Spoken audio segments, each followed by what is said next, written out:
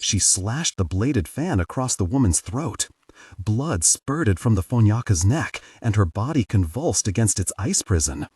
Horrifyingly, her death throes only caused her grip to tighten, her nails drawing blood from Misaki's cheeks, and the pull intensified. It was as if the Fanyaka's soul itself had dug claws into Misaki on its way out of the living world, determined to drag her with it. Pain splintered through Misaki's chest and sides as her lungs started to collapse. Blind with panic, she struck again, driving the fan so deep into the woman's neck that it hit her spine and stuck there. The Fanyaka's hand stiffened around Misaki's face, twitched, then, finally slid away. Too late, Misaki thought as the world blurred. Too late. Her aching jaw opened wide, but no air came. Only suffocating darkness. Mamoru! Mamoru made such quick work of the 5 Fanyaka-lu that it didn't seem real. Was this what it was like to be Uncle Takashi? He whirled as he whirled, cutting through 2 yellow-clad soldiers in the same slash. If this was how good it felt, then he supposed he was happy his uncle had died fighting. The bodies hit the snow and lay still. Mamoru stood among them, shoulders back, breathing hard in a mixture of exertion and exhilaration. After confirming that there were no more Fanyaka-lu advancing up the slope, he ran to the Kotetsu's house and started digging through the rubble. Reaching out with his Jia, it didn't take him long to find Atsushi. "Mamo! Matsuda dono!" The boy's voice broke in relief. Atsushi had always been quick with his Jia for a Numu, and it had saved his life. He had braced the debris off of his body with a pair of thick ice pillars. He didn't have the strength to push it off him entirely, but Mamoru did. "Atsushi-kun, on 3, we're going to lift together. Ichi, ni, san." Their combined Jia shoved the debris upward, and Atsushi scrambled out from underneath. Mamoru grabbed his hand and pulled him to safety. Before he let the load back down, Mamoru stuck his arm underneath the house one last time, extending his fingers, feeling for the pulse of living blood. If Atsushi had survived the collapse, maybe someone else had too. Maybe. But no pulses pulled at Mamoru's fingertips. Only a slow, iron-laden ooze he was coming to recognize as blood leaving a corpse.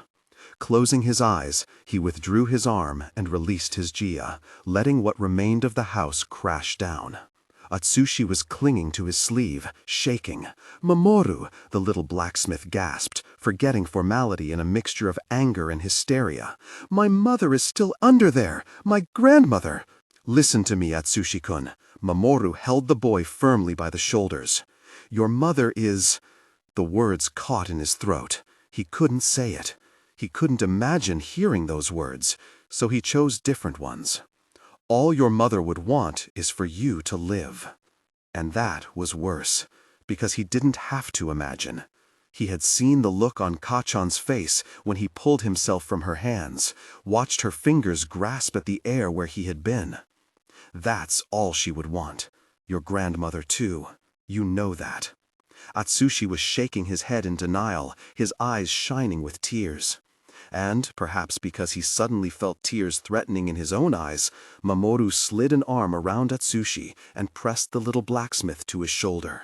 "For your mother, Atsushi-kun. Head up the mountain. Catch up with your father if you can. If you can't, find a safe place to take shelter. You know this mountain better than the Fanyaka-lu.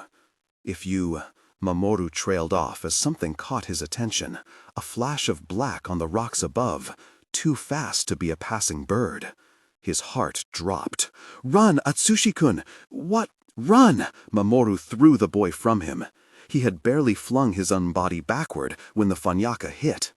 The wave of air pressure struck the snow where he and Atsushi had been, with a sound more like thunder than wind. Mamoru tucked into a ball and rolled as he hit the ground. When he uncurled onto his feet, Tabi skidding through the snow, Atsushi was still tumbling from the force of the attack. The wind had thrown the two of them several bounds apart. The elite Fanyaka landed in a crouch between them, torn black cloth fluttering about him like feathers before settling about his form. Mamoru hadn't gotten a close look at the man's face before, but his eyes passing slowly over the man's body confirmed his worst fear. There was the sloppily retied braid cut by Yukino-sensei's first swing. There were the thin cuts where the Matsuda dragon's teeth had sliced through his clothes into his skin. There was the bleeding puncture wound in his left shoulder where Tosama had aimed to kill him, and failed. The dragon killer uncurled into a standing position with lazy grace. On the other side of the Fanyaka, far beyond Mamoru's reach or the range of his Jia, Atsushi struggled to his knees. The 10-year-old Numu was shaken and disoriented. Easy prey. Helpless, Mamoru watched the dragon killer's eyes flick from him to Atsushi in playful indecision, as if he hadn't quite chosen a victim yet. If his injuries had weakened him, it didn't show in his posture, and if he was still at full strength, Mamoru knew that there was nothing he could do to protect his friend. "Run, Atsushi!" he shouted as Atsushi tried to stand. "Run!" Atsushi was fast for a Numu. Of course, that wouldn't save him from this demon who seemed to move at the speed of sound. If I run, Mamoru thought frantically, if Atsushi and I break in opposite directions, maybe I can get the Fanyaka to follow me. Running would cost him his life, he knew. You couldn't expose your back to a superior fighter and expect to live, but that wasn't the point. Mamoru was fast. He might be able to buy Atsushi enough time to get to safety. Then he remembered his first encounter with the dragon killer, remembered how the black-clad demon had brushed right past him and the Yukino cousins, heading straight for Yukino-sensei. This Fanyaka was like Uncle Takashi. He had a hunger for a good fight that eclipsed everything else. Where lesser predators were drawn to the weak and wounded, this one was drawn to strength. The realization snapped into place right as Atsushi found his feet and ran. Like a tiger triggered to motion by scattering deer, the Fanyaka darted after him. "No!" Panic lent speed to Mamoru's Jia as he raised the snow and fired a pair of spears at the Fanyaka. The dragon killer must not have been sufficiently impressed, because he blew Mamoru's attacks away without so much as a glance in his direction, and took another step after Atsushi. "No!" The power of a dozen Jijakalu seemed to fill Mamoru's limbs. The ice wall was bigger than anything he had ever formed in one shot. It exploded from the snow like a geyser and rose to tower over the dragon killer, stopping him in his tracks. Mamoru was well aware that the Fanyaka could break through the wall or vault over the top if he really wanted to. It was a simple show of power, something to draw the man's attention from Atsushi. It worked. The Fanyaka turned to Mamoru as if seeing him for the first time. He wore a strange expression, as if he hadn't decided if he was impressed or just exasperated. "If you even think about following him, I'll fill your back with spears." Mamoru knew the Fanyaka didn't speak Shirojima dialect, but he was certain that the threat carried in his tone. The dragon killer raised an eyebrow, as if to say, "Are you serious? You're sure you don't want to run?" I wasn't made to run, Mamoru thought. Face me, Fanyaka. Realistically, Mamoru wasn't a match for this man, who had fought Yukino-sensei, Tosama, and Uncle Takashi to a standstill. But that was exactly why he had to win. There was no one further up the mountain who would be able to stop this creature. Dozens, possibly hundreds, of innocent people would die if he was allowed to continue on his way. Maybe I can't kill him, Mamoru thought, drawing his sword. Maybe I can't kill him, but I can do something. I can wound him badly enough that my parents will have no trouble finishing him off. Ha! The Fanyaka rolled his neck with a resigned sigh that seemed to say, "Let's get this over with." Mamoru bent his knees, ready to spring out of the way of one of the long-range attacks these Fonyakalu seemed to favor. Then he remembered how hungrily this particular Fonyaka had devoured the distance between himself and Yukino-sensei not once but twice. His weapons, before he had lost one in Yukino-sensei's shoulder and the other in the maw of the Matsuda dragon, had been a pair of daggers which worked best in a direct physical clash. For whatever reason, this man preferred fighting in close, but that didn't mean he couldn't fire off longer-range attacks. Mamoru had to be ready for an attack at any distance. The Fonyaka came at him, shooting over the open snow so fast his feet didn't even seem to touch the ground. More arrow than man. Mamoru's first instinct was to coil back into his stance and look for the perfect place to strike, like Tosama. End the fight in one cut, like Yukino-sensei. But Tosama and Yukino-sensei had already failed to kill this man, and Mamoru was not their equal. There was no precision or intelligence in Mamoru that this man hadn't already seen from Tosama. No speed or perfection of technique he hadn't seen from Yukino-sensei. No raw ferocity he hadn't seen from Uncle Takashi. Eyes forward, Kachan's voice reminded him, quelling his panic. Focus on what's ahead of you. Mamoru breathed out, and Yukino-sensei's voice joined hers. A student like you, who can absorb what he is told but also think beyond it, is capable of anything. Mamoru's only chance, if he stood any chance at all, was to be that student and hit this man with something he wouldn't expect. So, instead of setting a stance to wait for Fonyaka, Mamoru ran to meet him. Unlike the other elite soldiers Mamoru had faced, the dragon killer didn't need to plant his feet to throw an attack. He fired off a palm strike mid-sprint. The lightning-quick blast didn't land with enough force to throw Mamoru off his feet or shatter bone, but the moment it hit, Mamoru realized its intended purpose. Too late. The wind had already struck his right arm, sending his katana spinning from his hand, high into the air. Losing his sword should have thrown him off, but he had built up too much momentum to let anything slow him down. He was a Matsuda. His sword wasn't made of ice or metal, it was his soul. Mist and snow rushed to his hands as the last of the distance between himself and his enemy collapsed. The Fonyaka's next palm strike hit the best impromptu ice shield Mamoru had ever formed. The shield's hardened outer layer shattered, while the snow cushion beneath absorbed the impact, blunting the force of the palm strike before it reached the innermost ice sheet that protected Mamoru's arms.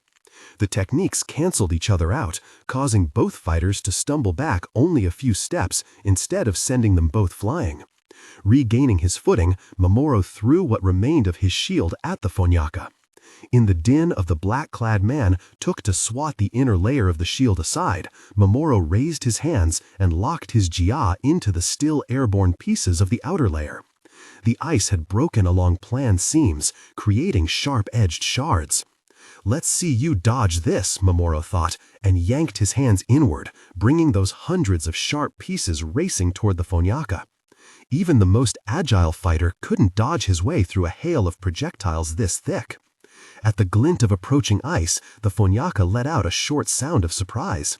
Then he spun. Damn, Mamoru had forgotten he could do that. The rotation created a protective whirlwind around the Fonyaka. The cyclone wrapped around him like a cocoon, catching Mamoru's hundreds of tiny projectiles and flinging them away. Some of the ice shards flew wide. Most of them, however, shot straight toward Mamoru, propelled by a deadly combination of his own jia and his enemy's Fonya. He had to push sharply outward with his jia to avoid getting hit by his own projectiles. His reflexes saved him from fatal injury, though some of the ice struck him in the shoulders and thighs. His opponent didn't leave him time for the pain to set in. The Fonyaka's pivoting feet were as subtle as they were quick. Mamoru wouldn't have picked up the movement with his eyes alone, but he was so attuned to the water around him at that moment that he felt the shift in the snow beneath the soldier's boots. Even knowing the spinning kick was coming and having seen it in action, Mamoru barely managed to drop into a crouch in time to avoid it. He let out a breath of relief as the kick whooshed over his head, missing him completely. What he hadn't counted on was the second kick. He registered the black boot snapping towards his head too late to evade. All he could do was bring an arm up to protect his head. The roundhouse crashed into his forearm, which then crashed into his face, throwing him sideways. His head rang as if it had taken a full-force kick, and his arm, he was fairly sure something in his arm had broken. But oddly, it didn't hurt. Flooded with fighter's madness, he was far past feeling any pain. He spun out of the blow smiling, his fists up, ice sharpening across his knuckles. The fighter's high must have lent him speed, because he managed to deflect the snake-like hand technique the Fonyaka aimed at his neck. He feinted a punch at the Fonyaka's face with one hand, using the other to target the man's injured shoulder. If Tosama had already done half the damage for him. The dragon killer saw through it. He barely bothered to dodge the feint, letting the weak blow clip his cheek, and parried the stronger punch Mamoru aimed at his shoulder. Sensing the Fonyaka shifting back, Mamoru seized a handful of the man's black uniform. He couldn't let the dragon killer out of close range. He had seen the kind of attack this man could throw from his optimal striking distance and had no intention of letting him set up another one. Mamoru yanked the man forward. The dragon killer didn't seem to mind, drawing his arm back to throw a punch, a bizarrely telegraphed move for such an apt fighter. Mamoru brought his right hand up to block, but somehow, inexplicably, the Fonyaka's punch passed through it. The blow caught Mamoru in the stomach, bringing the world to an abrupt halt. A dull throb pulsed through his abdomen as a smile twisted the corner of the dragon killer's mouth. "Got you," he said in broken Kaigenwa. For a moment, Mamoru was so surprised to hear words he understood, coming out of the demon's mouth, that all he could do was blink. Then he felt the blood soaking into his hakama, and it dawned on him that the attack he had just taken hadn't been a punch at all. Shock melted into dread as he looked down. The thumb and first two fingers of his sword hand were gone, sliced off at the second knuckles. There was a blade lodged beneath his ribs, long, bright, and strangely familiar. Mamoru couldn't understand where the weapon had come from until his eyes fell on teal wrapping and serpent's coils. It was his sword. The dragon killer had caught it on its way down. Mamoru's mind stuttered, confusion, denial, and begrudging awe grinding against one another like wedges of ice on a breaking river. His own sword! Did that mean the Fonyaka had planned this whole exchange of blows? From the moment he knocked the weapon from Mamoru's hand? Was he really that good? If so, Mamoru had never stood a chance. Then again, maybe the wound wasn't as deep as it looked. Maybe he could still fight. He could still...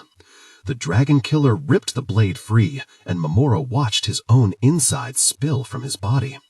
"I'm dead," he realized with chilling clarity. "I'm dead." Chapter 17. The End. "Misaki," a voice said above her. Why was her chest full of knives? Gods, it hurt so much. "Misaki!" Her eyes blinked open, and she was surprised to see that there were not, in fact, several blades buried in her torso. She was in one piece, the only bleeding from the jagged cuts on her forearms. Setsuko was staring down at her with tears in her eyes. "Misaki! Oh, thank Nami, you're all right!" Before Misaki could react, the other woman had wrapped her in a crushing hug that sent new spikes of pain through her ribs. And Misaki remembered the flash of fan blades, a skinless arm, Lazo Linghan sucking the breath from her lungs. "What are you doing?" Misaki tried to say. "Get back! Go back and hide!" But when she opened her mouth, only a wheezing groan came out. "Yosh, Yosh," Setsuko soothed, rubbing her back. "You're going to be okay." "How?" Misaki whispered, and felt her eyes watering with pain. How could making a single sound hurt so much? How long were you out? Setsuko said. "Just a few dinmanu, I think. I just heard all this terrible screaming, and I know you said to stay in the cellar, but I had to. I'm sorry, she babbled, but I had to make sure you were all right. You passed out just as I came into the room. And there's so much blood in here. I didn't know whose it was, and I thought you might be dead, Misaki. What happened?" Mutely, Misaki shook her head. Setsuko wasn't supposed to know. She wasn't supposed to know any of this. "So, this girl here," Setsuko said, nodding to the partially beheaded, partially skinned mess that had been the fan-wielding Fonyaka. "Did you kill her?" Squeezing her eyes shut against the pain, Misaki nodded. "And all those men in the halls? Was that you too?"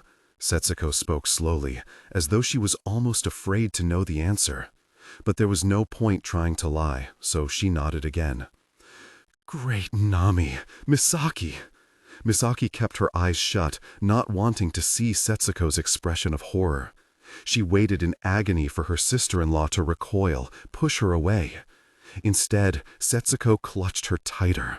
"I'm so glad you're here," Setsuko's voice broke into a sob. "What would we have done? What would we have done without you?" That was when Misaki felt it, a vague sense that there was still a living Fonyaka nearby. She gripped Setsuko's shoulders and gritted her teeth, trying to form words. "Get back," she managed finally. Setsuko wasn't safe here. "I'm sorry," Setsuko said as Misaki's feelings solidified into a certainty. Somewhere in the next room, a Fonyaka was winding up for an attack. "I know you said to stay hidden, but when I heard the screams, I just couldn't." "Back!" Misaki shoved Setsuko with all the strength left in her body, just as the neighboring wall exploded. The wind sent Misaki tumbling across the wood. She put her hands over her head, hoping that her push had been enough to put Setsuko out of range of the debris biting into her forearms and clattering across the floor around her. "Get up!" her mind screamed, even as the numbness of shock and impact pulsed through her limbs. "Get up and fight!" Her body wouldn't do it. Everything hurt so much. All she wanted was to lie down and let this new attacker kill her. Let it end. But her life wasn't the only one in the balance. Because Setsuko was there, perhaps only because Setsuko was, she planted her hands on the floor and tried to stand. She never did make it to her feet. Instead, a hand seized her loose hair and yanked her upward, wrenching a cry from her damaged lungs. It was the scarred Fonyaka. The blood dripping from his head made Misaki glad she hadn't taken the full impact of the fan wielder's attack as he had. The impact had likely left him unconscious for a few Saranu, but it didn't seem to have weakened him. With what seemed like an effortless swing of his arm, he hurled Misaki across the kitchen. She hit the table where Mamoru and Chulhi had been studying and tumbled across it, shattering teacups and scattering scrolls. When she collapsed onto the tatami on the far side of the table, her whole body seemed to pulse with forming bruises. Her scalp stung, and there was now a screaming pain in her neck to rival that in her lungs. Fighting the stars crowding her vision, she gripped the side of the table and tried to stand, but her body was shaking so badly she couldn't do it. Blinking through the stars, she could just make out the scarred Fonyaka striding toward her. "Stop it!" a voice shouted, and Misaki turned to see Setsuko brandishing a kitchen knife. "Leave her alone!" "No!" Misaki's eyes widened, panic driving her to her feet. "Setsuko, don't!" Too late. Setsuko had already run at the soldier, raising the knife to stab. The Fonyaka's casual backhand sent her smashing through the kitchen's back door. "No!" Misaki screamed. "No! No!" She rushed forward. To go to Setsuko? To attack the man? With her mind scrambled from the impact, she wasn't even sure. But the Fonyaka moved faster. He caught her around the throat and slammed her back down on the floor. At this point, Misaki didn't even know if killing this man would make a difference. She would live, yes, but when the next soldiers entered the house, she would be far too weak to fight them off. She was tempted to give up, let him kill her. But he had hit Setsuko, so he was going to die. She didn't resist as he straddled her and put both hands around her neck to strangle her. Instead, she focused her jia into 2 fingers. As he pressed his considerable weight down on her windpipe, he put himself close enough to give her a clear shot through his left eye. Blood needle ready, she drew her hand back. And a blade struck the man in the neck. Misaki started. Her immediate thought was that Setsuko had woken up and come to her aid. But when her eyes flicked from Siridenya's glass tip to her hilt, it wasn't Setsuko she found clutching the handle. It was Hiroshi. The 5-year-old was barely big enough to hold the lightweight sword in both hands, but his stance was solid and his gaze fixed. Above Misaki, the Fonyaka's face twisted in a grimace. He was wounded, but not dead. Blood squirted grotesquely from the cut in his neck as he straightened up and turned to face his attacker. Hiroshi didn't flinch as the drops spattered his face and chest. "Hiro!" Misaki started, but the Fonyaka put a foot on her chest, slamming her back down so hard her head spun. Still holding Misaki to the floor with his boot, the soldier looked down at Hiroshi, incredulous, offended almost. Misaki's heart lurched in panic, but there was no fear on Hiroshi's face, no hesitation. He didn't even pause to adjust his grip on the weapon before he slashed again, opening a clean cut from the man's hip to his collarbone. The Fonyaka made a strange noise and reached out as if to grab at Hiroshi.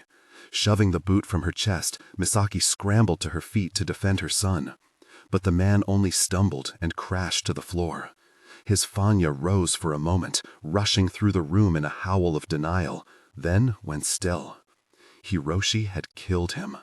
Blood dribbled down his blank face as he turned to face Misaki. "You're safe now, Kachan." With something like a sob, Misaki snatched the sword from his hands and flung it away. She grabbed her son by the shoulders, roughly, her breathing too quick, near hysteria.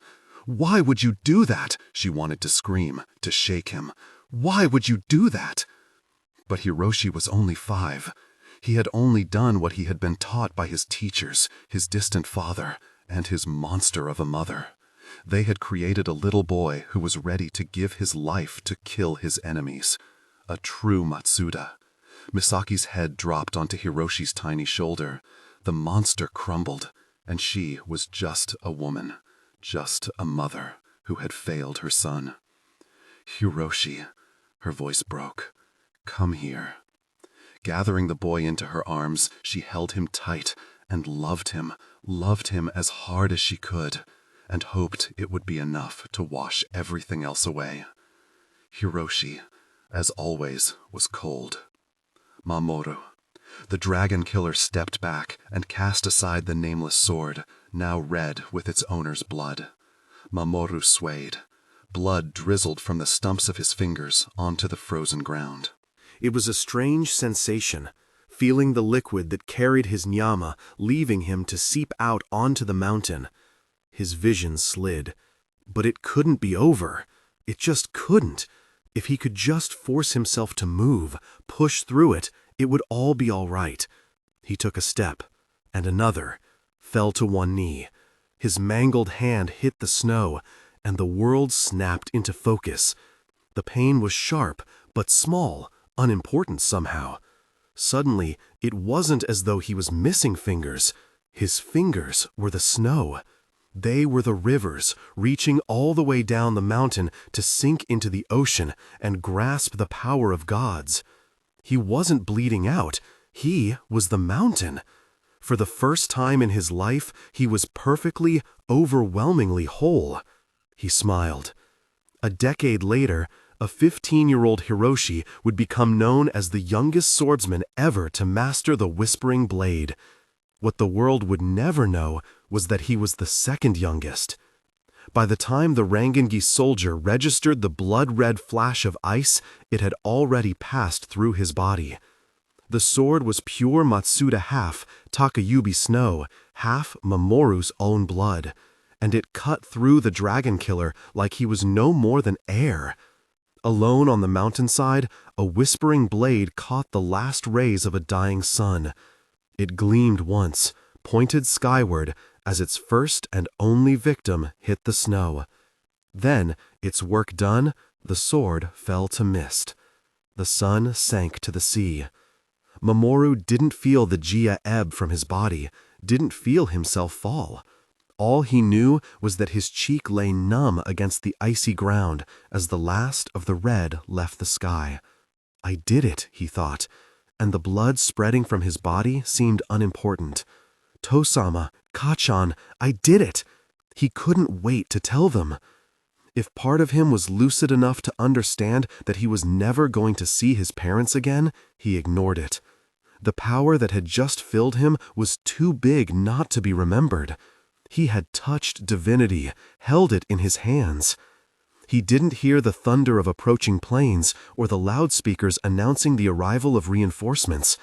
As he and the dragon killer had fought, their feet had churned the surrounding snow into waves, like the brine at the beginning of the world. Red from Mamoru's fingers snaked through those waves to mix with the blood slowly seeping from the other man's body. Blood became snow, became blood, became ocean. And Mamoru found his eyes frozen open, staring into the dragon killer's face. It wasn't a frightening face, or even a particularly foreign one. Pale skin, black eyes, and sharp features, much like Mamoru's own. In a different uniform, the man could have been an upperclassman or a young teacher at Kumono Academy. People always said the Rangengese were demons of a different breed from the Kaigenese, but their blood seemed to be the same color, now that they lay still, letting it run together. They had all come out of the same ocean, hadn't they, at the beginning of the world? The dragon killer didn't look like he had felt any pain. If anything, he looked faintly surprised, his eyes wide and his lips parted. Just a human, here with Mamoru at the end of the living world. As his body grew warm and numb, Mamoru wondered if this Fonyaka had someone to remember him across the ocean, a father, a mother, someone who would be proud to hear that he had died on the sword of Kaigen. Chapter 18. The Shelter. Misaki started at the sound of a crash, clutching Hiroshi tighter to her. But the young Fonyaka who appeared in the doorway was already dead, his spine snapped by a single pale hand around his neck. A wave of icy Gia overtook her as Takeru threw the boy's limp body aside and stepped into the room. "You're a mess," he said by way of greeting. "Both of you. Where are Setsuko and the other children?" "Setsuko is unconscious," Misaki said, pointing to the next room. Her Gia had quickly confirmed that her sister-in-law's heart was still beating, but she wasn't sure what damage she might have sustained. She hadn't quite gotten herself to move, not wanting to let go of her son. "Izumo, Nagasa, and Ayumi are hidden in the cellar." "Well, what are you just sitting there for?" "Mamoru," Misaki started desperately. "Where is—" Then a roar tore through the sky outside. Another tornado? No, planes. "Citizens of Takayubi," an amplified voice split the night in Kaigenga. "In the interest of national security, His Imperial Majesty has ordered an airstrike on the area. You have 10 Siaranu to reach the nearest bomb shelter." Chul-He had done it. Reinforcements were here. "His Imperial Majesty has ordered an airstrike on the area," the voice repeated. "You have 10 Siaranu to reach the nearest bomb shelter." "Well, we have our orders," Takeru said as if the mayor had just instructed him to file a bit of paperwork. "Let's go." "What about the others?" Misaki asked. "Your brother? What about Mamoru?" "They'll hear the announcement too," Takeru said in the same uninterested tone. "They're fast. They'll meet us at the shelter. Get the rest of the children." Nodding, Misaki got to her feet and ran to the cellar. When she threw the doors open, the 3 smallest children were huddled among the food stores. Ayumi fussed on the floor, still half wrapped in the cloth Setsuko had unslung from her shoulder. Nagasa was curled up at the back of the shelter with Izumo in his lap, his hands over the infant's ears. "Come, Naga-kun," she said, kneeling to comfort little Ayumi. "Bring the baby to me." Takayubi only had the one bomb shelter, further up the mountain by the mayor's office, and they only had 10 Siaranu to reach it. "Naga-kun, I'm so sorry."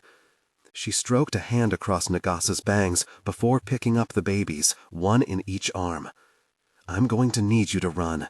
You can run on your own, right?" "Yes, Kachan," Nagasa said, his eyes wide with confusion as the planes tore lower outside. Misaki wasn't sure if he really understood or the response was just automatic, but she only had 2 arms. "Hiro-kan," she said as she emerged from the cellar with Nagasa and the babies, "hold your brother's hand and don't let go. Make sure he keeps up." "Yes, Kachan."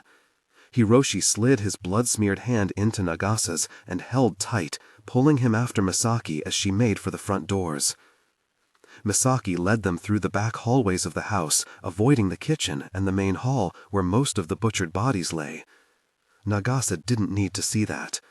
When they stepped out into the Genkan, Takeru was waiting for them, Setsuko's limp form slung across one shoulder as if the hefty woman weighed nothing at all. "Is she?" "She'll be fine," Takeru said. "Let's go." The dusk outside was chaos. Women screamed and scrambled to find others. Children didn't know where to run. Misaki scanned anxiously for Rangangi soldiers, but the only ones she found were already dead, lying motionless in the snow, while the scene around them swirled with the chaos they had created. "Did you kill all the Rangangis in the village?" she asked. "Everyone whose feet touched the snow," Takeru replied. "Of course." A Matsuda's power flowed through the snow of the mountain. No soldier standing outside in that snow would have escaped Takeru's ice. But that meant that there were almost certainly soldiers he had missed, those who had entered homes to dispose of women and children. Planes roared closer to the mountainside in the dark, the swooping, scraping sound so big it seemed to exist in multiple dimensions. Nagasa stared, wide-eyed, up at the jets as Hiroshi pulled him along. "Birds?" he asked, in excited curiosity, seemingly oblivious to the pandemonium of adults around him. "Planes," Hiroshi corrected. "The Emperor sent his pilots. Why?" Hiroshi's answer was simple but accurate: to kill. "You two," Takeru called to two Mizumaki women, a mother and daughter nearby. "My wife is injured. Help her carry her children to the shelter." "What?" Misaki started to resist as the women moved to obey. "What are you talking about? I'm not—" "Don't listen to anything she says," he told the Mizumakis without looking at her. "She has a concussion." What Misaki realized that he was probably right, but it was hard to say if he could tell or if he was just using it as an excuse to ignore her words. As the women took Izumo and Ayumi from her, a figure approached, notable because he was moving in the wrong direction, down the mountain instead of up toward the bomb shelter. Takeru recognized him before she did. "Kwang Chil-hee," he said. The northern boy still had the wakizashi Takashi had given him tied at his hip, but he didn't appear to have met with any rangaise. Other than being out of breath, he seemed unhurt. "Matsuda dono," he panted, "are all of you all right?" "We're fine," Takeru said. "Well done contacting reinforcements, by the way. You have our thanks." "My father took a census from the mayor's office, and he's been checking people in as they reach the shelter," Chil-hee said. "I came to look for the families we're still missing." He looked down at his infocom device, the display illuminating his face in the growing dark, and tapped at the screen. "Now that all of you are on your way up, I can check off your family. Except—" He looked up at their small party again. A pained expression crossed his face. "Where's Ma? Who else are we missing?" Takeru demanded, starting up the slope toward the bomb shelter. "Other than warriors? Half of the Mizumaki family is unaccounted for," Chil-hee said. "We're missing all but one of the Katakuris, and no one has seen a single member of the Yukino family." "What?" Misaki stopped in her tracks. "Are you sure?" "Sorry," Chil-hee said. "No one has seen Yukino Hyori or her son." "No!" Misaki put a hand to her hip, only to have her fingers brush the lip on an empty sheath. She had left Siradenya in the house. Weaponless, she turned imploringly to her husband, still armed with kyogetsu. "We have to go back. We have to find her. My brother ordered me to get you, Setsuku, and the children to safety. Come now, we have to move. She's our friend. How can you—" "These are my orders," he said, "and I have given you yours." Misaki clenched her jaw. "Yes, sir." Then she swayed, putting a hand to her head. "Sorry, I feel dizzy. Kwang-san, could I have your arm?" "Of course," Chil-hee said, and rushed to support her. Takeru must have noticed her eyes flicking to the wakizashi at Chil-hee's hip. He stepped forward to stop her. Knowing she was not physically fast enough to outmaneuver him, Misaki spun. Instead of going straight for the weapon, she turned her body into Chil-hee's in a move that put the young man between herself and her husband. "Wait, what?"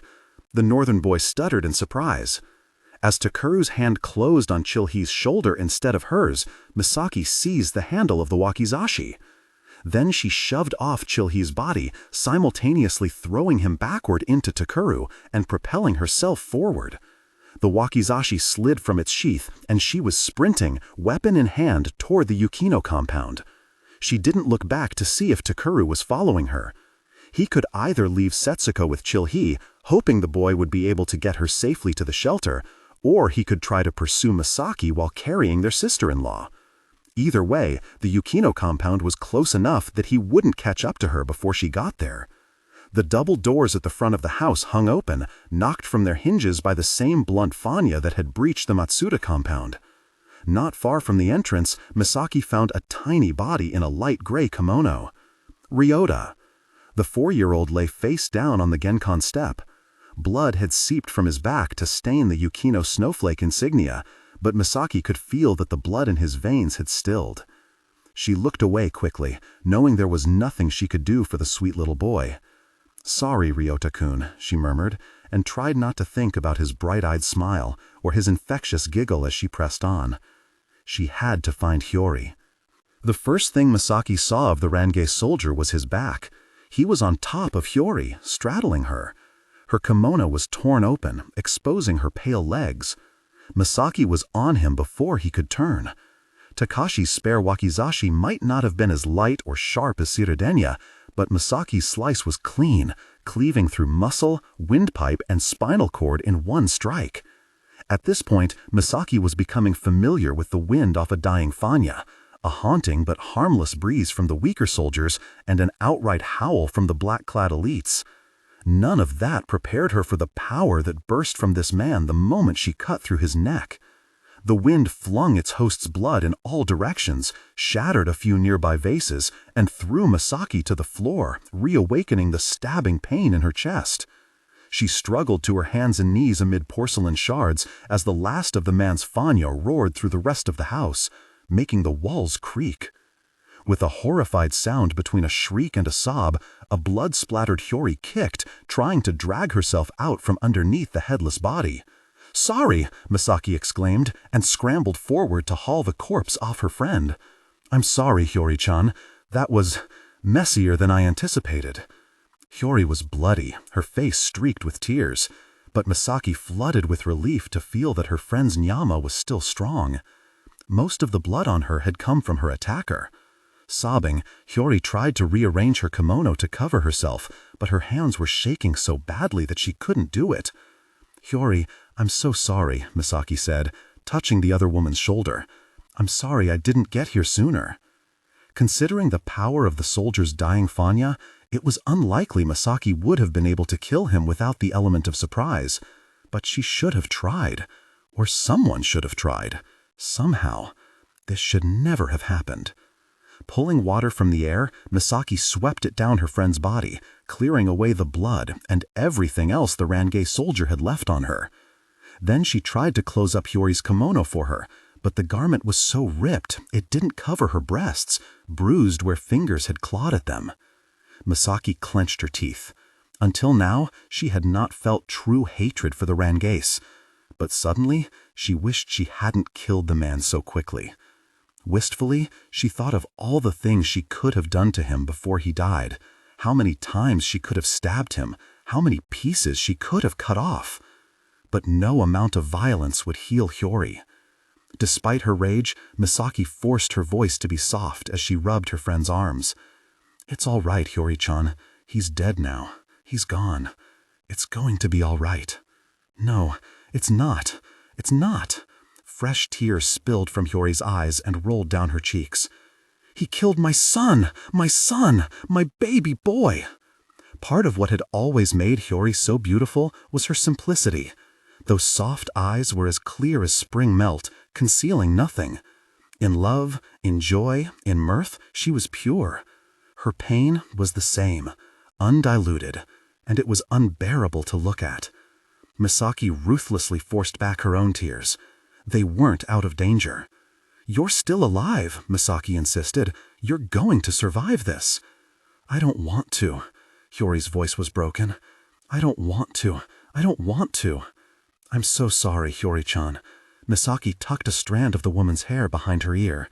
"I know this isn't going to be easy, but I need you to stand up." There would be time to come undone after everyone was safe. Pulling off her own coat, Misaki wrapped it around her friend, tying it close to cover what the ruined kimono couldn't. "Yosh, Hiyori-chan." Misaki pulled Hiyori's arm, doing her best to be gentle in her urgency. "There's a good girl. Stand up." I can't. Hiyori was shaking her head. It hurts. You have to. Bombs are going to start raining on this mountain any Sierra now. I don't care. Just leave me. I can't do that, Misaki said. What will I say to Daison when he gets back? He won't want me. Hiyori sobbed into her hands. I'm disgraced. I'm ruined. Ignoring her friend's protests, Misaki draped Hiyori's arm across her shoulders and stood, pulling the other woman up with her. Hiyori let out a pitiful cry of pain, her legs buckling beneath her. Please, Misaki, just leave me. Let me be with my son. No, Misaki said through gritted teeth. No, you're not going to die here. Neither of us are. By the time Misaki got Hiyori to the broken doors of the Yukino compound, the woman had fainted. Takaru was waiting there, still holding an unconscious Setsuko. We don't have time for this, he said. Shifting Setsuko onto one shoulder, he reached out to pick up Hiyori. No! Misaki bent over and hoisted Hiyori's limp form on her own shoulders. I've got her. Just run. Misaki! An ear-splitting explosion shook the ground, and Misaki's stomach dropped. The airstrike had started. She ran. Hiyori was considerably taller than Misaki, but Robin Thundil, Elin Eldon, and several other people would be dead if Misaki couldn't make good time carrying a person bigger than herself to safety. Takaru was running too, and even if there had been time for them to argue, they would hardly have been able to hear each other. Bombs rocked the lower slopes like thunder, shaking the ground beneath Misaki's feet. In the distance, men cried out. She could only hope that the screams belonged to Rangase and not villagers unable to reach the shelter. Amid the deafening noise and darkness, there was no way to tell.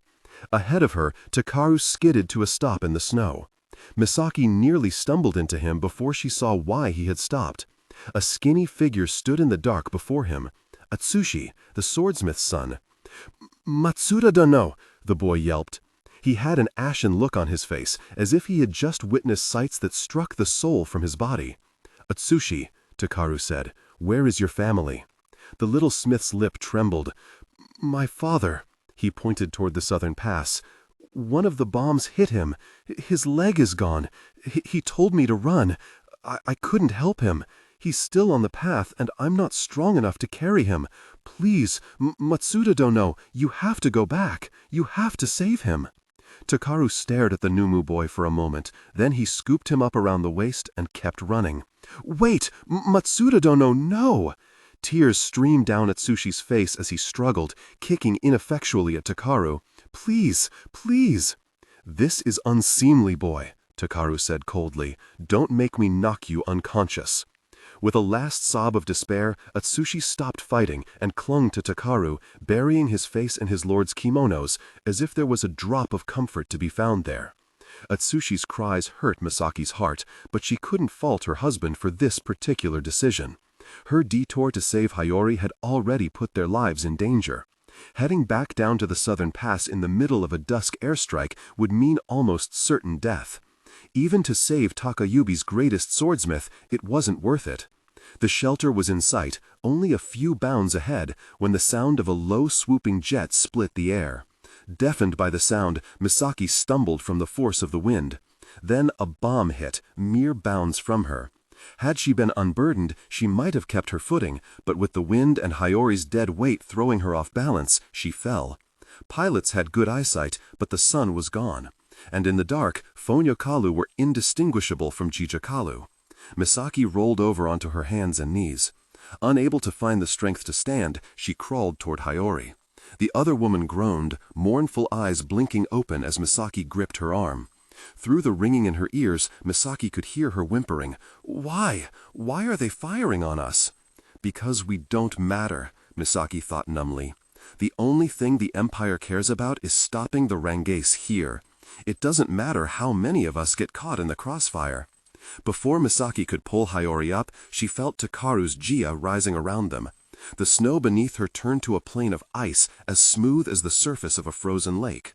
Most Jijakalu couldn't create ice formations strong enough to lift multiple people, but Takaru was not most Jijakalu. He lifted his hand and the smooth ice tilted, sending everyone on it sliding toward the shelter entrance.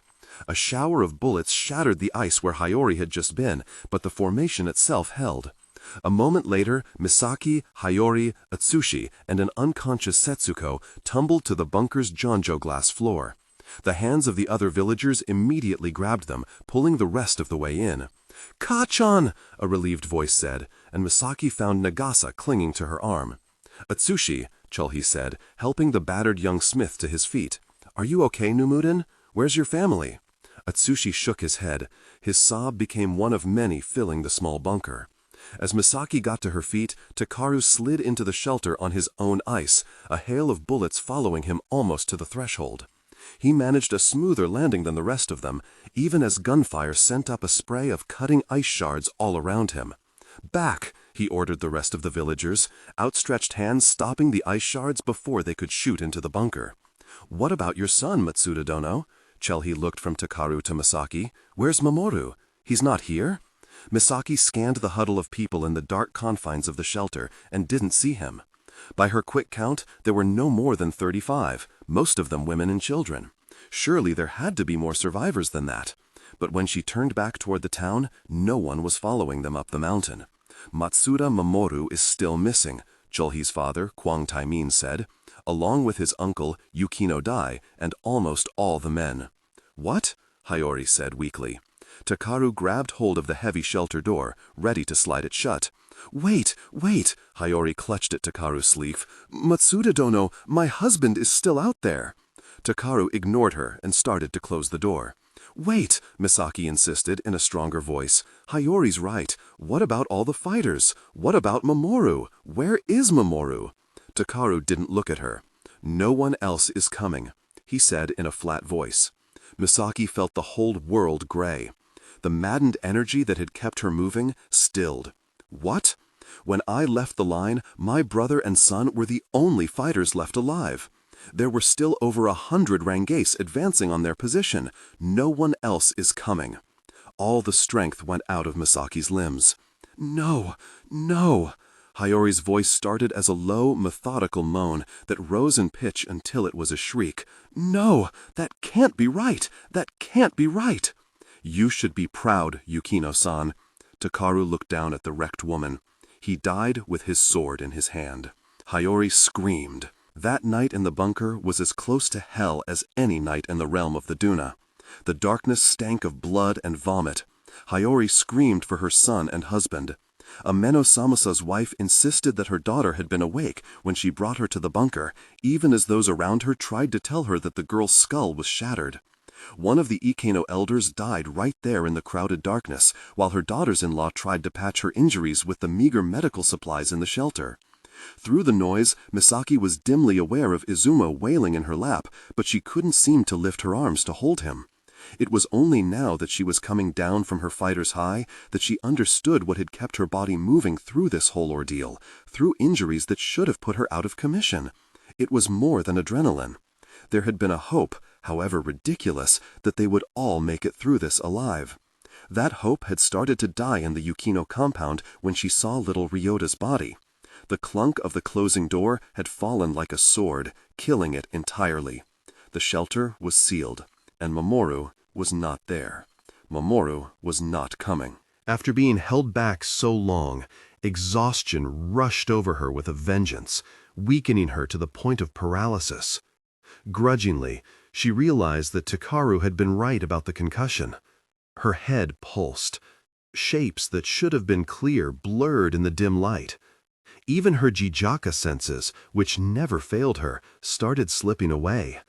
The human heartbeats that were usually so distinct in the dark warped and mashed together with the pain in her own pulsing head and chest. Tears, saliva, blood, sweat, and stomach acid became indistinguishable as they moved through people's bodies and oozed out of them. "Kachan?" Nagasa's terrified voice at her shoulder was the only thing keeping her tethered to reality, a thin thread preventing her from falling into the formless chaos. "Kachan, what's happening?"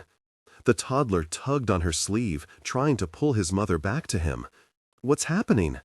She couldn't make her voice work to answer him. She couldn't even lift a hand to offer him comfort. Not when skin disappeared and Misaki couldn't even tell what liquid was moving inside all the bodies and what was spilling out. Kachan!" Nagasa's little voice broke. "Baby crying!" When he couldn't get his mother to respond, Nagasa cried too.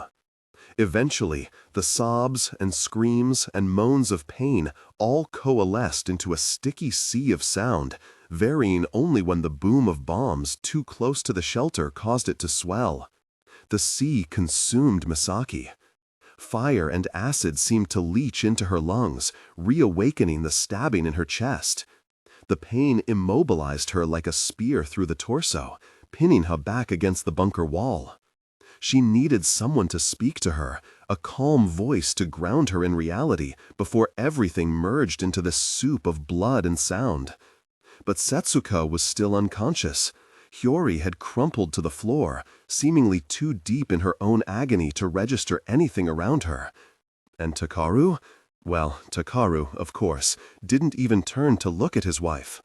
He stood with his back to the other villagers, facing the bunker door, an immovable stone figure in the dark. Misaki had the strange feeling then that he was the key. If she could reach out and grab onto him, he might stabilize her. His rigid form was the only thing that seemed to be motionless in the writhing, weeping crawl of human flesh. But he was as distant as he was still, and Misaki knew from years of experience that reaching out and calling to him wouldn't make a difference. He was untouchable. She was alone, drowning in screams. Chapter 19. The Lantern. The fire in Robin's hand guttered as a roll of thunder graced them with another shower of rain. He made a dissatisfied noise in his throat. "We might have to switch to that thing soon," he said, nodding to the unlit Kairi lantern swinging from Misaki's fingers. "If it rains harder, I won't make a good light." "You've been a fine light, Robin. We're already there." Misaki pointed to the small light ahead, the street lamp that marked Ishihama's only bus stop.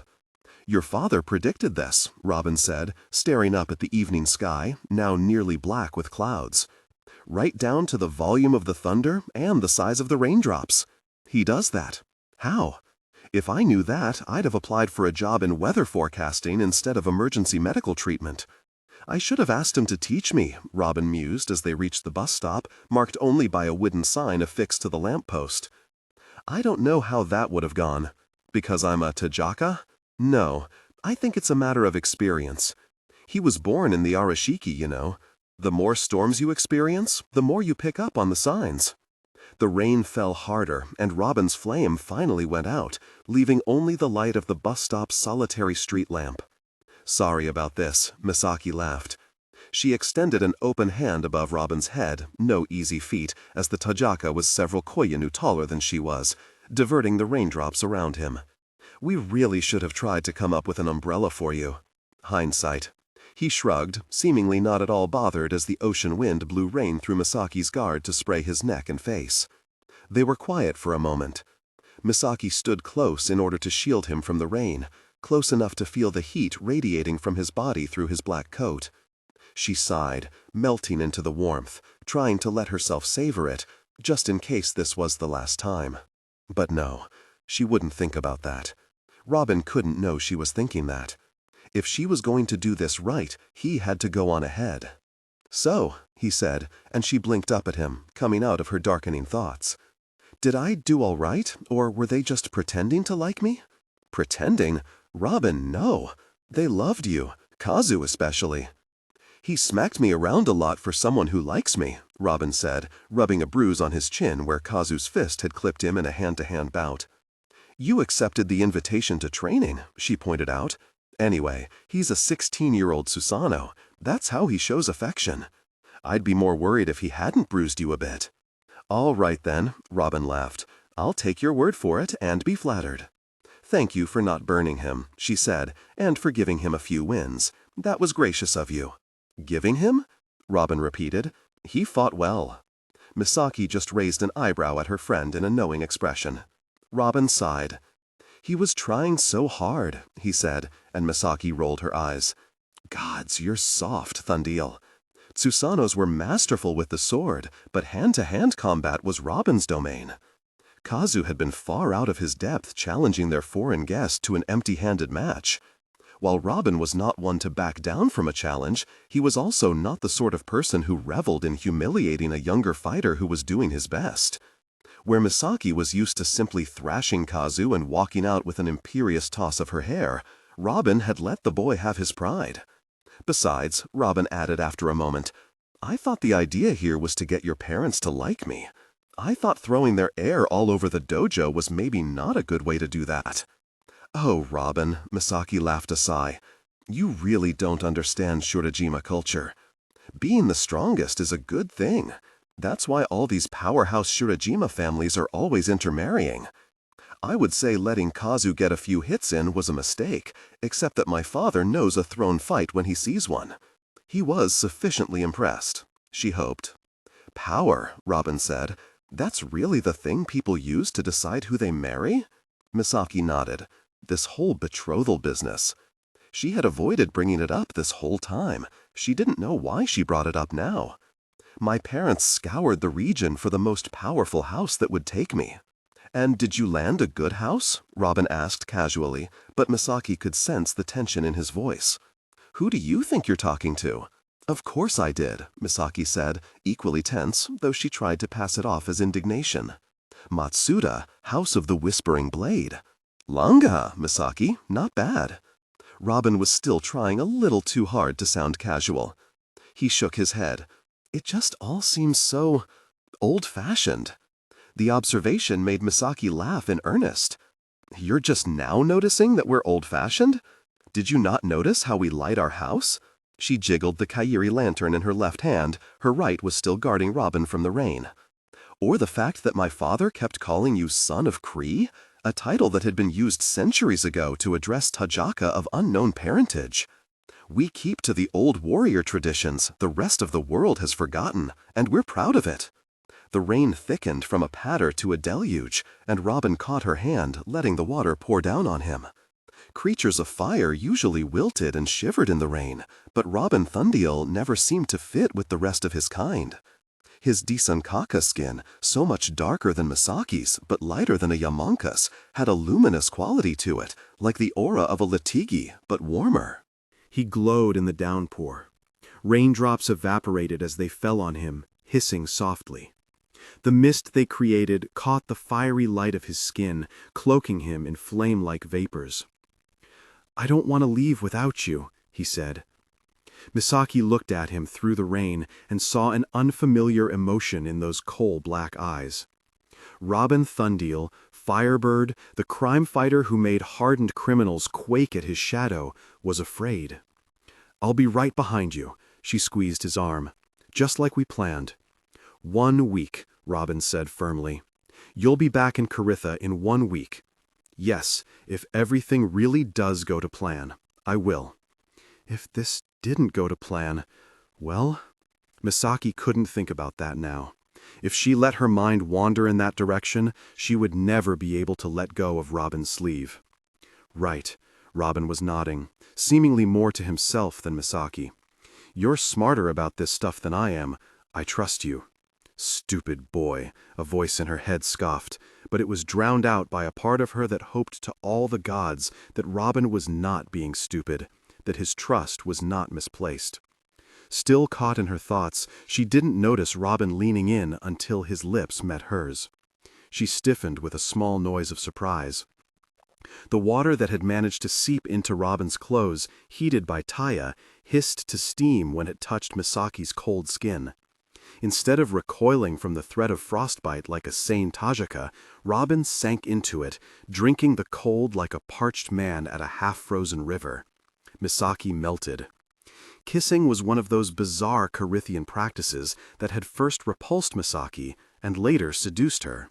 Apparently, the romantic custom had been introduced to Caritha by the white slaves imported from Hades during the height of Yamanka colonialism.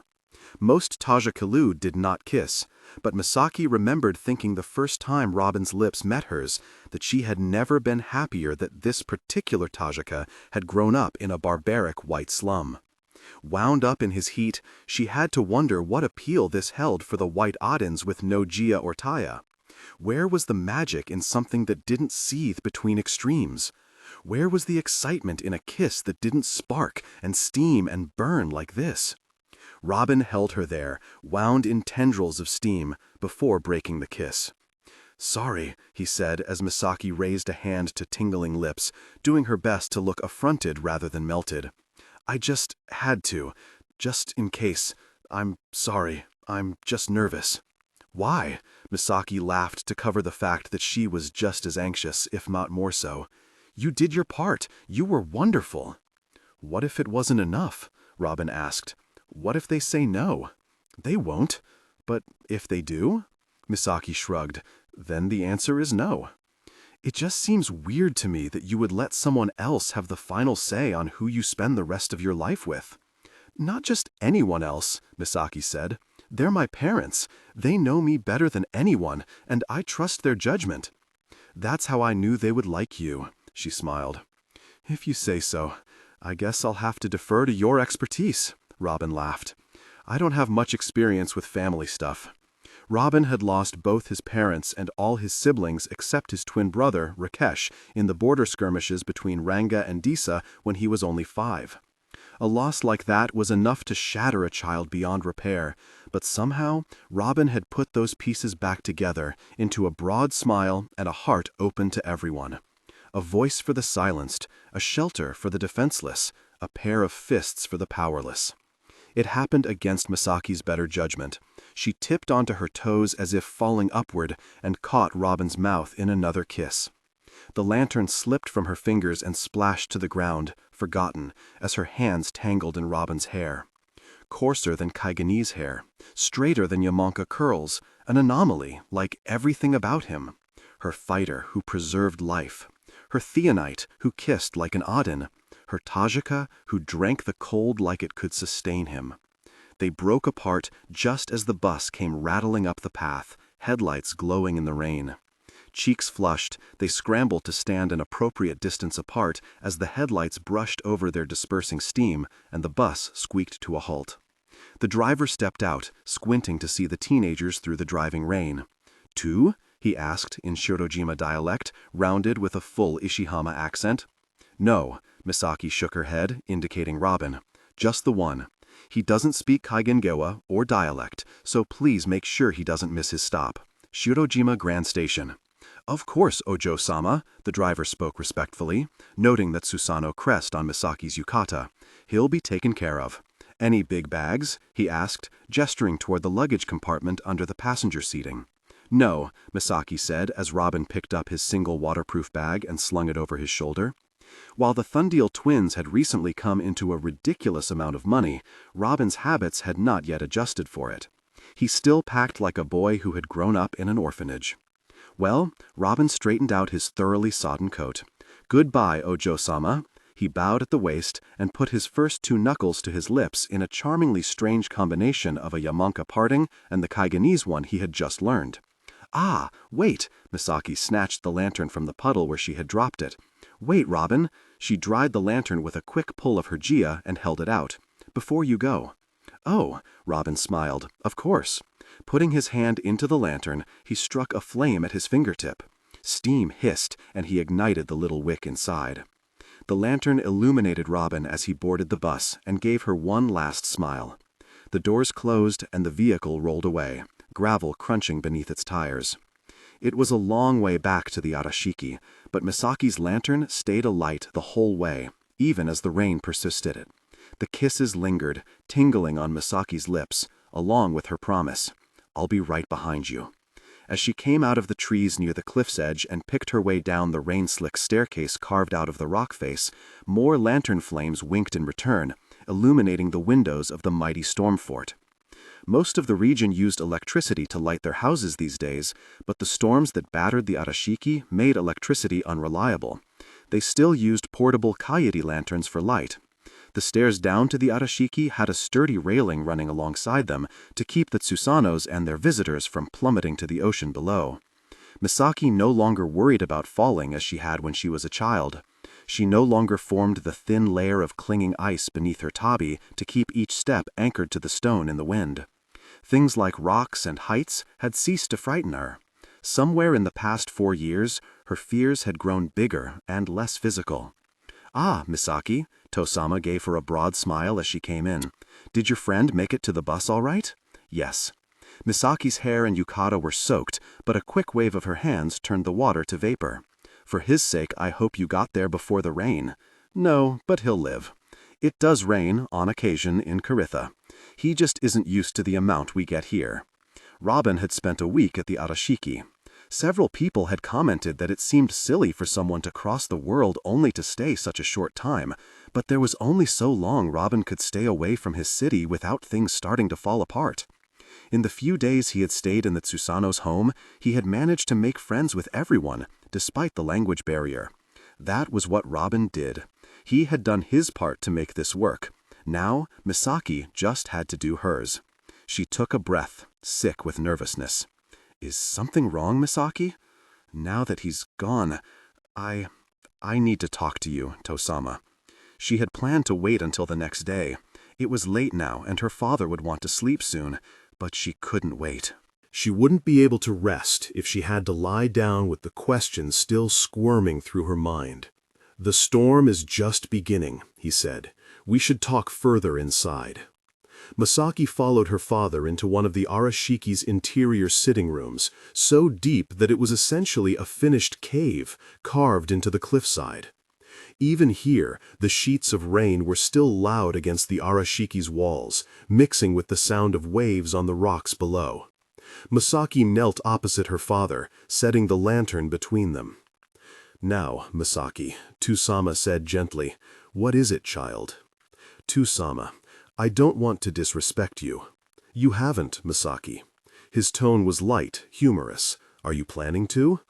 "It's just, I know you went to a lot of trouble to secure my betrothal to Matsuda Takeru.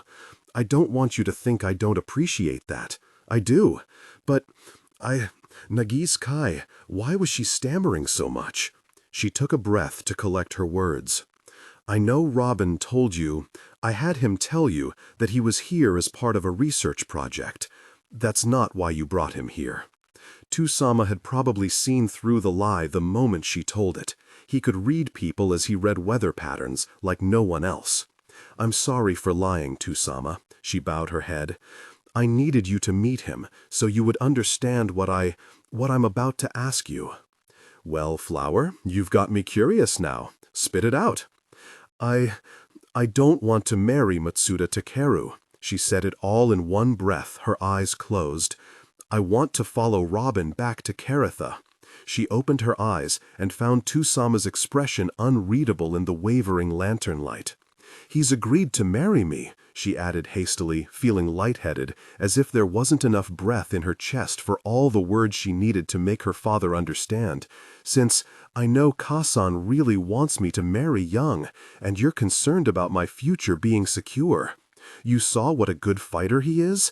He's just inherited more than enough money to support a family. And I would still be marrying according to my station. Technically above my station, since the Thundeals are honorary manga Koronu in their homeland. Of course, you're my father. I wouldn't without your permission."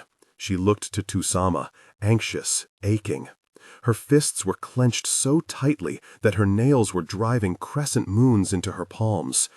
"Oh, Misaki, he is a good boy."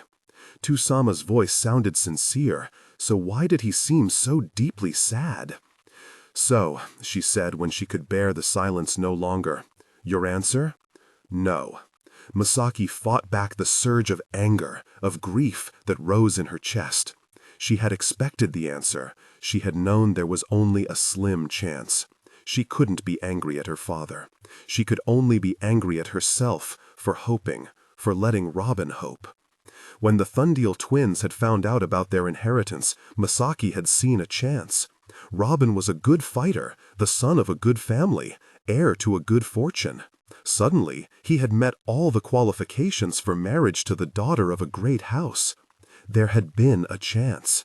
"Misaki," Tusama said, and even through the irrational anger, she couldn't bear to hear him sound so sad.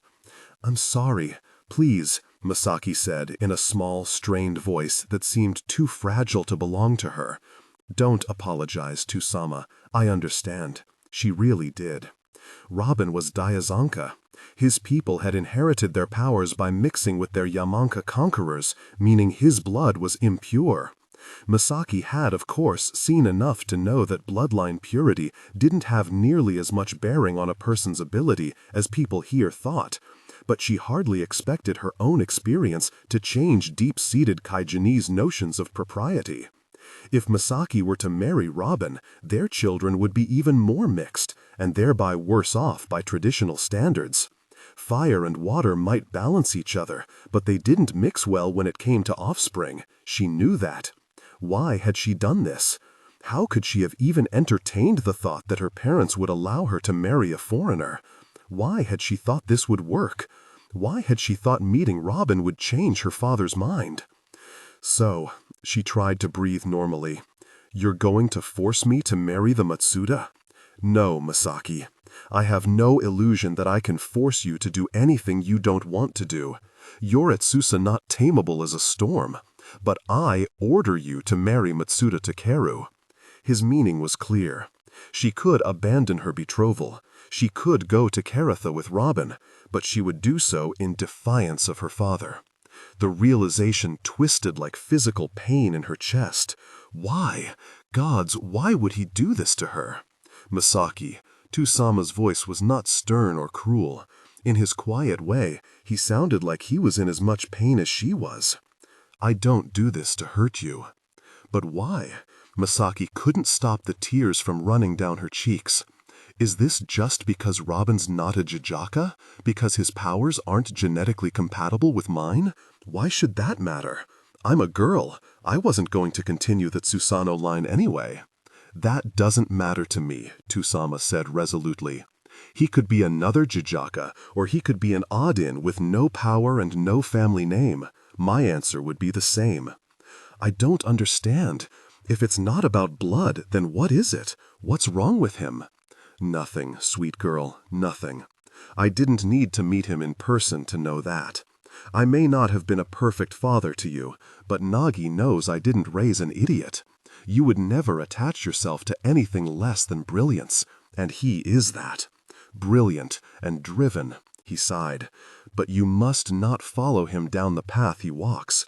You certainly cannot be allowed to marry him. Why? That boy, the man he is going to become, would lead you into danger and, inevitably, to tragedy. I haven't pressed you about the violent business you've gotten yourself into at Daybreak Academy, but he is the source of it, isn't he? Misaki couldn't deny the observation, but neither could she voice the deeper problem. I'm attracted to danger. Yes, Tusama, she said quietly.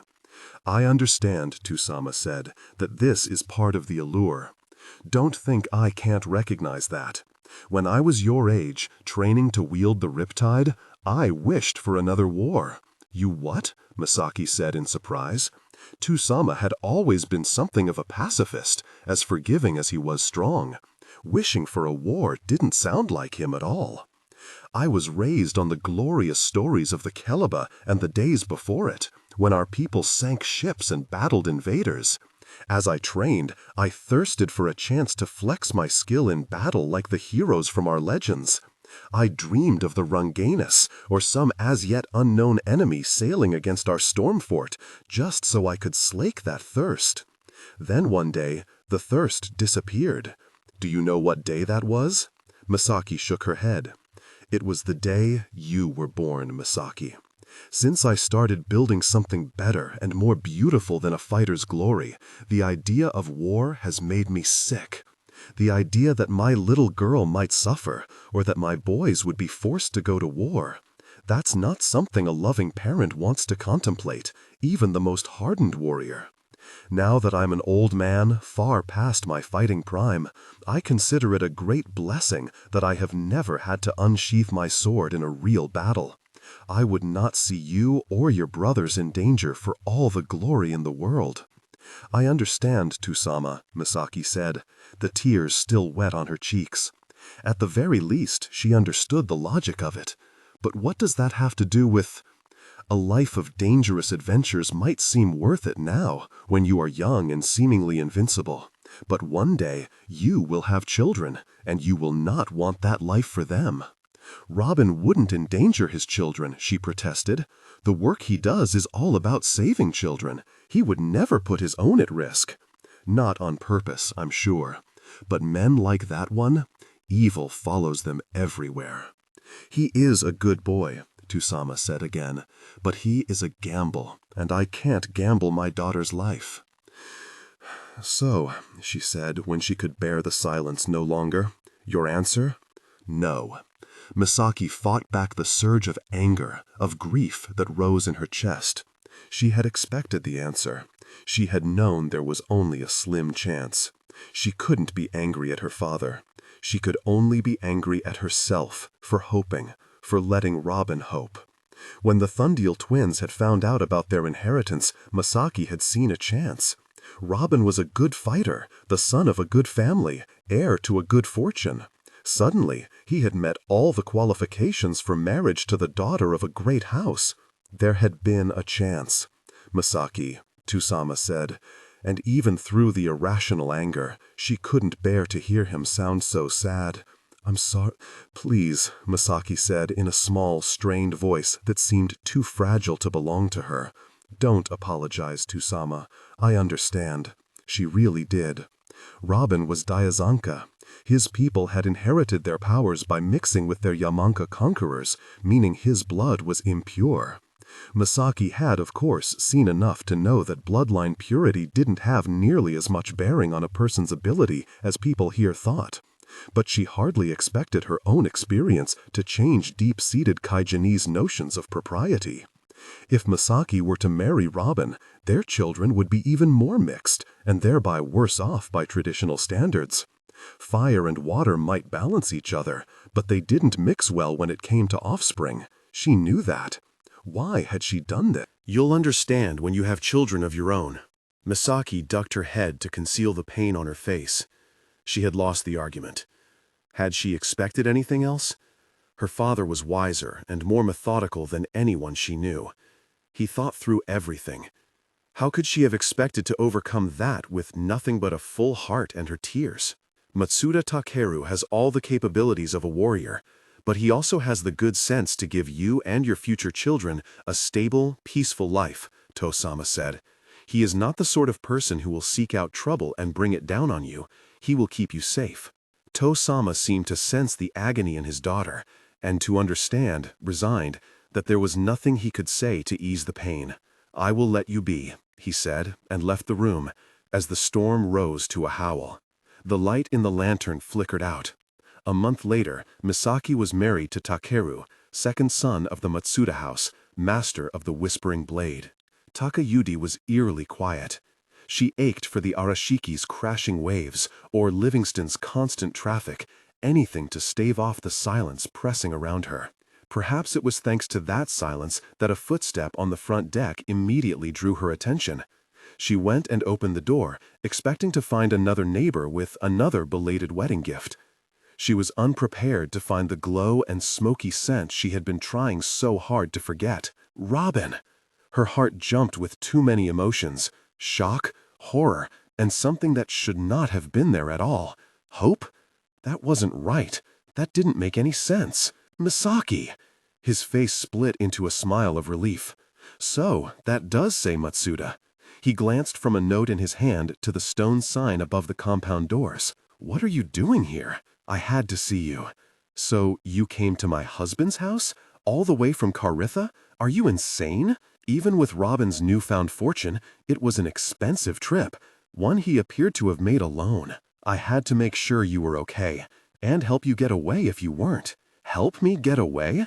Misaki meant it to sound indignant, but it came out too high, breathless, helpless. Robin, I'm married Matsuda Takeru. This is my home now. I can't leave. Of course you can, Robin said, his eyes alight with that ferocious determination that had first drawn Misaki to him. You're no one's prisoner. You're Sirawu, the shadow. You can go anywhere. He reached out to take her arm, but she snatched it back. Don't touch me. You can't, Robin, I'm married. I know. I tried to get in contact with you as soon as I heard. Misaki, why? His voice broke and she looked away, unable to meet his eyes. How did this happen? It doesn't matter, she said toward her feet. It happened. It's done now. No, Robin was shaking his head. I don't accept that. You can't just give up. Who said anything about giving up? I made a decision. Why didn't you tell me? For the first time, the hurt leached into Robin's voice. You just disappeared. Why? Hope and denial tangled in Misaki, grappling as she tried to find words. But there were none. There was no way she could explain. You need to leave, she said stiffly. No. Misaki, I won't. I can't. I'm fine here, Robin, she lied. You need to go now. I promise, everything is okay. That's what you said last time. He sounded so betrayed. I shouldn't have left you then, and I won't do it again. Of course, a simple "you need to leave" wouldn't be good enough for Robin. If she wanted him to walk away, she had to wound him, make herself the enemy. That way he could steel himself against her and overcome. Robin could always overcome an enemy.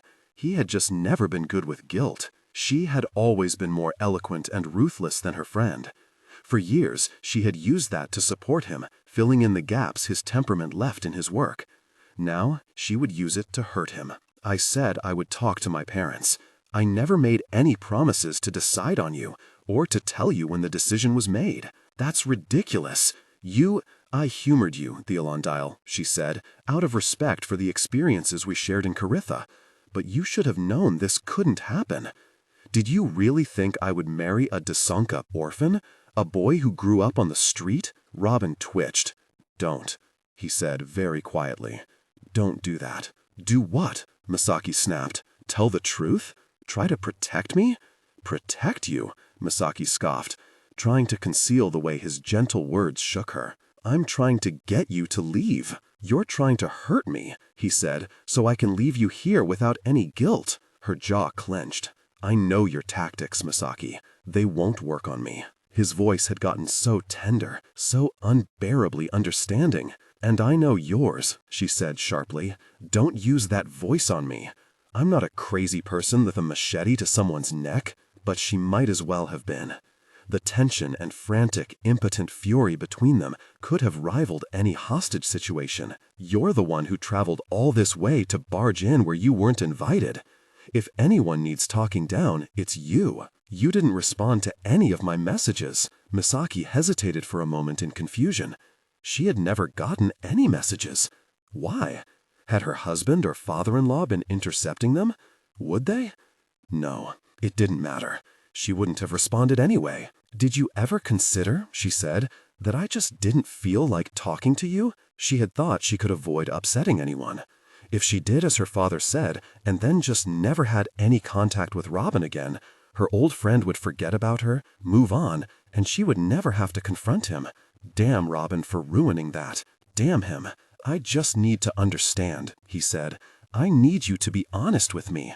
Is this what you want? Misaki drew herself up, employing the posture she had learned to tower over taller Theonites. It is, she said, voice icy. She didn't feel tall. I don't believe you. His gentle tones sent a spike of rage through Misaki. Her fists clenched. How dare you? What? How dare you claim to respect my choices and then deny them because you don't agree with them? How dare you claim to respect my autonomy and then deny it because it means you don't get to keep me? That's not what Which is it, Theolondile? Do you respect my decisions or not? I do, Robin insisted, his own voice rising. You know that, Misaki. That's why I'm worried about you. He gestured vaguely around him, from Misaki's restrictive kimono to the rest of the quiet little village and the frigid mountains surrounding it. This doesn't seem like something you would have chosen of your own free will. Well, it is, Misaki said stubbornly. And damn it, why were there tears pressing at the back of her throat? Why had Robin come here? Why was he doing this to her? Maybe you don't know me as well as you think, but you presume to understand me because we went to school together for a few years? She hardened herself against the tears. Who do you think you are? Your friend, Robin said earnestly. And Nami, damn it, Misaki had never seen so much pain in his piercing black eyes. We didn't just go to school together. We fought together, learned together, saved each other's lives. I am a daughter of the Tsusano house. Misaki's voice rose, and she struggled to keep it under control. You assume your uncivilized little alleyway brawls were ever more than a hobby to me? You really expected me to stay there, in that dirty, Adin-ridden city? That struck a nerve, sending the first flicker of genuine anger through Robin's expression.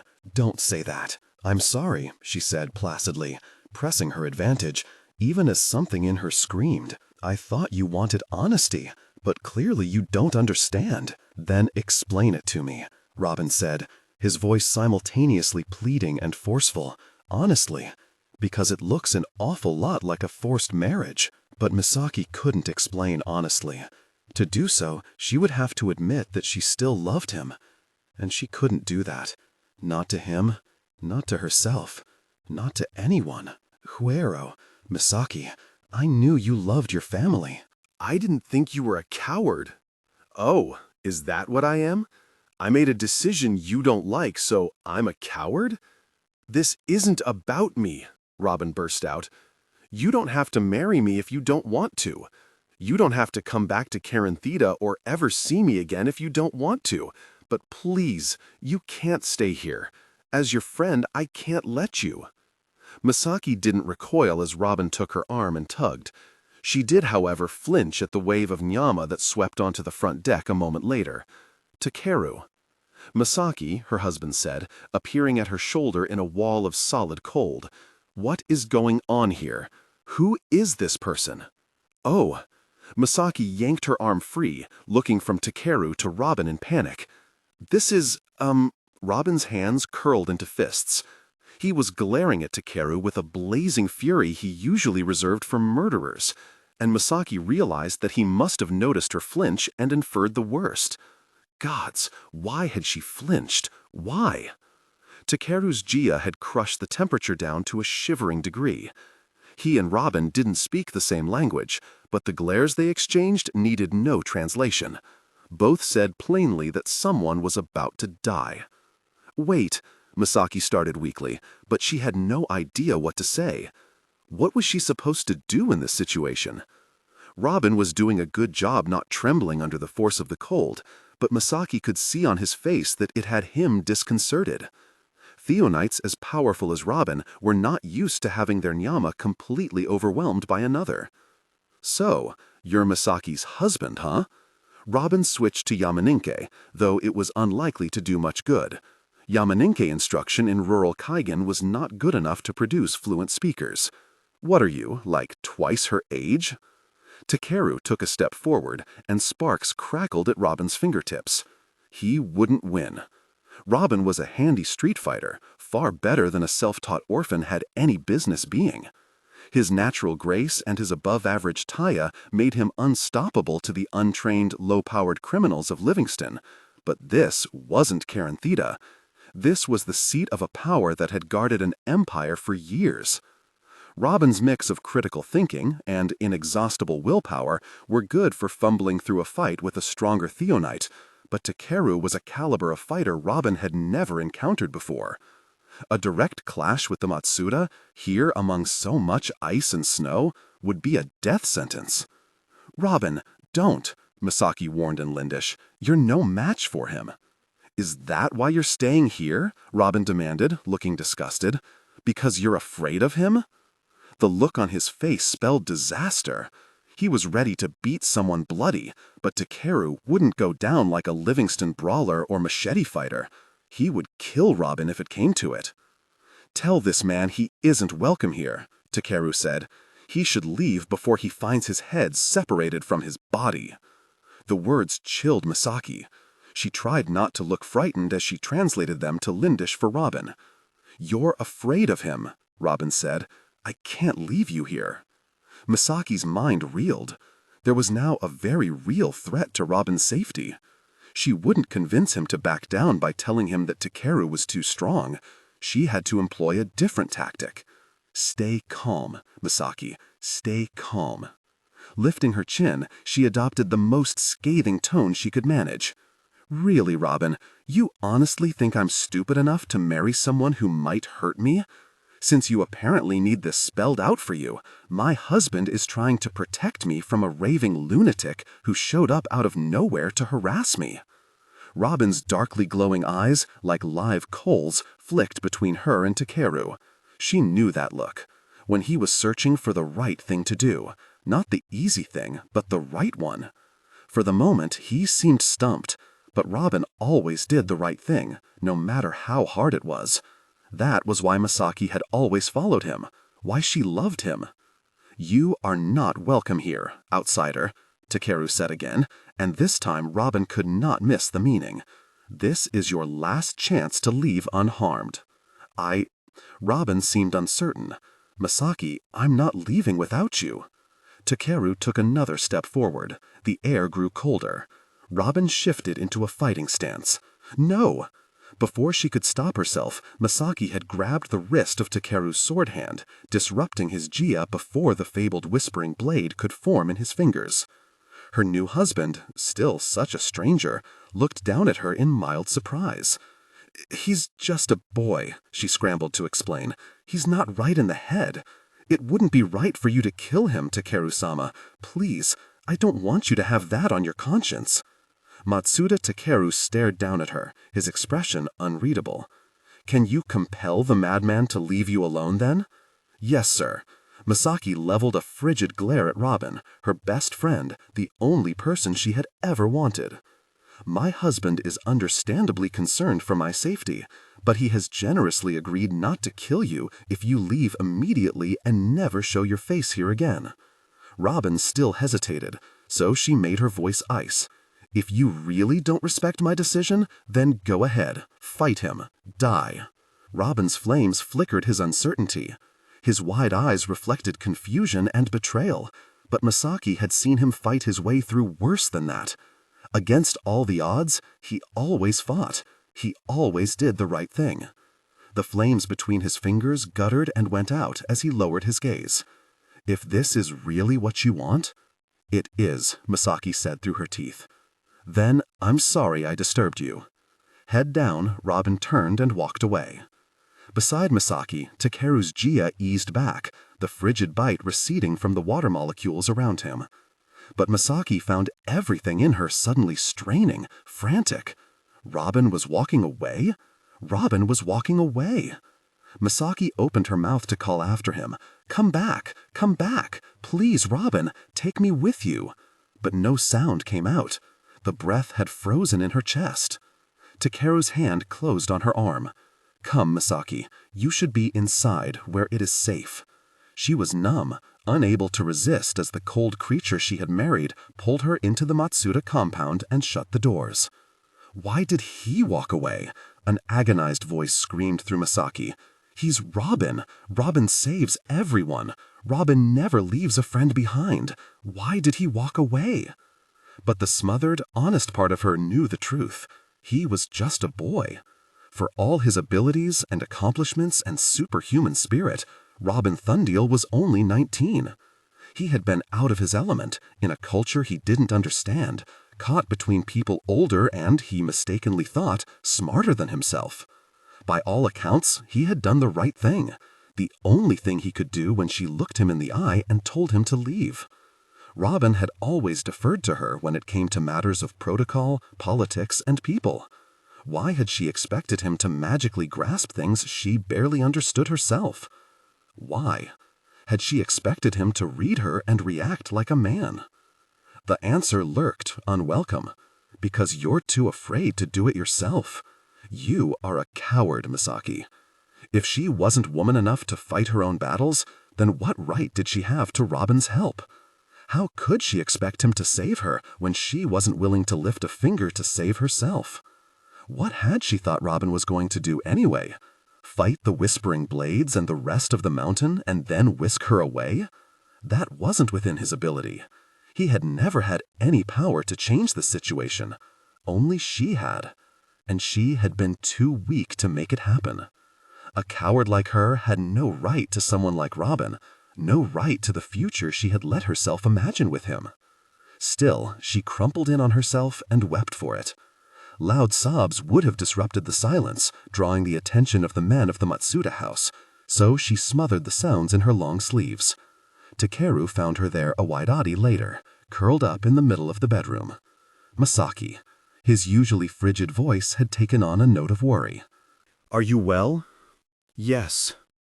Hiding her face, Misaki forced her tears into water vapor and willed herself to stop trembling. "Yes, Takuru-sama."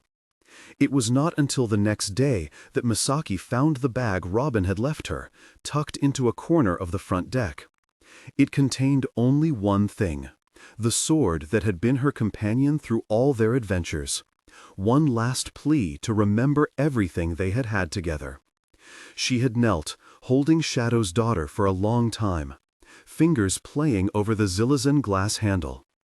Tusama said that there were better and more beautiful things than the rush of battle. You'll understand when you have children. It would be worth it when she had children, Tusama had promised. Chapter 20.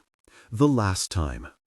Misaki came to the logical conclusion that she was in hell. In her addled brain, it was the only thing that made sense. No Dunian night could stretch as long as that night in Takayubi's bomb shelter. Somewhere in the chaos, a bullet had hit her and sent her soul spinning into the fires of eternity. A twisted soul like hers couldn't possibly pass into the peace of the Laksara. It made sense. But in the morning, the loudspeakers declared the area secure, and the bunker doors opened to the daylight of the mortal realm. The brightness was blinding at first. Misaki blinked around her, confused to find herself in the real world, hurting and alive. In her daze, she looked down and realized Izuma wasn't in her lap.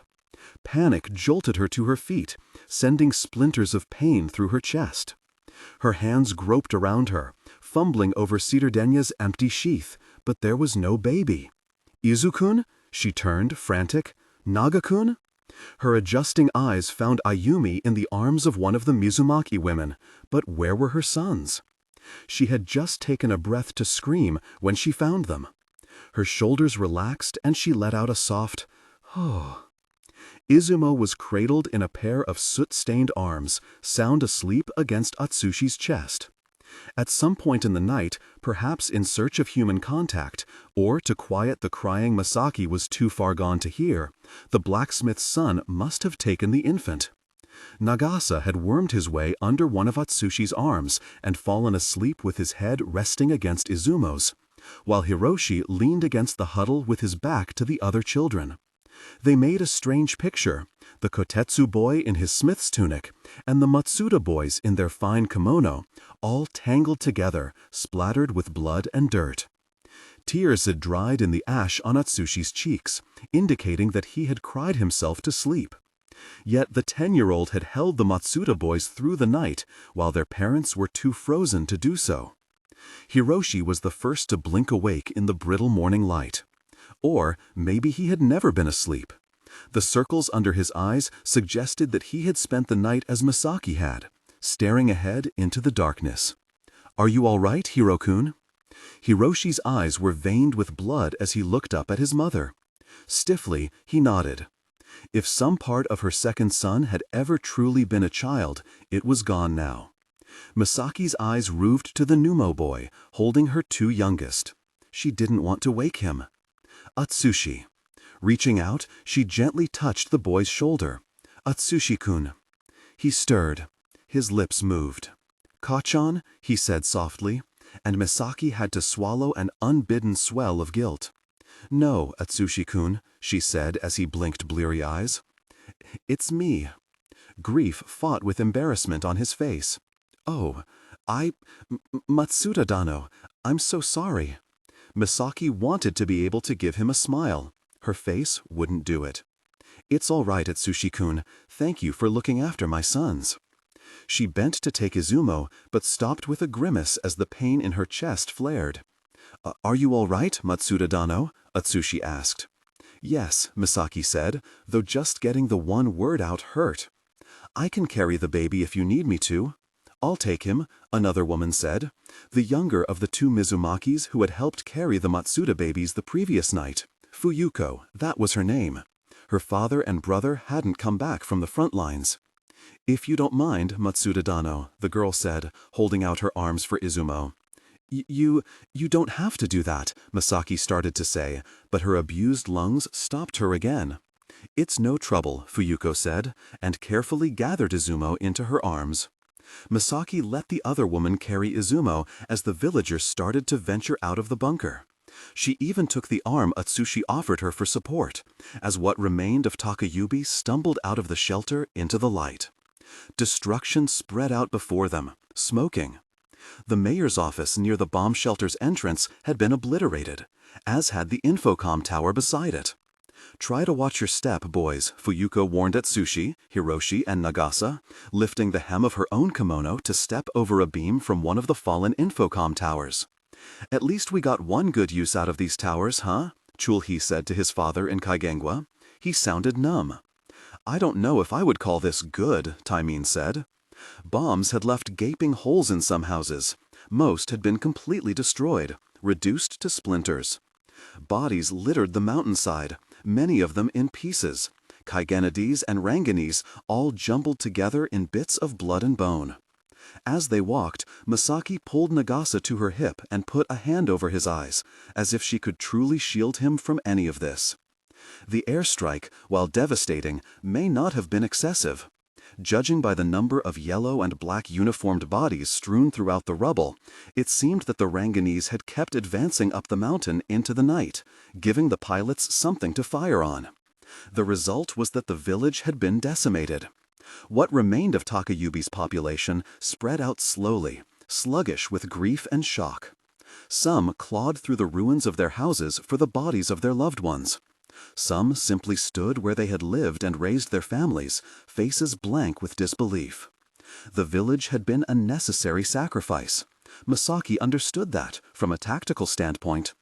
That was why she couldn't explain the rage and horror rising like bile in the back of her throat. She had seen devastation before. She had been in Livingston at the height of Kolessos' reign of terror.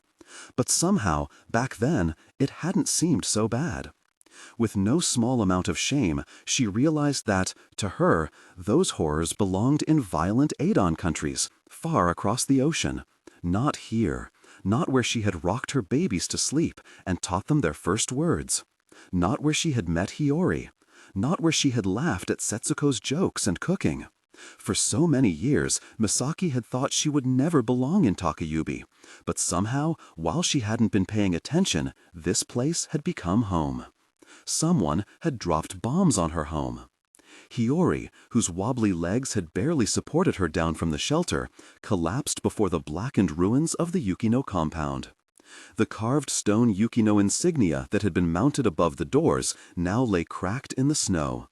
Hiyori's fingers traced the stone grooves, shaking. Misaki felt a tug at her fingers and looked down to find that Nagasa had pulled her hand from his eyes. He was looking toward what remained of the Yukino compound, where he had spent so many days playing. "Ryota-kun?" he asked in a small voice. Hiroshi had stopped beside them, following his younger brother's gaze. "I think Ryota-kun is gone," he said slowly. "Where?" Nagasa looked from his big brother to his mother, eyes pleading. "Gone where?" Mizumaki Fuyuko said nervously. "Maybe we should get your boys away from here, Matsuda-dano." She looked to Misaki. "Maybe into your own house?" No. Misaki put up a hand to stop Fuyuko before she could guide Hiroshi and Nagasa in the direction of the Matsuda compound. Not until it's cleaned up. What Misaki had left inside the house was easily worse than anything the children were going to see outside it. How? The young woman looked around. How is it going to get cleaned up? There are so few of us, and so much destruction. The Imperial Army should be here to help soon, Misaki said. She wasn't expecting much in the way of aid from the Kaigenese military, but it would be strange for them to make no appearance at all. At the very least, they would provide the manpower to move some of the bodies. But the first aid to arrive didn't come from the government. It came from the surrounding villages. Fishermen, farmers, and smiths, who had seen the tornado advancing from the coast in their direction, who had seen where it had stopped. They appeared as the sun cleared away the last of the mists. When the Takayubi residents went to meet them, they saw, with a swell of hope, that some of the volunteers were carrying survivors from further down the mountain. Atsushi was the first one to find the face he was looking for. "Tosan!" he cried out. Kotetsu Katashi was being supported up the path by two fishermen.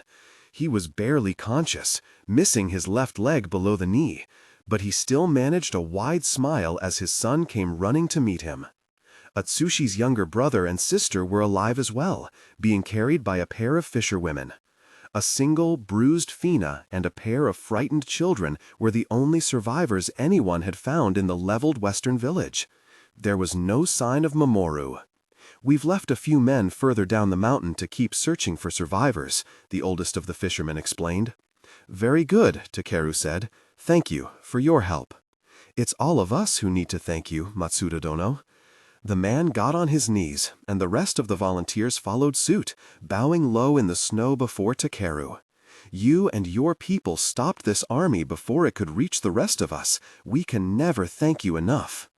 As villagers tearfully reunited with their family members, a surprisingly lucid Kotetsu Katashi explained that the Numuu with good enough legs had scattered when the Renjaisen attacked.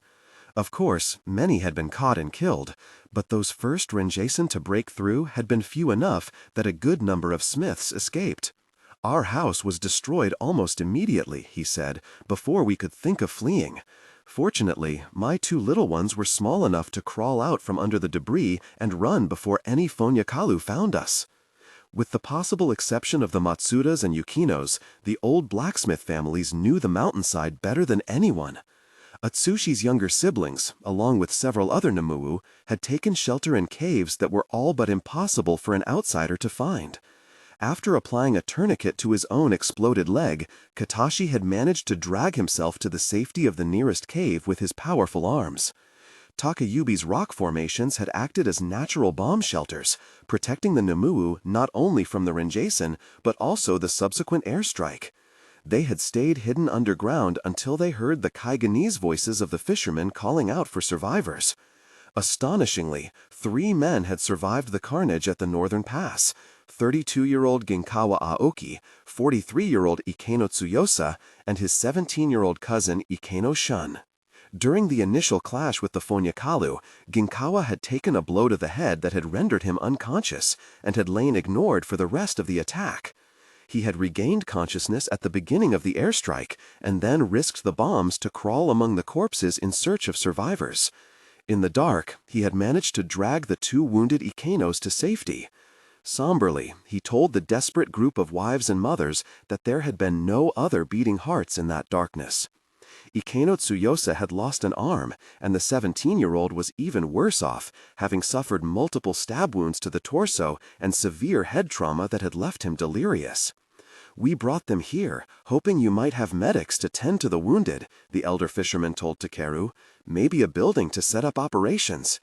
He looked around at the smoldering remains of the main village. "I'm so sorry, Matsuda Gamo. We didn't realize this place had been so badly bombed." "We'll set up a base of operations in my home," Takeru said, indicating the remaining half of the Matsuda compound. "We may have to clear out some Renjaisen corpses and brace parts of the roof with ice, but I believe it is the building with the most structural integrity at this moment." Turning from the fisherman, Takeru raised his jia where a portion of the compound's outer wall had been destroyed. He knocked out some of the loose bricks and then flattened a sheet of packed snow over the fallen pieces of wood and rock, creating a path into the part of the compound that was still standing. "You and you," he pointed to 2 of the tallest fishermen. "Come help me clear out the bodies and debris." "Yes, Matsuda Dono," the man said, and scrambled to obey.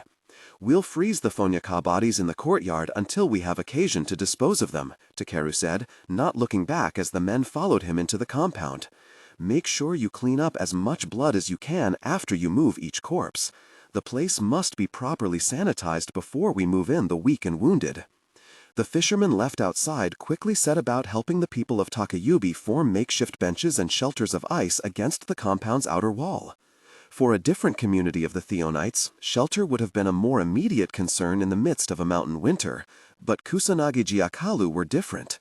Their subconscious Jia allowed their blood to keep circulating even when their body temperature dropped below freezing. It was how Misaki had spent the entire night barefoot without suffering frostbite in toes. Even a baby as young as Izumo, now asleep in Fuyuko's arms, was in little danger from the cold. Of course, even well-bred Jiakalu could not survive forever outdoors in the winter. Within a few days, they would start to run out of energy and freeze. Without food, it would be sooner.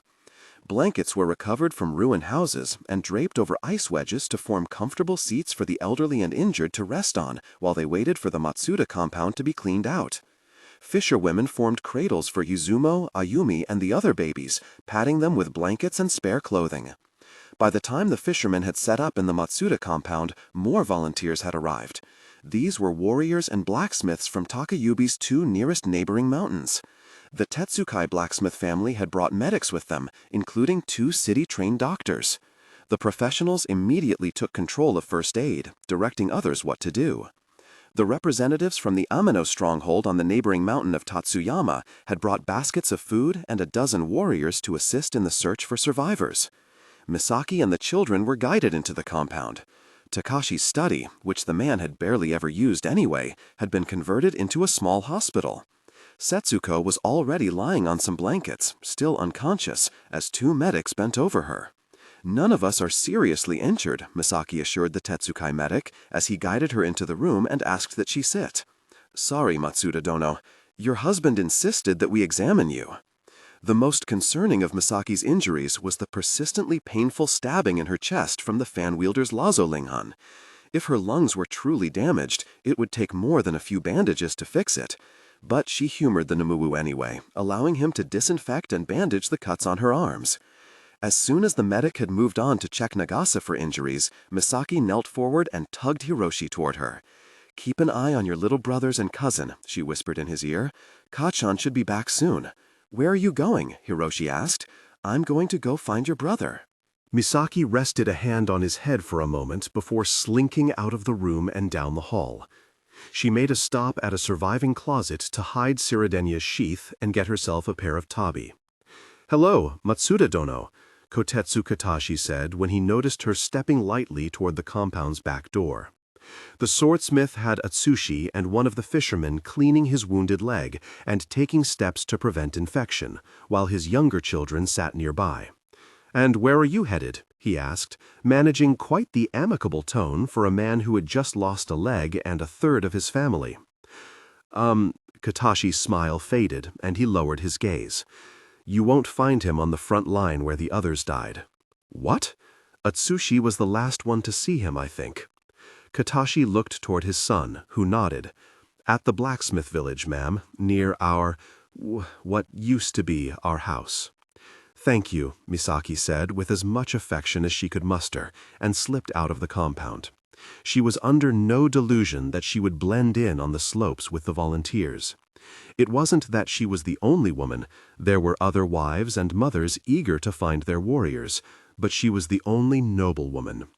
"Please, Matsuda-dono," one of the fishermen said, noting the insignia on her kimono. "You should go back and rest. We'll carry the dead and wounded back to you. This is no place for a lady."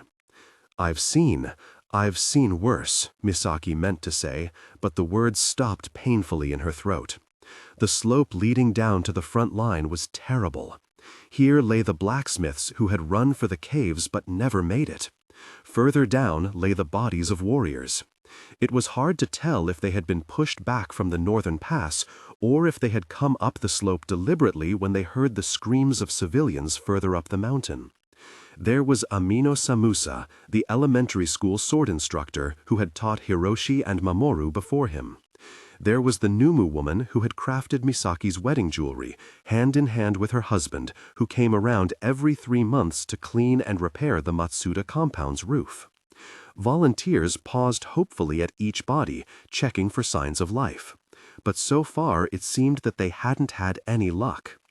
Anyone who had fallen to injury out here on the open slopes had almost certainly been hit by the Imperial Army's bullets or debris from their bombs. Misaki had seen dismembered bodies before, messes of blood and internal organs, people hacked into pieces by machetes. But she hadn't felt it then. After all, Livingston, Corintha, had been an exotic land of morbid curiosities and exhilarating danger.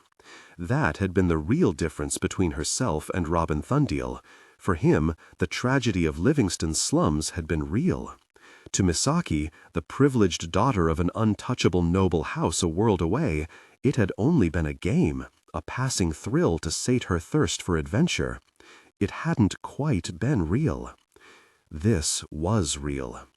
"Please, Matsuda Dono," one of the fishermen was saying, his voice very far away. "A lady shouldn't have to see this." "No," Misaki said quietly, "no one should have to see this." How had she been so cavalier with lives that meant something to Robin? How had she shrugged off atrocities and then called it strength? Here on the slopes of her mountain, where every corpse was a personal loss, she did not feel strong at all. "Why don't you go back to your family, Matsuda Dono?" the fisherman asked. "I'm missing a part of it," she replied. "I need to find my son." "Then at least let me accompany you, ma'am.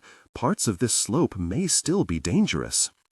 Misaki didn't need an escort to find her way, but she thanked the fisherman anyway and let him follow along.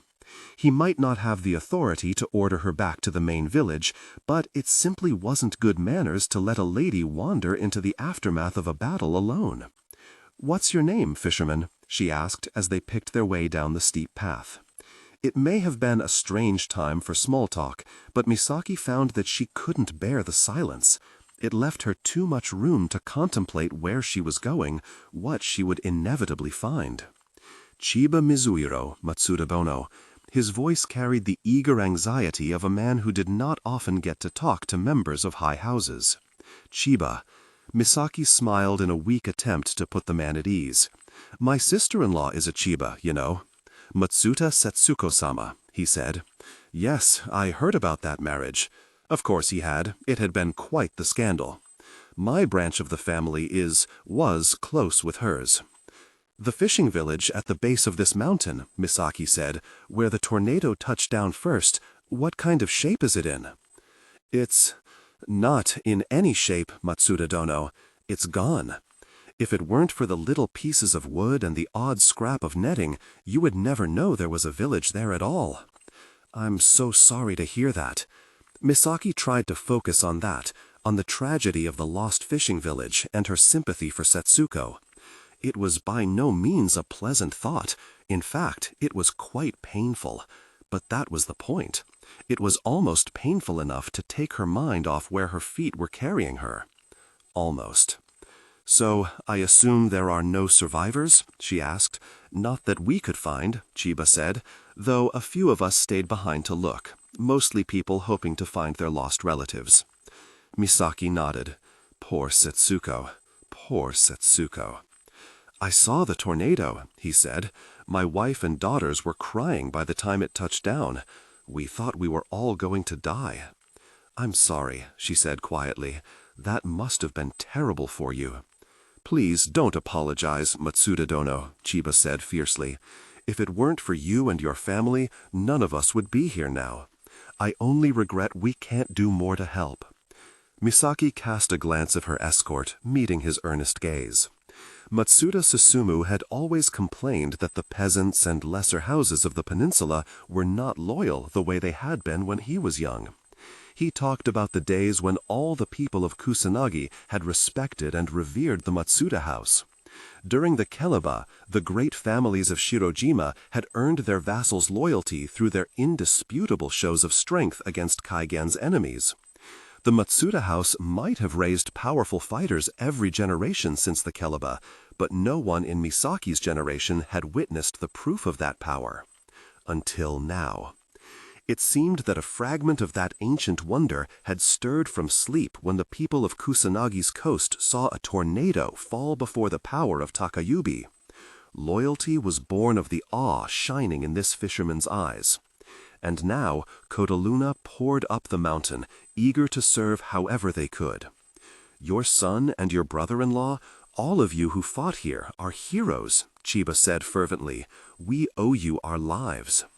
She couldn't say whether it made her happy or sad that Matsuda Susumu had not lived to see this loyalty revived. She wished she could feel something, anything, other than the inevitability of each step down, down toward the end of her world. By this time, the charred remains of the blacksmith village were in sight, growing closer with each step. You know, I've never had much occasion to visit the other fishing villages in this region, Misaki said too quickly, her voice high with strain. Tell me more about your village. Oh, the man looked surprised. But Matsuda Dono, don't you think we should look for your... Tell me, Misaki demanded sharply, about your house, your boat, your family. Talk to me about something. Just take me away from here. They were skirting the smoking remains of the Numu village, where the familiar smell of burned wood and coal had mixed with the insidious stench of charred flesh. Your most successful fishing excursion, she said desperately. Tell me about that. All right, Matsuda Dono. Most of my family's income doesn't come from fish. My wife is an excellent pearl diver, a skill she's started to pass on to my daughters. We sell the pearls to Numuwu for them to use in their jewelry and baubles for ladies like you. Misaki tried to focus on Shiba Mizuro's words, even as her eyes had started to scan the ashy, blood-stained snow. She tried to be there with the pearl diver and her daughters on that boat. I worry about my wife sometimes, the way she dives so far down into the dark on days when the waters are violent. My mother died diving for pearls, you see. So do many women every year. I worried more than ever when my oldest daughter started going out with my wife. And when we decided my youngest was ready to try, well, I thought I might die from nerves. But the water was so placid and clear that first day, all three of them dove together. It was like Nami was so happy to see them that she cleared the coast of waves and sharks and sharp rocks just for them. I barely caught any fish that day, but the goddess filled my girls' hands with pearls. That sounds wonderful, Misaki said, trying with all her might to feel a sliver of the fishing family's joy. Of course she couldn't. She had never had to dive for her riches. If she wanted pearl necklaces or hair ornaments, someone brought them to her. She had never given much thought to the pearls themselves, or the people who risked their lives to gather them from the ocean floor. I think that was the day I understood that this peninsula really was blessed by the blood of gods. City people come through sometimes and say it's dying, but divinity lives here. Divinity? Misaki's voice seemed to come from somewhere far away. Her eyes had fallen on a thin shape in the snow, Mamoru's sword. The blade was drenched in blood. I watched a tornado stop here, Chiba said earnestly, before it could reach my village. I think this is a place of miracles, just like my mother used to tell me. For every diver the ocean takes, there is a perfect day when she showers a family with bright pearls and love. Misaki's feet crunched to a stop in the snow, and the fisherman's gaze followed hers. The black-clad soldier before them was in two pieces, cut in half by what must have been a brutally decisive stroke of the katana. And there, facing him in the snow, barely a stride away, was Mamoru. The indiscriminate spray of bullets had left holes in the back of his kimono, singed circles piercing the diamonds of the Matsuda crest. "Merciful Nami!" the fisherman exclaimed in undisguised disgust. "Those pilots just shot right through him. What if he was still alive?" "He wasn't," Misaki said softly. "Thank the gods for that." There wasn't space in her heart for any more rage. "How can you tell?" Chiba asked. "There's barely any bleeding from the bullet wounds," Misaki said numbly. "What?" "There was no blood flow when the bullets hit his body. His heart stopped beating long before that." The fisherman was eyeing her, visibly unsettled. "How can you tell?" "Before I married into the Matsuda family, I was Tsusano Misaki. I know blood." She noticed the man shift a fraction of a step back. "Superstitious. Could you please give me a moment with my son?" "Yes, of course, Matsuda Dono. Just..." Chiba Mizuro got down on his knees and bowed before the body until his forehead was buried in the snow. A quiet prayer passed his lips. Then he shuffled to face Misaki and bowed again, just as deeply. "Nyama to you, Matsuda-dono, and to your son." "God's willing," Misaki murmured, and he withdrew, leaving her alone with the body that was no longer Mamoru. In her mind, Misaki had compared the bomb shelter to hell. But this clarity of stillness was worse.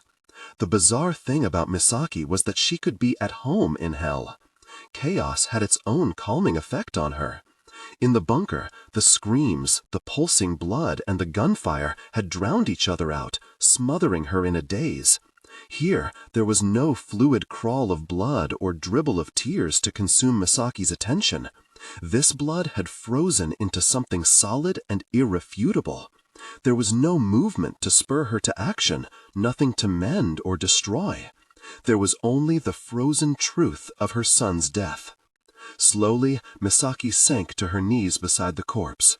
Her eyes traced the details preserved in the cold.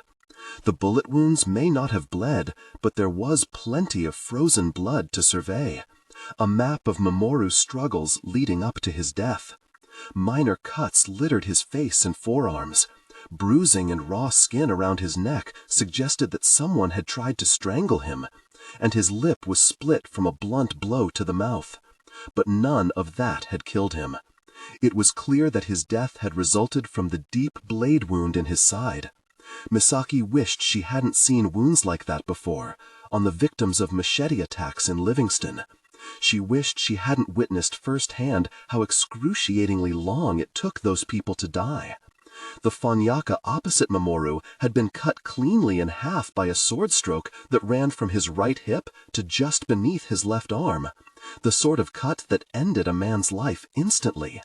Even the greatest fighter in the world couldn't get up for a counterattack after that.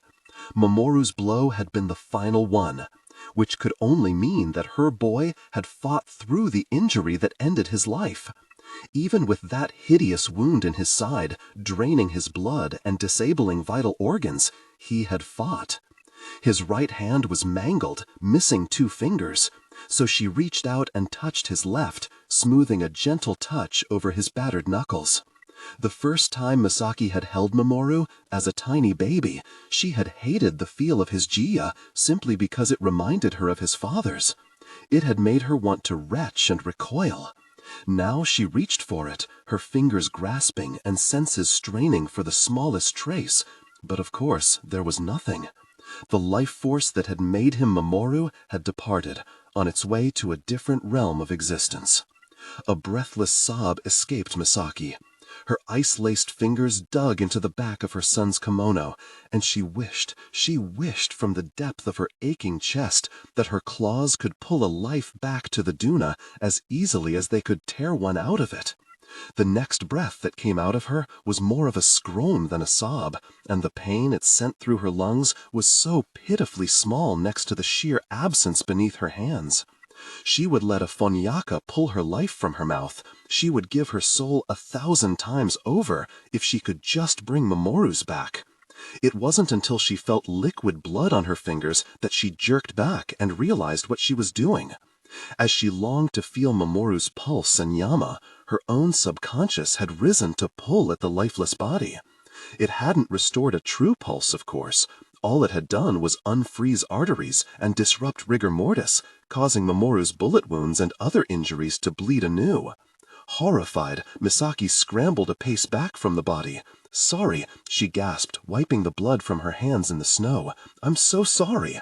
She bowed down, crushing her forehead into the frozen ground until it hurt, until ice and then rock ground into her brow. "I'm so sorry."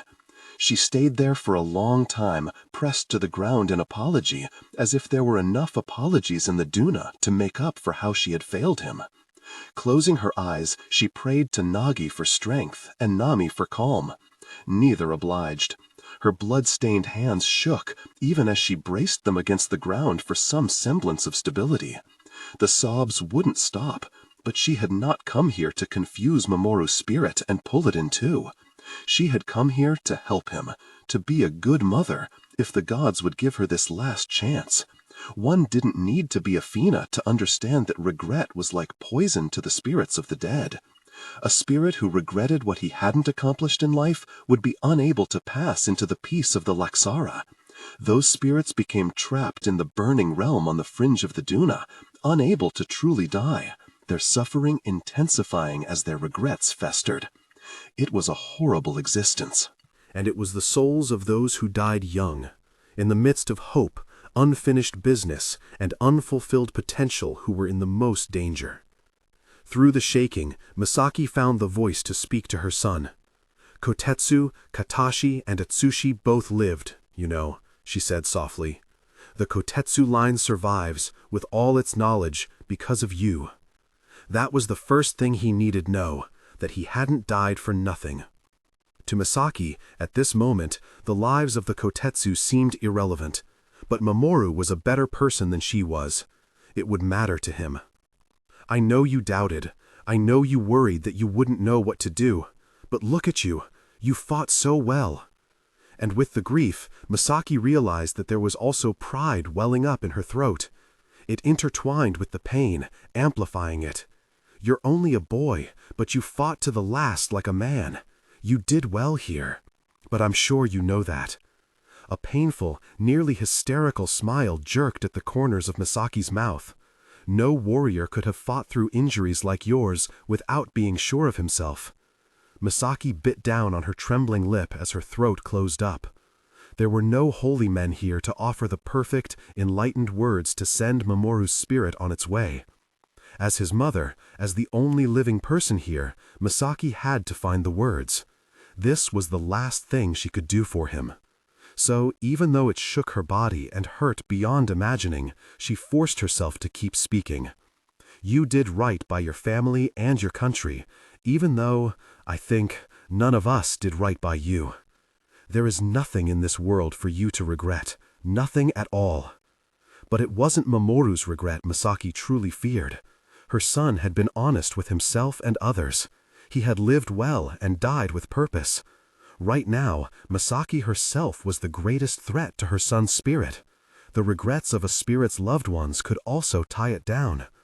The bitterness that consumed her could doom him to an eternity of fire unless she found some way to be better.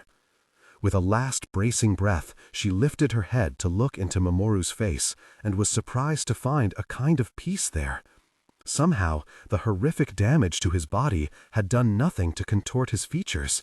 As pale and clean as his father's, but gentler, like the bright edges of a moon barely softened by mist. His jaw wasn't clenched, nor was his brow crunched in pain. Instead, he had the innocently wondering look of someone halfway woken from a dream. His eyes, glazed and frosted from the cold, no longer functioned, but somewhere in the space between space, his spirit still saw her. He still listened. She looked into those eyes, using them to ground her as she started to speak.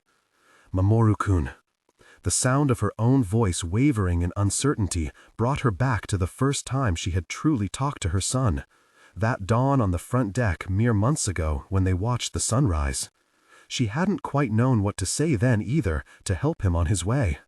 Start small, she told herself, as she had then. Conversational. The right words would follow if she just loosened her time-stiffed lips. Do you remember that morning, Mamoru, after you had that fight with Kwang Chul-hee and asked for my help? You asked me if one day I would tell you about my school days, about my life before Takayubi. It made me so happy to hear you ask that, and I was looking forward to telling you those stories. They were going to be fun stories, adventure stories. I'm sure you would have liked them. But now, I think, maybe those stories about Susanoo Misaki, the shadow, didn't have as much value as I put on them. Maybe they weren't worth retelling or holding on to the way I did. See, Mamoru, there were certainly people in those stories who knew what they were fighting for. Heroes who were noble and strong-willed and worth remembering, like you. But I wasn't one of them. Susanoo was just that, a shadow. It was someone else's story, and I was just passing through it. You are my story, and I was so selfish, so tied to that shadow that I missed it. And my son, I'm so sorry it took me this long to understand. I'm sorry the words caught in her throat, choking her, until pain shot through her chest, forcing her to let them out. I never loved you the way I should have. Tears rolled down Misaki's cheeks. For the first time since coming to Takayubi, perhaps the first time in her life, she knew she was human. Acutely, unbearably human. Now that it was too late. Your mother is a selfish woman, Mamoru. She clutched a sleeve in her hand and wiped the tears from her eyes, only to have new ones well up in their place. I won't deny that. I've lived my life unable to let go of all the what-ifs, the if-onlys. For my husband, I couldn't let go of them. For the love of my life, I couldn't let go of them. And we've all suffered for it. It was the poison of my regret that killed my unborn children, those who would have come after you and before Hiroshi. My regret has poisoned this family for years, but I swear, Mamoru, I won't let it touch you. The thing is, you're more important than all of them. So what I couldn't do for my parents, or Robin, or Takeru, or my unborn babies, I'll do it for you. My son, I'll do it for you. You've done more in this world than anyone could have asked. This once, let me be the mother I should have been from the beginning. Let me take care of the rest, all right? She crept forward to touch his hand again, but this time she did not sob or pull. Her Jia was under control. She cried quietly, her tears falling without disturbance. She let him be still. I know I have no right to ask anything of you, but please, if your poor, stupid mother can ask one last thing of you, let me hold you one more time. Just one more time.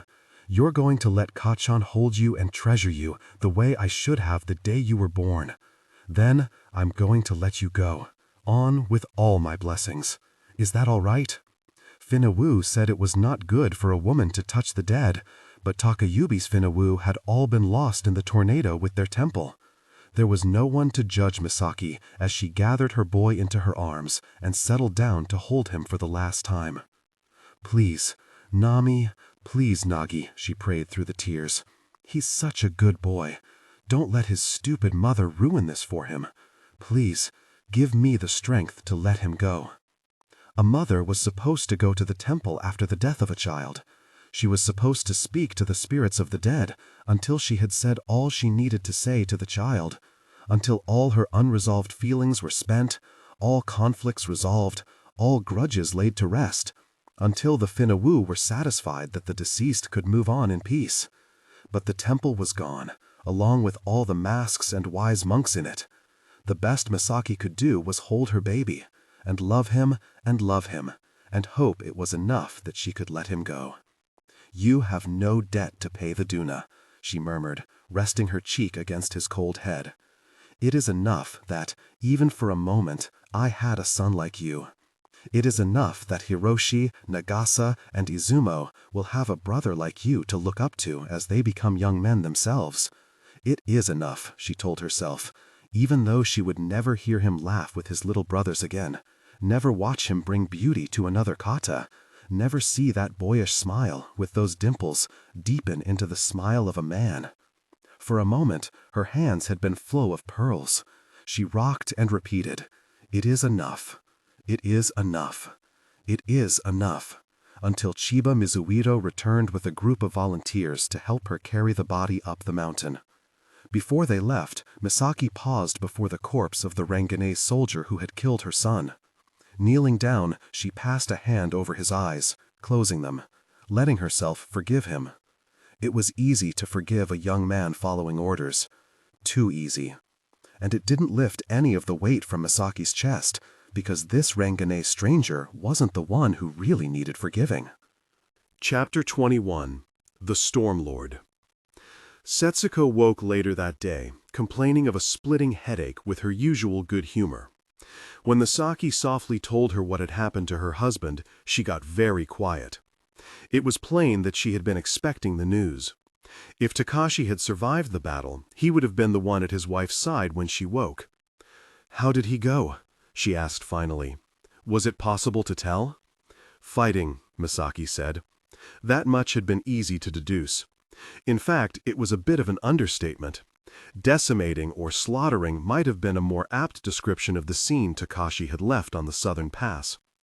After sending Takaru up to the village to protect us, he was one of the last of our men standing, he and Mamoru. His body?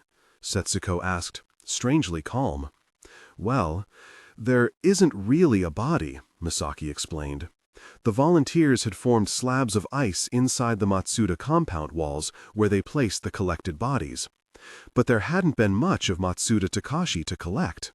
His bones had been placed in a woven basket. The volunteers retrieved his swords, but it seems like his death jia was so strong it turned all the blood in his body to spikes of ice. It was spectacular, Misaki added on a whim. Maybe it wasn't a very ladylike way to describe something so violent, but she thought Setsuko would want to know. Spectacular, huh? The satisfied look on Setsuko's face told Misaki she had thought right. And terrifying. Well, Setsuko managed to laugh. Coming from you, I take that as high praise. The corner of Misaki's mouth twitched, but she couldn't quite return Setsuko's smile. Part of her had hoped that the blow to Setsuko's head had knocked out the memory of what she had witnessed during the attack on the Matsuda compound, the carnage Misaki had created. But if Setsuko was uncomfortable sharing her makeshift rubble bench with a monster, she didn't show it, as she leaned forward. "Tell me more," she said. More? She wanted to know more about her husband's gruesome death? "I've never seen death jia like it," Misaki said, and did her best to describe the bloody formation of spikes. "I've never known a fighter who was absolutely indomitable right to the last. From the look of the battlefield, he managed to take several Fonyakaru with him at the moment of death, and that's to say nothing of the 100 or so he killed before that." Setsuko smiled a strange smile that teetered on a blade edge between savagery and adoration. "That's my husband," she said, her eyes full of tears.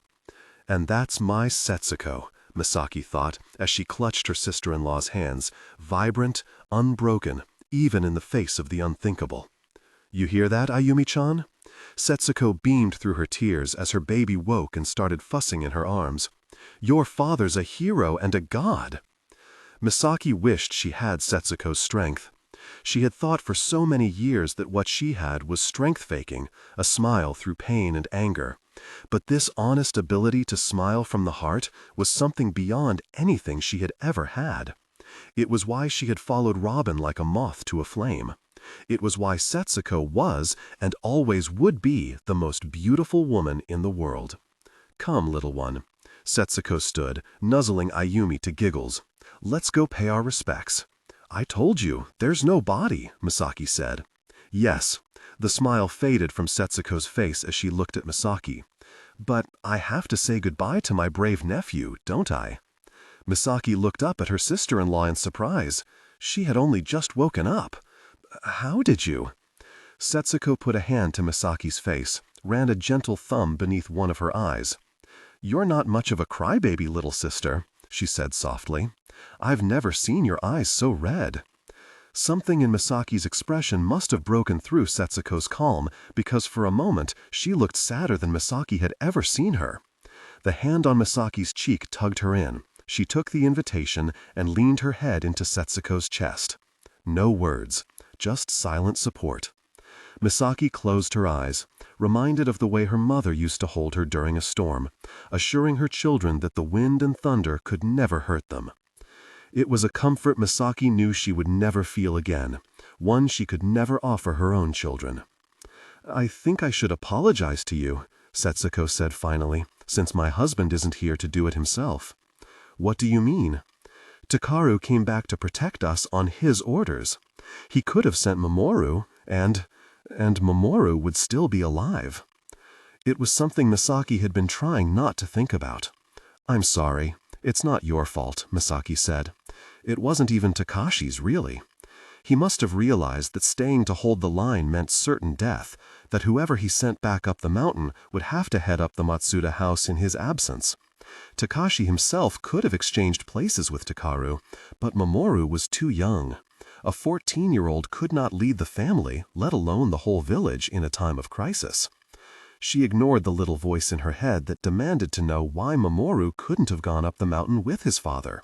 Why hadn't Takaru insisted on it? How could he have left his own son to die without argument? How? It was necessary, Misaki insisted, as if it would do anything to lessen the ache.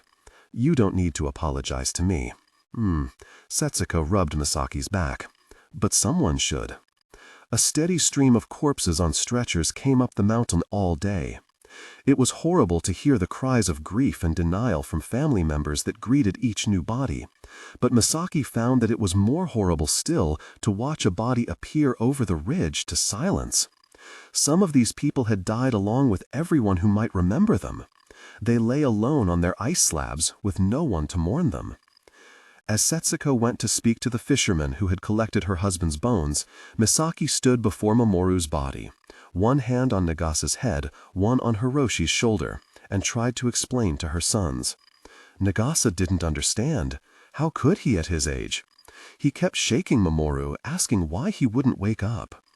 While Nagasa kept clutching at Mamoru's sleeve, Hiroshi's hand trailed down slowly and rested on the lacquer sheath of his brother's sword. Mamoru Nisan was firstborn, he said slowly. Yes, Misaki replied. And Uncle Takashi was firstborn. He was, Misaki said, looking at Hiroshi.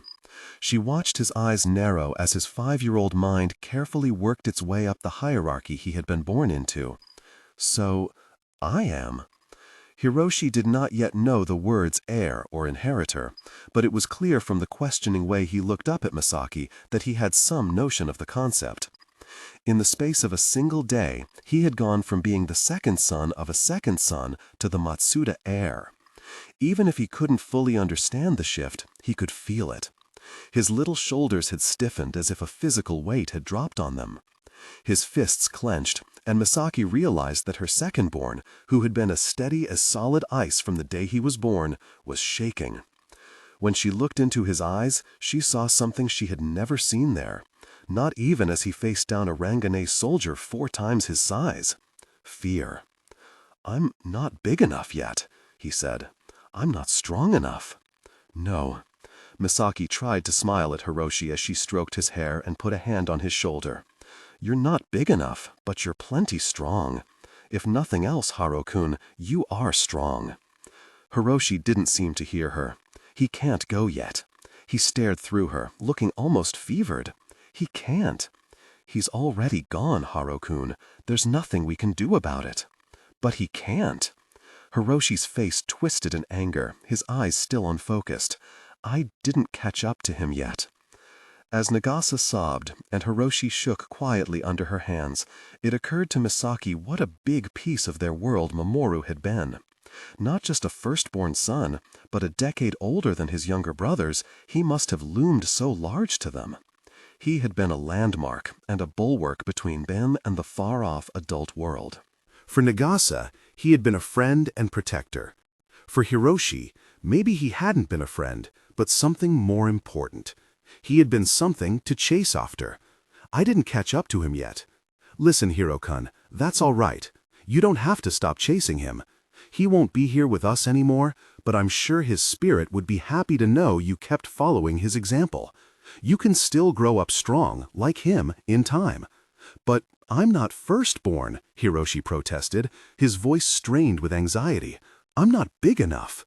Misaki understood at that moment that Hiroshi was struggling to voice a terror beyond his vocabulary. The firstborn Matsudas, Takashi and Mamoru, had been big to Hiroshi in more than their age and physical size. He was talking about the size of their skill, their strength, their responsibility. They had both been massively powerful figures in Hiroshi's world, responsible for dealing with the nondescript adult dangers the rest of the family could not. Now, both of them had died facing those dangers, leaving Hiroshi standing where they once had. Still so small. I'm not ready. I know, Hiro-kun, none of us are. But we're going to do our best together, all right? Drawn tighter than a katakori bowstring, Hiroshi nodded. Right now, we have to give Mamoru our prayers and help him on his way. The only thing we can do now is let him go without worrying too much about us.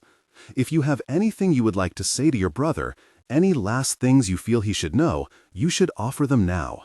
Hiroshi stood, considering his brother's body for a long moment. Then he stepped back and knelt down with his forehead to the ground. Misaki could only guess what passed between Hiroshi and his brother's spirit. It was impossible to tell if he berated Mamoru for leaving him, if he asked for strength, if he asked forgiveness for taking his place, if he made promises to grow strong and protect the family. But whatever he prayed, he must have felt it deeply, because his Jia rose with palpable force, turning the snow around him to ice. The whole time, Nagasa didn't stop crying. "What are we going to do about the funerals?" Setsuko asked as she and Misaki sat on the half-destroyed front deck of the compound with their children. "I don't know." Misaki was rubbing slow circles over Nagasa's back. For a long time, the boy had sobbed uncontrollably, but she had let him hold Izumo, which seemed to have calmed him down for the moment. "I don't actually know how Takayubi deals with mass death like this. You nobles probably have a lot of extra fancy ceremonies, right?" "We do." The day after Matsuda Susumu passed away, it had seemed as if every monk in Takayubi showed up to dress the body, sing donkey-li, fuss over the ornamentation of the coffin, and prepare the cremation site.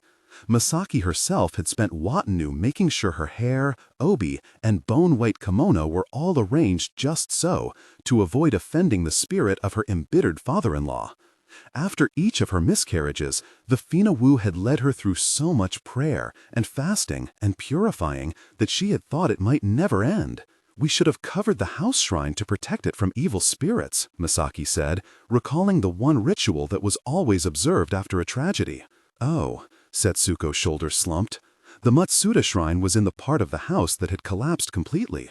"We could salt the area?" Setsuko suggested. "Right." Misaki sometimes forgot that the lower classes considered salt a catch-all antidote to the supernaturally sinister. On a peasant's budget, that was far more doable than sending for an exorcist monk every time a ghost came calling. "Is my low breeding showing?" Setsuko asked at the look on Misaki's face. "No, it's not a bad idea," Misaki said wearily, "but the salt is in the kitchen." The kitchen, while it had not been hit by any bombs, had been utterly destroyed in Misaki's fight with the two elite Fanyakalu. The broken faucet had continued spewing water well into the night, flooding the floor and the surrounding rooms. When Takeru and the volunteers cleaned the house, someone had frozen the spigot shut and erected an ice wall to prevent the water from spreading throughout to the rest of the compound. But the kitchen itself was unsalvageable. "We also have no cemetery," Misaki said. "The fishermen who were helping search for bodies said it was destroyed. The tornado had advanced well past the western village before the men of Takayubi managed to stop it, leveling the cemetery, shrines, and trees further up the slope." "So we don't have any place for the ashes of the dead?" Setsuko asked. Misaki shook her head. There had been graves ready for Takashi and Takeru beside their fathers since the brothers reached their 30s, but the wind had scattered headstones, ashes, and bones of 10 generations of Matsudas. "I heard the Amenos have sent for monks to help with all the ceremonies," Setsuko said.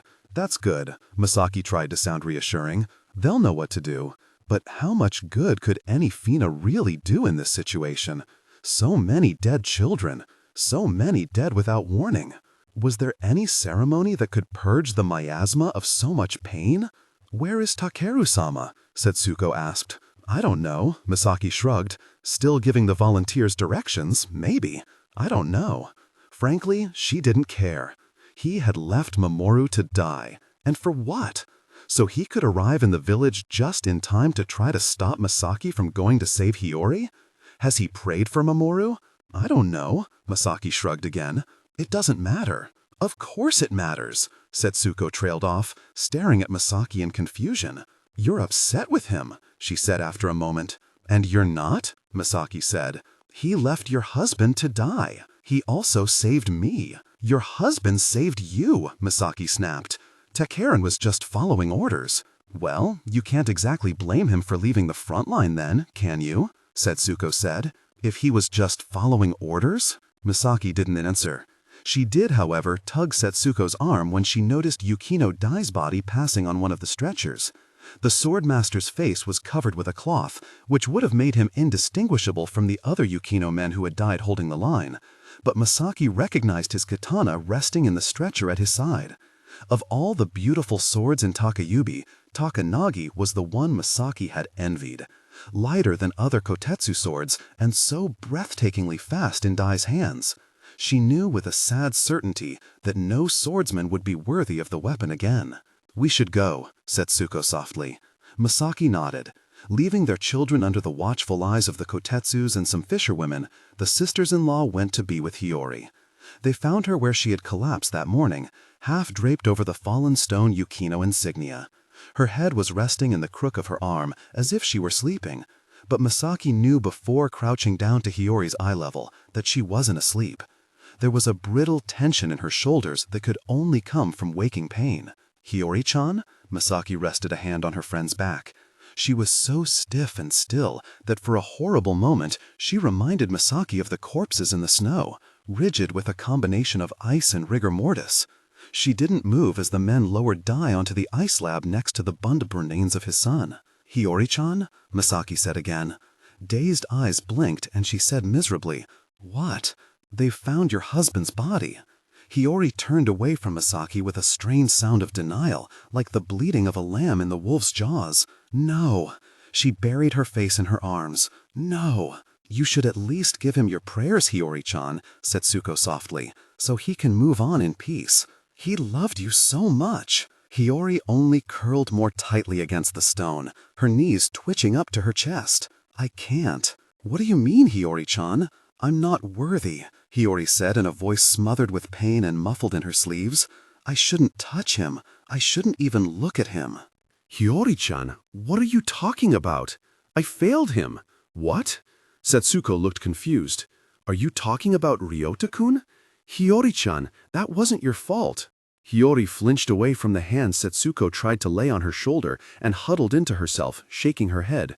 Misaki hadn't told Setsuko about what that last Ranganese soldier had done to their friend, and she never would. That wasn't the sort of a thing that a Kaigenese lady would ever put into words. The shame was too deep. Misaki waited until Setsuko had stepped away to pay her respects to Dai before kneeling in the snow to put an arm around Hiyori's shoulders. She tried to make her voice low and soft, as her mother always had, trying to capture that magical power to comfort. "Hiyori," she murmured, putting her forehead to her friend's hair, "it wasn't your fault." Hiyori didn't pull away. She curled up tighter with a tiny, miserable noise, but Misaki refused to let her friend shrink away into the darkness. Not because of one man's disgraceful behavior. He was stronger than you. There was nothing you could have done for your son or yourself. Your husband, of all people, would understand that. Any warrior who knows victory and defeat would understand. Hiyori sniffed, and though Misaki couldn't see the tears, she could feel salty water seeping from Hiyori's eyes into her sleeve. "Dai-san treasured you. He would never have stopped loving you for something that wasn't your fault." You think?" Hiyori stammered, and through the grief there was the faintest flicker of something that made Misaki melt with relief. "Hope? You think he could forgive me?" "No, Hiyori-chan." Misaki lifted a hand to stroke her friend's head. "He doesn't have to. There is nothing to forgive. But I'm not pure anymore." "Someone took that from you," Misaki said fiercely, dishonorably. "Just like someone took his life from him." "You think he was killed dishonorably? Don't be ridiculous, Hiyori-chan. Who could kill Lightning Dai in a fair fight?" Misaki didn't mention that Dai's head appeared to have been shattered by an attack from behind. That was the sort of detail a delicate thing like Hiyori wouldn't appreciate, and apparently it wasn't necessary, because the most fragile of smiles had crossed Hiyori's face. It was the most beautiful thing Misaki had ever seen, and she squeezed her friend, desperate to hold on to it. "I suppose you're right," Hiyori said hesitantly. "The people who did this, who fought without honor and destroyed without conscience, they are the ones who will burn in hell's fire for this. Not your husband, not you." "Are you sure?" "Positive," Misaki said. "If there is anyone here now who needs Dai-san's forgiveness, it's me." "What are you talking about? I should have gotten there sooner. I knew you could be in danger. I should have gone to check on you as soon as I knew my children were safe. Nami, forgive me. I knew the Ranganese attack might be coming. I had so many chances to do something, but I failed you. I failed everyone. So, let me ask Daisan for forgiveness, and you." Misaki drew back to hold Hiyori's shoulders in a bracing grip, trying to will strength into her.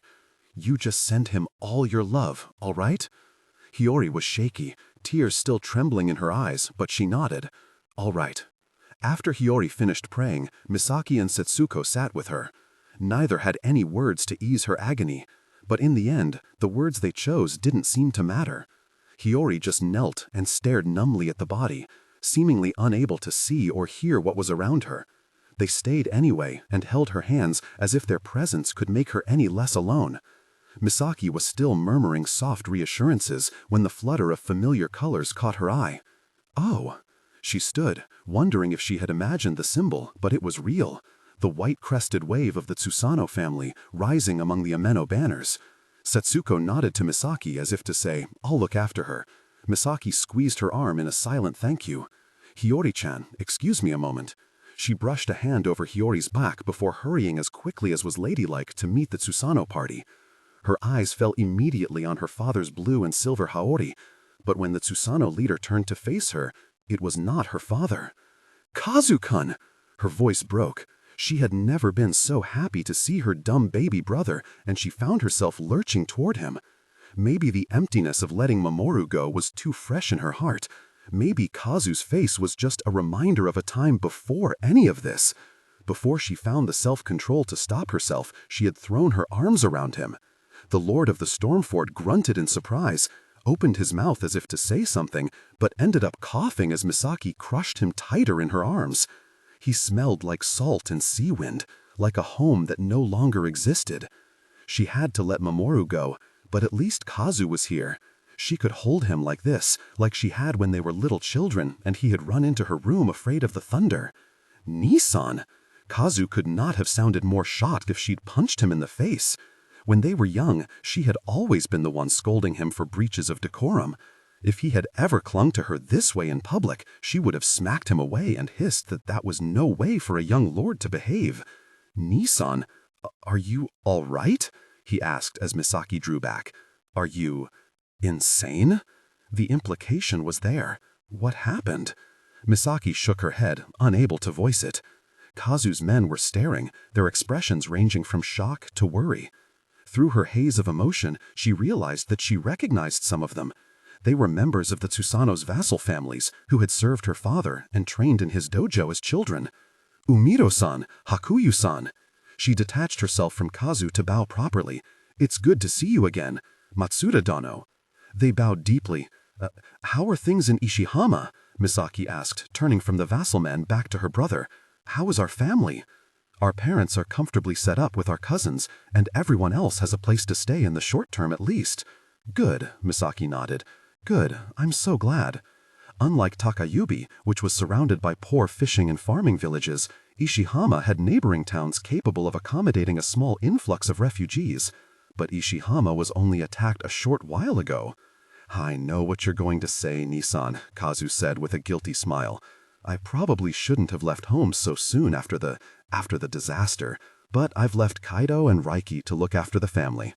Right, Misaki had forgotten that even her youngest brothers were well into their 20s now, perfectly capable of looking after the family in Kazu's absence. Still, the timing didn't add up. How did you get here so fast? Ishihama wasn't that close to Takayubi, and the roads weren't good. How did you— "We started traveling 2 days ago," Kazu said. "By sea." "By sea!" Misaki exclaimed in surprise. A group of powerful Jisakalu could propel themselves across a body of water on hydrodynamic ice formations faster than any car or train. But despite its speed, free ocean travel was a dangerous method of transportation, usually reserved for emergencies. Even the most powerful Jisakalu were foolish to put themselves at the mercy of the ocean. Kazu and his men must have crossed hundreds of cliques of open sea, far from the coast, to get here so fast. It certainly explained why they all looked so exhausted. "You must have left Ishihama before the Ranganese even got here," Misaki said in confusion. "We'll talk about that later," Kazu said. "I'm sorry it has to be under these circumstances, but it's good to see your face, Nissan." Misaki nodded and took a moment to look her brother up and down. At 32, this Kazu was far removed from the giggly, hyperactive boy who had cried at the sound of thunder. To Misaki's surprise, he looked, well, lordly, with his benevolent gaze and his shoulders filling out the haori that had once belonged to their father. The Tsusanano's massive ancestral sword, Enryute the Riptide, was tied to his back, marking him not only as the head of his house, but Ishihama's foremost warrior. His skin was littered with cuts and bruises that looked like they had come from falling rubble. A few of the deeper wounds on his face were obviously going to scar, despite the well-knit scabs he had formed over them. Amused surprise flickered through Misaki as she realized that Kazu wasn't going to look bad with scars.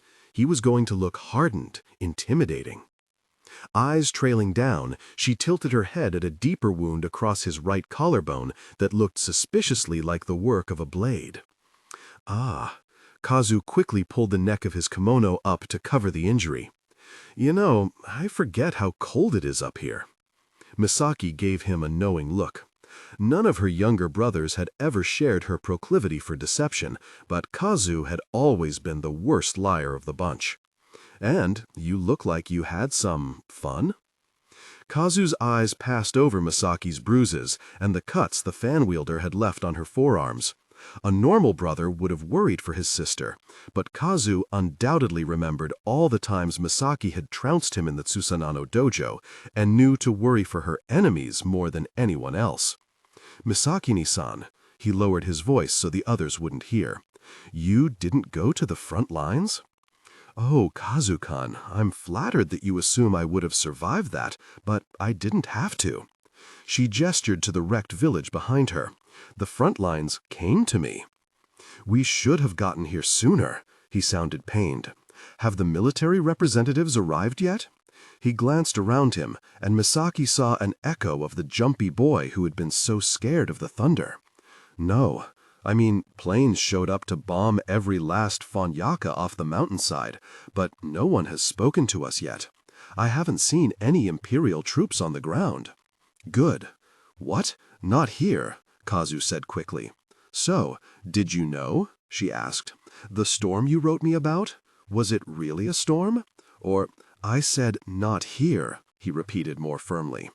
Misaki-ni-san, I'm sorry. I know this is a difficult time for you, but I need to speak privately with your brother-in-law. Can you take me to him? Misaki shook her head. Matsuda Takashi didn't survive the battle. My husband is the head of the house now. Oh, Kazu said as a few of his men uttered sounds of surprise and denial. I'm so sorry. Can you take me to your husband then? Yes, Misaki nodded. Yes, of course. I'm so sorry. You and your men must be tired and hungry. I would invite you inside for tea, but there isn't much left of my kitchen. Or the whole house, really. She nodded toward the Matsuda compound. What about your family? Kazu asked anxiously. Other than your brother-in-law, Yama to his soul, is everyone all right? Misaki looked down, pressing her lips together. Nisan? Come with me, she said softly. Kazu and his men followed her through the breach in the compound to where the volunteers had laid the dead. Mamoru's body had been covered, but the boy's katana rested beside him, and Kazu knew his nephew's sword. Oh, Nisan. His voice shook. For a moment he looked as he had when he was a boy, on the verge of tears.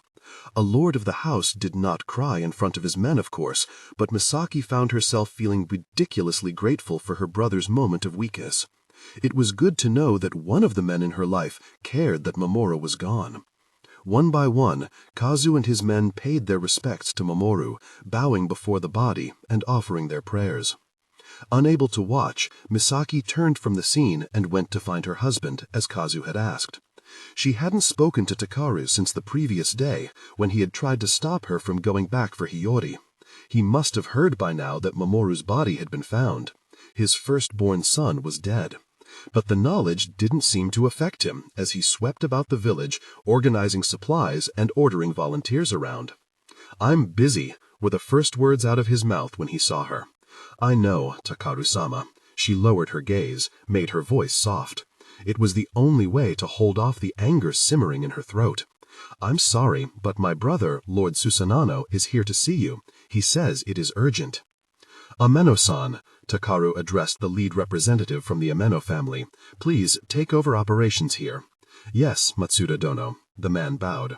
I hope to be back shortly, Takaru said, and followed Misaki to where Kazu was waiting. He walked right past his son's body without so much as glancing at it. Susanano-dono, he said with a cordial bow, it has been a long time. I am glad to see you here. Likewise, Matsuda-dono, Kazu said, dipping into his own bow, notably lower than Takaru's. Misaki knew that her brother had always been intimidated by Takaru, but he did an admirable job hiding it as he straightened back up. I am deeply sorry for your loss. Takaru offered a gruff nod. But it is good to see that my sister's husband at least survived the attack, Kazu added. I'm relieved to know she will be taken care of.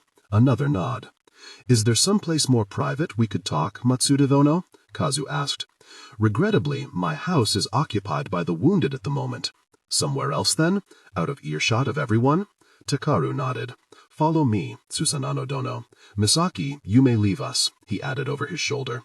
No, I would prefer that she come along if that's all right with you, Matsuda-dono, Kazu said haltingly. She is my sister, so I'd like her to hear what I have to say as well.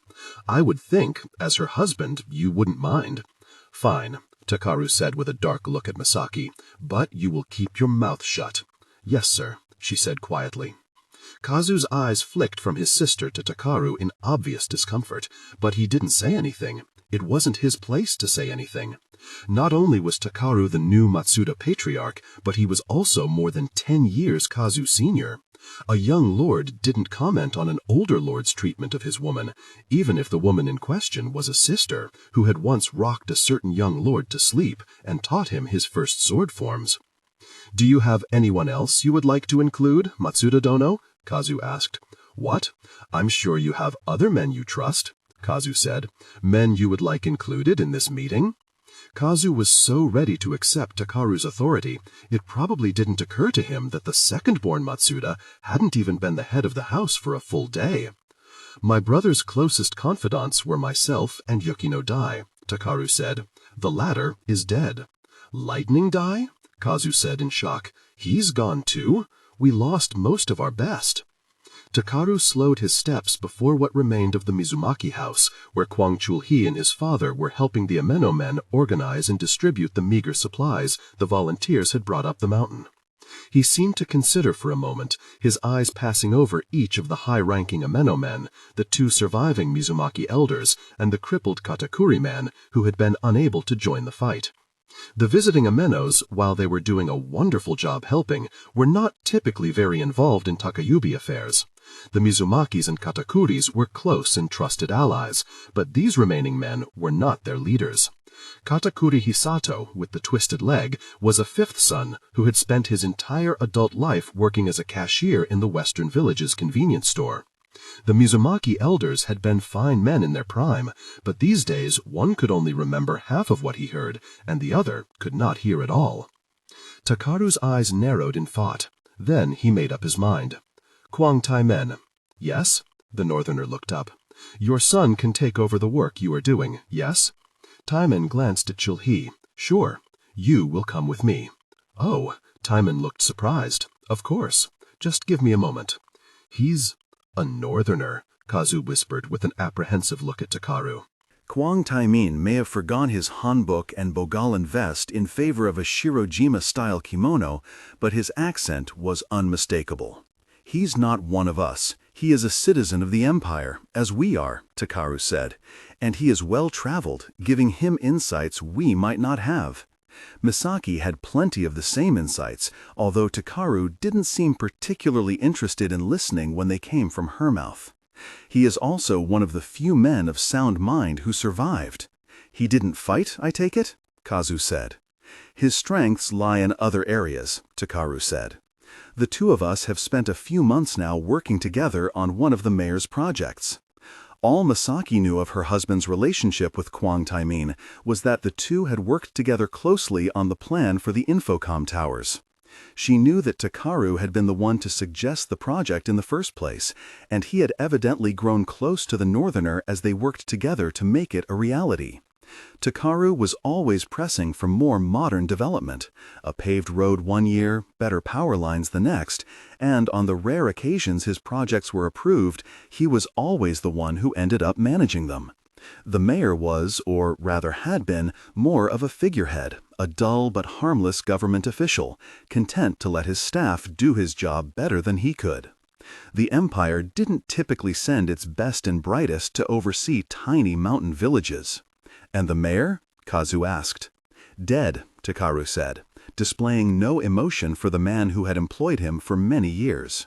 He was at home in the western village when they came. Having finished giving instructions to his son, Kwang Taimin hurried over. "Tsusano-dono, this is Kwang Taimin, a representative from Gyomijul Communications," Takaru said. "Kwang-san, this is Tsusano Kazu of Ishihama, lord of the Arashiki and my wife's brother." After the two men bowed and exchanged greetings, Takaru led them out of the village up toward the mountain summit.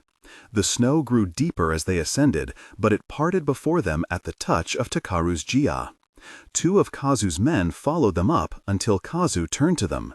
"Stay here," he ordered. "Ensure that nobody follows us." "Yes, sir."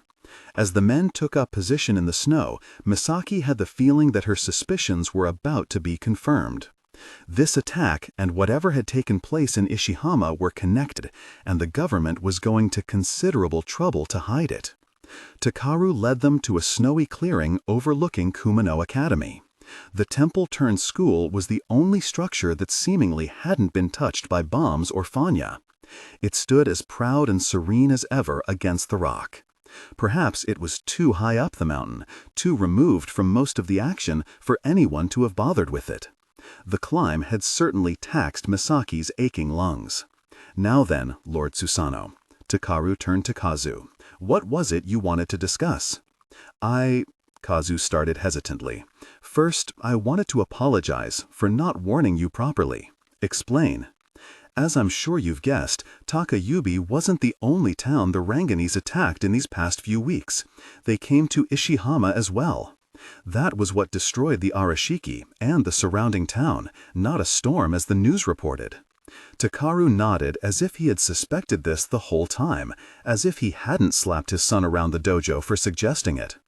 "Based on where all the other so-called storms hit the coast, we, my father and I, figured the Ranganese were targeting Kaigen's old warrior houses. We thought Takayubi might be next. Of course, we hoped not, but—" Kazu shook his head. "The least I can do is warn you about what is going to happen next." "What do you mean?" Takaru asked. "Should we be expecting more attacks?" No, Matsuda-dono," Kazu said hastily. "Nothing like that. I wanted to warn you about the Kaigenese military before they get here." At the look of confusion on Takaru's face, Kazu continued.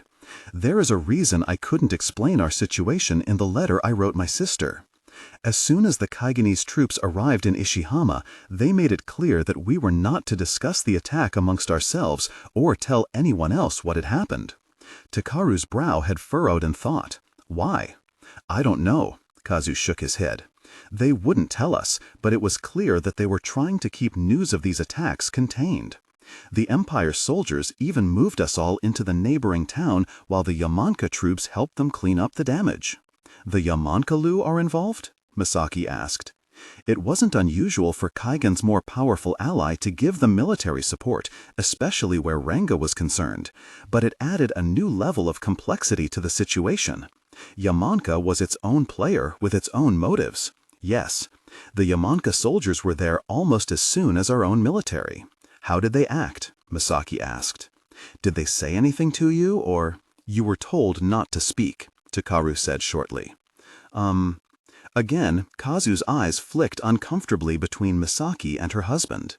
He might not have had the courage or authority to speak up for his sister, but he did answer her question.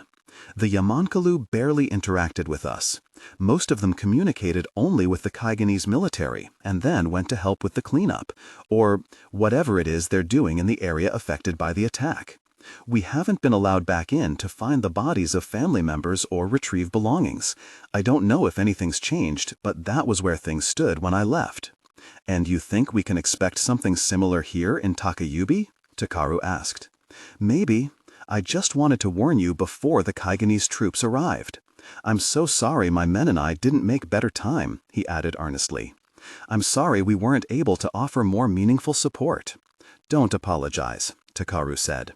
"As you saw, our warriors were more than sufficient to hold the hostiles back until the Emperor's forces arrived."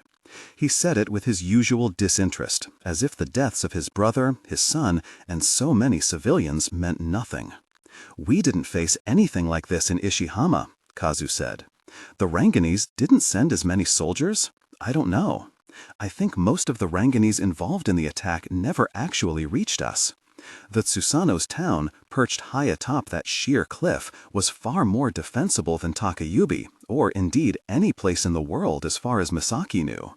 No army in history had ever breached it, and she was relieved to hear that even this terrifying new Ranganese force was no exception." "Did they attack with a tornado?" Takaru asked. "Initially, yes. When we saw it forming over the water, my father realized almost immediately that it was the Ranganese." "Oh, had your father encountered Fanya Kalu before?" Takaru asked, probably thinking of how he and Takashi had been uncomprehending in the face of the tornado for several Cyrano, until Misaki and Shulhi had convinced them that it was the work of the Ranganese. She wondered with annoyance if he had the decency to be embarrassed. "No, Matsuda-dono, he's just not an idiot," Misaki thought angrily.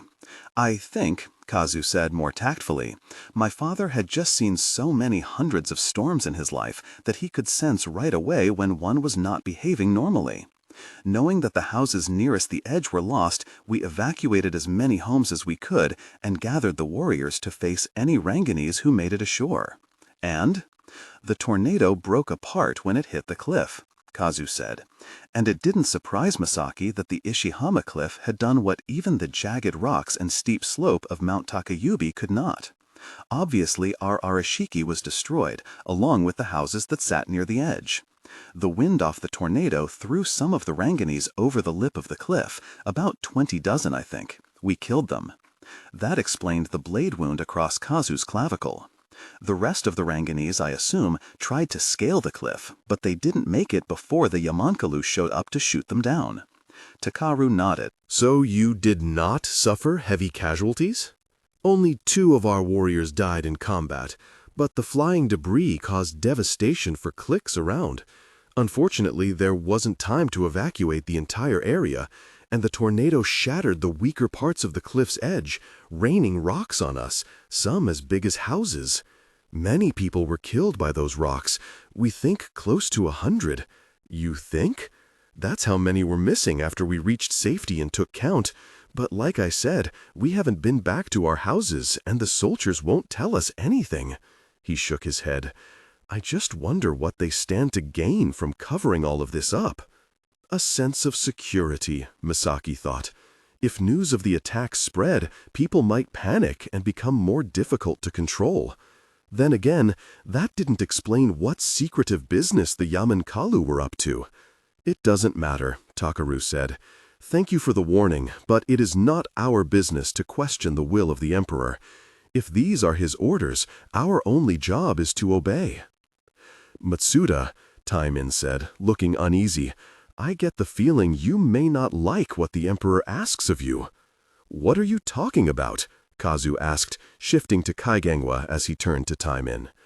"I know that the media would suggest that the heart of the Empire is strong and overflowing with resources, but I'm a native of Yongsan, and I just—" Taimin paused, looking apprehensively between the 2 Shirojima men.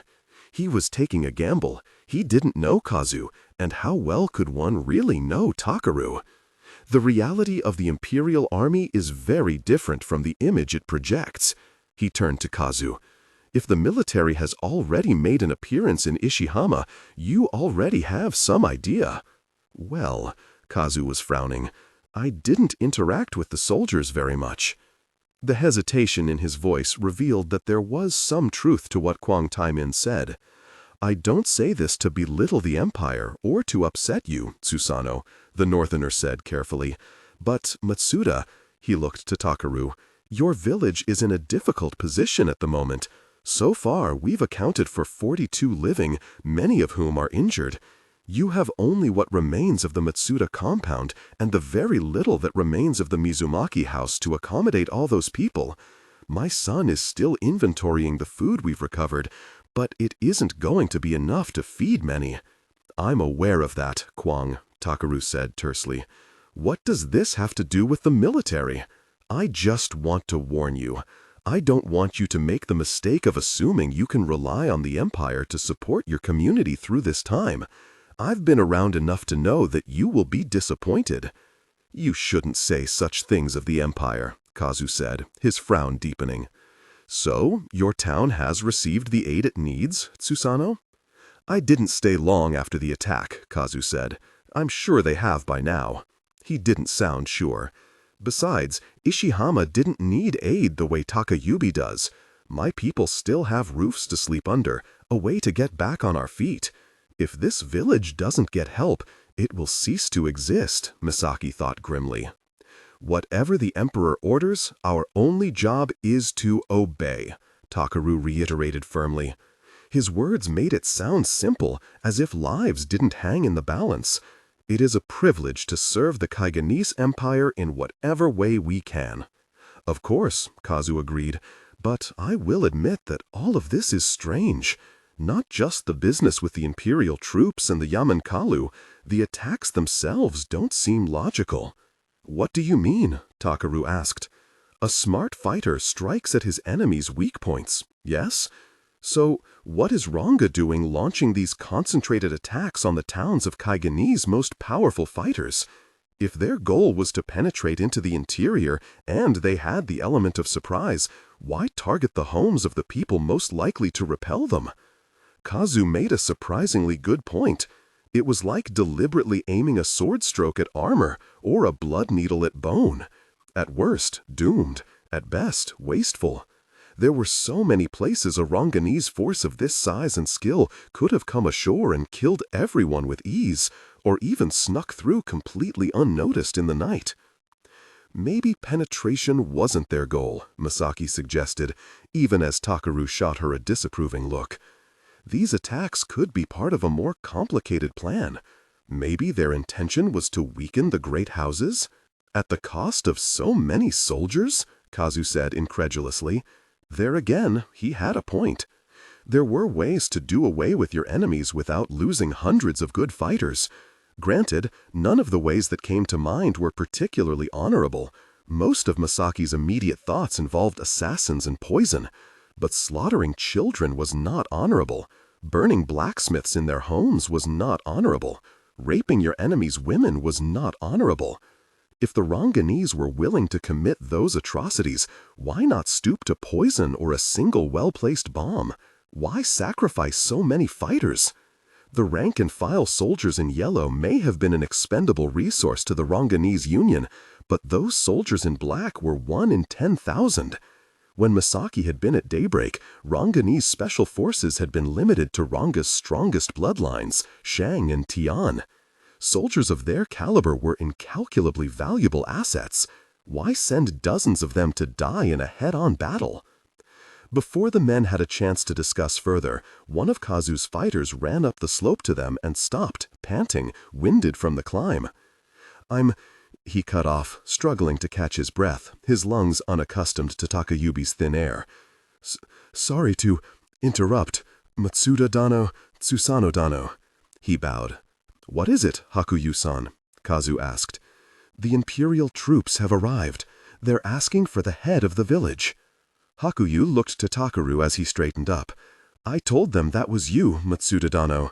I'll be right there." Chapter 22. The Soldiers. The Imperial troops had not come alone. As in Ishihama, they had Yamankalu soldiers with them. It had been a long time since Misaki had seen Yamankalu, or any non-Kaigenese people for that matter. For some residents of Takayubi, the sight of a foreigner was a complete novelty. Women and children gathered to gawk and murmur, though they hovered a careful distance from the Yamankala lines, as if worried the fire-wielding soldiers might spontaneously combust. "I didn't know they'd be so tall," one woman marveled. "They're beautiful," another woman sighed. "Such dark skin, like in the movies. And their hair looks so Fluffy, Mizumaki Fuyuko added, scrunching up her nose.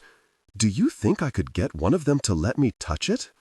Don't be stupid, Fuyuchan, another teenage girl said. It would burn your fingers off. Fuyuko cocked her head. I thought they had to be on fire to do that. No, I'm pretty sure the fire is inside them, under their skin, like we've got blood inside us. And, wait, a Dinma, are those women? Mizumaki Fuyuko gaped as if that was somehow more outlandish than the idea of people with fire for blood. They can't be, her mother said dismissively. They have spears. They've also got breasts, Mizumaki-san, Setsuko said in amusement. I'm pretty sure they're women. Nonsense. Women can't. Look, Setsuko said, seemingly delighted at the opportunity to scandalize her already traumatized neighbors. That one has really big breasts. She pointed to a nearby yamankalu. The soldier in question looked toward the chattering Kaigenese women and rolled her eyes with a long-suffering sigh. Being stationed in Kaigen had to be a tiring experience for a female soldier. Misaki was ready to feel sorry for her until she saw the patterns on the woman's uniform. Pilot patterns. This woman and the Tajikalu standing around her were responsible for bombing Takayubi to pieces.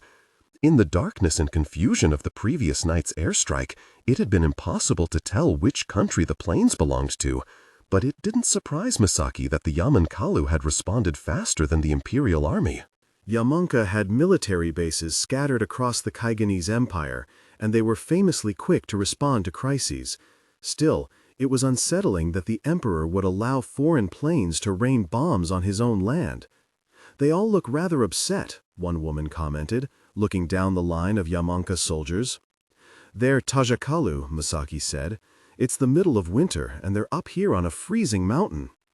The dark-skinned Tajikalu shivered in their Bagalan uniforms, looking determined but deeply miserable in the shin-deep snow. At least they hadn't shown up in 40-year-old uniforms, which was more than Misaki could say of the Kaigenese troops. They wore the same blue and tan hanboks they had since the Kaleba. The first person to address Takaru was a stocky Kaigenese officer with a bit of a belly, who introduced himself as Colonel Song. He was accompanied by a Kaigenese jasali wearing the robes of a military translator, which annoyed Misaki slightly. How uneducated did these men think they were? I'm told you're the head of the village, Colonel Song said in Kaigengwa. Yes, sir, Takaru answered slowly, the imperial standard more awkward on his tongue than his native Shirojima dialect. As of some time yesterday evening. Really? Colonel Song raised his eyebrows. Yesterday? Misaki didn't care for the note of condescension in his voice. Can you explain to me how that came to be? The mayor is presumed dead, as we have not yet found many survivors from the western village where he lived. I was his accountant, administrative assistant, and the person responsible for running his office whenever he had to report to provincial headquarters. So, for the time being, I will assume his responsibilities until he is found or replaced. My brother, the head of the resident ruling warrior house, was confirmed dead a few watinu before you arrived, so I take his place. I see, Colonel Song said, evidently growing bored with Takaru's slow, overpronounced Kaigengwa. So these people will all answer to you. Those who live here in Takayubi, sir, yes. You can keep them under control? Misaki didn't like how Song referred to them as if they were a troublesome herd of livestock. She liked it less when Takaru responded with an unhesitating, yes, sir. Very good. The first thing I am going to need is for your people to bring all the bodies to the remains of the settlement southwest of this village. You mean the blacksmith village? Oh, is that what it was? Colonel Song said, with an amused quirk of his mouth that made Misaki want to punch the teeth out of it. Then, yes, the, blacksmith village. Our Yamanka allies have begun to set up their equipment there. Their equipment? Takaru repeated slowly. Their equipment, the translator said in Shirojima dialect, and Takaru favored him with a cold look. The Yamankalu are conducting an important forensic investigation for our empire, Song said.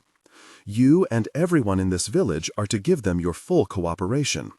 Of course, General, Takaru said, though this was the first order that seemed to give him pause.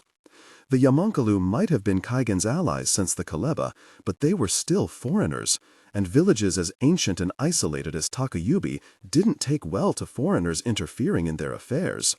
This was a village where the mere presence of Kaigenese outsiders like the Kwangs could cause a stir. "I understand you've been having your people transport bodies to this building." "Only the bodies of our own," Takaru said, "those with friends and family who need to lay them to rest. We've been waiting for Finawu to arrive from the neighboring mountain to administer the proper rites." "I understand," Colonel Song said, "but we will need all the bodies brought to the Yamonkalu at your blacksmith village, Kaigenese and Ranganese." There was a pause. "What?" Takaru said blankly. The translator, who was either extremely determined to condescend or just extremely bad at his job, piped up. "The colonel said, all the bodies, Kaigenese and Ranganese." Takaru was still staring at Song. "I don't understand." "You will direct your people to bring the bodies of every person killed during the attack to the Yamonkalu. That includes the bodies they mistakenly brought here." He jerked his head toward Mamoru's covered corpse. "In cases where only pieces of a body remain, they will need whatever can be recovered." Misaki didn't blame Takaru for standing in shock. "Have I said something confusing to you, Matsuda? You want me to take the dead from their grieving families?" Takaru's voice was as emotionless as ever, but more than that, it was empty. "This is the will of the Empire. I apologize, sir. Takaru had started to stumble over the Kaigengwa he rarely used. "I don't understand." "The colonel says, this is the will of the—" "Are you stupid?" Misaki snapped at the translator. "He clearly knows the phrase, will of the Empire. We have a TV." Getting a chance to use her fluent Kaigengwa after so many years of speaking dialect should have been a pleasant experience, but she found herself baring her teeth around the syllables. "Learn to read the situation, you moron." All three men stopped, staring at her. "Oh, Misaki, you idiot." "Ciao, you may go," Song said after a moment. As the embarrassed translator bowed and took his leave, the colonel turned to Takaru. "You said you could control this village. Would you mind controlling your wife?" "Yes, sir, I apologize," Takaru said, placing himself between Misaki and the colonel. "She is suffering from shock and a mild concussion. I'm sure all of you have suffered greatly, but take comfort knowing it is all in service of the Empire. Of course, now that we understand each other, I'll have my soldiers start collecting the bodies." Misaki felt her world splinter as the colonel turned toward Mamoru and put a hand on him. "Well, start with this one." "That's Mamoru," Takaru said, as Colonel Song motioned some of his men forward. "That's my son." There was no protest in his tone, but there was something. Misaki had to believe there was something. There was no way he could allow this. "Very good, then. We'll start with your son." "Yes, sir." Takaru bent and took the sheathed sword from beside Mamoru, just as the soldiers lifted the body. "Glory to Kaigen! Long live the Emperor!" Rage pulsed through Misaki, driving her forward. "No!" she growled through gritted teeth. "You can't!" Kazu moved shockingly fast, catching her around the waist before Takaru or the soldiers seemed to have noticed her advancing. "Nisan, don't!" he hissed, hauling her back. "Let go!" Misaki lunged to break free, but Kazu's grip held, jolting her back again. Nami, when had her little brother gotten so strong? "They can't do this! They can't!" Takaru's Jia slammed down over hers, a freezing shockwave through her blood and bone marrow. Her husband hadn't touched her, he had barely even moved, but the impact left her stunned. It was common knowledge that a strong Theonite could force his power over that of a weaker one, neutralizing it, but Misaki had never come up against Jia so devastatingly stronger than her own. "Matsuda Dano," Kazu's voice said very far away, sounding startled and a little horrified. Dimly, Misaki felt her husband's nyama, so much colder than her brother's, push in between her and Kazu, enveloping her like the waters of a frigid lake closing over her head. The sensation left her so dazed that she didn't register what was happening until Takaru's cold hands were guiding her onto her knees on singed tatami. She was inside the compound, in the room where Kotetsu Katashi was resting. the blacksmith's children and her own huddled together on the nearby futon. He can't come back, Atsushi was struggling to explain to a crying Nagasa and his own younger siblings. Why not? His little sister, Naoko, demanded. People don't come back from the Loksara. I mean, they do sometimes, but Atsushi shuddered, pulling Naoko closer. Not in a good way. They don't come back as them. There's something different, something bad. My brother is not bad, Nagasa said. No, he's not, Atsushi agreed. Or he wasn't. That's why we're not going to see him again. It's good that you were at least able to keep his sword, Matsuda Dono, Katashi was saying to Takaru. It would have been wasteful not to, Takaru said. It's an excellent weapon. It is a hero's weapon, Matsuda Dono, the swordsmith said.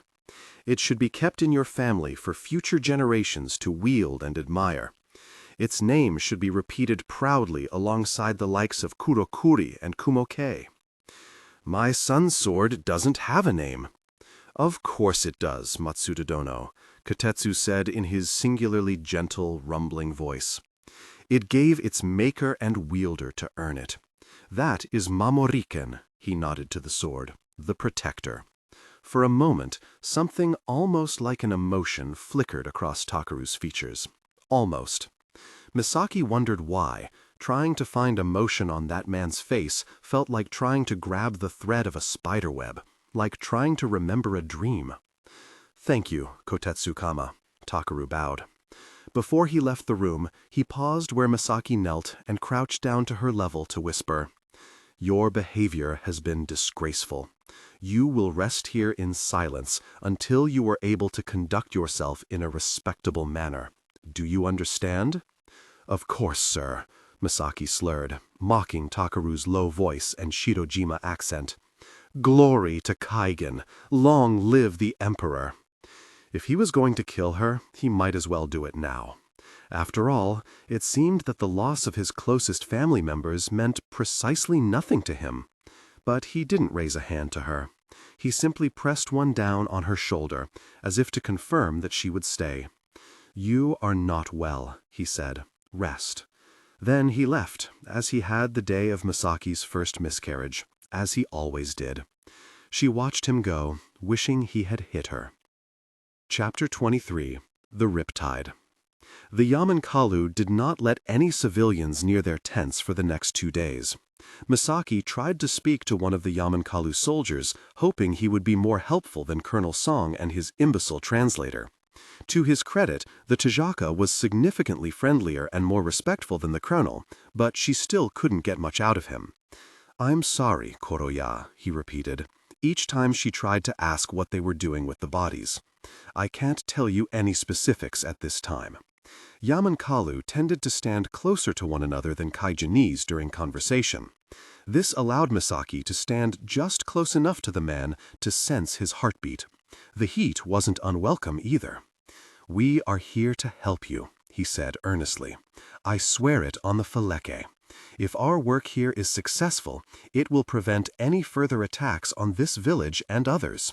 His pulse remained steady, meaning he was either honest or a very good liar. The impulsive spy in her considered sneaking into the encampment. Tajakalu were irritatingly difficult to sneak past in the night, due to the fact that their first response to any strange sound was to flame up and illuminate the space. Misaki was very good at moving quietly, of course, and she could easily bring her body to the same temperature as the snow, erasing any heat signature a Tajaka might detect. But there were almost certainly Imperial Jijakalu in the camp as well, who might sense her Jia. After running through several scenarios in her head, Misaki looked down at Izumo sleeping in her arms and wondered what in the realms she had been thinking. It was the selfish, thrill-seeking girl, Sirawa, who risked lives to sate her curiosity. Hadn't she explained to Mamoru how despicable and naive that girl had been? Hadn't she learned better? This wasn't the Livingston adventure story where her actions had no consequences. Here, her children could die. I'm sorry, she murmured toward the encampment, and bundled little Izumo closer to rest her cheek on his soft head. Kachan wouldn't do that to you. Not again. She retreated back up the mountain without another look back at the Yamankalu tents, but her curiosity didn't abate. That night, she saw Mamoru's body when she closed her eyes and sleep wouldn't come. Dawn found her on a ridge overlooking the remains of the blacksmith village. The mist obscured nearly all of the encampment far below, but the wavering light of flames in the quiet blue of the mountainside suggested that the Tajaka had been at work through the night.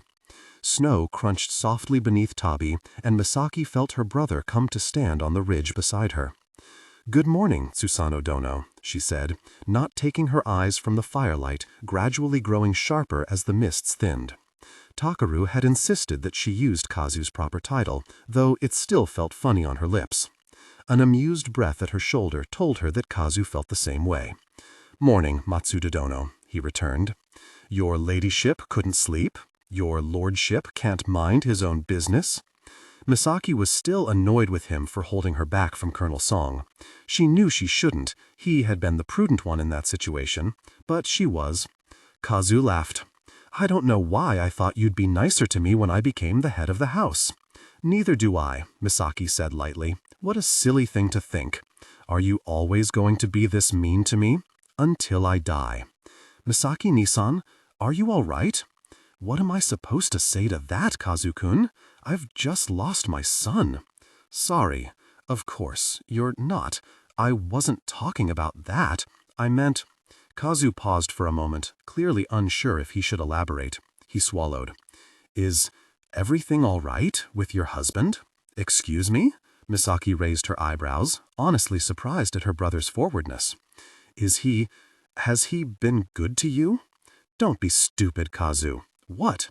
"A smart Koro needs to consider his position before he goes and asks a question like that." Kazu stared at her, uncomprehending. "My position? Say I did complain about my husband. Say I told you he was evil incarnate, possessed by a demon, and you were compelled to defend me in combat.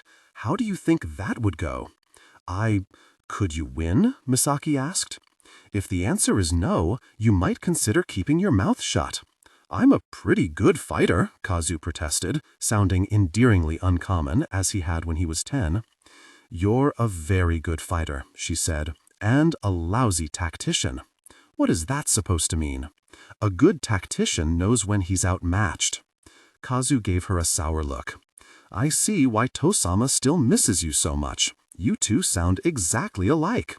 Could it hurt to have a little confidence in me?" "All right." Misaki folded her arms, willing to bite if it meant a chance at shifting the topic of conversation. "Inspire me, Susano Dono. What's your master tactical plan? Hypothetically, if you had to face a whispering blade, what would you do? You haven't even brought a proper sword of your own." It hadn't escaped her notice that Kazu carried only the giant Onryu, foregoing the regular-sized backup katana a Susanoo leader usually carried. "I have my riptide," Kazu said defensively, reaching back to pat the forearm-length handle of Onryu.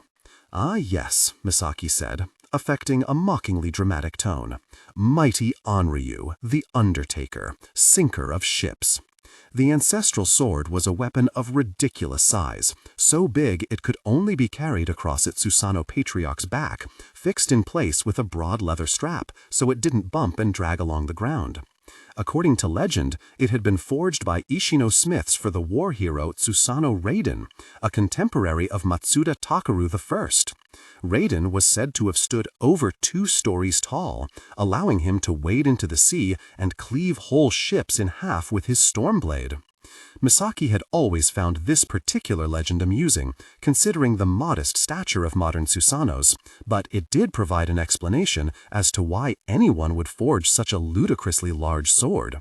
Misaki envied her younger brother for many things, but learning to wield the riptide had never been one of them.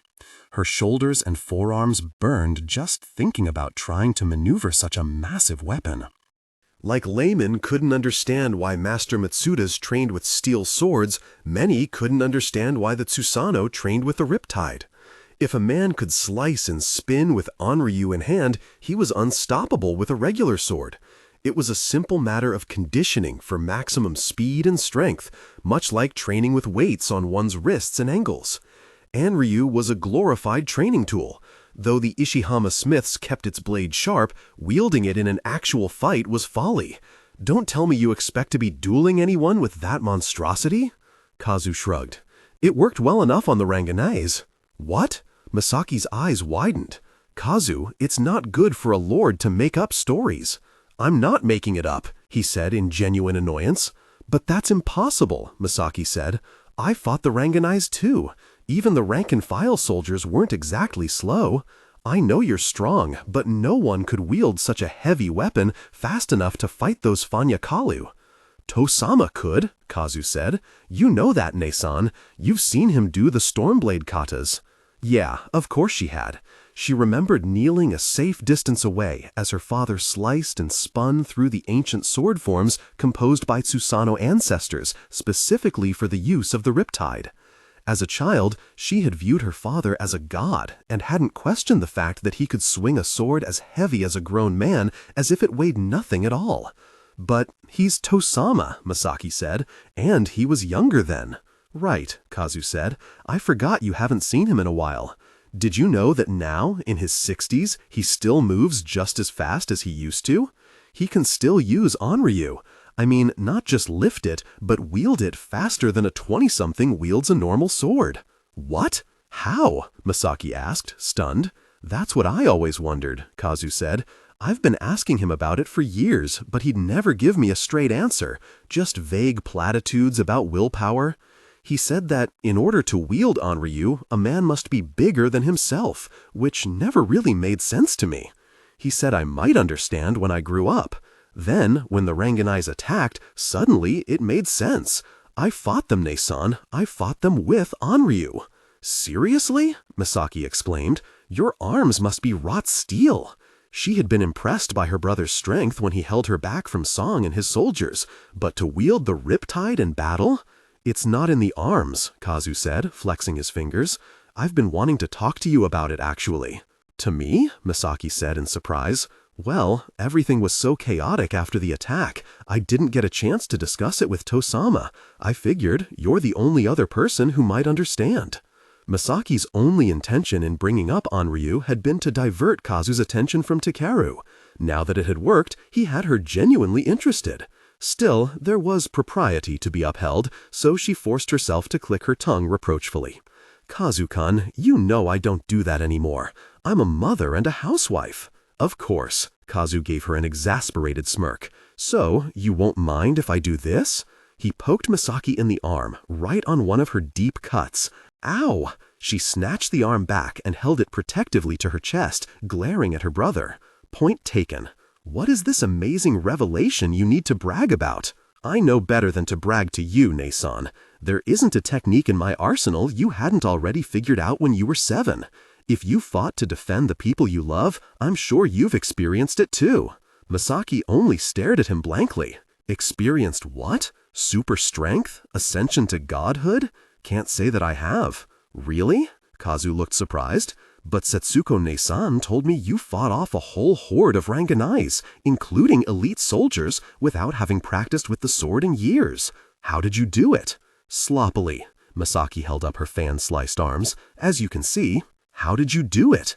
It started with a mistake, Kazu said, just me being too impulsive, like always. When the first Ranganais came up over the cliff, I let my adrenaline run away with me and went ahead of the rest of the men. I didn't realize there would be so many, and I got myself surrounded. Right away, a Fanyakalu, one of those monsters in black, hit my sword arm, sending my normal-sized katana flying and breaking my wrist. It should have been over then. I should have died. But, Misaki prompted, but my family, wife and children hadn't gotten to safety yet. The men were still scattered, disorganized. I realized that if I let myself fall there, that Ishihama would fall with me. I felt my Gyo rise like it never had before. Not broader, but deeper, stronger inside me. I unsheathed Onryu, and suddenly I just wasn't hurt anymore. The sword's weight didn't matter anymore. I was faster than I ever had been, faster than any of the Ranganais. I did things that a man just can't do. Cut through 5 Fanyakalu in one stroke, punched one so hard my fist came out of his back. One of my men got his leg pinned under a boulder the size of a small house, and I lifted it off him like it weighed nothing at all. It was like the kind of thing that happens in legends. Misaki would have accused him of telling tall tales, but Kazu was a terrible liar, and he didn't speak like he was bragging. Instead, he sounded odd, as if he himself could still barely believe the things he was recounting.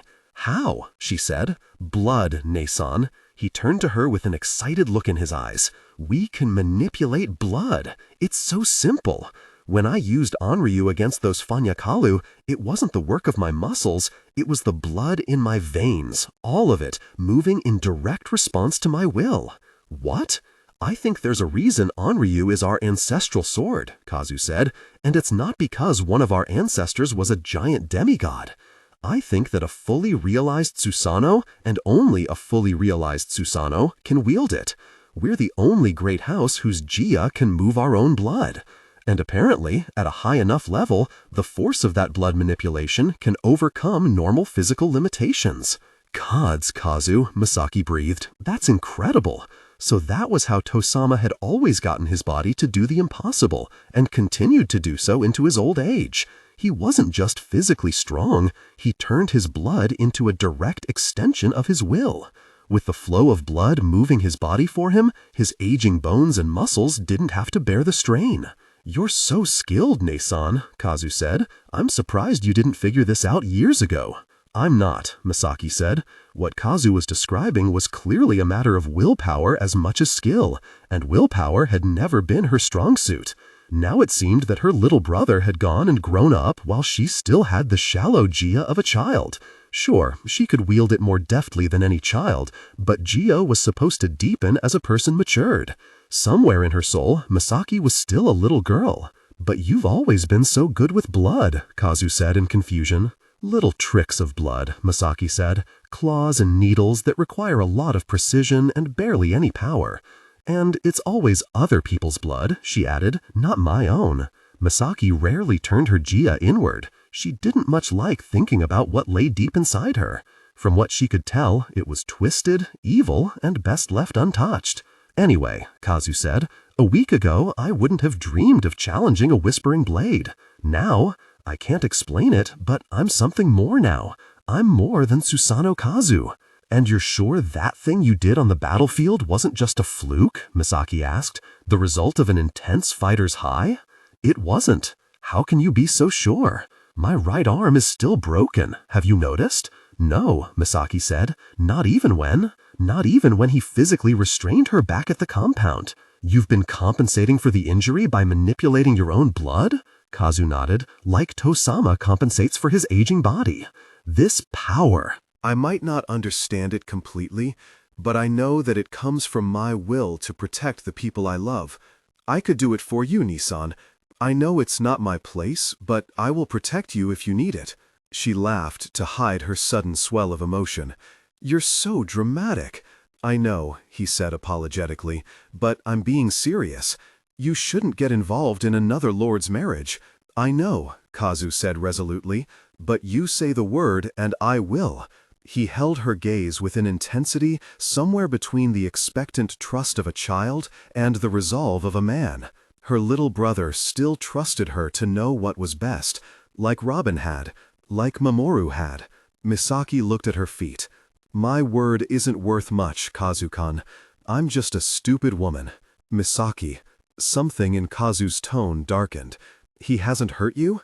"No, not physically." Physical violence was something Misaki could cope with. It was something she understood. She should have scolded her brother again, told him that what a lord did with his woman was his own business. But motherhood must have made her soft. She couldn't find it in her to be short with Kazu when he looked at her with such open concern. "You've grown up into a good man, Kazu-kan," she said, "but part of being a great leader is understanding where your real responsibilities lie. Your concern is touching, but you have your own family and your own village to take care of now. Let your big sister take care of herself, nah?" Kazu looked like he wanted to say more, but closed his mouth with a stiff nod. He really had grown up. "And what about you?" Misaki asked. "I haven't gotten a chance to ask after your wife and children. How are they?" She watched with warmth and a bit of envy as her brother's face lit up. The question set him babbling happily about his daughter's high grades in school, his toddler's first words, and the new baby that had arrived back in the summer. Kaida is so headstrong now that she's getting older. Thank the gods for Aisha and her infinite patience. I don't know how I would ever wrangle all three of the little ones like she does. That woman is a saint. Do you love her? The question dropped from Misaki after building behind her lips for several dinmanu. Maybe it was an odd thing to ask, but she needed to know. Kazu paused, nonplussed. What? Your wife, Aisha. Do you love her? Kazu blinked.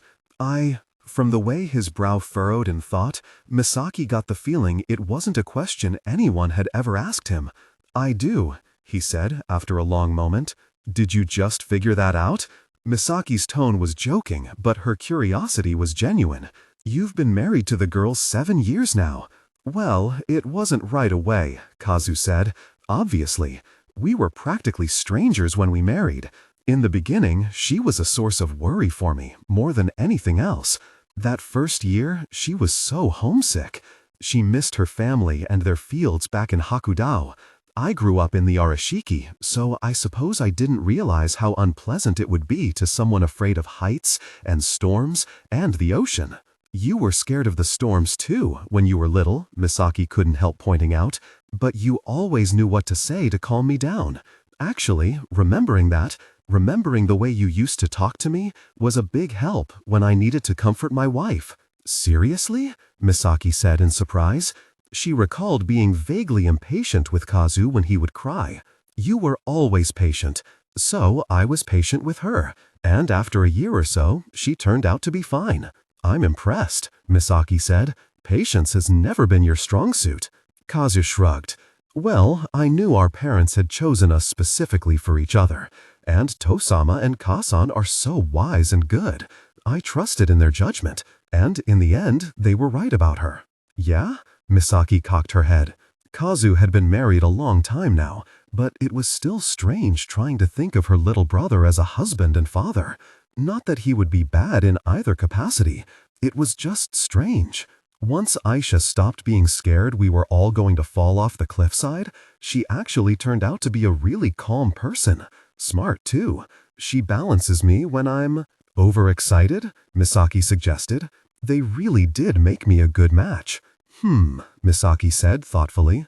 They thought they had made you a good match too, Kazu said after a moment. Is that what they thought? Misaki knew the bitterness had leached into her voice. She didn't care.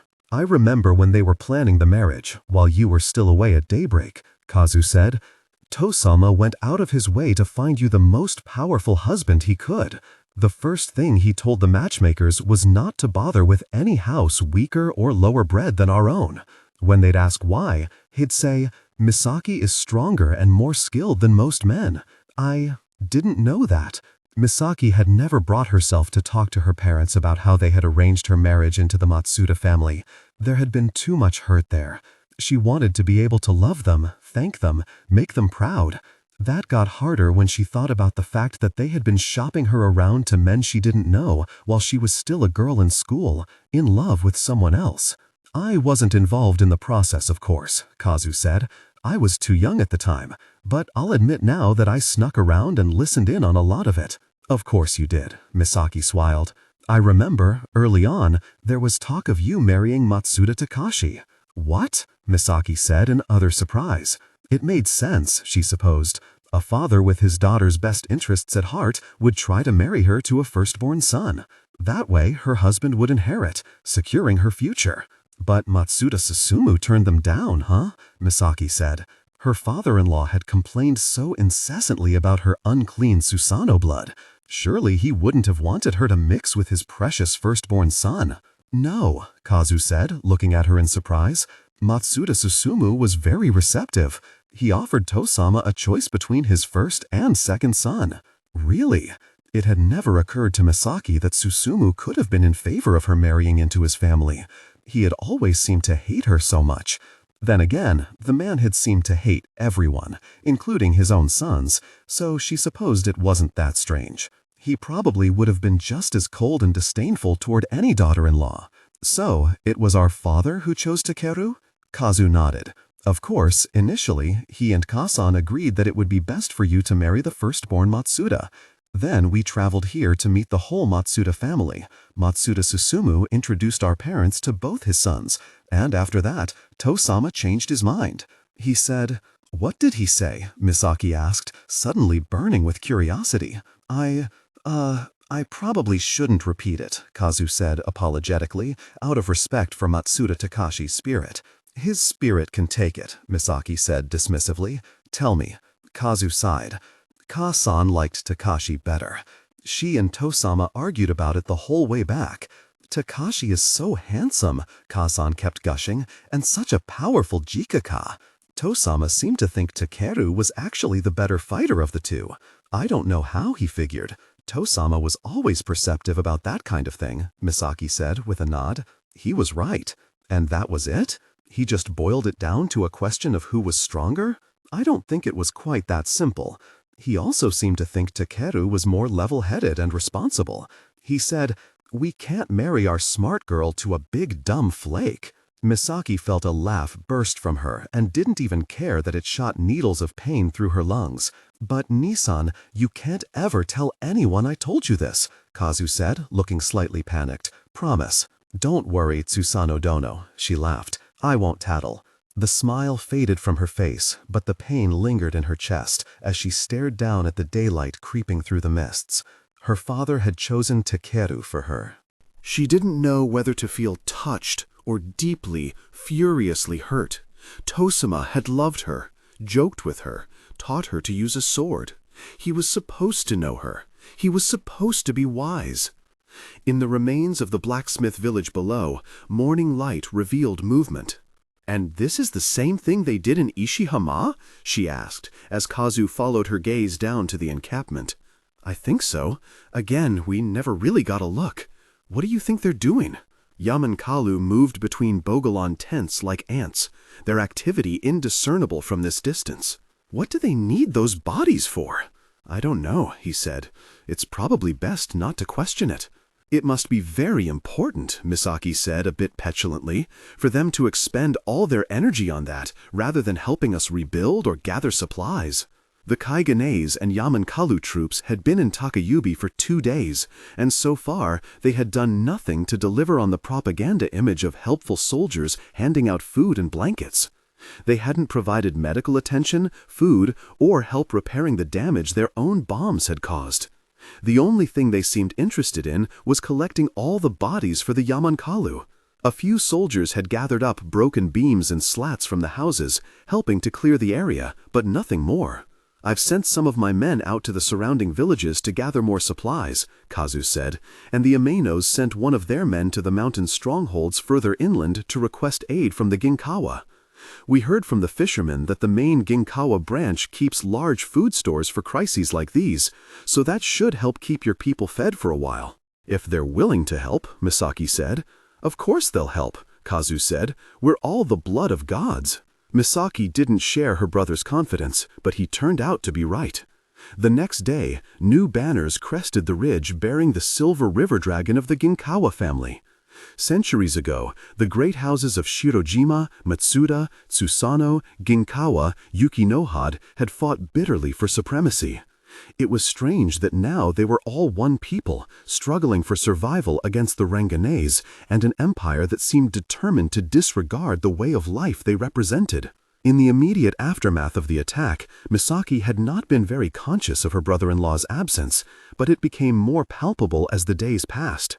Takashi may not have been perfectly equipped to manage the village in the aftermath of disaster, but he at least would have taken command of the situation. All Takuru ever offered the arriving volunteers was a coldly formal greeting and minimal instructions. Takuru was in the middle of greeting a new group of volunteers when Mizumaki Fuyuko came running into their circle. "Mizumaki-san," Takuru said in surprise as the young woman fell to her knees in the snow before him. "What are you doing?" "We are in the middle of Matsuda-dono," she gasped shrilly, so out of breath that for a moment she could barely speak. "I'm sorry to interrupt. You need to come right away." "Come where?" "The blacksmith village," Fuyuko gasped. "The soldiers, you have to see what they're doing." Takuru and the other men followed Fuyuko. Hastily tying Izumo to her back, Misaki followed as well. They came to the blacksmith village to find that the Yamankalu had cleared away their tents and dug a massive pit. The hole, while barely a bound deep, spanned the entirety of what had once been the blacksmith village. Into it, the soldiers had thrown the hundreds of bodies they had collected over the past few days. Ranganese and Kaigenese, warriors and civilians, all piled together. Among the yellows and blacks, Matsuda Blue was easy to pick out. Mamoru lay among a tangle of Fonyaka corpses, his head resting against the shoulder of one of the butchered Numuu. A small child's body lay across him, so badly burned that it was not identifiable as belonging to any Kapo or family. If the sight had not choked her with horror, Misaki would have had to admire the efficiency. Only the Yamankan military could move so much earth and so many human bodies in a few watinu, and it was clearly something they had wanted to get finished as quickly as possible. The wave of villagers Mizumaki Fuyuko had brought down the mountain immediately began shouting in horror, demanding to know what the soldiers were doing. The few remaining Yamankalu hurriedly packed up their equipment and left as the villagers descended. Evidently, they were finished in Takayubi now that their secret investigation had concluded, and they had done the heavy lifting that Colonel Song's imperial troops were too weak and disorganized to do themselves. "Colonel Song," Takuru said, striding up to the smug man where he stood above the dirt in his pristine hanbok. "What is happening here?" "If you would step back, Matsuda," the colonel said, not seeming particularly interested in Takuru's presence, "and tell your fellow villagers to return to their work.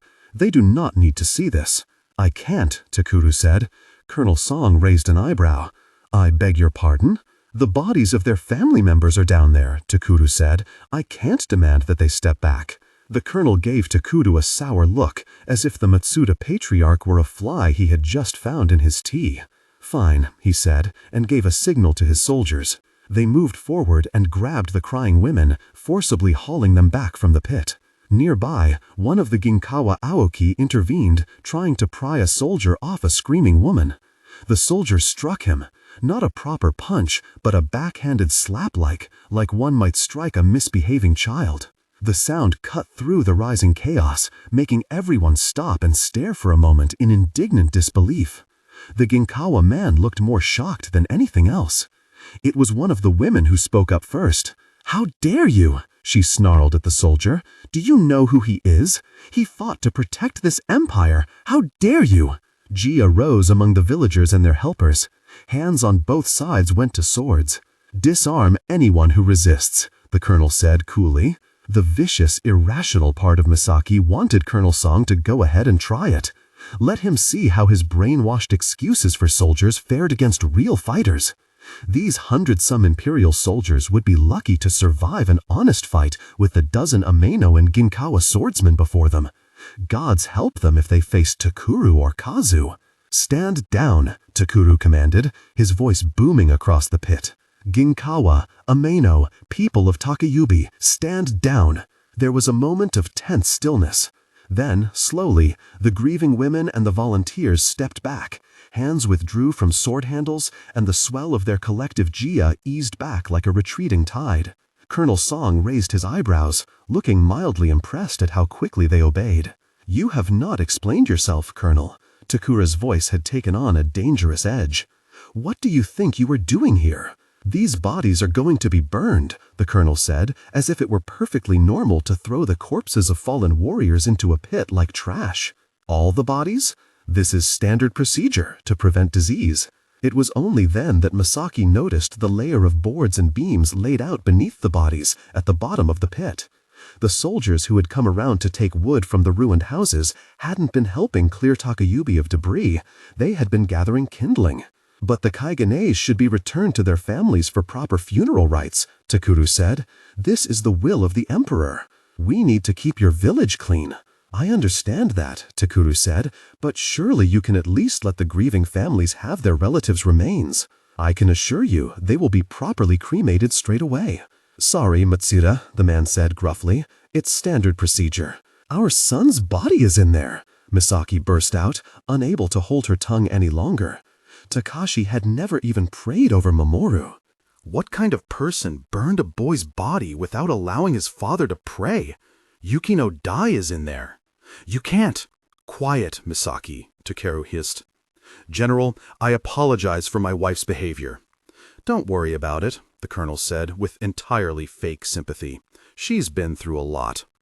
But if these bodies are all going to be burned here, how are my people supposed to lay their dead to rest properly? Takeru voiced the question screaming through Misaki's mind. We need to give them graves. There aren't going to be marked graves, Colonel Song said, and these are not your people, Matsuda. You and all these villagers belong to the Emperor. Misaki looked toward her husband, watched his hand clench. She didn't know why she expected him to speak up against this insufferable man. He had taken worse from his father and brother without protest. He had taken the order to leave his son to die without protest. I meant no disrespect, General. Takeru bowed his head. I'm sure the Emperor has his reasons. The man's mouth twisted in a condescending smile. You're a smart man, Matsuda. I think we're going to work well together. Takeru nodded. Across the pit, the few remaining Tajikalu were lighting torches for the Kaigenese soldiers. In the absence of the government-approved mayor, you agree to take responsibility for this village in the coming months? Of course, sir. Then you will see to it that these people understand one thing. No one is to speak of the Ranganese attack. If any outsider asks, the dead here were victims of another coastal storm. They died in battle, Takeru said. No. Song nodded to his men, and they threw their torches in, setting the pyre ablaze. They died in a storm. Flames crept onto yellow fabric. As the crack and peal of burning flesh started to rise from the pile, Misaki finally understood. The bodies weren't being destroyed to prevent disease. The Empire was burning all evidence of the attack. The Emperor knows of your sacrifice here, and he is thankful for your service. Surely, for such loyal subjects, that is enough. Of course, Takeru said, emotionless, it is enough. The Yamankalu leave this evening, and I move my men out tomorrow. Tomorrow? Takeru looked at Song in surprise. Are none of your troops staying to help us rebuild? Sadly, the Emperor's forces have a great deal to take care of at the moment. My superiors from the capital will be back in 2 months to see that everything is proceeding according to the Emperor's will. Can we expect aid then? Takeru asked. His voice, of course, didn't register any desperation, but their situation was truly desperate. It was the middle of winter, and most of their people had no houses to stay in. Volunteers from the neighboring areas might be happy to help them for now, but Takayubi couldn't rely on their generosity for the rest of the winter. Aid may be a possibility then. Colonel Song crossed his arms. We will see if everything is proceeding according to the Emperor's will. His meaning was clear. Keep quiet, and you may get the aid you need to survive. Be a good dog, and you may live. Takeru was still for a moment, staring down at the flames as they climbed the pile of corpses toward Mamoru's body. Excuse me, he said after a moment. I have some things I need to take care of. Turning on his heel, he swept away, leaving Misaki at the edge of the pit with Colonel Song, surrounded by the wailing sobs of Takayubi's women. It really is a shame about your son, the colonel said, but I'm sure a good Kaigenese boy like him was more than happy to die for his emperor. Surely you're proud that your family was able to serve the Empire. Misaki took a breath, ready to tell the colonel exactly what she thought of the Empire. But at that moment, Izumo shifted softly against her back, and she realized that she couldn't. This man represented the Empire itself. If she insulted him, if he deemed her a traitor, he would be justified in putting her entire family to death. She would be single-handedly responsible for the end of the Matsuda and Susanoo lines, and all this suffering would have been for nothing. Colonel Song turned a placidly expectant expression toward her, as if daring her to say what was on her tongue. She clenched her teeth on the words. Pain flared in her chest from when the fan wielder had tried to pull her soul from her body. This is where Ranga started, she realized. With a breath held too long, with a people who couldn't bear to answer to men like this any longer. But Ranga had been bought with hundreds of thousands of lives, and Misaki couldn't sacrifice any more. She closed her mouth and lowered her gaze to the rising fire. "You've had a difficult few days, Matsuda," the colonel said. "Maybe you shouldn't watch this." Misaki said without taking her eyes off the pyre. "Maybe I shouldn't." She kept her eyes open and watched Mamoru burn. It was the only defiance she could afford. Chapter 24. The Empire. More committed attempts than Takeru's were made to talk the colonel out of the mass burning. Kwang Taimin and Kazu and the high-ranking Ameno representatives all begged him to stop as soon as they realized what was happening. But by that time, the flames had already turned most of the bodies to blackened husks. In a few Watinu, they would be nothing but ash. Takeru was conspicuously missing when the colonel called the villagers and volunteers together and gave them the emperor's orders. There were protests. Even the most loyal and brainwashed Kaigenese citizens weren't willing to sacrifice the dignity of their fallen loved ones without argument. But all Colonel Song had to do was repeat, "This is the will of the emperor. Surely you don't want to displease the emperor," until the protests dissolved into quiet tears. With Takeru still gone, Kazu and the high-ranking volunteers from the Ameno and Ginkawa houses did their best to calm people and keep order. In Takeru's absence, people even started turning to the women of his house for guidance.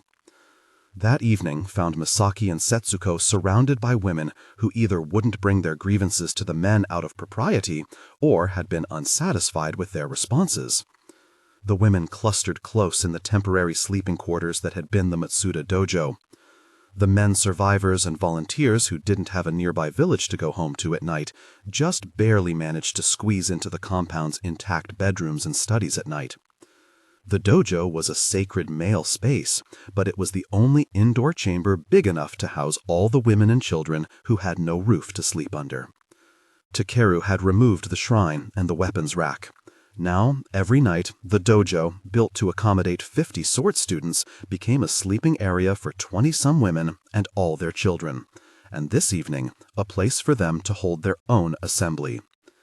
"How could they do this?" Mizumaki Fuyuko asked for what felt like the 10th time. "They burned our dead, and now they won't even let us remember them." "We can still remember them, Mizumaki-san," Misaki tried for a comforting tone, but it was difficult to maintain a reassuring air when her words were so obviously empty. "We'll always remember. We're just not supposed to talk about the way they died." "That's not remembering them," Fuyuko's mother, Fuyuhi, said angrily.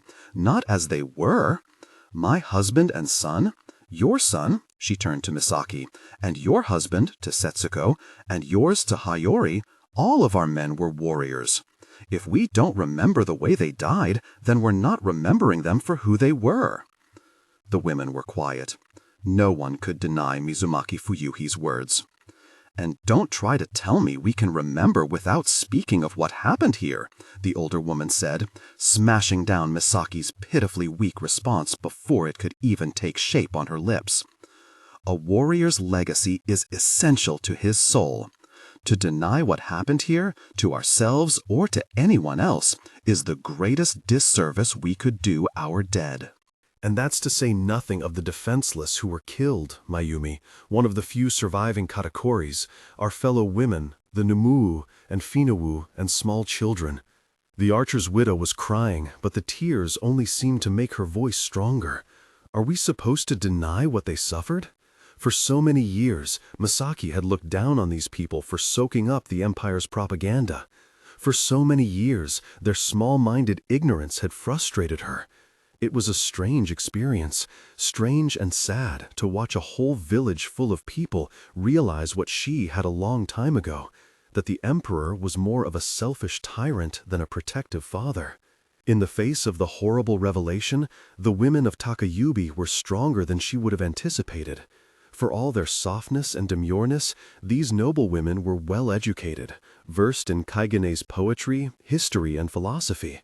They may have grown up in a culture of denial, but when the bloody truth stared them full in the face, they were more than capable of comprehending it.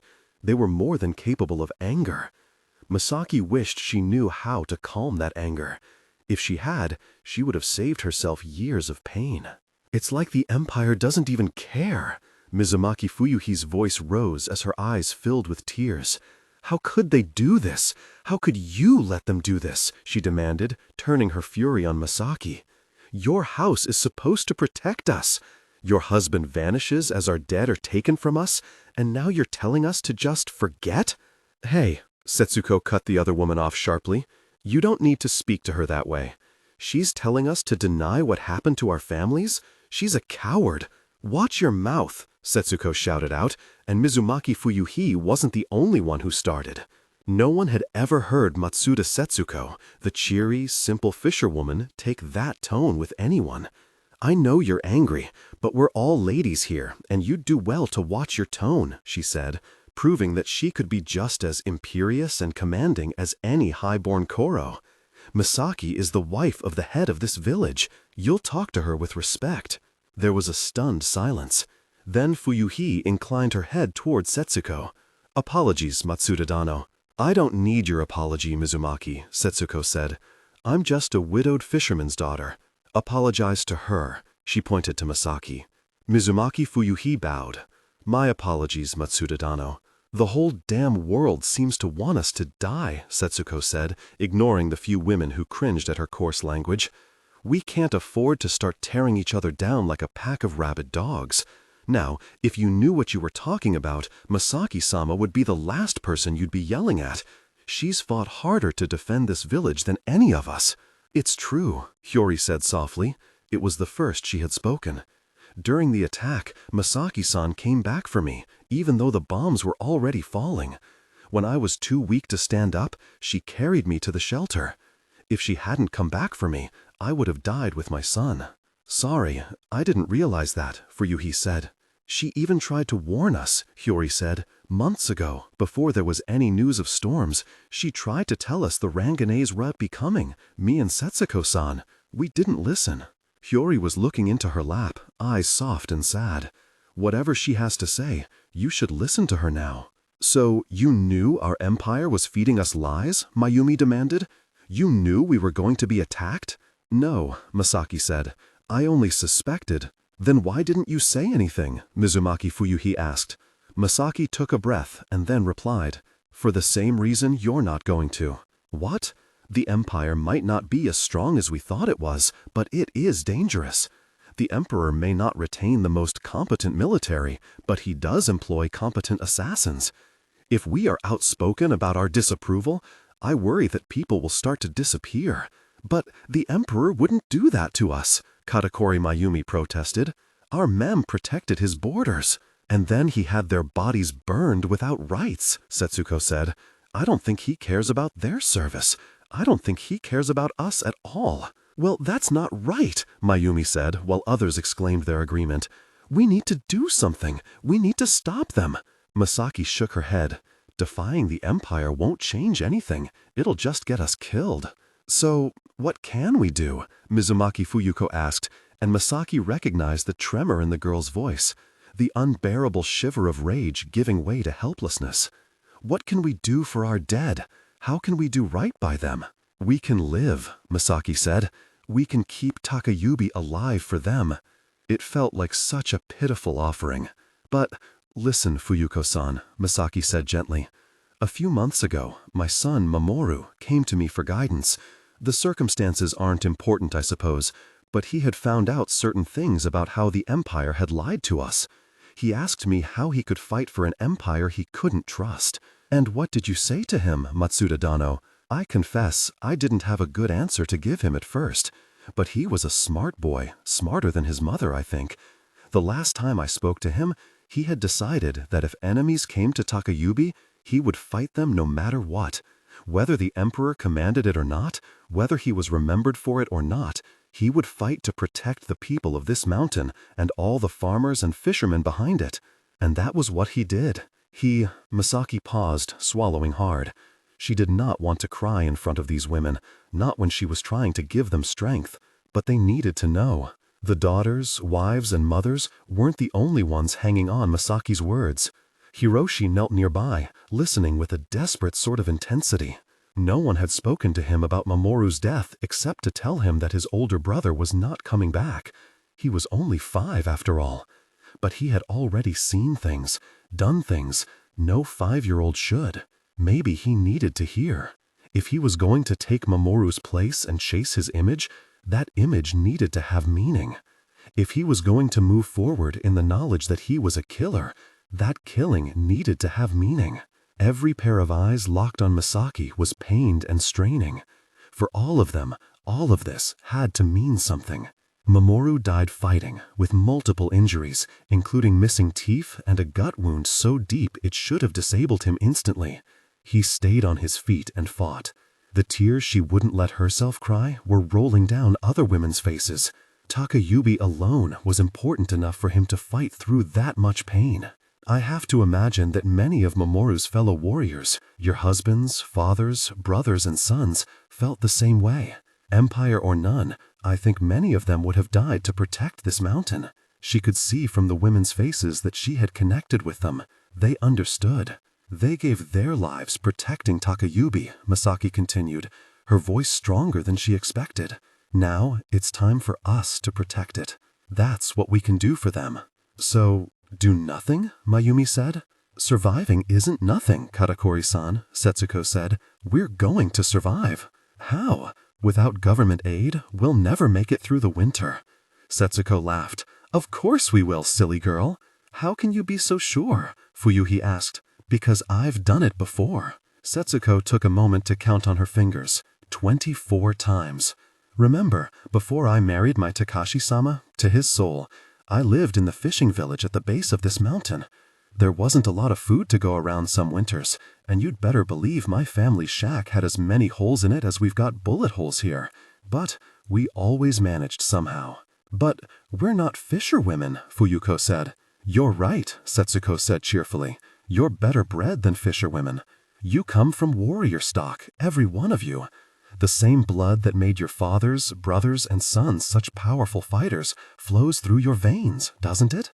Yes. The women nodded hesitantly. Right, Setsuko beamed. So, if a bunch of low-bred fishermen can live through a Takayubi winter, it should be no problem for you ladies. I know you nobles aren't used to lean times and getting stepped on and sleeping 12 to a room, but you're a tough bunch. You'll all be fine. As Misaki watched Hope slowly return to the room, she thought again that it was a bit of a shame that Takashi hadn't traded places with Takaru. Setsuko was making a wonderful head woman of the village. There weren't many fisherwomen who could stand before a room full of noblewomen and command their loyalty. Thank the gods for Setsuko. Misaki sighed as she sat on the front deck with her brother that night. She was putting off going to bed, and, conveniently, Kazu also seemed too restless to sleep, giving her someone to talk to. It wasn't just Setsuko-san, Kazu said. I also heard a lot of people talking about how you inspired them and put them at ease. Me? Misaki said in surprise. You're good with people, Nisan. I'm? Misaki laughed. You're good at talking to people, lifting them up, breaking them down. You've always been good at that. Now that she thought about it, she realized that Kazu was right. Back in Ishihama and all through Daybreak, she had approached interactions with others confident that she would find the right words to say.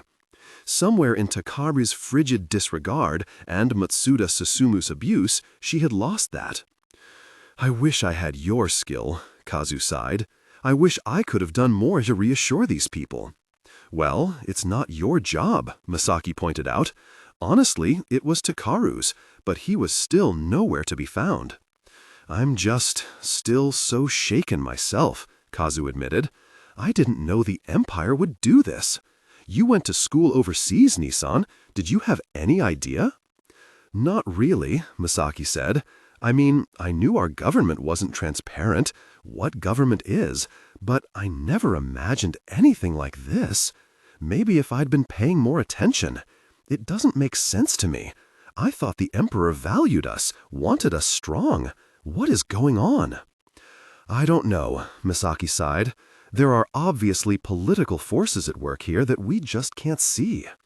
Sure, but is there any political agenda that would justify this? Kazu asked. Misaki just shook her head.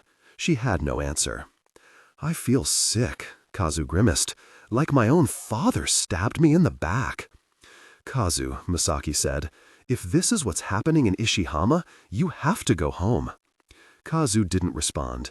He stared ahead, his jaw set, and Misaki could tell from the look on his face that he had been thinking the same thing all day, but just hadn't wanted to say it. You said your wife is afraid of storms, Misaki said. I'm sure she wishes you were with her. But things are so much worse here, Nisan, Kazu contested. Your people need help. I know. I'm not going to argue that, she said, but this isn't your responsibility. And if this is what's happening in Ishihama, what can I do? Kazu clasped his hands in front of him and twisted them together, knuckles white. I mean, it's the Imperial Army, Nisan. What can I do? You can be there for your people, Misaki said. You can lead. The families of Ishihama won't blame you for what the Empire does. They'll be thankful that you're there, doing whatever you can. Kazu pressed his lips together, frowning. You're right, Nisan, he sighed finally. You always are. If only you'd been my big brother. You don't give yourself enough credit, Misaki cut him off, and neither does Tosama, if he's still on about that. The work you've done here, the leadership you've shown, has been admirable. Don't tease, Nisan. I was trying to pay you a compliment. I was being serious, Misaki said. I wouldn't want anyone else at the head of my old house. Kazu shook his head, eyeing his sister as though sure this was some kind of trap. What?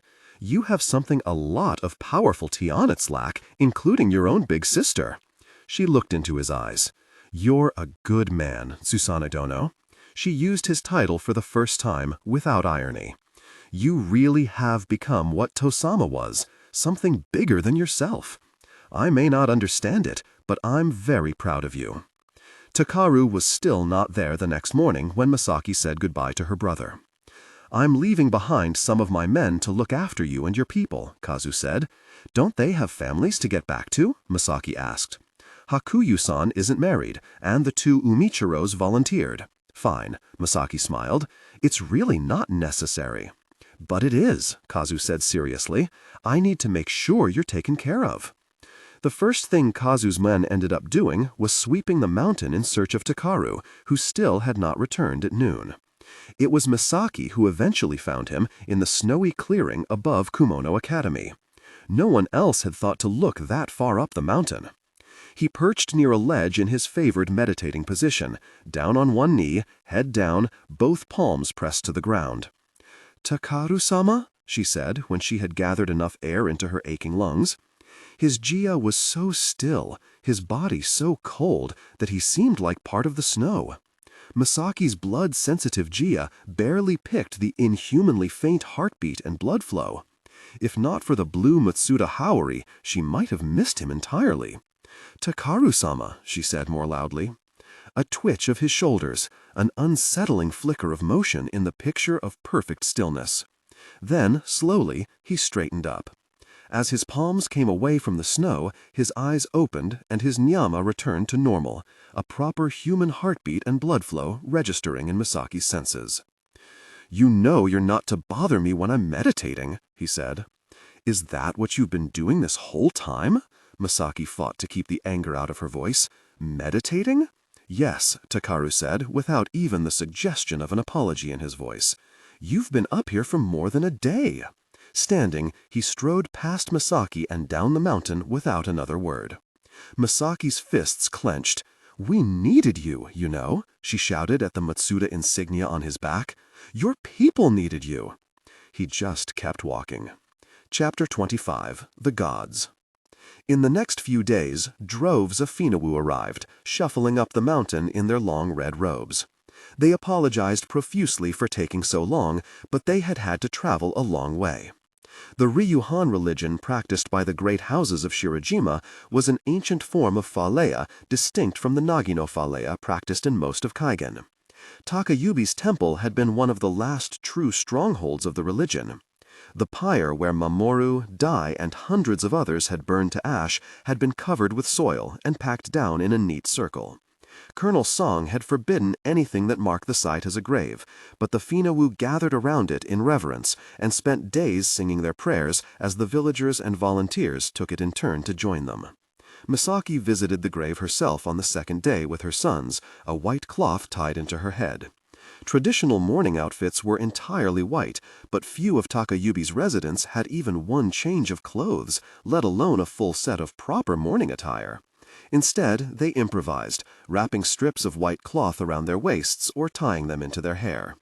Ironically, their visit fell on the New Year, usually a time for bright decorations, colorful sweets, and hopes for the future.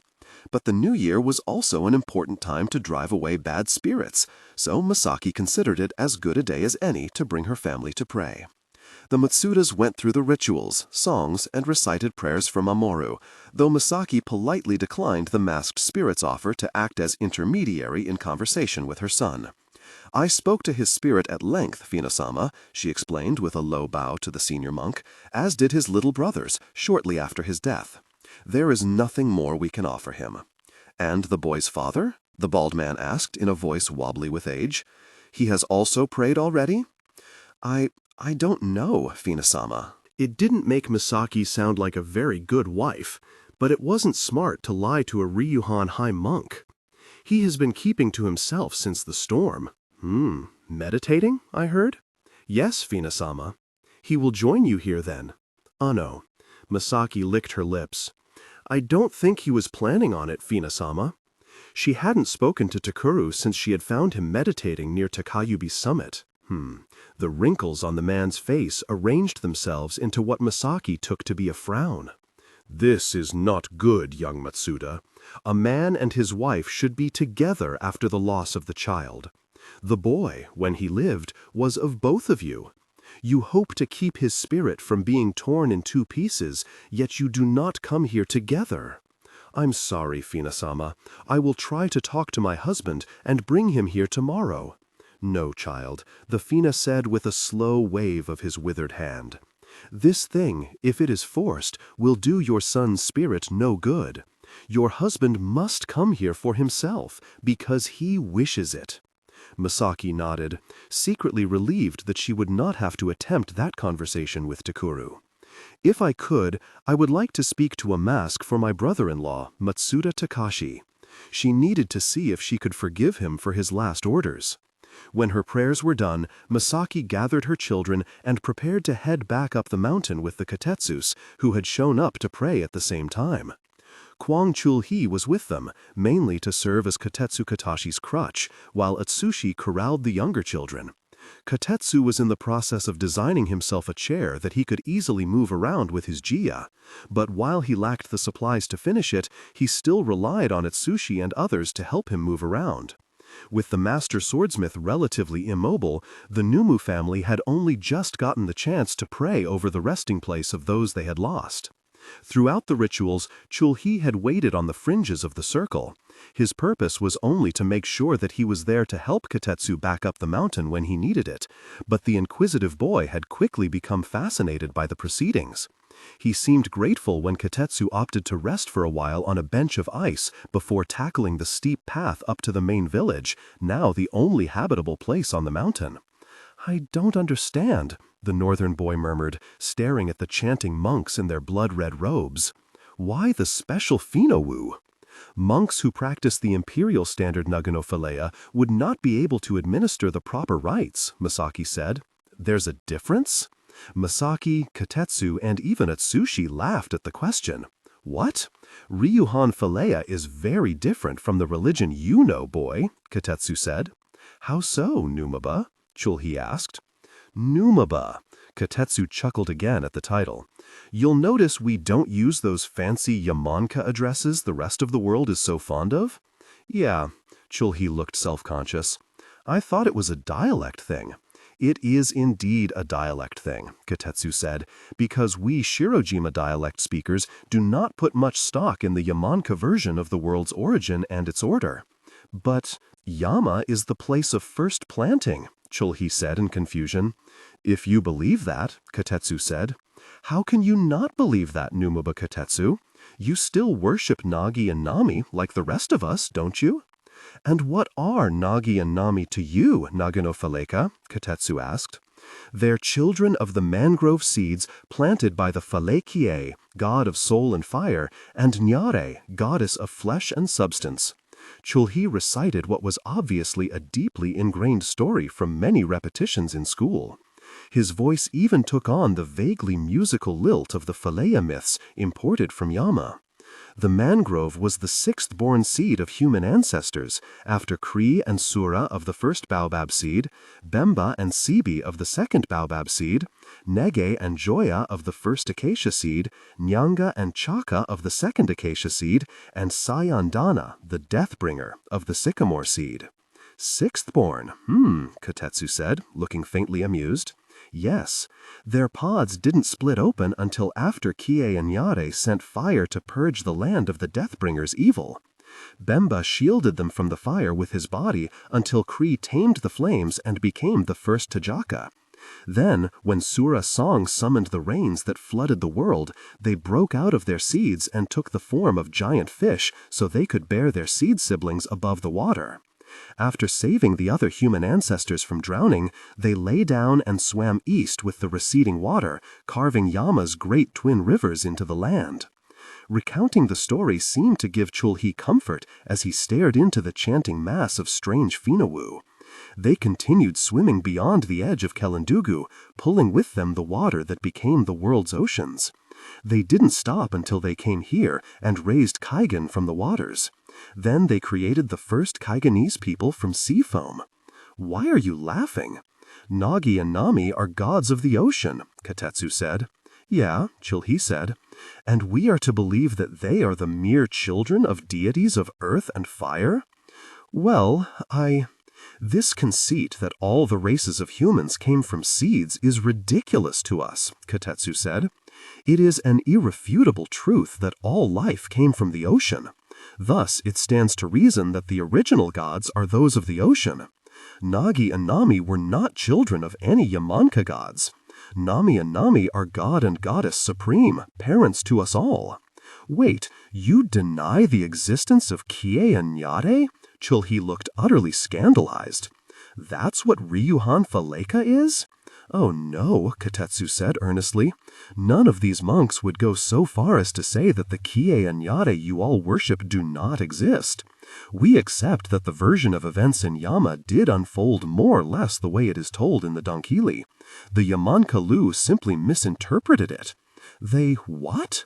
Nagi and Nami weren't children of Kie and Nyare. They were the originators themselves, just reborn in a different form. So, it's basically, you think the mother and father of everything were the gods of the ocean, not gods of earth and fire? Chulhi said slowly. I guess that's not the craziest thing I've ever heard. Singing sky heralds, tamers of wild brushfire. These things all sound nice in songs, and perhaps they did exist at some point, but these were not the first beings on planet Duna. Before anything else, plants, humans, and other creatures, there was the endless water. The ocean is the ultimate source of power and life. It has been obvious to us here in Shirojima since long before the fossil record started to prove us right. The appeal to scientific evidence seemed to give Chulhi pause. But the fossil record also suggests that modern humans originated in Yama and then migrated across the rest of the world like the songs say. I suppose that would be relevant, Kotetsu shrugged, if our power had its origins in human life. What? Another essential part of Ryuhan Falea is the knowledge that we are the blood of gods. Nagi and Nami didn't just whip humans up out of sea foam. They made life from water long before that, beginning with the simple, wriggling creatures of prehistory. Some of these early creatures were made of pieces of the originators themselves, children of gods, who then went on to have innumerable generations of their own children who all bore some sliver of the originator's power. That god's blood still flows through the greatest of the ocean creatures, the giant sharks, squid, and long-forgotten monsters who live in the deep. Perhaps the descendants of Nagi and Nami first took human form in Yama, among other lesser humans. It is not important. Many humans may have different kinds of power now, but it is only the direct descendants of Nagi and Nami who wield the truest power of the ocean. This is why we in Shirojima are such devoted practitioners of Ryuhan Philea, and why we guard our bloodlines so carefully. We guard the blood of gods. Chulhi looked skeptical but faintly awed. If nothing else, the sheer audacity of the swordsmith's words had him impressed. So Ryuhan Philea really believed that the Matsudas and these other Jijika families are directly descended from the gods of the ocean? He looked from Kotetsu to Misaki. More or less, Misaki said with a smile. Some bloodlines are purer than others. The Matsuda bloodline is famously the purest throughout history, followed closely by the Yukino and Ginkawa lines. Then there are the families regarded as having a lesser but significant amount of god's blood, including Kotetsu, Ishino, Ameno, Katakuri, and Susano. She lay a hand on her own chest.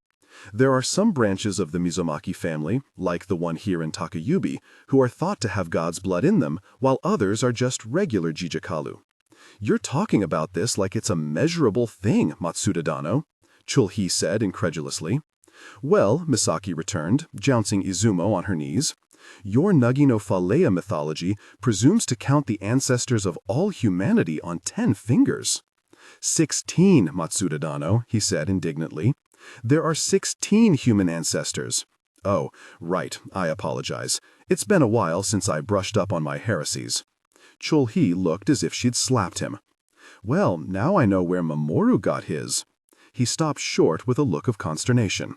Sorry. Oh no, go on. Misaki smirked, feeling strangely delighted by this small diversion Chulhi was providing. Where Mamoru got his what? With respect for his spirit, Matsuda Dano. His attitude, Chulhi said. Anyway, the 16 ancestors are a metaphor. Everyone knows there probably weren't just 8 married pairs of people all at the same time. The myth just explains the origins of the different types of theonite. I, Untagaka Kalu, don't go around claiming to be more descended or less descended from Bemba and Cree. No, Misaki said, just their millennia-long parade of queens, kings, and generals. Yes, but that makes sense, Chulhi protested. That's well-kept orature that only goes back a few thousand years. They don't think they're the descendants of prehistoric godfish. It's not something one thinks so much as something one knows, Kotetsu said calmly, as surely as the return of the snow and the tides. It is a feeling. Convenient, Chulhi smiled, comfortable enough with Kotetsu by now to know that the swordsmith wouldn't mind his irreverent quips. It's something you know because you feel it. It can't be proved. If you doubt, you must never have witnessed a Matsuda draw on the powers of the deep. Chulhi was quiet for a moment. His eyes flicked upward, toward Kumono Lake and the now deserted school above. I think I have. Oh? I watched Mamoru meditate once. And? He seemed to see things he couldn't possibly know.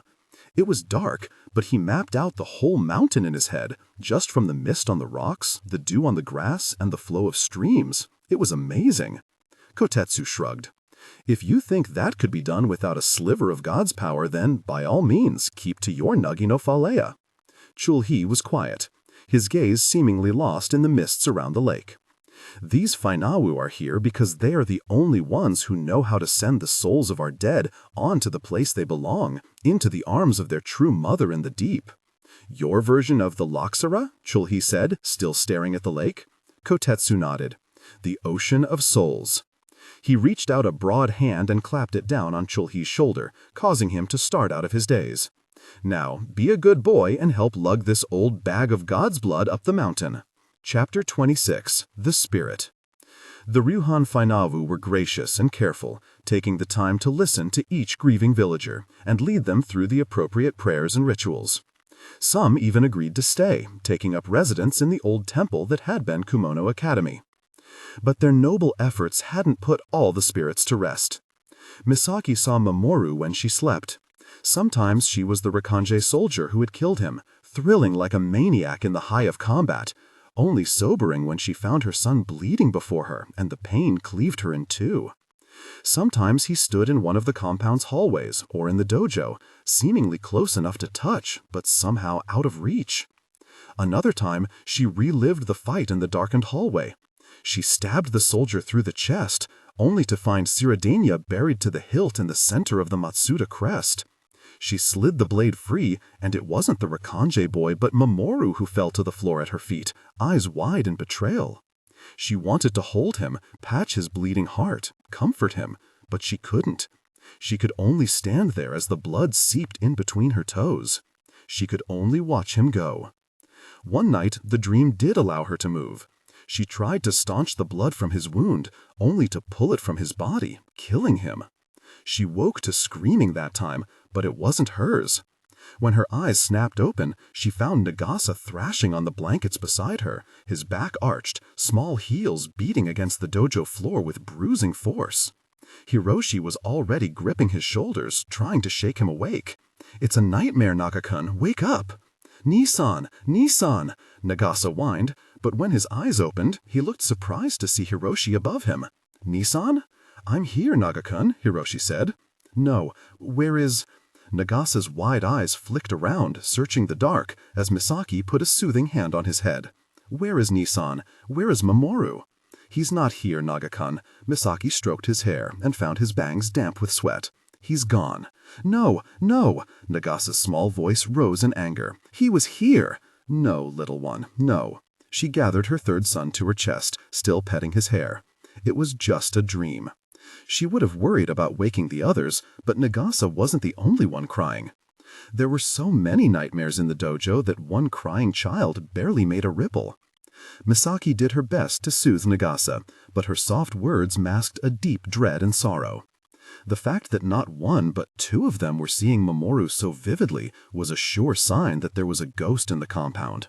Some part of Mamoru was still here, bound to the Dusana, suffering and dangerous.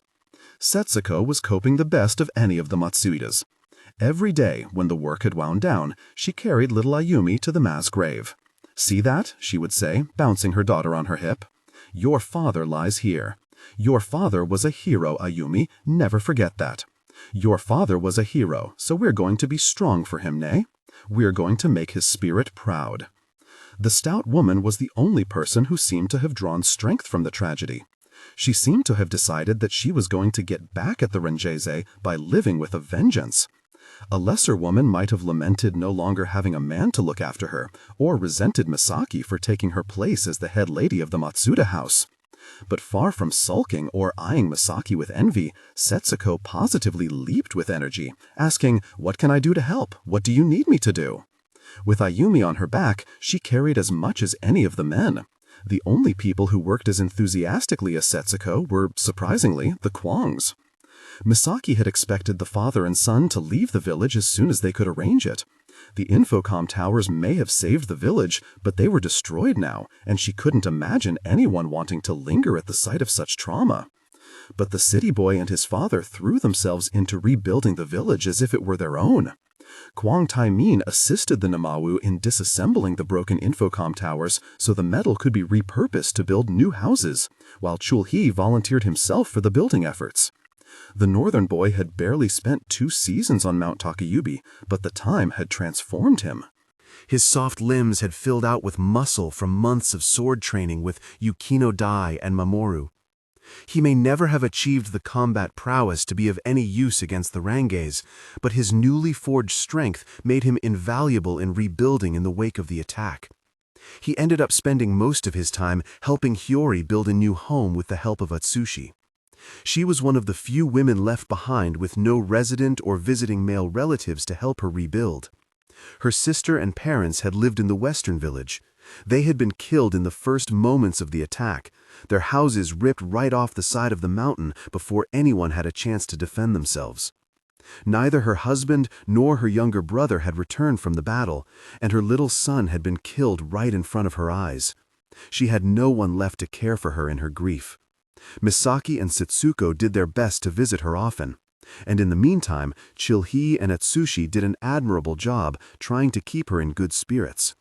The boys pointed out to her that the foundations of the Yukino compound were still usable, but they respected her wishes not to live in the place where her son had died and started erecting a shack for her near the Matsuda compound where Misaki and Setsuko could more easily look after her. One day, she appeared while Setsuko and Misaki were picking through the ruined part of the Matsuda compound with splinter-pricked fingers, trying to determine which pieces of wood could be repurposed and which were beyond use. "Hiyori," Misaki said in surprise. "Is something wrong?" Misaki. Hiyori's hand was over her stomach. Sensing that Hiyori wanted her closer, Misaki clambered down from the wreckage and went to her. "What is it?" Hiyori's hand crunched in the front of her kimono, shaking. "Misaki, I'm pregnant." "What?" "I didn't know who to tell." Are you sure?" Misaki asked. It had only been 4 weeks, but Jajaka women could almost always tell. "Wait, you're pregnant?" Setsuko exclaimed, bustling over to them. "Yes," Hiyori murmured, shrinking in on herself. "That's wonderful news," Setsuko beamed. "It means Dai still has a child. You'll still have part of him. What a happy day!" But there was no happiness on Hiyori's face when her eyes met Misaki's, only horror.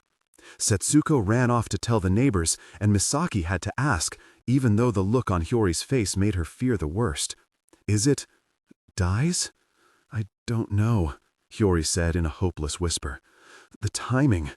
There is no way to know." "Oh, Hiyori-chan." She reached out for her friend's hands, but Hiyori pulled away. Horrified, Misaki watched the little hope Hiyori had accumulated over the past weeks evaporate. "I should have died," she said. "Don't say that," Misaki exclaimed. "You said there was no way to tell. It might be Dai's baby." "Then what?" Hiyori demanded. "Then what? Even if it is his, how am I supposed to care for a child? I'm disgraced? I have nothing? No husband?" "We'll take care of you," Misaki promised. "Me and Setsuko." "How?" Hiyori had a point. Aside from a few standing walls and one very detached man, the Matsuda house didn't have many more resources than she did. "I'll make it happen," Misaki said stubbornly. "I'll make sure you and this child are taken care of. I swear it." Hiyori was shaking her head. "I should have died." "Stop saying that," Misaki begged. "Hiyori, please." But the thought seemed to have taken root deep inside Hiyori, and nothing Misaki or anyone else said could shake it out. "It would have been better if I had died," she kept saying in the same empty voice. "I think when that soldier came into our house, he was supposed to kill us both. I was supposed to die." "Don't say such things, Yukino-san," the neighbors and volunteers kept saying. "You must live. You are carrying your husband's child." That particular attempt at comfort usually prompted a fit of moaning and hair-clutching so unnerving that everyone stepped back from Hiyori and decided to give her space. They didn't realize they were twisting the knives deeper. 4 weeks after the attack, there were enough ramshackle shelters that people started moving out of the Matsuda compound. Misaki should have felt relieved to know that the residents of the village at least had the beginnings of new homes. And she had always liked her space. It should have been nice to see the wounded Numuwu, crying women, and shouting children filtering out of her home. "Feels a little lonely, doesn't it?" Setsuko said after she and Misaki had helped the Kotetsus pack up and bid them farewell. "Yes," Misaki murmured. "That was the word. Lonely. For a while there, it reminded me of home, of my parents' shack," Setsuko said. 12 of us all squeezed into the same 2 rooms to sleep. That was the worst thing when I moved here. All the quiet, empty space. Guess I couldn't understand why you would need so much space for just a few family members." Right. Misaki remembered those first days after Setsuko had moved in.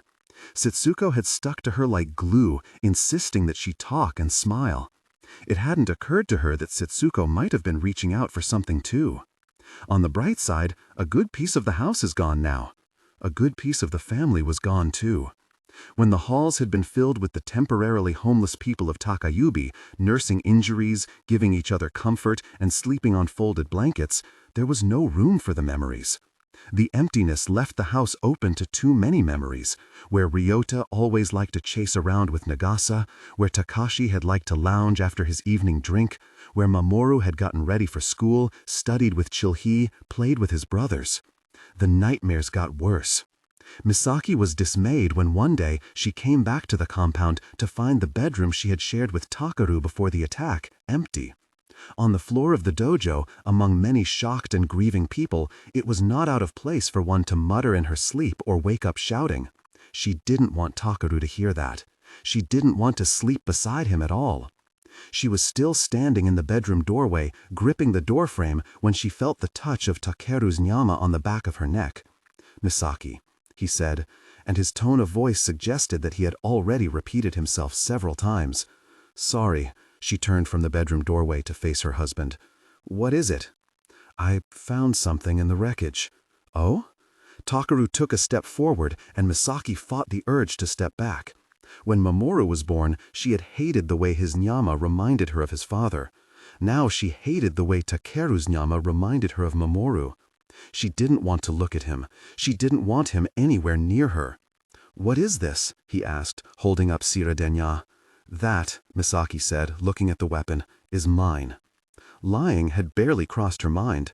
There had been a time when she had feared her husband's disapproval, times she even thought he might hurt her, but after seeing him bow to a man who had stolen and burned his son's body, she couldn't seem to take him as seriously. What did she have to fear from a coward with no soul and no spine? "A friend of mine had it made for me at Daybreak Academy," she explained, brazenly disregarding her husband's rule about her past. "I hid it under the kitchen floorboards after we got married. It's funny, I thought I would never need it. I thought surely Matsuda Takaru, the greatest swordsman in Shirojima, would be powerful enough to protect his own family without his wife taking up arms. I guess I was wrong."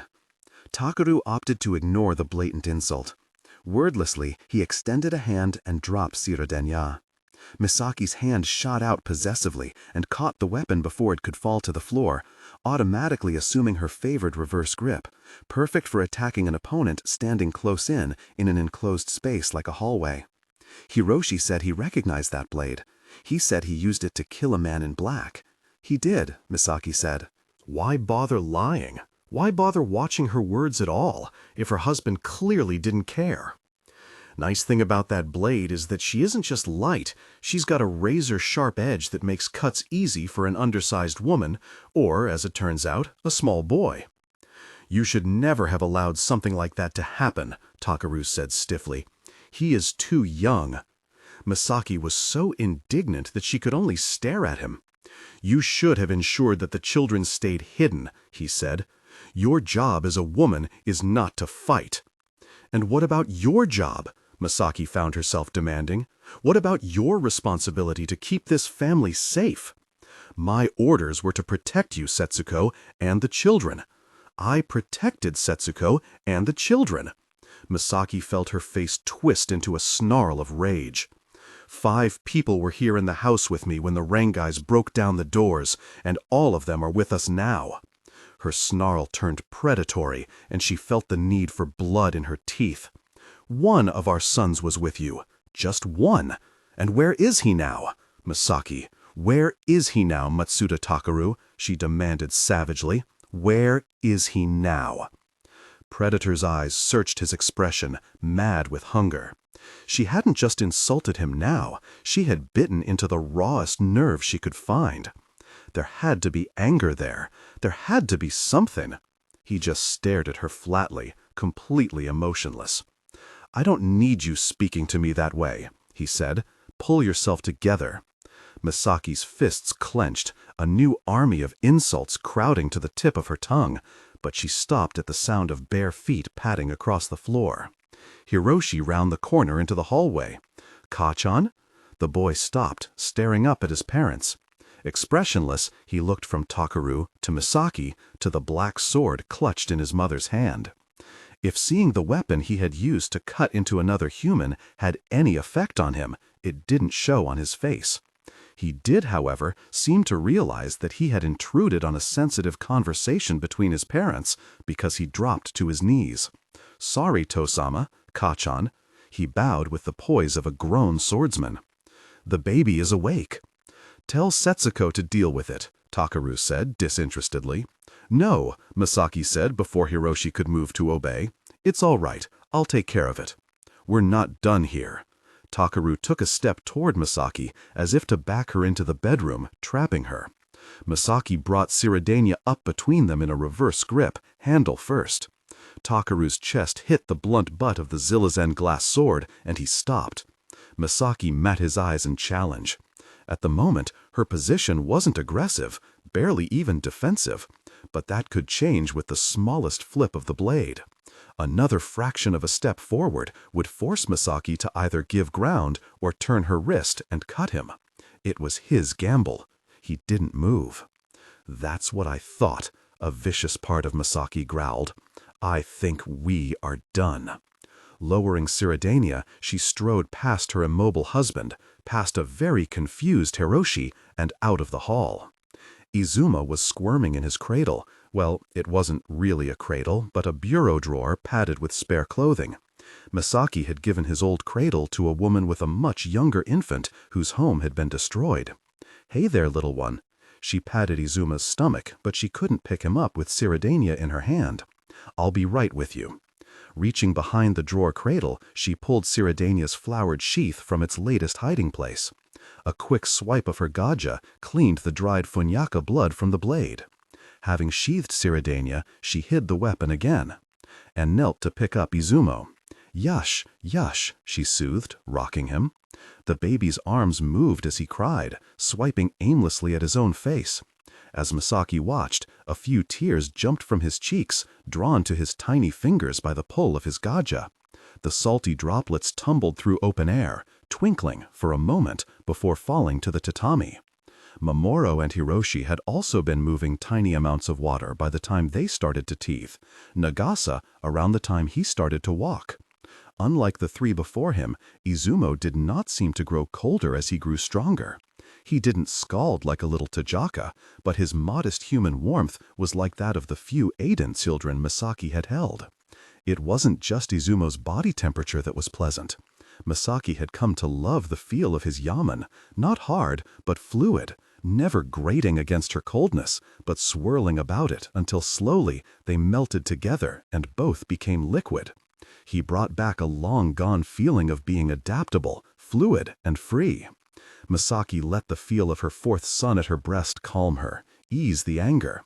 She had planned to spend the rest of the day helping Takaru and Setsuko continue the grueling work of cleaning up the wrecked part of the Matsuda compound, but when she contemplated the prospect of seeing Takaru again, she found that she couldn't face it.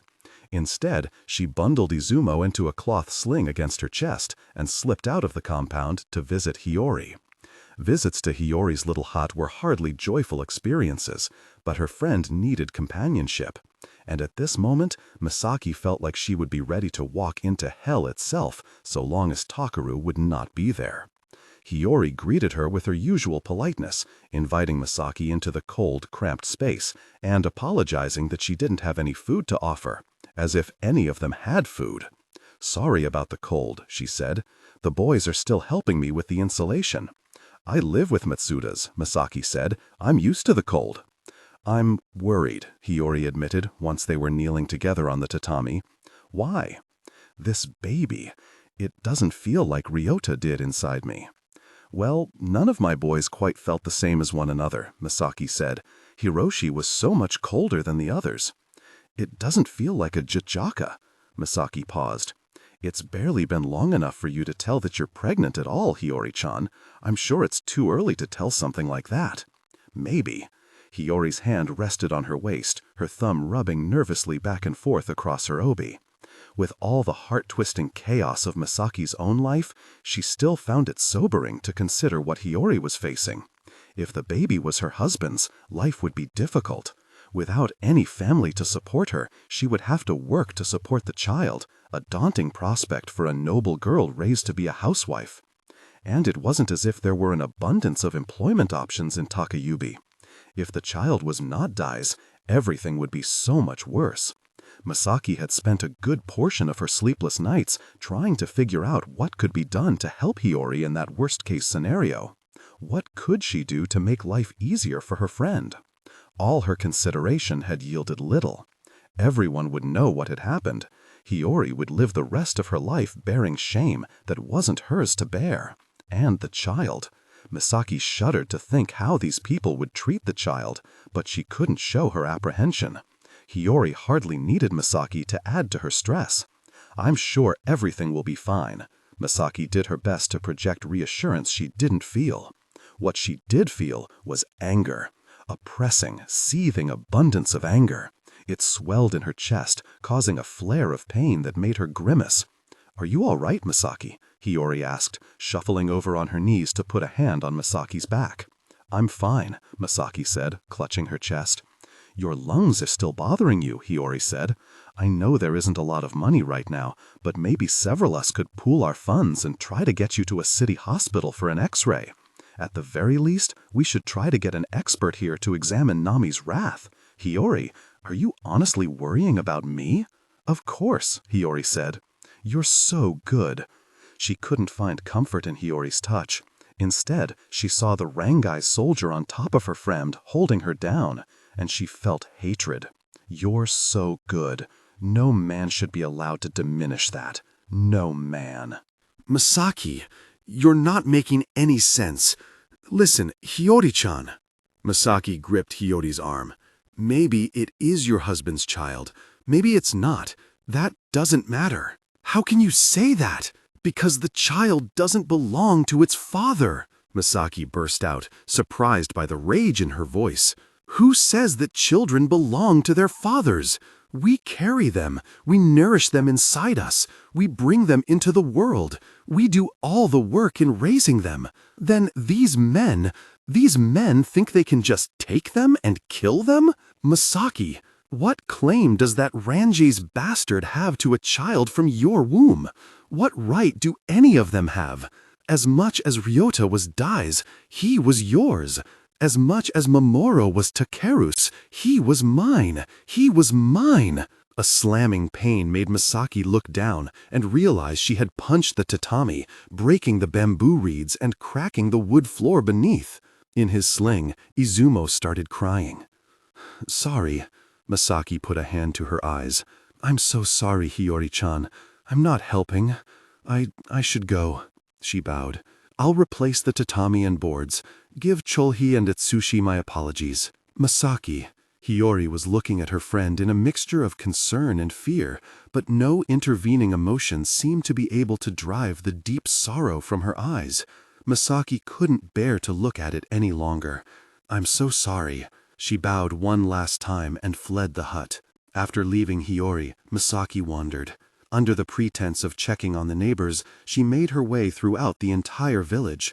She visited Katakuri Mayumi and her crippled father Hisato, who had just finished putting the roof on their makeshift house, the Mizumaki women who had almost finished theirs, and the Ginkawa women who were just starting work on a shack to house the several children orphaned in the attack. The Amino men gathered near the beginnings of the orphanage greeted her and bowed, but she decided not to bother them when she noted that they appeared to be at their wits' end, trying to ration supplies for distribution. From the way they struggled with the numbers, it sounded like they could have benefited from Takeru's help, but he had been barely involved in the larger rebuilding efforts since returning from his little trip up the mountain. He would correct numbers, but he didn't take an active role in any of the planning, leaving coordination to Kotetsu Katashi, who was still recovering from the loss of his leg, and Kwang Taimin, who still struggled to communicate with the Kusanagi natives. Not wanting to think about Takeru anymore, Misaki forcibly inserted herself into the conversation between Kotetsu and Kwang about plans to construct more lasting dwellings in the coming months, despite understanding next to nothing about carpentry or village planning. By the time the sun had set and lights started going out, Misaki was out of people to visit, and there was only one place left to go. Back to the house, to the bedroom, to Takeru. The compound was dark when she crept in. Izumo, who had long since fallen asleep in his sling, went into his drawer without much fuss. In the dark, Misaki found 4 other sleeping pulses: Hiroshi, Nagasa, little Ayumi, and Setsuko. The woman had taken to sleeping in the same room as the children since the house had emptied. She no longer had a husband to sleep beside, and Misaki supposed it must comfort her to sleep among her family, as she had when she herself was a child. Setsuko stirred as Misaki straightened up from the drawer. "Hey, pretty girl," she mumbled, a funny thing to say in the dark. "You're back late." She sounded exhausted, but in the satisfied, happy sort of way that came from a day of hard work. "I know," Misaki whispered, wishing more than anything that she could join Setsuko on the floor and share in her content. "I'm sorry. Please, go back to sleep." For a moment, she entertained the idea that it might be all right for her to curl up here with her sister-in-law and children and sleep soundly, surrounded by love. But that was out of the question. A woman who slept outside the main bedroom was one who had been rejected, and Takeru had not rejected Misaki. Not yet. Stepping back from Izumo's drawer, she left the room of soft breaths and sweet heartbeats. Even in the dead of winter, the room where Takeru slept was always a few degrees colder than the others.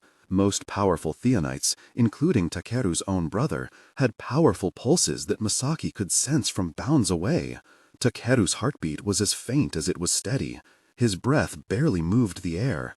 If not for the skin-crawling cold he exuded, Misaki would not have been able to tell that her husband was there, asleep on their futon. She was thankful that the gods had graced her with the stealth of a snake. She slid under the blankets beside Takeru without disturbing him. She dreamed of the day she sparred with Mamoru in the dojo. Only the weapons in their hands weren't Bakken. Mamoru held his beautiful serpent sword. Misaki held Shadow's daughter. "Careful," Misaki said, dimly aware that sparring with such weapons was not safe. "I don't want to damage your sword." "I'm sure it will be all right," Mamoru said in a reassuring voice that somehow made Misaki's dread grow. "Mamoru-ken is strong. Mamoru-ken," Misaki repeated slowly. "That's not... Your sword doesn't have a name." "Not yet," a faraway part of her screamed. "Nami, please, not yet. Let this moment stay. Let me stay here with him." "Of course it does. It's the protector." "No. Isn't that what you told me to do?" Mamoru said. "Protect the people who are important to me, no matter the cost?" "I didn't say that. I never said no matter the cost. But you named me, didn't you?" Mamoru said. "When I was born?" "No. You knew this is what I was when I was still in your womb. Before I was born, I was already... No." In her distress, Misaki lashed out, forgetting that Shiradanya was still clutched in her hand. Glass hit flesh. She and Mamoru both looked down to find a gaping sword wound in his side. She had killed him. Kachan. Mamoru wasn't angry when he looked into her face. Worse, he looked bemused. "Why?" he asked, in a voice full of hurt. "Why?" Misaki's eyes snapped open and she sat upon wildly to find Mamoru standing at the foot of the futon. "Oh, Nami, you shouldn't have left me," he said accusingly. And now he was angry. "Why would you leave me alone out there?" Misaki wanted to speak, but she seemed to be frozen from the inside, rigid, like all the time she had held herself beneath her husband, trying not to recoil. Could it be that, after so long lying still against this futon, she had forgotten how to move altogether? Even for her son? "Why are you doing this?" Mamoru demanded, his niyama rising, freezing cold like his father's. "Why are you keeping me here? Why are you doing this to me?" "I didn't mean to," Misaki tried to say as Mamoru's frigid Gia crawled up the walls, forming spikes of ice. "I'm sorry, my son, I'm so sorry." But no sound would come out of her open mouth. Flesh peeled from his neck and face, crackling as it burned away. He had been dead and still when his physical body burned. But not this Mamoru. This Mamoru screamed. "Why did you leave me?" Ice shot toward Misaki, sizzling with hellfire. She jerked awake. This time it was real. Real sweat clinging to her skin. Real tears on her face. And a terribly real ice spike pressed against her stomach, not quite hard enough to break the skin. Breaking the spike with her jia, she sat up and looked around her in horror. She had heard of sleep forming before, the phenomenon in which a jijaka dreamed so vividly that their jijaka activated, but it had never happened to her before. Her sleeping jia had raised ice all along the walls of the room, forming long spikes that pointed inward toward the futon. A ragged breath beside her drew her attention to her husband. Takeru was up on his knees, eyes wide in the moonlight, and he was... oh, Nami, he was bleeding. One spike seemed to have pierced his right arm, while another had clipped his side. He was holding a hand to the side of his neck. When he lowered the hand, it was covered in blood. Misaki knew with heart-dropping certainty that she had done this. In sleep, her jia had risen against Takuru, as it had once risen against his unborn offspring inside her, and he was bleeding from the neck. The poison in her had grown out of control. Takuru looked at the red on his hand, then at Misaki. His eyes were no longer emotionless. They were wild as he growled, "Get out!" "Takuru-sama, get out!" he roared. And Misaki was on her feet, scrambling backward out of the room. She didn't stop running until she had reached the front deck, as far from the bedroom as she could go without leaving the compound. Part of her wanted to keep running, through the rocks and snow in her bare feet, down into the ocean, where she could drown in the arms of the gods. But she was shaking violently, and her legs gave out beneath her. Alone on the deck, in the biting winter air, she curled into a ball. One hand fisted hard in her own hair, the other curling into her middle, sinking into the flesh of her stomach. How had this all gone so wrong? 15 years ago, she had turned her back on Karitha to go to her future in Takayubi. It was supposed to be the right decision for her family, herself, her country. So why had it all turned into this? She had thought she was water that could adjust to fill any container, be as strong in the shape of a mother as a warrior. But in the end, maybe Kohli had been right about her. She was a knife, a sharp edge that killed or cut anything it touched. The babies she hadn't killed in her womb had been born into a world of blades that cut them down before they had a chance to grow. Now the evil in her had risen out of her sleep and turned its wrath on her husband. Part of her expected Takuru to come after her and punish her, maybe finally kill her. A growing part of her prayed to feel the moon spire or the whispering blade against the back of her neck. She had raised her jia against him twice now. He was well within his rights to take his revenge, so why not? It would be so easy for him. One stroke. It was all she deserved. Instead, the touch on the back of her neck was gentle. "Misaki?" Setsuko's voice, a tender, familiar sound, offering reassurance that Misaki did not deserve and never had. "Sister, what happened?" Misaki shrank from the touch. She had never deserved it. "You shouldn't come near me, Setsuko," she said, her voice strangely clear through the tears, as if it was coming from someone else's mouth. "Something is wrong with me." "What do you mean? Do you still see him, Setsuko?" "What? Your husband? Does he haunt you?" Setsuko shook her head. "I know who I married, and I know how lucky I am to have married him. A marriage like ours is something I never would have thought to hope for all those years ago at the fish market when I made eyes at the pretty nobleman from up the mountain. I'm a simple country girl who never expected to marry well or marry for love, so when I did both, I guess I understood that every moment of it was a gift. Takashi, this life, this place, is all something I never expected to have. He died fighting. That was who he was. I'll miss him, but I suppose it's enough that I ever had him at all." "A handful of pearls," Misaki murmured. "What's that?" "Nothing. You're a remarkable woman." "Nah," Setsuko shrugged. "I'm just too dumb to overcomplicate things." Misaki tried to chuckle like she used to at Setsuko's jokes. The smile wouldn't come. "I know who I married," Setsuko said again, more seriously. There was an itch in him. Age, boredom, rust. He'd use different words for it.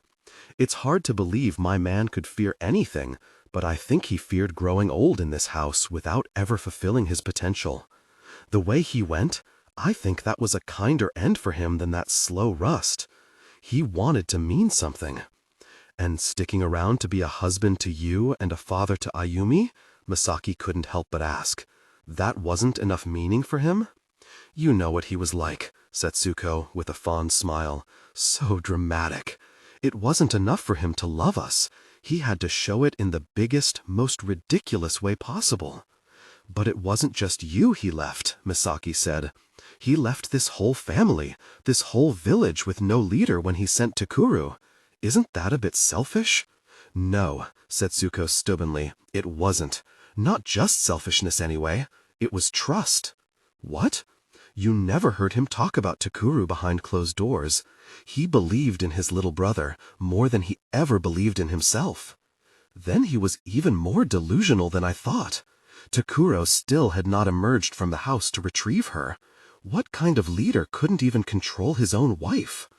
My husband knew exactly what he was doing when he died, Setsuko said resolutely. Then she paused, pressing her lips together. I think Mamoru-kun had some of that same magic in him. I know he was too young, but you said yourself that he died with purpose. Shouldn't his spirit be all right? It's me. It's my fault he can't move on. Why do you say that? Because I'm angry, Setsuko, Misaki breathed. I know it's not right, but I'm angry all the time. It's eating me alive. Then you have to do something about it, Setsuko said in a resolute way that made it simple. I know, Misaki said miserably. I don't know what or how. Well, do you know what's making you so upset? Setsuko asked. Are you angry with the Rengeis? No. Bizarrely, Misaki hadn't given the Rengeis much thought since the attack. Are you angry with Takashi? She asked more gently. For sending Takuru back to us instead of Mamoru? It's all right if you say yes. No, Misaki said honestly. It didn't make sense, but she wasn't angry at Takashi. Then who? I don't know, Misaki said, clutching her head. I don't know. But that wasn't true. Well, once you figure it out, maybe you should confront the person, or spirit, or whoever it is. Cleanse your anger. Maybe. I bet that after that, you'll be able to rest, and so will Mamoru. Misaki nodded. Setsuko's advice may have been simple, but it was sound. If Misaki didn't do something with this anger, it was going to kill her. Mamoru would never be at peace, and their family would be poisoned forever. Any warrior knew that death by slow poisoning was worse than death by the blade. After Setsuko had gone back to bed, Misaki took a brush pen and a sheaf of kairi from Takashi's old study. Lighting a lantern, she knelt on the floor and started writing. Chapter 27. The Duel. Snow fell softly on the buried pyre. The earth Song's soldiers had packed down over the pit had been visibly different from the rockier ground around it, but once Nagi finished laying his shroud of new snow over the ground, it would be indistinguishable from any other part of the mountain. Takuro approached the circle in measured swordsman steps, his left thumb resting on the guard of Kyogetsu, ready to flick the weapon out at the slightest hint of danger. Then his eyes fell on his opponent. You? Misaki stood slowly, her own left thumb resting on Siradenya's glass guard. As she had expected, Takuro hadn't kept her waiting long. The snow had barely started to gather in her hair and the folds of her clothing. She had borrowed a ceremonial women's hakama from one of the Fina nuns. While the loose garment was not intended for combat, it allowed for more movement than the restrictive obi and kimono she usually wore. Misaki, Takuro didn't quite seem to have put the pieces together. What are you doing here? I have an appointment, she said calmly, as his eyes flicked to the sword at her hip. I challenged another warrior to a duel. She placed her right hand on Siradenya's handle. Evidently, he accepts. Takuro's reaction was disappointing but predictable. This is ridiculous, Misaki. You will return to the house immediately. No. She was done sitting with her disappointment. Here, on the snow-covered grave of her son, someone was going to pay for it. We're going to duel. We will do no such thing, Takuro said firmly. A man doesn't fight his wife.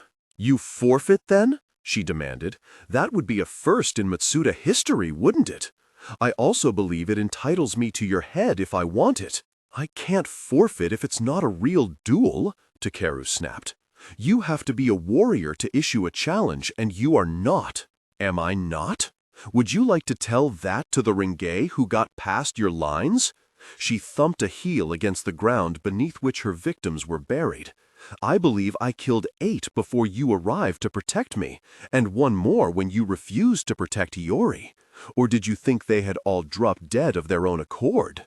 "It is not your place to take up arms," Takeru's voice rose, as did his Jia, crushing down on her. "You are a woman. Your only job is to look after the children." "And why is that again?" Misaki asked, her voice full of venom. "Oh yes, because my husband, the greatest swordsman in Shirojima, is supposed to protect us all." "Misaki," his voice had grown dangerous, "you will not speak to me that way. You are my wife." "I never wanted to be your wife," Misaki burst out and found her voice breaking into a scream. "I never wanted any of this." Gods, it had been so long since she had screamed. The sound was so visceral, even Takeru took a step back. "I didn't want any of this, but I birthed that boy and nursed him and loved him, all because my parents wanted me to marry a Matsuda. The only reason I am here is that you are a strong Theonite who was supposed to keep me and my children safe. That's what I gave up my life for, safety. I will not hear any more. I left everything behind to marry you. I have been an obedient wife. I have borne you children. I have done everything that was asked of me. So why did this happen? Why is my son gone?" Misaki finished, breathless, feeling like she could fall into 1,000 pieces, like she could eat the world. She was ready to fight. "I had my orders," was all Takeru said. "Like you had your orders when Colonel Song burned the bodies of our dead and then turned his back on us?" Misaki snarled. "A Matsuda obeys his superiors. When I left the front line," Takeru's voice seemed to falter, "Nisama was clear. I don't care about Takashi," Misaki spat. "He isn't here anymore. Neither is Colonel Song or your father. You're all out of people to hide behind. I married you, I had a son with you, and you left him on the front lines to die when you had a chance to save him. Takashi is not going to answer for his death.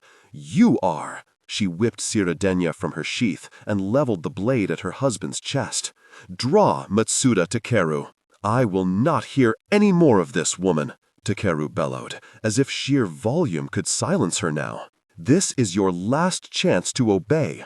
You lost your right to my obedience when you stopped being a man," Misaki cut him off. "If you want me to go back to the house, you'll have to fight me. I've stood by too long while you disgraced yourself.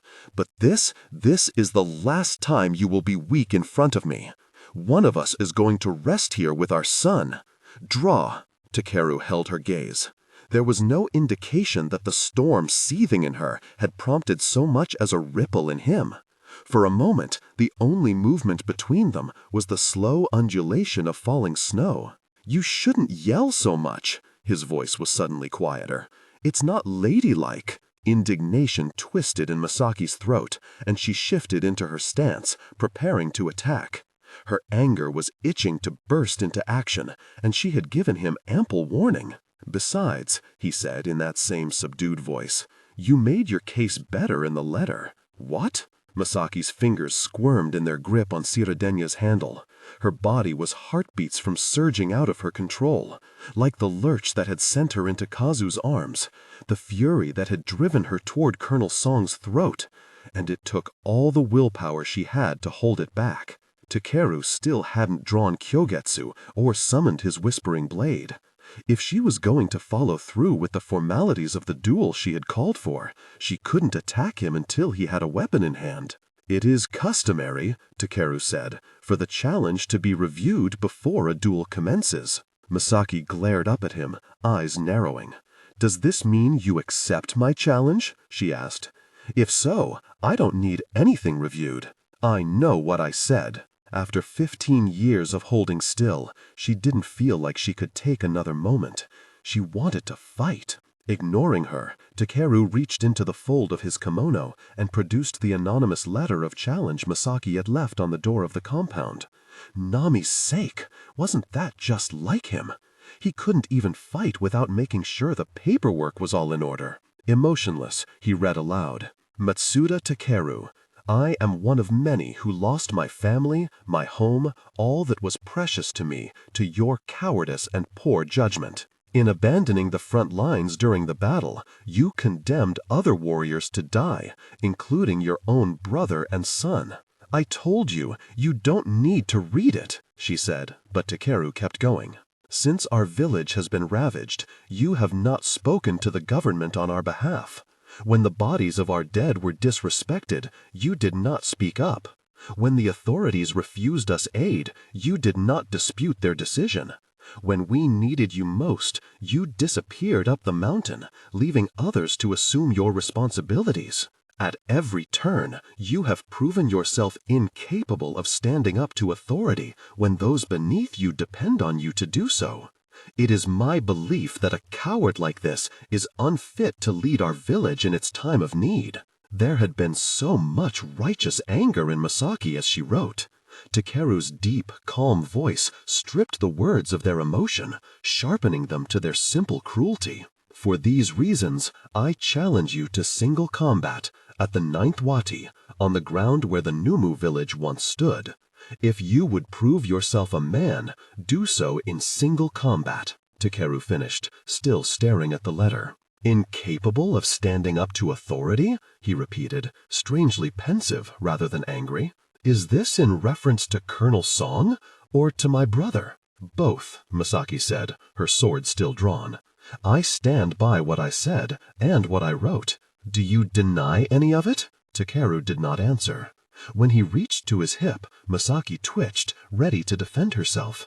But instead of drawing Kyogetsu, he slowly untied the white string holding it in place, and slid the pearly sheath from his belt. Then, just as slowly, he knelt and placed the moon spire off to the side. So that's how it's going to be, Misaki thought, shifting her grip on Shiradenya. He's starting right off with the whispering blade. Legend said Sasayaiba could cut through anything. It remained to be seen whether it could cut Zillidazen glass. Misaki was ready. She had thought through every maneuver she had ever seen Takeru employ. She had planned counters for all of them. She was ready, but she hadn't planned for what he did next. Having set his sword aside, Takeru rested his palms on the snow-covered ground and bowed. "What are you doing?" she demanded. "I admit to all of the accusations the challenger has leveled against me. So," he scooped his hair to the side, exposing the back of his neck. "I forfeit," he bowed lower, offering his bare neck to the blade, "and offer my life in atonement." Misaki felt like the world had come to a halt. She might have thought she was dreaming, but she never could have dreamed this. Even at her most delirious, she would never invent it to Takeru who ceded a fight, who knelt before a woman, who asked to die. "What the hell do you think you're doing?" "I'm accepting the terms of your letter," Takeru said.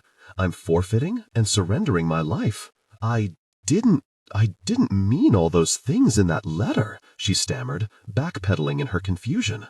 "I only wrote what I thought would bring you here." "All you had to do to bring me here was issue the challenge," Takeru said. "You must have known that." The pang of guilt was disorienting. Misaki swayed, utterly lost. How had this standoff she had planned so carefully slid out of her control in a matter of moments? She had thought Takeru might try to force her back to the house, prompting her to resist or walk away in disdain, prompting her to chase him. She had known that the chances of him accepting her challenge like that of an equal were slim, but if he did, she had been certain he would defend his manhood and put her in her place. All paths ended in a fight. That was how she had planned it, how it had to be. So what in all the realms was happening here? Why was he on his knees? Why? The question came out strained. "What? Before I kill you," she said, "I have to know why. If you understand all my accusations, if you agree, then why did this happen? Why didn't you stand up to Colonel Song or to your brother? You bastard, how could you let all of this happen? Takeru's voice was so quiet it barely broke the silence of the falling snow. No. Misaki's mouth opened in disbelief. Isn't this what you wanted? Asked a voice in her head. Didn't you want to bring him low? Didn't you want to kill him? It wasn't until she stood over her husband, staring at his exposed neck, that she realized that the answer was no. She didn't want his life. But what did she want then? Why was she here? I felt them die. Takeru spoke the words toward his knees, his face hidden. What? Misaki's voice that had been a screaming storm only moments earlier was no more than a whisper. Sometimes. I am not a man, he said slowly. I am the mountain. And for a Dinma, Misaki wondered if he had gone insane, if they had both gone insane, but he kept speaking. It is a state I have been able to affect since I was a child. I retreat deep into the snow and rivers and sink myself into the ocean below, and everything on this mountain becomes me, and I become the mountain. It looks like meditation, but it is more. It is becoming a different sort of being. A different sort of being, Misaki repeated. A bigger being, he said. So big that I, Matsuda Takeru, cease to matter. The first time it happened to me, I was very young. On that day, the snow fell thick, as it does now. My father was beating me for something. He knocked me down in the snow in the courtyard. And with my palms to the ground, I realized that I could disperse myself into the snow, spreading all across the mountain, even to the sea below, and deeper, deeper, until the pain diffused through my new being, like a drop of blood into a pool. Maybe the pain and shame were too much for a small boy to hold, but the mountain could bear it all. So I became the mountain. Misaki could only stare down at her husband in awe. She had never experienced anything like what Takeru was describing, nor could she fathom why he was telling her about it now. As the mountain, I am hyper-aware of some things. I can feel every molecule of water, from the rivers to the snow to the subtlest movements of the mist all around. In the midst of so much sensory input, any feeling in my human self, physical or emotional, becomes insignificant and therefore bearable. You're telling me that when your feelings are inconvenient to you, you just get rid of them? I let the size of the mountain dull them to the point of insignificance. It was bizarre to be vindicated in her suspicion that Takeru was not quite human. All those times Misaki had looked into his face and felt as though she could find no emotion there, she had been right. But why was he telling her all this now? Other Matsudas have been known to achieve this state too, through intense meditation. But I can slide into it like a glove, on a whim. It shook Misaki for a moment that she had even contemplated fighting a man whose power was as big as the mountain itself. The poison had consumed her, turning her completely foolhardy, like a small rabid creature thinking it could take on an animal 40 times its size. Matsuda's past deemed this ability a gift from the gods, Takeru said, but I have used it to hide. Since I was a child, using it to escape my father's wrath, I have used it to hide. When it is too much to be a man, I am the mountain. I have done this my whole life. When there was a truth I didn't want to acknowledge, a decision I didn't want to face, a pain I didn't want to endure. It is easier to enter a state in which I am spared human emotions, like regret or shame or love. Do you ever feel love? Misaki demanded. She didn't know if the question came from spite or genuine curiosity. It said too much that they felt like the same thing. Takeru did not answer her question. It was a moment before he spoke again, leading in with a deep, rather human breath. When Takashi Nisama ordered me back to the village, I became the mountain. It was the only thing I could do, the only way I could obey. Misaki was silent. The simple admission that he had struggled to leave Mamoru should have come as a relief. Instead, it just lay a new pain atop the old. Her husband had been human the whole time. But I made a mistake, Takeru continued. I retreated into the mountain to spare myself the reality of leaving my brother and son without considering the fact that they were born of this mountain too. Their Jia was bound to the same snow and ice and moving water as mine. I didn't realize that in that state, I would feel them die. Misaki felt her hands shake on Saradinya. I was on my way back to the village when my brother died. His eyebrow twitched, as if his face was trying to find an expression for the pain, but had forgotten how. It was sharp, Misaki, just a pinprick on the mountain, but it hit like a blood needle. Such a tiny thing, and I was paralyzed. For so many years, Takeru's silence had infuriated her. Now he was speaking freely, and she would have given anything to have him stop. I wish I could explain it. My brother was my shelter in all things. His death left me shaken, flayed, like nerve and muscle exposed to the air. The words were too raw, too near. When you spent years in the company of Takashi, who wasn't much for fancy words, and Takeru, who wasn't much for words at all, it was easy to forget that the Matsudas had a tradition of poetry as old as their tradition of the sword. Takeru might only stumble his way through imperial Kaigen, but his Shirojima dialect was vivid and concise, like the simple clarity of Hiyori's eyes. Unbearable. I felt after that as I imagine a skinned man must feel, but I was the mountain, and I couldn't move, not backward toward Mamoru, nor forward toward you and the little children. I could not act on my brother's orders or my own impulses. And then Mamoru, Misaki whispered. Her grip on Saradinya had gone slack.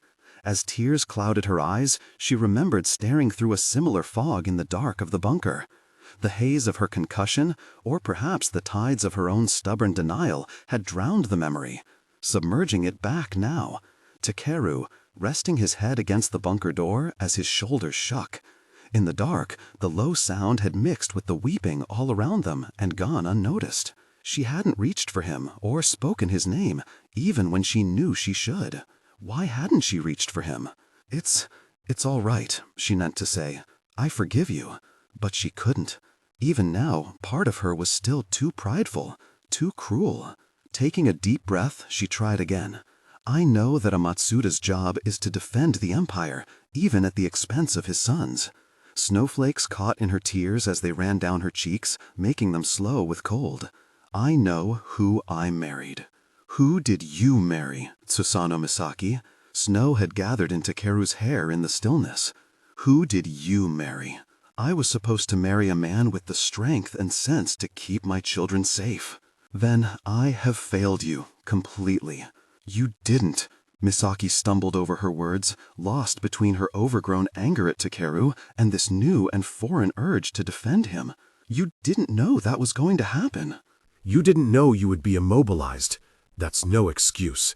It doesn't change the fact that I couldn't carry out my brother's orders when they mattered, nor challenge them when it was needed, so cut me down.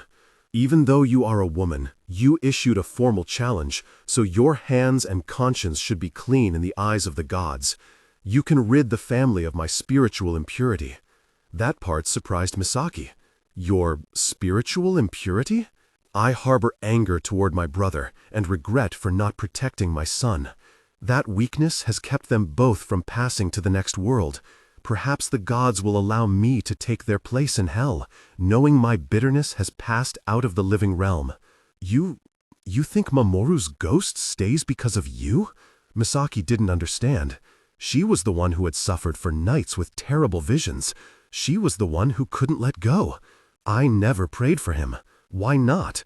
How do you face a son, an honest, brave warrior, who was killed while you stood and did nothing? I have been unable to send his spirit off, so he has haunted us all this time, stealing your sleep and Nagasa's.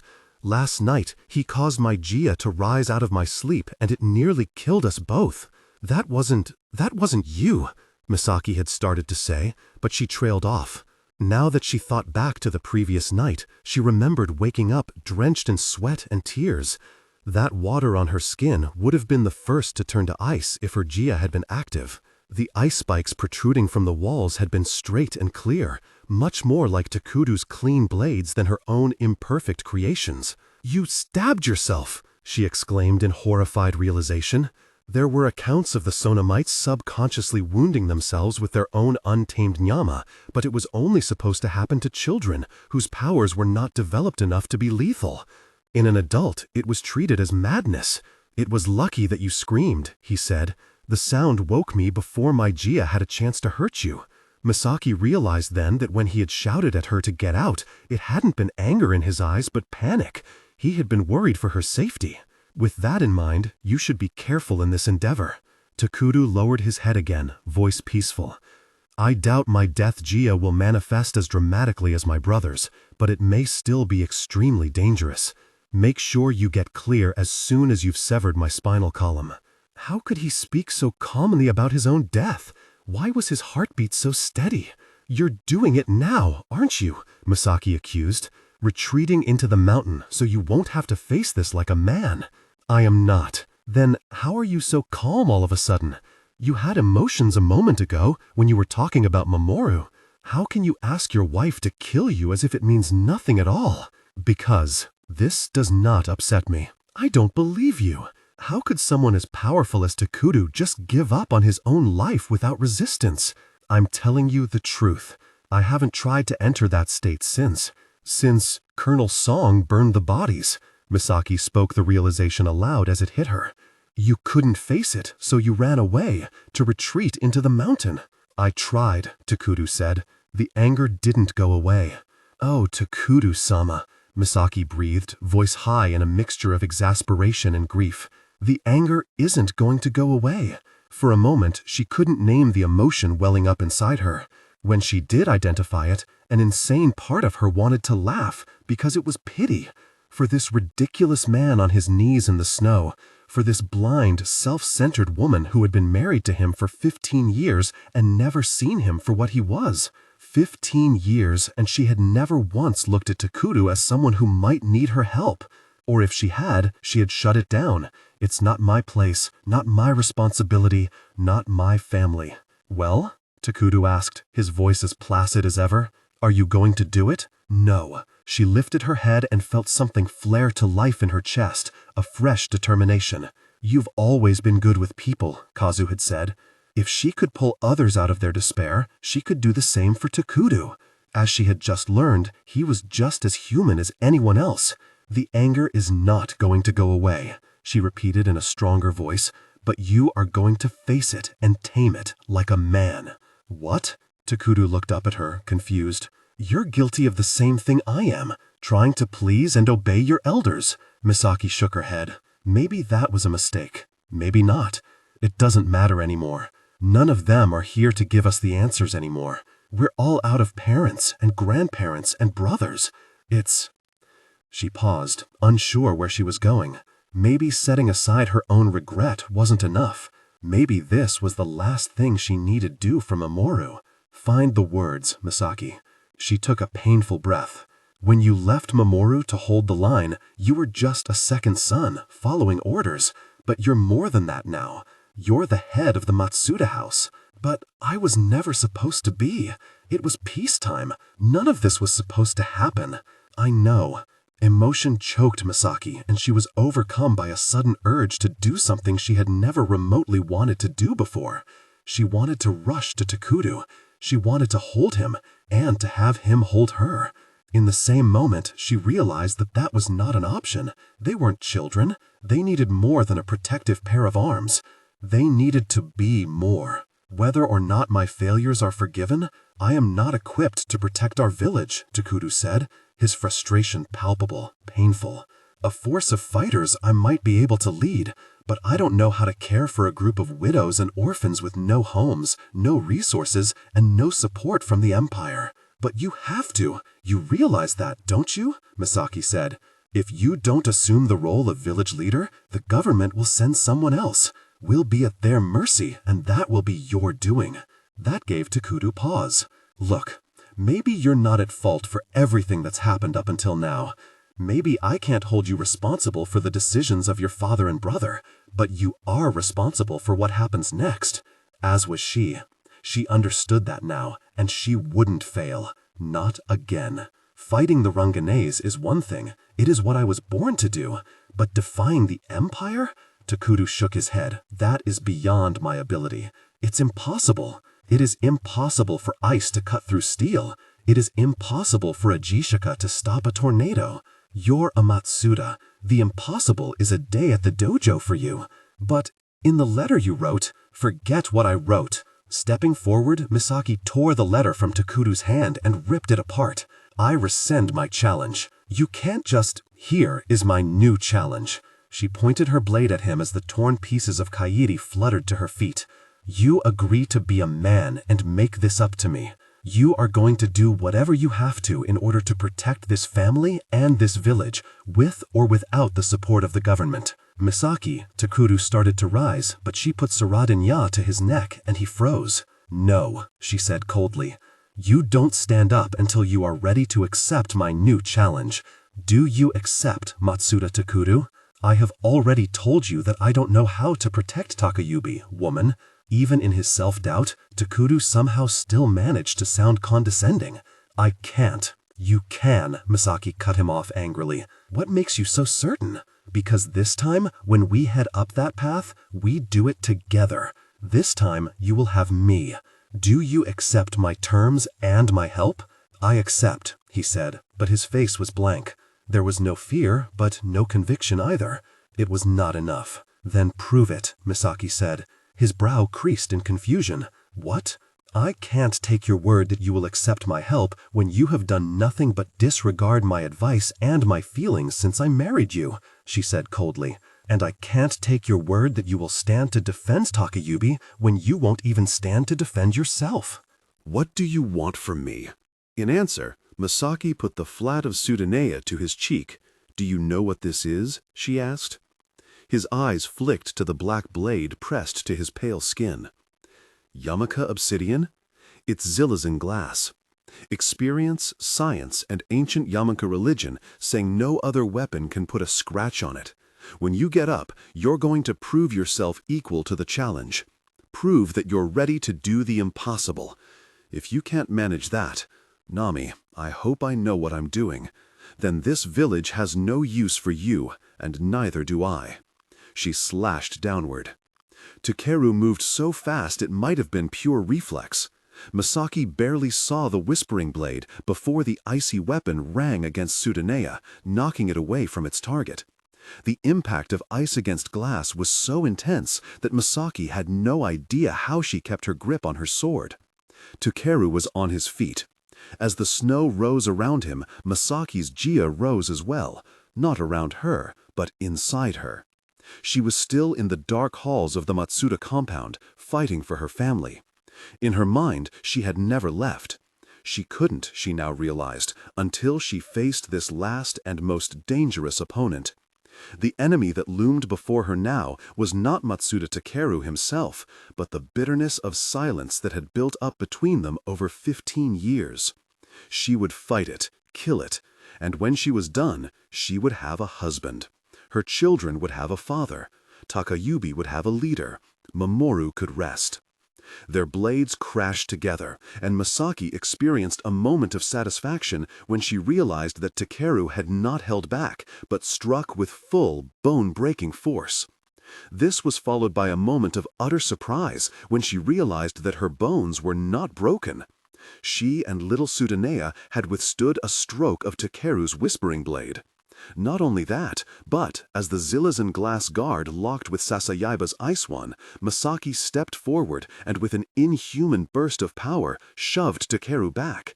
He recovered smoothly, his feet quickly finding their stance again in the gathering snow, but he looked stunned.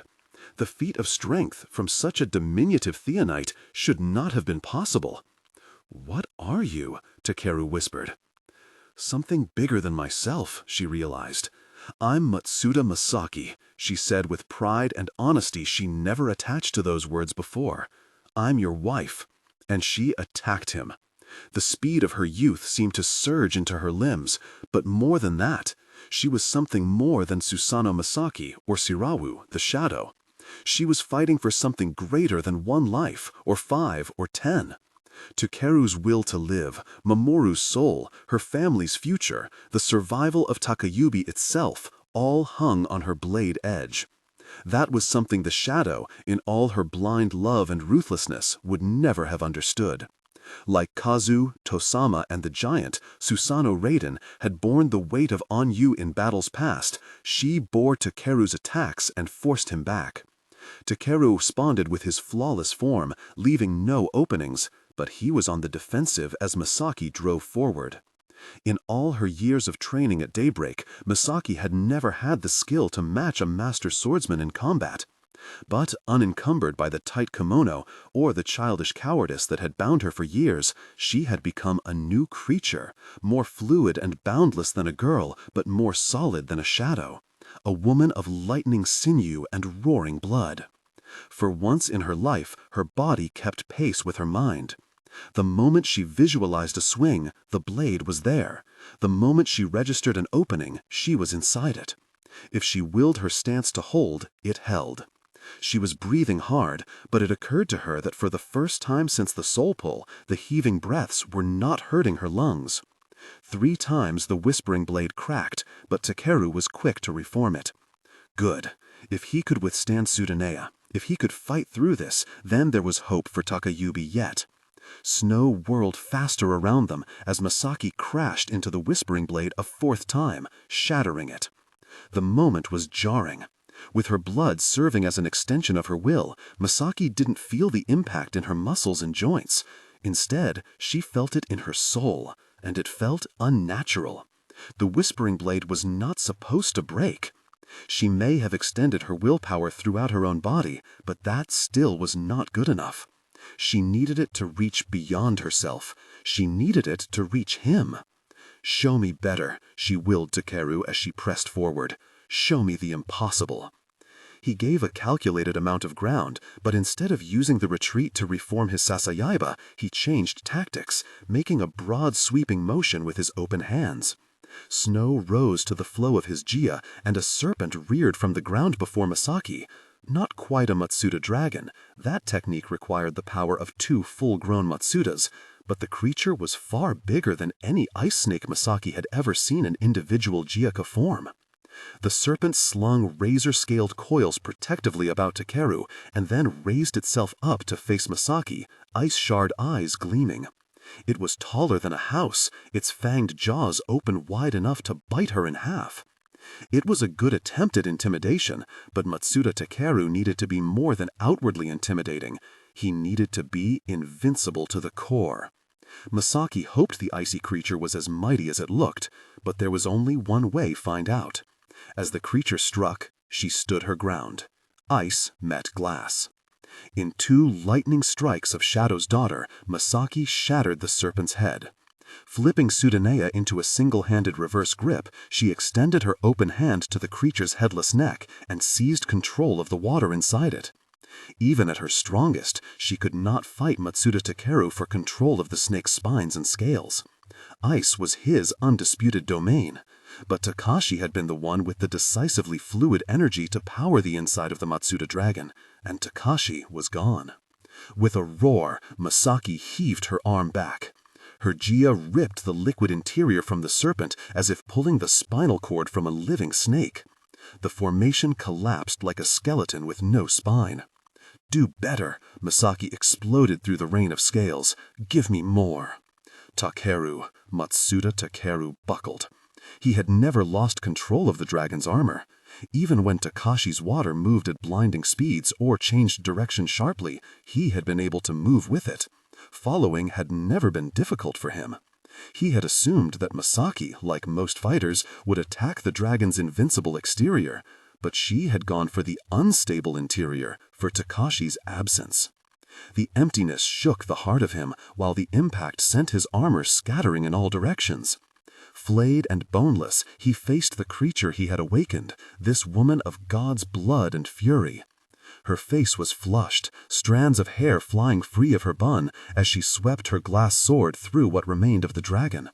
Then she came at him, black eyes gleaming as bright and sharp as the obsidian.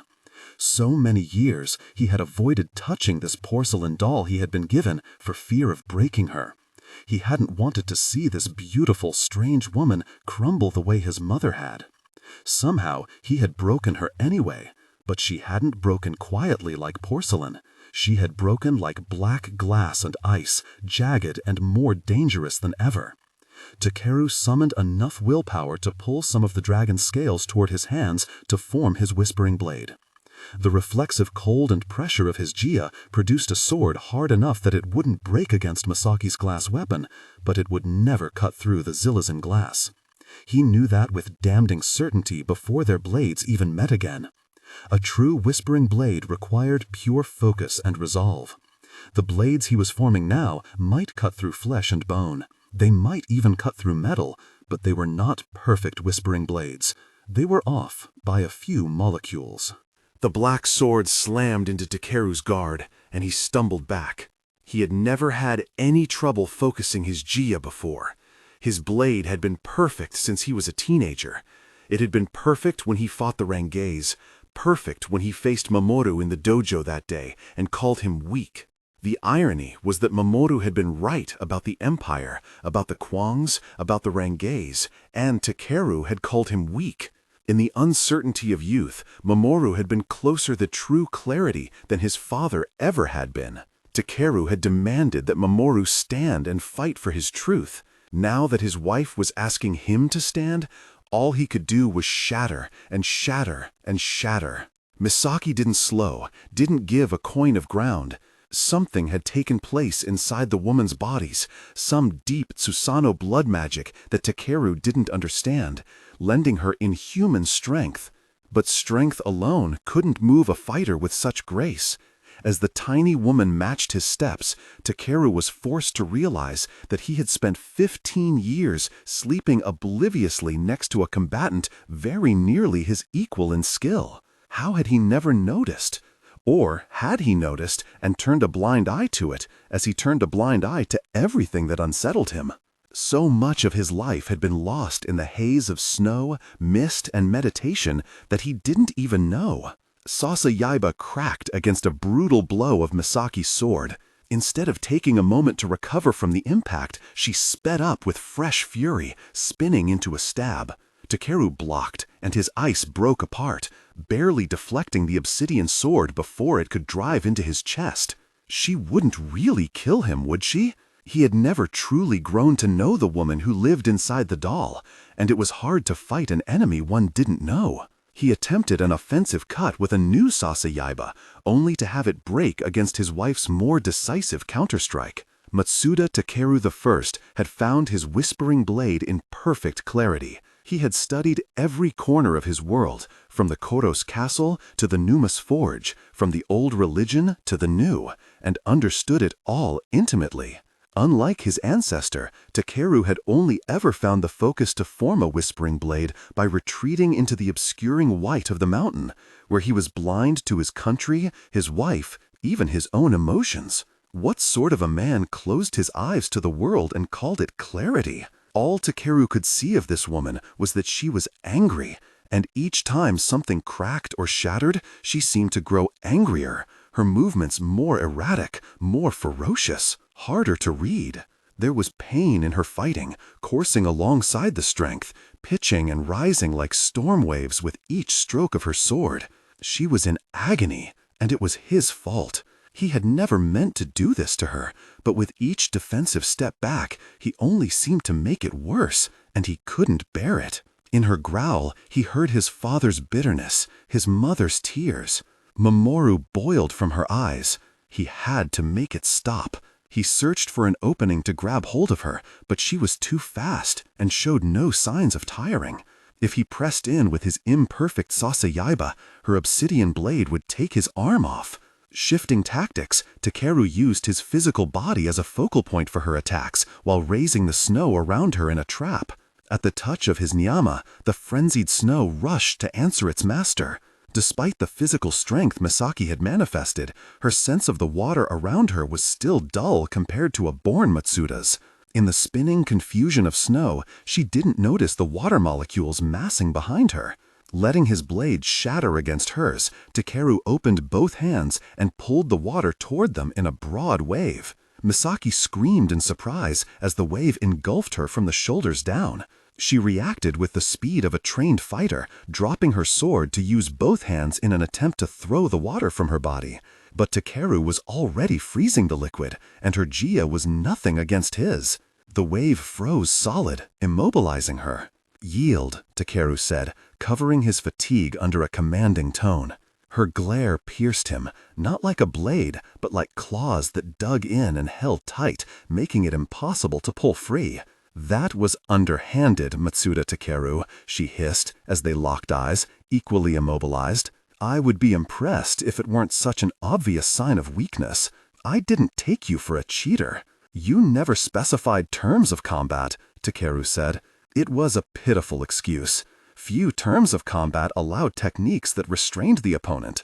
Then again, Jiajaka terms of combat had never been intended for duels between spouses. "I don't want to hurt you." "Hurt me?" Misaki's breath, cold as it was, made steam in Takeru's sub-zero aura. She looked, if possible, more agonized than she had in the flurry of combat. Her eyes flicked down to the ice encasing her body. "This is how you try to ease my pain?" Takeru had the feeling he was missing something. "I can't bring Mamoru back," he said. "But you can be better." She glared at him again. And merciful Nami, wouldn't those claws loosen their grip? "You can be better than the man who couldn't save him." "I will," Takeru promised. "I'm not going to hurt you again. If you don't want to hurt me, you will face me like a real fighter." Misaki's teeth ground together in a snarl, with respect.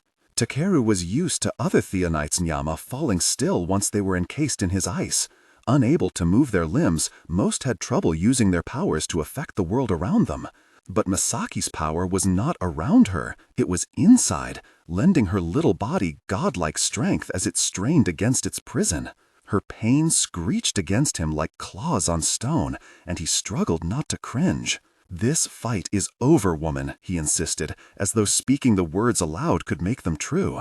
"You have no weapon. Yield." "I won't. I can't.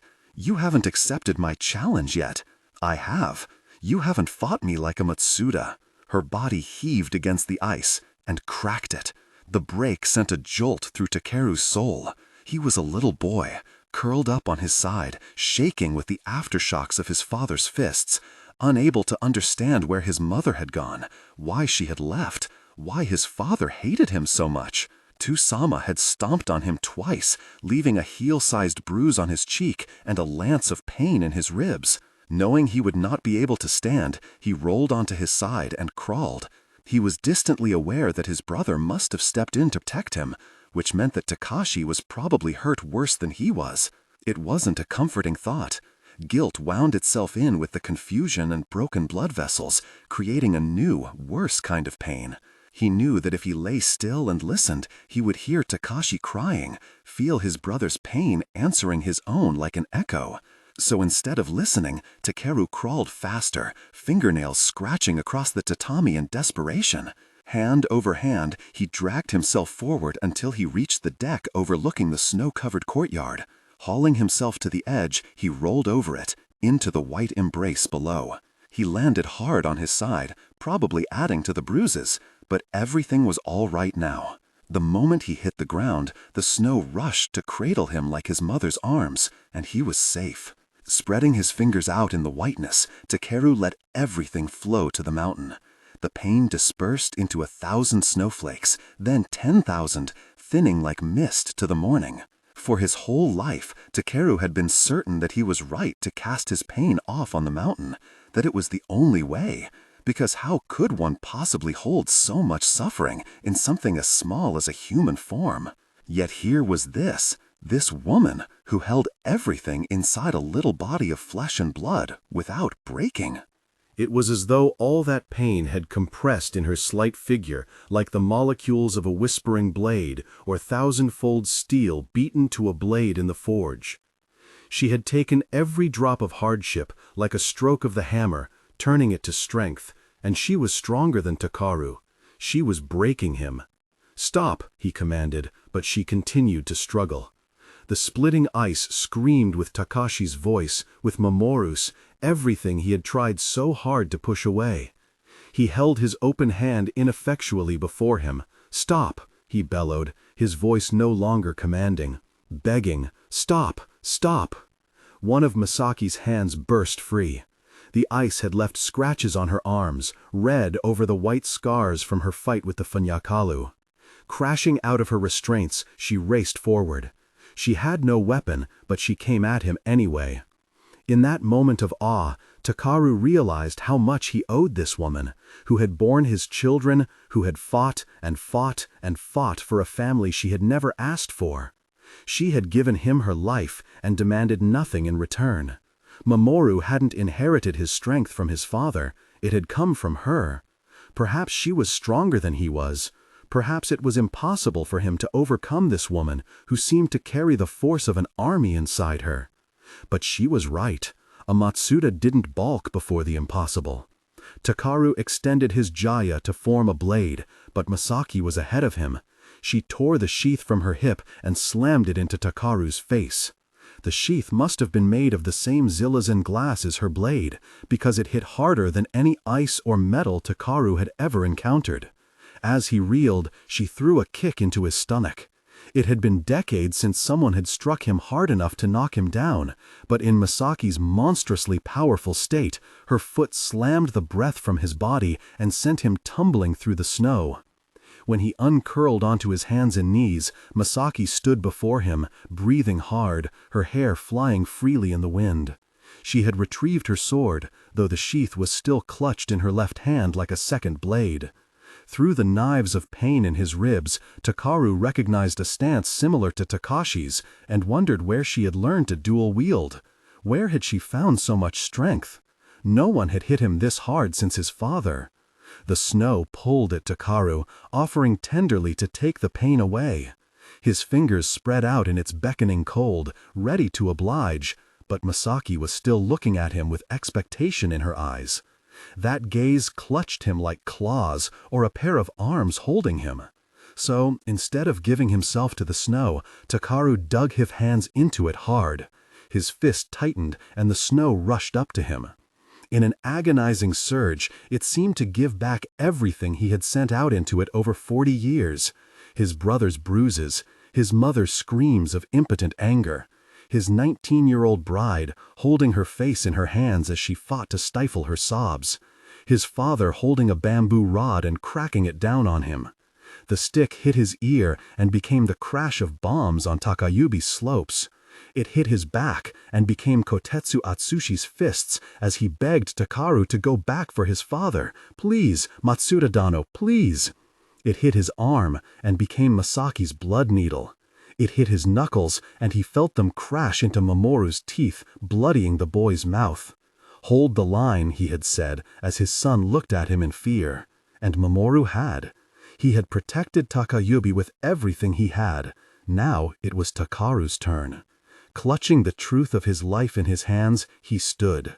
Misaki was rushing toward him now, the final, most important part of his life bearing down on him. And he saw them both for what they were. A woman who needed her husband, and a man who needed his wife. That clarity sharpened to an edge. The whispering blade met Misaki's obsidian sheath and sheared through it. Her eyes went wide, and she smiled. Gods in the deep, she smiled, a raw, open smile, and it was the most beautiful thing in all the Duna. Her sword hit the broad side of Takaru's whispering blade, knocking it off course. But this time, the ice didn't shatter. It didn't even crack. Discarding the sliced-off half of her sheath, Misaki attacked Takaru with new energy. For the first time, they met each other, not a frozen mountain and a doll, but living flesh, a man and a woman. Misaki's smile grew. She had what she needed from him. But in his new clarity, Takaru realized that there was one more thing he needed from her, as a man. She spun in to cut at his neck, and he lowered his arm. Misaki. Misaki threw her entire body into the attack, knowing the whispering blade would be there to meet her, ready to slash through it or break in the effort. The impact didn't come. Panic jolted through her fighter's high. Even in her state of heightened reflexes, she barely managed to jerk to a stop before her blade sheared Takaru's head from his shoulders. The black glass bit into his neck, and the world spun to a halt, the snow itself seeming to pause in shock. Misaki stood there, breathless, heart hammering, as 2 drops of blood beaded on Takaru's neck. 2 drops. She hadn't killed him. But it had been a close thing. Why? She thought furiously. Why didn't he block? He should have had time to counter, so why hadn't he? Had he been trying to trick her into killing him? Had he been testing her? But when she looked into her husband's face, his expression wasn't smug or knowing. It was openly surprised. Then, as she watched, that surprise melted into something softer than triumph. Relief. They looked at each other, chests heaving with exertion, Serot and Yaya still resting at his neck. Then the whispering blade turned to snow, fluttering down to rest at their feet. Takaru's fingers touched her sword hand. "I accept," he said, and for once his voice was full, overflowing with gratitude and strength, and the determined bite of winter. And Misaki somehow understood why he had given her that last opening. If she truly wanted to kill him, then he was alone. He was willing to stand and fight, but he would rather die than do it alone. It wasn't just the challenge of responsibility he was accepting as his hand touched hers. He was accepting her. Cool fingers ran over Misaki's sword hand, over her sleeve, to brush the hair back from her face. In the falling snow, Takaru stared at the woman he had married, and saw her for the first time. I accept.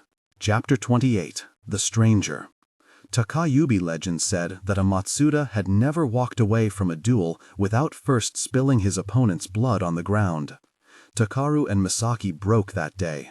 She caught the drops of blood before they could fall and placed a gentle hand over the cut on his neck. He didn't push the hand away, even as her Jaya tugged at his open wound, knitting the liquid into a scab. "You're stronger than I thought," Takaru said. Misaki made a dismissive noise in her throat. "It was a fluke. I've been in far better shape." "I wasn't talking about your swordplay. I always knew about that." Misaki blinked in surprise. "You did?" Then she sighed. "I suppose I underestimated your powers of perception." "No, your father mentioned it when he first described you to us. You never said anything." Misaki paused. "Why didn't you say anything?" "I don't know." That thoughtful crease appeared between Takaru's eyebrows. "I'm sorry, I never asked. I never offered." Instead, she had boarded her real self up behind a stiff facade, hoping that somehow she could turn herself into something else. "I'm sorry." Misaki rubbed her open palm over Takaru's neck one last time before letting it trail down to rest against his chest. The cut had scabbed over, stopping the bleeding. "Thank you," Takaru said, "for offering now." He lifted his hand to touch the cut on his neck, not the one Misaki had just scabbed over, but the one Mamoru's ghost had left during that last nightmare. "I think I should stay a while," he said, "and say goodbye to my brother and son." Misaki nodded. Of course. But she found that the thought of leaving Takuru alone on the mountainside upset her. He had spent too long alone in the snow, hadn't he? Meditating the humanity out of himself, sinking deeper into a refuge that was now stained with his family's blood. "Would it be all right if I stayed with you, Takuru-sama?" she asked softly. Takuru was quiet for a moment. Then he nodded. "Please." The sky was darkening by the time the two stood to make their way back home. Misaki had frozen the 2 pieces of Citadena's sheath together to hold the blade. It was cold enough that the ice would stay strong, but eventually she would need a new sheath. "I asked Setsuko to watch the boys while we were gone," Misaki said. "I told her I might be a while, but I hope she hasn't gotten worried." "I think she has," Takuru said.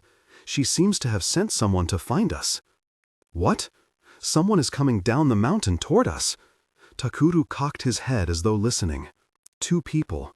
We should go to meet them," Misaki said, brushing the snow from her knees. "Let them know we haven't vanished."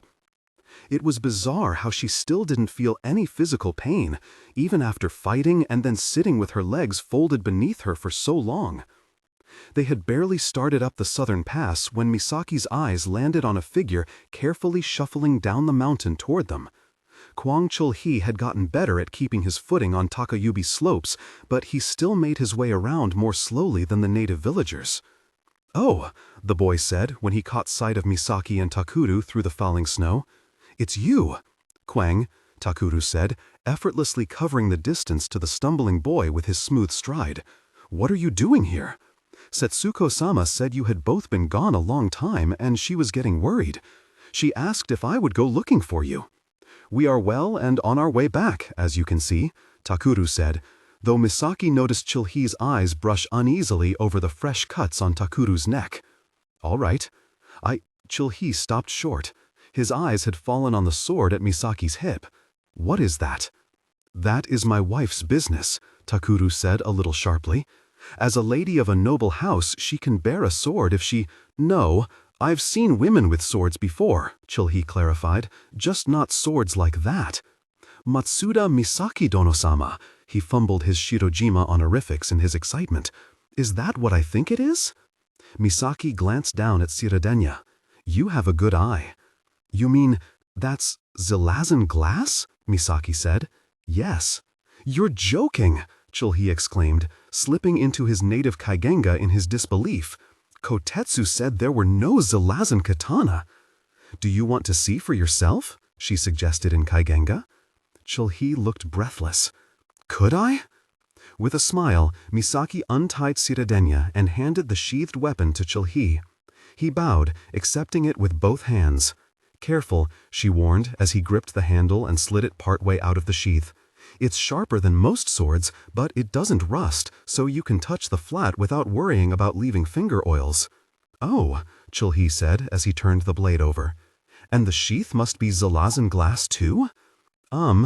Misaki hesitated but realized that would be hard to lie to the boy while he was holding the sheath in his hands. "Yes, on the inside." "So what happened to it?" Chul-hee asked, resting his fingertips on the ice Misaki had used to repair the sheath. He might not be a Takayubi warrior, but he was still a competent jiaka. He could almost certainly feel that the sheath had been severed. She glanced at Takuru. "Unfortunately, it got damaged," she said. Chul-hee's fingers were still resting over the ice on the sheath, his brow creased in confusion. "It feels like it was cut in two. Isn't that interesting?" Misaki smiled, taking the sword from him and sliding it back into the belt of her hakama. "But it's cut," Chul-hee said in confusion. "Nothing can cut Zilazan," he trailed off, looking up at Takuru. His eyes flicked again to the cuts on Takuru's neck, then to Misaki's disheveled hair and clothing, and back to Takuru.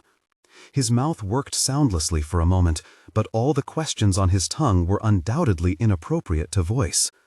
"We should get back to the village." Takuru motioned Chul-hee and Misaki after him, and they continued up the mountain. "Let's find the other one and head back." "Other one?" Chul-hee repeated. "There were two of you who came down the mountain to look for us, were there not?" Chul-hee shook his head. "I came alone." "No." Takuru stopped in his tracks, suddenly wary. "There was someone behind you." "Are you sure, Takuru-sama?" Misaki asked. Sometimes an exhaustive use of jiaya like a fight affected a Theamite's senses. "Maybe." Her words trailed off as movement caught her attention on the path ahead. A figure stood blocking their way, Matsuda blue kimono blowing gently in the wind, a teal-wrapped sword at his hip. "Mamoru!" Misaki screamed, her hands flying to her mouth. Terrified that something had made her start hallucinating, she looked to Takuru and Chul-hee, but they were also frozen where they stood, disbelieving eyes fixed on the apparition. How?" Chul-hee stuttered, shaking. "Why is he here?" Mamoru drew his katana, and that was the giveaway. Just for a moment, brightness flickered across him, like dappled light across a forest floor. Misaki had seen bright ripples like that before, and knew exactly what they meant. That was not Mamoru, nor was it his ghost. As the imitation Mamoru came at them, Takuru took an uncertain step back, an arm out to shield the other two. But Misaki stepped forward, gathering her jiya into an ice spear. Even knowing it wasn't really him, she couldn't shoot ice directly into her son's heart. She couldn't kill his image. Chilhee let out a cry of alarm as she fired her projectile. The ice struck the pretender in the shoulder, knocking him backward and shattering the illusion. Freckles scattered across Mamoru's cheeks, black hair turned brown, and the blue kimono turned into a flapping gray cloak. The katana spun out of his hand and hit the snow as a long Hadean-style knife. Even in his shock, Takuru reacted prudently, raising ice to freeze the stranger's arms and legs in place where he lay. "What is that thing?" he demanded, more shaken than Misaki had ever seen him. He would be, having never met Eileen Eldon. Some kind of demon? That's no demon. Misaki was striding toward the fallen creature. It's a litigi. A what? A type of sub-theonite, Misaki explained as she came to stand over the man. They look like powerless add-ins, but they have the ability to manipulate light to create illusions. I knew a few in Caritha, but what the hell was one of them doing here? The man glared silently up at Misaki, but they both knew there was nothing he could do against her now. Litigi Wu, like himself, were dangerous only in what they could make a person see. He would not have the physical strength to break himself out of Takuru's ice. An intense flash of light might leave Misaki temporarily blind, but she fought better without the use of her eyes anyway. Secure in her safety, Misaki took a moment to survey the man. He appeared to be in his 20s or 30s. She had always found it difficult to place white people's ages, with dull green eyes and brown hair cut in a short Hadean style. The lines of a tattoo made a strange, swirling pattern through his smattering of brown freckles. She searched her memory for someone like this man, but she couldn't recall ever encountering a green-eyed litigi, let alone one with such strange tattoos. Even the tattoo ink was unlike anything Misaki had ever seen, shiny and metallic. With a sweep of her hand, Misaki cleared the snow that had fallen on his face, just to be sure she wasn't imagining the silvery glint. He had something in his skin. It looked like metal threaded through his tattoos, but when Misaki reached out with her Jia, the shining substance felt almost like liquid. "You're very skilled," she said. That replication of Mamoru had been on par with one of Eileen's illusions. Nearly perfect. "Who are you?" Takuru, who had most likely never seen a white person, approached more cautiously, Chilhee trailing just behind him. "It's all right, Takuru-sama," Misaki said. "He's just a human, like you or me, only weaker. Watch." Putting a tabi to the man's arm, she applied a bit of pressure, and the bones snapped. The white man's body went rigid and his face contorted, but he didn't cry out. The only noise he made was a valiantly smothered grunt. Misaki raised her eyebrows. That sort of ironclad composure spoke of intense training, though she could feel his heart pounding rapidly in distress. "All right, I don't know how good your Shirojima dialect is, so let's try Yamaninke," Misaki said. "Who are you and who sent you here?" Normally, she wouldn't have taken any pleasure in torturing someone weaker than herself, even one who had tried to kill her. But this man had stolen her son's face. She would happily break every bone in his body. "Don't speak Yamaninke, you piece of pseudo." "That's fine." She switched languages again. "I speak Lindish, too. Now, talk to me. Who are you? Did you come here from Caritha?"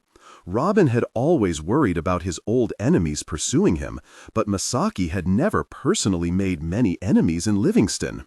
Sure, she had sliced quite a few people, but that had mostly been as backup to Robin and Eileen. Most people thought of Firebird and didn't recall his shadow.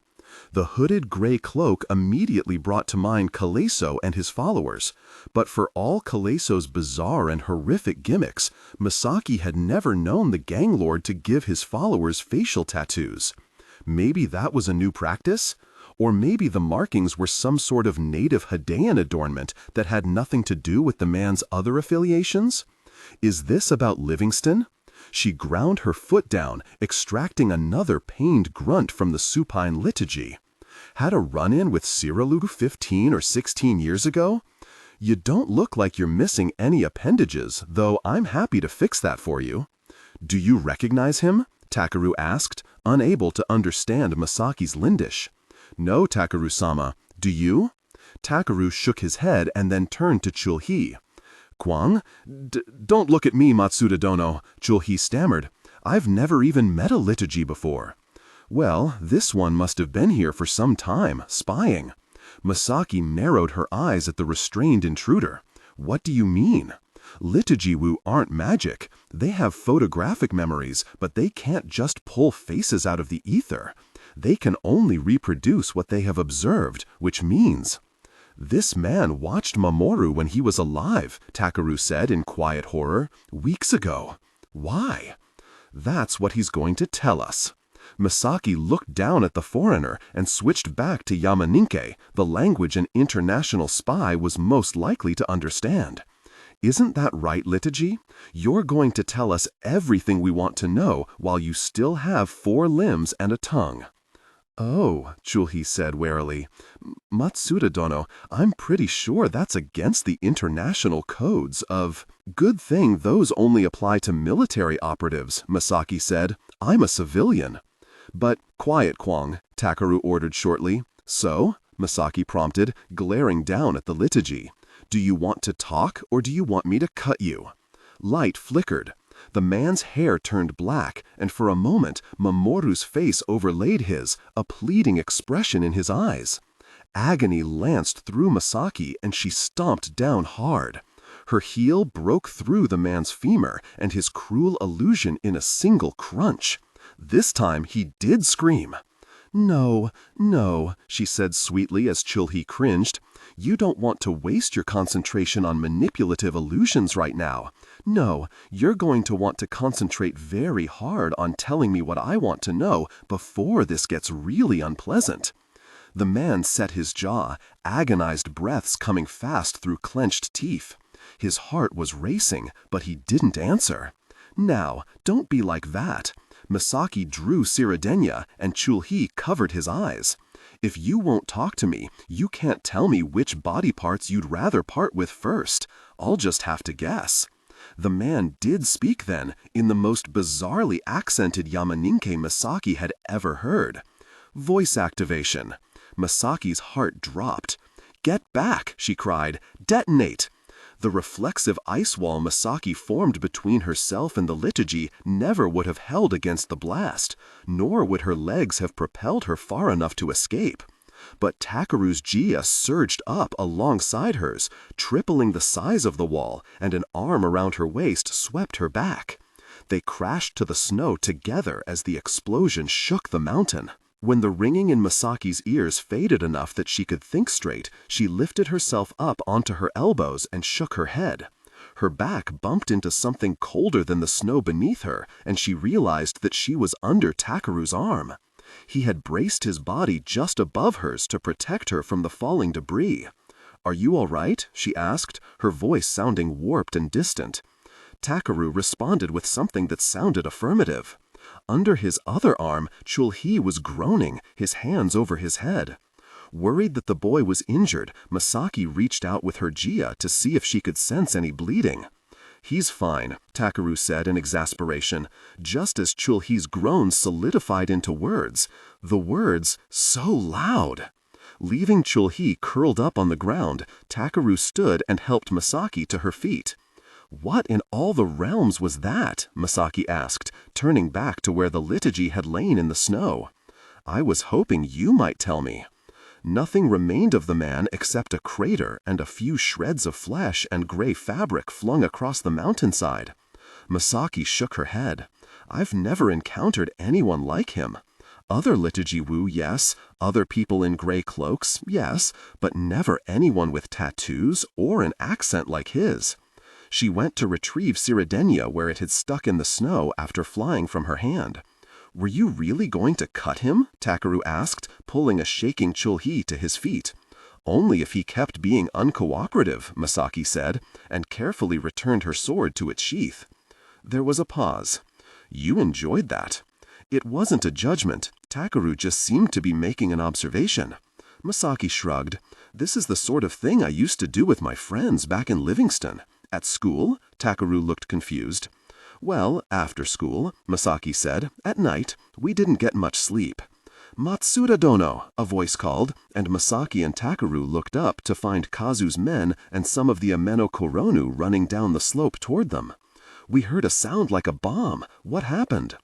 "There has been an attempt on our lives," Takeru said, as the men came to a stop at the site of the explosion. "My wife and my own." "What?" Calmly, Takeru told the men what had happened, which, of course, sounded ridiculous. "So, you think it was an assassin?" one of the Ameno Koronu asked. "It was definitely an assassin," Misaki said. "A liturgy didn't put himself up against two powerful Theonites unless he had a plan to end the fight quickly. This one had most likely hoped that his illusion of Mamoru would immobilize his targets for the moment he needed to kill them with that knife of his, which might have allowed him to escape with his life. The bomb had been his backup plan." "Who do you think sent him?" one of Kazu's men asked. "The Ranganese, or," he couldn't say it aloud, but everyone was thinking it, "the Empire." "This man was not from Namyandugu," Takeru said. "He was white." "There are white people who live in Namyandugu, in the Ranganese Union," Chulhi pointed out. "It was something most Dunians didn't even know." "Really?" Hakuyu said in surprise. "They live far in the west," Misaki said, "near the border with Hades. They have their origins in a Hadean tribe called the Malakavish, but politically they count as part of the Ranganese Union. I've never heard of any liturgy-wu among them, but it's possible." Then again, it was equally possible for an organization to hire a foreign assassin to throw someone off their trail. But if the man had been sent by the Rangaise, who was with my family?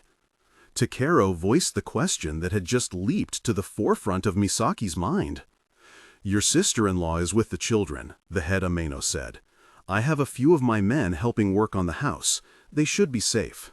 Misaki was already running up the slope. "Stay on the alert," Takeru told the men. "Report back to the village as soon as you've investigated to your satisfaction." And he was running alongside her.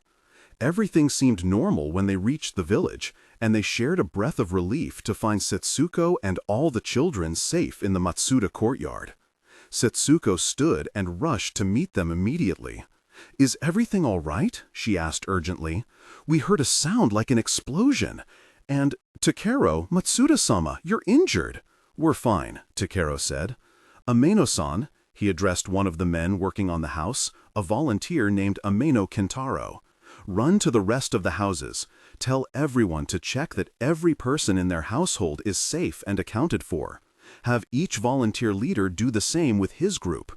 If anyone has spotted a suspicious person, have them report here immediately." "What? There will be time to ask questions later," Takeru cut him off. "Go."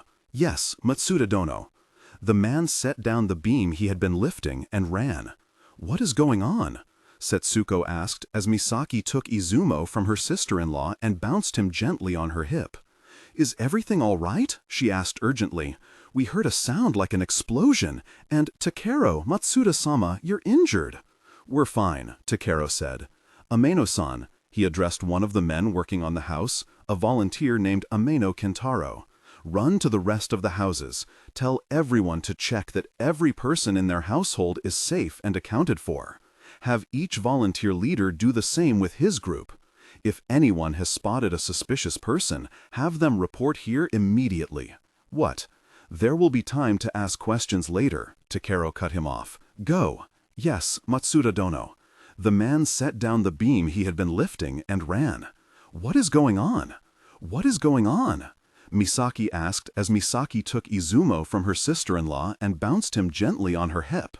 "There was an attempt on our lives?" Takeru said as Hiroshi and Nagasa gathered near the adults to listen curiously. "Neither of us is seriously hurt, but we need to confirm that no one else in the village has been targeted." "What? Who tried to kill you?" Setsuko asked. "The details are unimportant for the time being," Takeru said. "For now, I'm just relieved that my family is safe." Misaki would have expected Setsuko to ask more questions, but the other woman had stopped, staring at Takeru. Evidently, she had noticed the change in him, the way his voice carried a modicum of emotion. Her expression of confusion turned to one of shock when Takeru stooped and picked up Nagasa. To Misaki's memory, Takeru had never held one of his children. Nagasa himself looked disoriented at suddenly finding himself so far from the ground. "I've just been to see your brother, Nagasa-kun," Takero said. "Mamoru?" Nagasa said in a small voice. "Yes." Nagasa still looked profoundly confused. "To-sama, see Mamoru?" "I did." "Where is he?" Nagasa asked, his hands clutching his father's shoulder. "Where is Mamoru?" "He's in the Loxara now," Takero said. "He promised that he wouldn't come to bother you anymore. He wants his little brother to be able to sleep." "I can sleep?" It wasn't clear if Nagasa completely grasped his father's meaning, but the words seemed to calm him. "You can sleep," Takero said, and placed Nagasa back on his feet. "He also wanted me to remind you one other thing." He took Nagasa's little chin between his thumb and forefinger. "A warrior doesn't cry." Nagasa nodded. "Mamoru doesn't want you to cry." Takero rested a hand on Nagasa's head, ruffling the boy's hair before turning to his second son. "Hiroshi." "Yes, To-sama." Takero studied his second-born for a moment, the little boy who stood with enough tension in his shoulders to break an adult. He didn't take Hiroshi into his arms. Even as a little baby, Hiroshi had never much liked being held, but he knelt down to his eye level.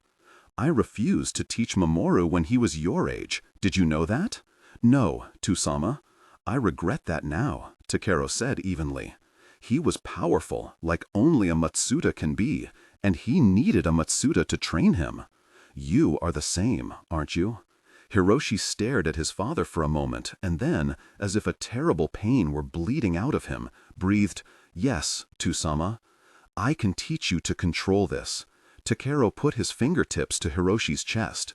"This cold power that seems too big for your body.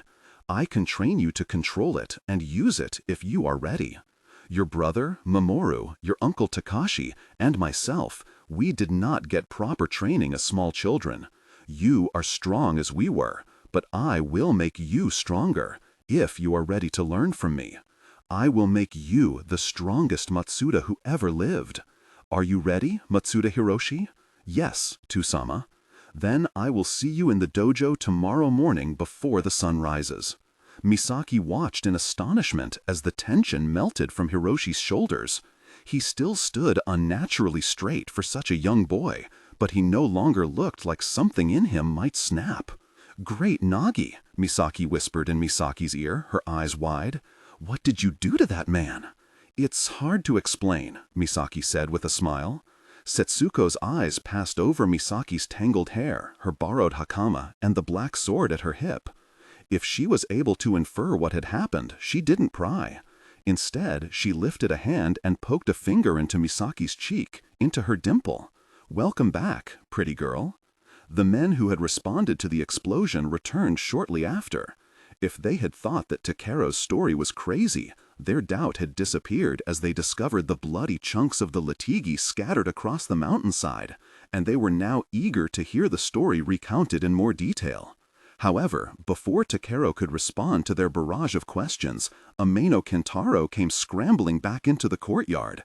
"Matsuda Dono," he said, and Misaki could see on his face that something was wrong. "What is it? We're missing someone." "What?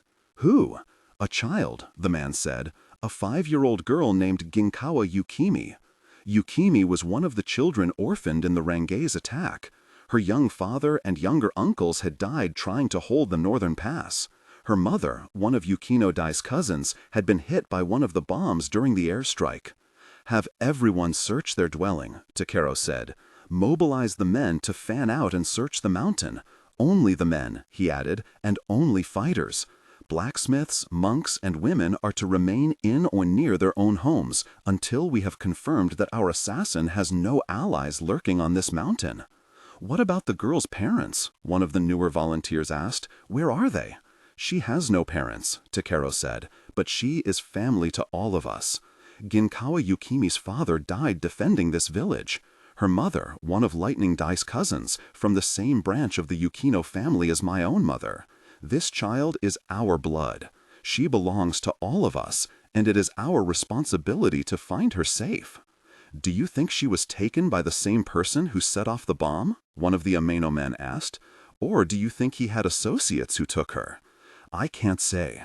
Takero glanced for a moment toward Misaki, possibly thinking that she might have some idea, but she was as lost as he was.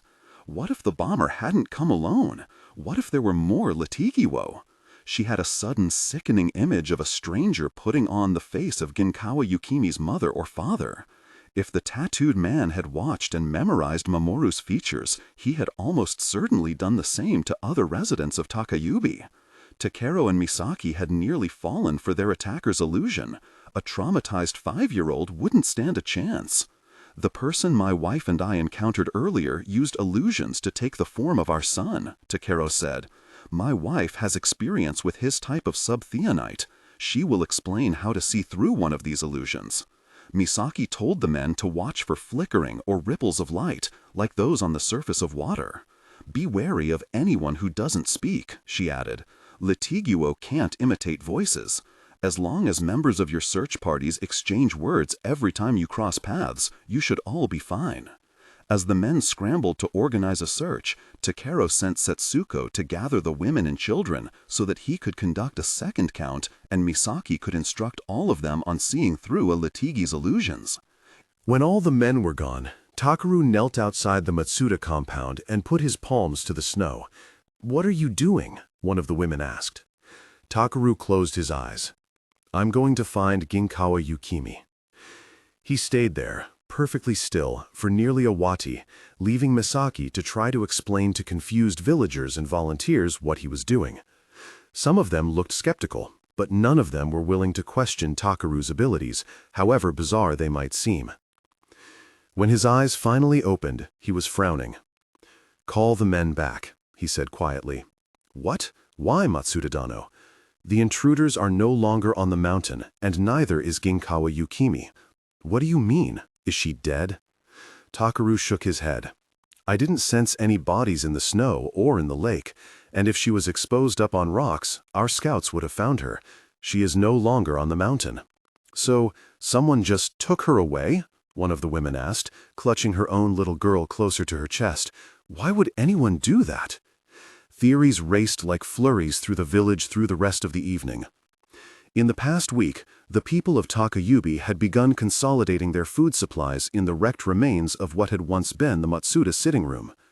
Come spring, the half-room would not be structurally sound enough for occupation, but for the moment, Takaru's ice reinforcements made it a decent cafeteria, with the icier half serving as a refrigeration unit, while the wooden half, open to the rest of the village, became a cooking area.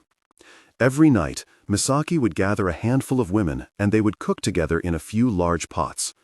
With no electricity to run a grill or the single remaining rice cooker, it was more efficient to prepare the food for the whole village at once. Tonight, an unprecedented number of women showed up to help with dinner, nearly half the women in Takayubi. Some came to talk, some came for companionship. All made their hands busy helping. "Do you think this is the government's way of trying to intimidate us?" Mayumi asked, passing Misaki the ladle she had asked for. "First, it's dangerous to say things like that," Misaki said. "You want to be careful about who hears you. And second, I really doubt it." "But Matsuda-dano, you were the one who suggested that the emperor might send assassins." "I know," Misaki said, "but there are certain tactics a tyrannical government uses to intimidate its subjects. For one thing, they like to make themselves known for what they are, soldiers in uniform, not foreigners in weird costumes. I also think that if this was an attempted intimidation, the kidnappers would have taken a child with living parents. That was what the Yamankalu used to do to the native Baxarians to keep them in line. But Misaki decided that she had spoken enough treason against the empire without dragging their closest allies through the mud as well." She shook her head. "If they wanted to maximize the psychological impact, they wouldn't have chosen an orphan." "But she wasn't just any orphan," Fuyuhi protested, looking wounded. "She was a child of Takayubi, our blood. It's as your husband said, she belonged to all of us." "But the government wouldn't understand that," Misaki said. She paused, midway through stirring the soup, a handful of spices poised above the bubbles. With the heat from the boiling water rushing over her skin, she remembered something Robin had said to her a long time ago, on that rooftop, when she had questioned whether the North Enders of Livingston were worth saving. "Everyone in this part of town has been oppressed or abandoned by theonide powers the rest of the world depends on. But they don't give up. Instead, they've made a life and a culture here for themselves. It's not perfect, but it's worth protecting, even if the ruling Theonites and the politicians and the police have all decided otherwise. She had never expected to understand that part of Robin, never thought those words would make so much sense to her. "Matsuda-dano?" Fuyuhi said. "Are you all right?" "Fine." Misaki opened her hand, dropping the spices into the soup. "Just remembering something." She shook her head. "It doesn't matter. The point is, you saw what Colonel Song and his men were like. The way our village works, the way we care for each other, is something they wouldn't understand. This just doesn't have the hallmarks of a government trying to scare its people into obedience." "Then do you think it's the Renkenese?" Fuyuko asked. "I don't know," Misaki said, "and I really don't know why you ladies expect me to have all these answers. You know I'm a housewife, not a spy, right?" Fuyuko shrugged. "You talk like one sometimes." "And a lot of the time you're right," Hayori said. Misaki shook her head. "My husband and the other men will keep doing everything in their power to find out. In the meantime, all we can do is keep each other safe." Yukimi's disappearance had the effect of making the village pull closer together. In another town, a missing orphan might have gone unnoticed, but this was Takayubi, and the loss reverberated through every parent and every home. Kotetsu Katashi and his children fashioned a set of standing torches, which the Koronu then placed throughout the village to keep the space illuminated through the night, hopefully discouraging intruders. Mizumaki Fuyuko and 2 volunteers moved into the orphanage to make sure there were extra eyes on the children. A pair of Ameno men climbed to the Kumono temple to guard the monks who had taken up residence there, and sleep schedules were rearranged to ensure that at least 3 people were on watch at different stations throughout the village at all times. Except for the few men Takaru sent to inquire after Yukimi in the nearest fishing towns, everyone, residents and volunteers, stayed in or near the village. Misaki had not known Ginkawa Yukimi or her parents, but she still felt an ache for the little girl as she put her own children to bed. Everyone in the village felt it, like the failure belonged to all of them. When Misaki slid open the door to the bedroom, she found Takaru kneeling on the tatami, his back to her. "Sorry," she whispered, recognizing the stillness of meditation. "I didn't mean to disturb you." "It's all right," he said. "She's gone." He shook his head and turned to Misaki, his face looking hollow and tired in the lantern light. "There's no point. You've kept trying to find her this whole time? I promised you that I would keep all of us safe." "You did everything you could," Misaki said softly. "No one could have predicted this." Kneeling before the wooden plank that now served as her dressing table, Misaki pulled the pins from her hair and let it down over her shoulders. "So, you haven't had any ideas about what might have happened?" Takaru asked as she ran her fingers back through her hair, easing the tension from her scalp. She shook her head. "I'm sorry, Takaru-sama." "Who is Kaliso?" That question made Misaki pause, her fingers still in her hair. "Sorry? You asked the Listigi about someone called Kaliso?" Takaru said. "The name sounds familiar. You probably heard it on the TV at some point. He's a Livingston crime lord. He was well known in Caritha when I was a teenager. His followers wore gray robes, but they never had facial tattoos. Or voice-activated bombs." "But you thought to ask about him almost immediately," Takaru said.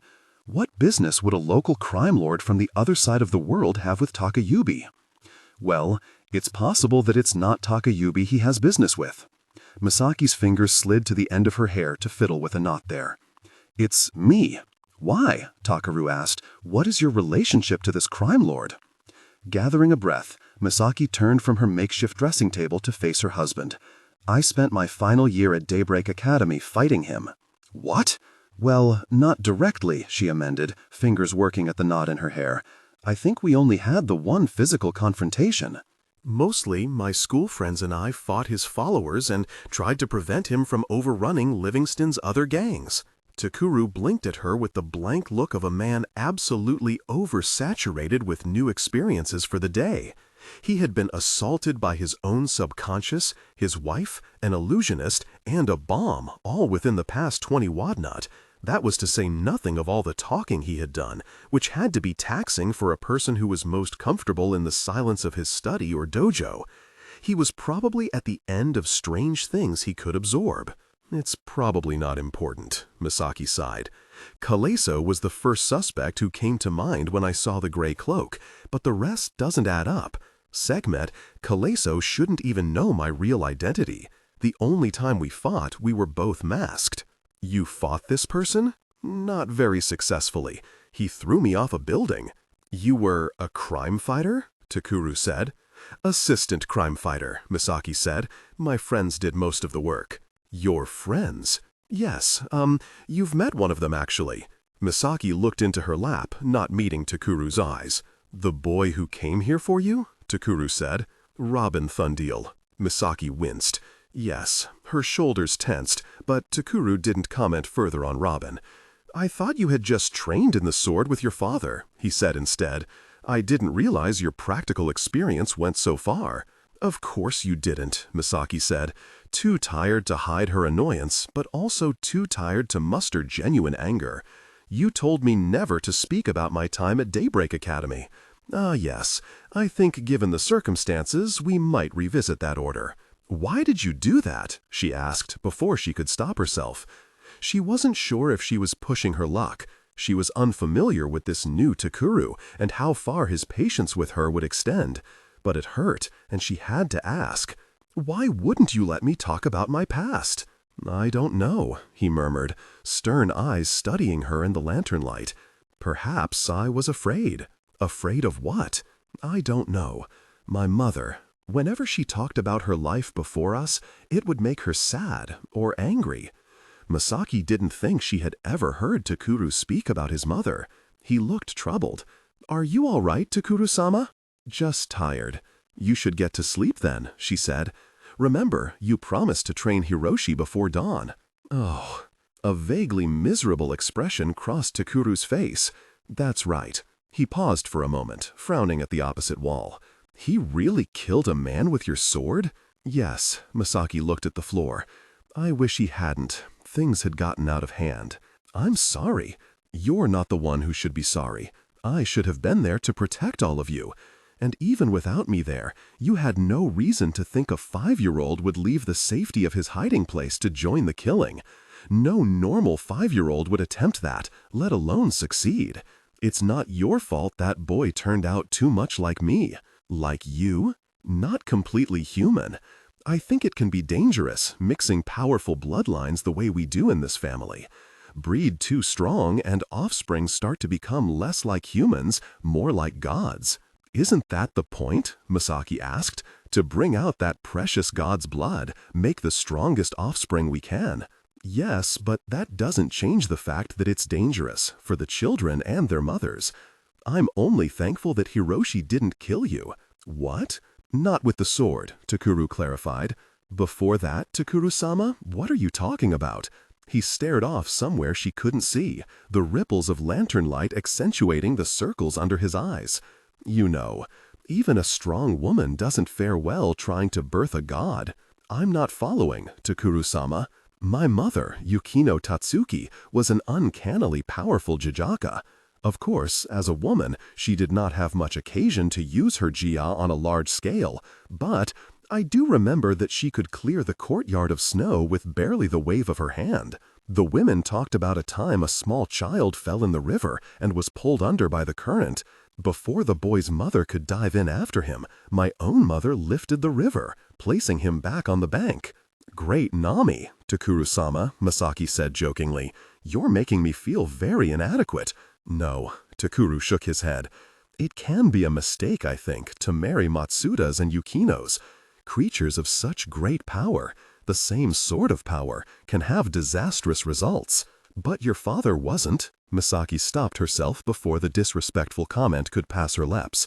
This new practice of conversing honestly with her husband might have confused her sense of propriety, but she had to remember that this was Takuru she was talking to. She couldn't speak ill of Matsuda Susumu. "My father was not a master of the Whispering Blade," Takuru conceded, clearly knowing what she had meant to say. "But he didn't seem angry, nor did he ever achieve greatness as a Jijaka, but he still carried the blood of the Matsuda line. Paired with my mother's power, that produced offspring so unnaturally powerful that even she struggled to carry them, carry us." Takuru looked down, a shadow of guilt touching his features. It almost seems that human limitation resists our existence, that maybe the gods are the sort of parents who do not wish their descendants to exceed them. Misaki studied her husband for a moment. She had traced the lines of his perfect face so many times, wondering if there was really human flesh and blood to him, when he seemed like a creature sculpted by the gods from pure winter. She had never thought to wonder how strange it would feel to be that creature, to know what a bizarre creation you were. I'm told that Takashi Nisama's birth left my mother weakened and sick. My birth nearly killed her, leaving her bedridden for a year.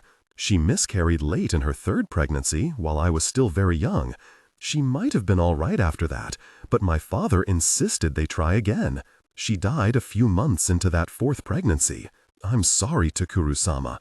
I didn't know any of that. All anyone had told Misaki of her mother-in-law was that she had died of a persistent illness. She hadn't realized that miscarriages and death were commonplace in the Matsuda household. She wondered if her father had known. If he had known, would he have married her to this house? She shoved those thoughts away. It didn't matter. It was all done now. It had been done many years ago, and Misaki was still alive in this moment, with her husband. That was all that mattered. We didn't talk about it, Takuru said. If Takashi or I mentioned it, if we talked about our mother, Tosama would beat us. This, too, was a new thought to Misaki. For years, she had viewed Matsuda Susumu as her tyrant.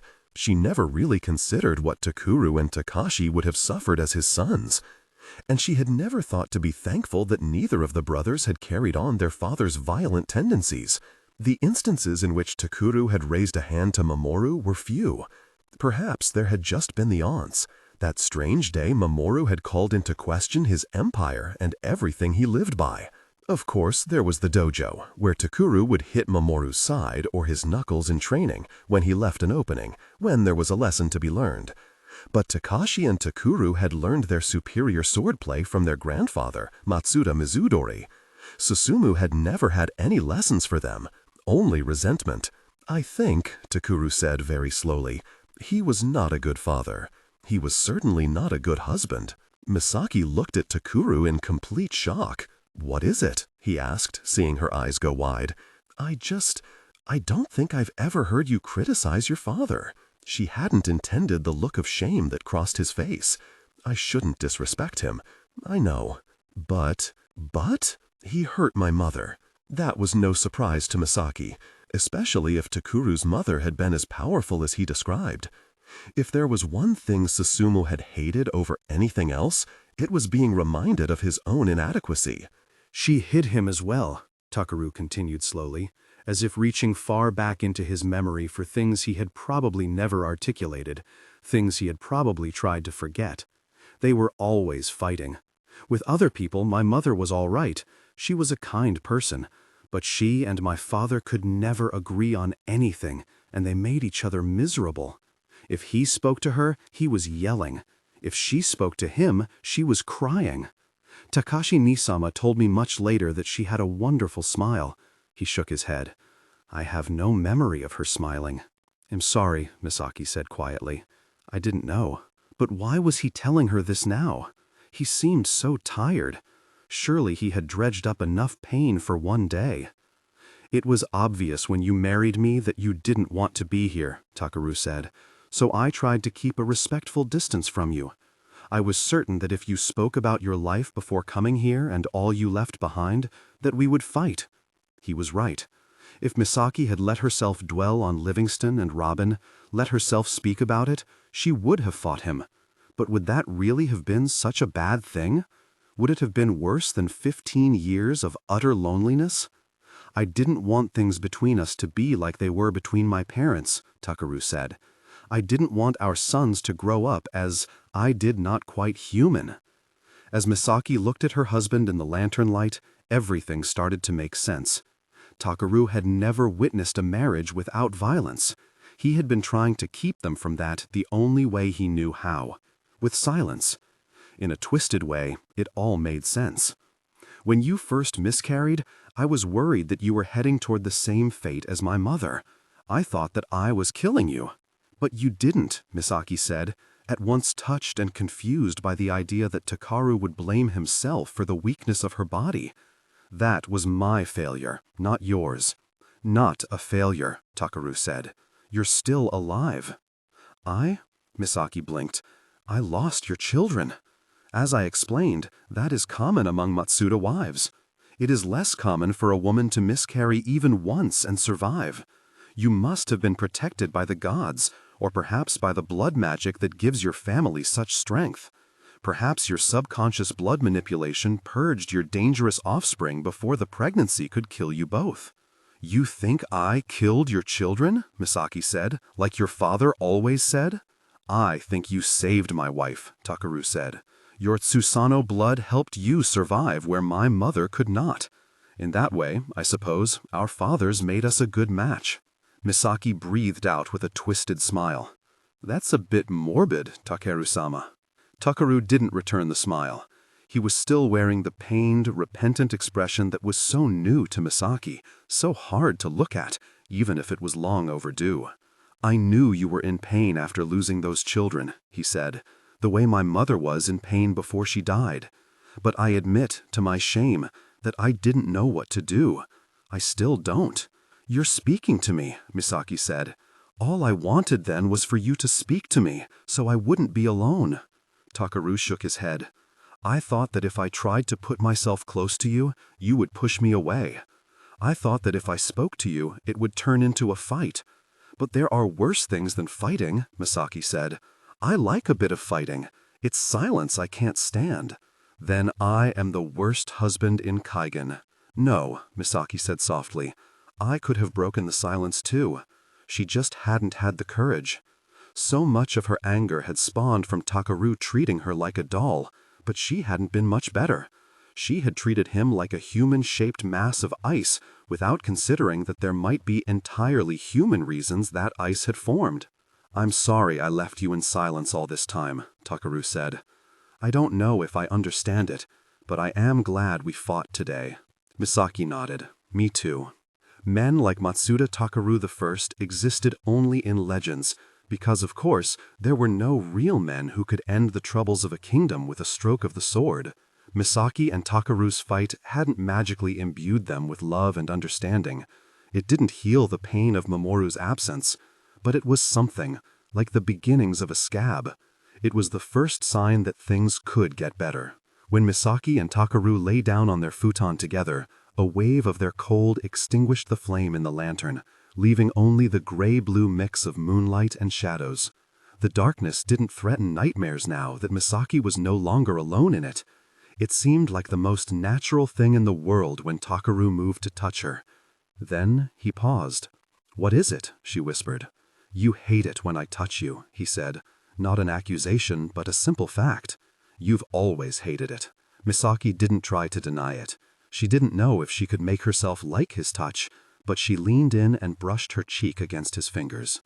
Then she reached out and held him. Cold. But what did that matter? So was she. Nestling closer, she rested her head on his shoulder. He would never have that hot spark that set her desire to a boil, but when she closed her eyes, no nightmares came. In her husband's embrace, wrapped in the sound of his steady breathing, she slept soundly for the first time in a month. Chapter 29. The Apprentice. The next week, Colonel Song was back, this time accompanied by his superiors, Shirojima's provincial governor, and representatives from the Yamanka military. Song's idiot translator, Cho Kyung-tek, was there to introduce all of them in clumsy Shirojima dialect. "I present to you General Chun Chang-ho, Lieutenant Baek Jin-kyu, and your prefectural governor Lo Dong-soo. I believe you have already met Colonel Song Byung-wo." Takaru bowed politely to each of the men. "I also ask you to please welcome the representatives of our Yamanka allies, General Burema Kende, Lieutenant General Lansana Wagadu, and their translator and counselor, Jali Seidu Tarama." There was a second Jasali with the Yamankalu, younger than the first, wearing simpler robes. Misaki could only guess that he was the real Jasali's apprentice, a fairly new apprentice, judging by his age and nervousness, but he didn't get an introduction. "It's a pleasure to meet you." Takaru spoke to the Yamankalu in Kaigen, and Jolly Tarama translated his words smoothly to Yamanfinke. Thank you for being here. Then, in Yamanka fashion, Takaru reached out and took General Kende's hand in his. Misaki had gone over the Tajaka greeting gesture with Takaru, convincing him to practice with her until it started to feel natural. The practice was only partially to make Takaru appear better informed before the foreign visitors. More than anything, Misaki wanted the Yamankalu to feel who they were dealing with. It worked. She noted subtle expressions of surprise on the Tajakalu's faces as their fingers touched Takaru's and their lips touched his knuckles. Takaru was colder and palpably more powerful than the representatives of the emperor, and Yamankalu, if nothing else, respected power. You will, of course, quarter us in your house, Matsuda, Veneral Chun said. Yes, Takaru said stiffly, of course. Fantastic, Misaki thought. With each of the important officials put up in their own room, there would not actually be space in the half-destroyed Matsuda compound for the Matsudas themselves. Misaki and Setsuko would of course be expected to be available to serve tea and food that they couldn't actually afford to give up, but the family would have to find a different place to sleep. Did you have something to add, Mangai? I mean Koroya? The younger Jocely asked. Koroya? Misaki blinked in surprise as she realized the question had been directed at her. It was a respectful address for a female member of the warrior class. The out-of-place question spoke of the Jocely's innocence. In Yama, a married man and woman were equals, managing all important affairs together. He was right. If Misaki had let herself dwell on Livingston and Robin, let herself speak about it, she would have fought him. But would that really have been such a bad thing? Would it have been worse than 15 years of utter loneliness? I didn't want things between us to be like they were between my parents, Takaru said. I didn't want our sons to grow up as I did not quite human. As Misaki looked at her husband in the lantern light, everything started to make sense. Takaru had never witnessed a marriage without violence. He had been trying to keep them from that the only way he knew how, with silence. In a twisted way, it all made sense. When you first miscarried, I was worried that you were heading toward the same fate as my mother. I thought that I was killing you. But you didn't, Misaki said, at once touched and confused by the idea that Takara would blame himself for the weakness of her body. That was my failure, not yours. Not a failure, Takaru said. You're still alive. I? Misaki blinked. I lost your children. As I explained, that is common among Matsuda wives. It is less common for a woman to miscarry even once and survive. You must have been protected by the gods, or perhaps by the blood magic that gives your family such strength. Perhaps your subconscious blood manipulation purged your dangerous offspring before the pregnancy could kill you both. You think I killed your children? Misaki said, like your father always said. I think you saved my wife, Takaru said. Your Tsusano blood helped you survive where my mother could not. In that way, I suppose, our fathers made us a good match. Misaki breathed out with a twisted smile. That's a bit morbid, Takeru-sama. Takaru didn't return the smile. He was still wearing the pained, repentant expression that was so new to Misaki, so hard to look at, even if it was long overdue. I knew you were in pain after losing those children, he said, the way my mother was in pain before she died. But I admit, to my shame, that I didn't know what to do. I still don't. You're speaking to me, Misaki said. All I wanted then was for you to speak to me so I wouldn't be alone. Takaru shook his head. I thought that if I tried to put myself close to you, This must have been his first time in Kaigen, if the gender dynamics made him so uncomfortable. Not only that, he had very nearly called Misaki Manga Koro, a title for a woman of a ruling clan. In another country, a noble family like the Matsudas would have held Manga Koro status, but in Kaigen, the only official Manga Koro family was the imperial house. Kaigen wasn't like Yama, where many powerful families were allowed to flex their strength and vie for the throne if they wished. The emperor of Kaigen didn't want any line other than his own, claiming the inherent right to rule over any piece of his empire, however small. Oh, don't mind me, Giselle, Misaki returned, equally respectful. I'm only here to support my husband. It was demeaning, but Misaki found herself smiling. She had learned from her days spying that an inexperienced Giselle was like a poorly guarded treasury. Only the thing Giselle Wu guarded was far more valuable than money. It was information. "Setsuko, I need to ask a favor," Misaki said, once the military officials and their translators were comfortably settled in the Matsuda compound. "Sure thing. I need you to play hostess for a while in my stead." "Where are you going?" "Just on a little adventure," Misaki said, cracking her neck. "Going to see if I'm as smart as I used to think I was. Shall I get my niece?" It was what Setsuko had started calling Siridenya, since Misaki had explained the little sword's origins and the name Shadow's daughter. "No," Misaki laughed, "but I am going to take this nephew of yours." She lifted Izumo out of his drawer. They were going to have to relinquish this room to their guests anyway, and bundled him into a sling. "On an adventure?" Setsuko said, looking curious. "He's cuter than I am," Misaki said. "Makes me seem sympathetic and unthreatening. Isn't that right, little buddy?" She tapped Izumo on the nose. "Well, I'll tell you how it goes when I get back, if there's anything to tell. Hopefully there will be a lot." Misaki waited in the shadows behind Hiyori's shack, out of sight of the footpath through the village. Apprentices almost always got sent out on errands for their masters. The young Giselle was sure to emerge eventually, alone, and she would have her chance. When she heard his shuffling footsteps and his teeth chattering in the perfectly pleasant spring air, she stepped out from behind the shack and accidentally ran into him. "Oh," the boy said in surprise. Then, hilariously, he tried to speak Kaigenwa. The truth of it is, I was making the way of walking in the direction of the place for to speak with one's lover. Numan Jalidin," Misaki said, trying hard not to laugh. "Nuwayama nenke muku." "Oh." The Giselle's shoulders relaxed in relief. "I forgot you could speak my language."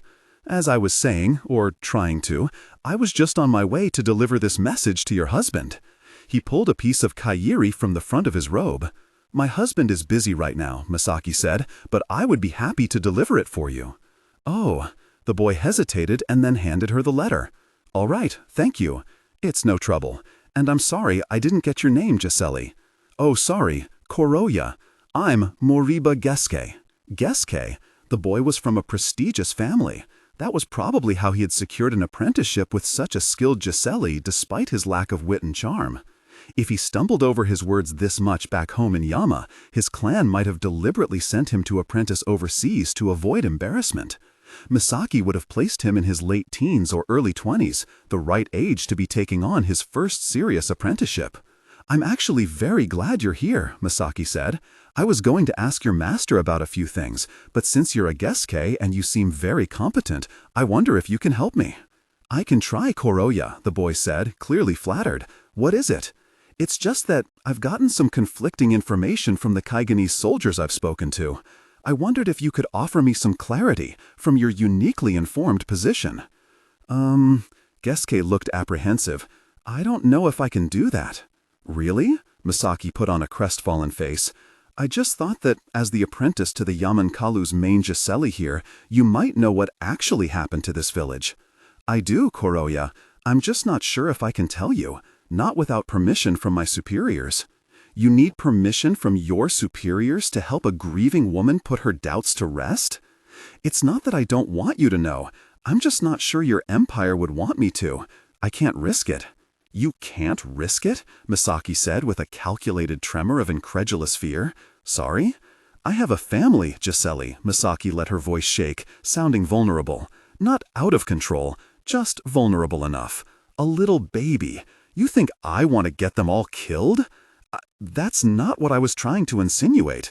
If you are worried about displeasing the Kaigenese Empire, I'm not someone you need to fear. All I want is to keep my family safe. And here in Kaigen, safe means being in line with the Empire's plan. You don't seem to understand. The only way I can do that is if I know the whole story." "I don't know, Koroya. If you never want me to repeat what you tell me to anyone, I won't. I just need to know." "But you belong to a great line of wordsmiths, Moriba Giselle," Misaki said, deciding to try out a Giselle tactic herself. "Singers and confidants to kings and queens. The Daybreak Giselle Wu always said a man was more malleable when his head was swelled with praise.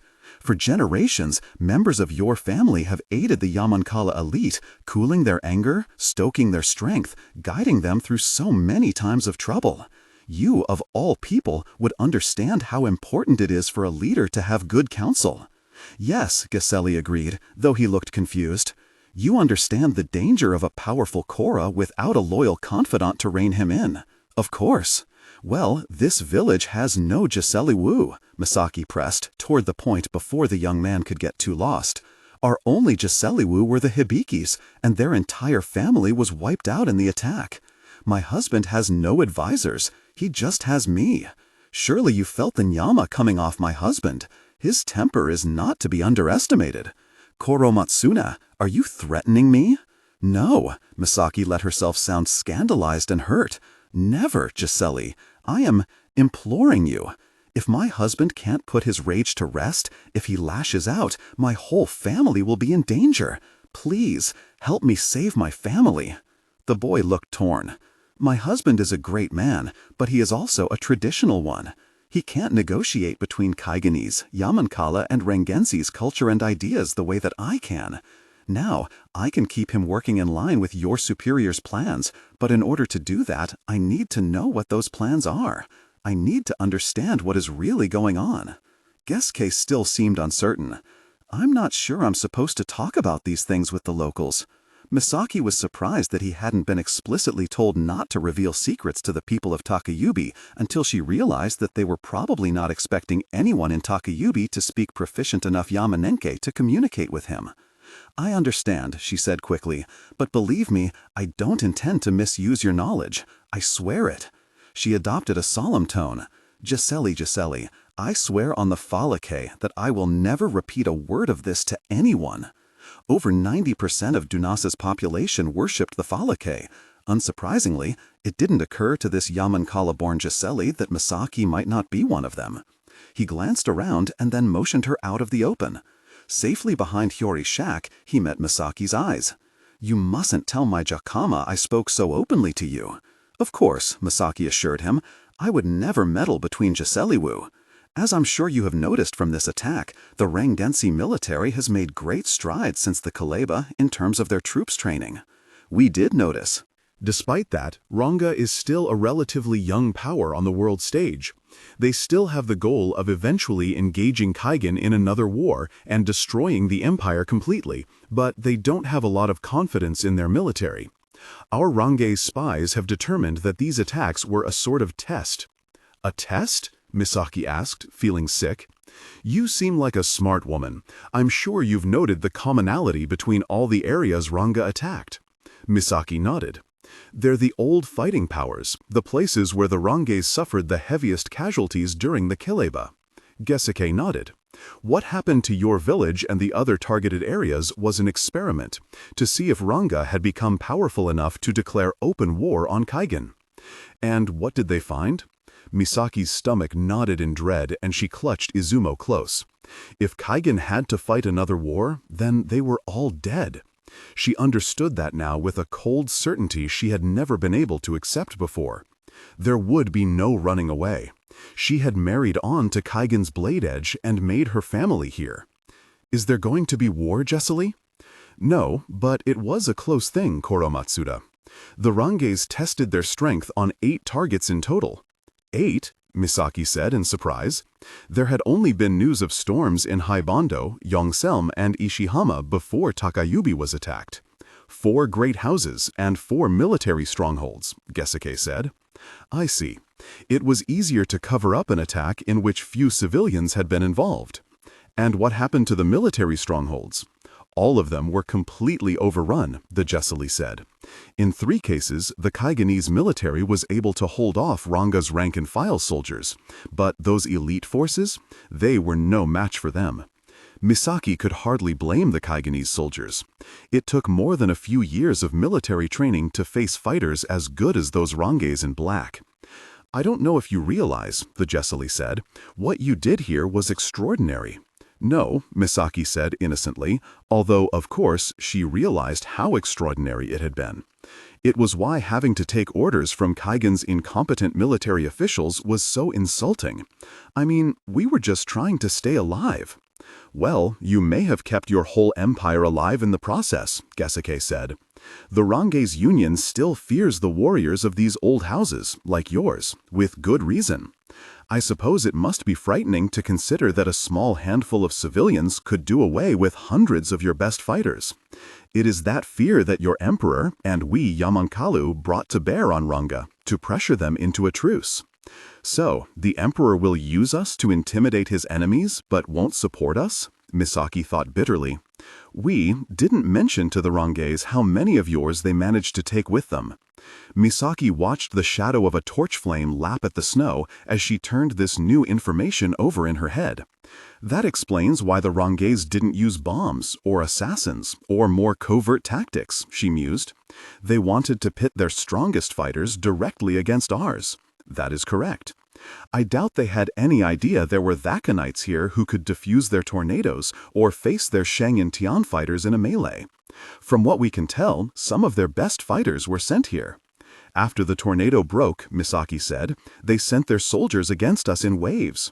Was the intention to keep count, how many it took to destroy us? We think so. I see. So the Range's soldiers were just game pieces too? Not exactly. What do you mean? According to the Jamutakana my Funkama has been working with, most of the Range's soldiers involved in this attack were not forced to come here. They volunteered. What? Why? The Jamutakana seemed to think some of them wanted revenge for what their parents and grandparents suffered under the Kaigenese Empire. Some of them believed they were freeing you. Most of them wanted the glory of bringing down Kaigen's greatest warrior houses. When we gathered the bodies, the Empire's military physicians did a rough survey of how many were killed by our bombs and bullets, and how many died of Jia-inflicted injuries. We've sent the Range's extensive photo evidence, hundreds of pictures, proving that Jijakalu had killed most of their men before the Yamankala air support ever got here. And they took your word for it? The whole affair was mediated by agents of the Jammu Karankite for transparency. This has been an ongoing discussion between Yama, Kaigen, and Ranga. I wish there was some way your husband and the others could be allowed to know. You people should be incredibly proud of what you've done here. In fighting so hard, you truly have protected your empire. Any Jessely would be proud to sing of your deeds for the next generation. But it will have to stay quiet, Misaki said. The young Jessely nodded. Koro Matsuda, I am so sorry about your son. Misaki just shook her head. She had done a good job controlling the interaction. If she let herself think about Mamoru, she would lose that control. Thank you, Jessely. I appreciate this. Truly, I wish your people could know. It's all right, she said softly. Thank you for speaking to me. The Jessely looked like he wanted to say more, but before he got the chance, Misaki gathered Izumo close to her chest and melted into the shadows. Later that night, Misaki took Takeru outside in the dark. With two whole families squeezed into the Mizumaki house, it was the only privacy they would get, and told him what she had learned from the Jessely. He listened with a faint frown until she had finished. So, there is no immediate danger from the Ranges, he said. We have time to rebuild. Yes, good. I'm glad we have this information. That being said, you should not have done this thing without consulting me. Misaki frowned, annoyed. Did he know how difficult it could be to get information out of a Jessely who couldn't be threatened with force? And this was how Takeru thanked her? Well, no disrespect, Takeru-sama, but your Yamanike isn't very good. I don't know that you would have been able to— I am your husband, Misaki. Don't act without my permission again. Misaki should have been angry. She was angry. After all he had seen her do, Takeru still couldn't outgrow decades of sexism and arrogance in the space of a week. He still talked down to her casually. He still expected her to obey. Like nothing had changed. She drew in a deep breath, ready to tell him that she didn't need his permission to do as she pleased, but it was in that moment that she realized that something had changed. Her anger wasn't tied up in silence now, smothering her.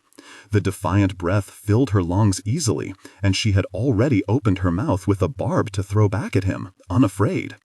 And that, the simple fact that she was not afraid to argue, felt wonderful. She felt a grin spread across her face as she realized that they were going to end up arguing. If not today, then the next day, or the next, they were going to fight again. To most people, that might not have seemed like the sign of a happy marriage, but Misaki never felt so viscerally connected with someone as she did in the middle of a confrontation. She had fought with her father and brothers, with Kodley, Eileen, and Robin, with everyone she had ever really loved. Like a madwoman, she beamed up at her husband. "Why are you smiling?" Takeru looked unsettled. "It's complicated. It's scary." Misaki chuckled, then did her best to look contrite.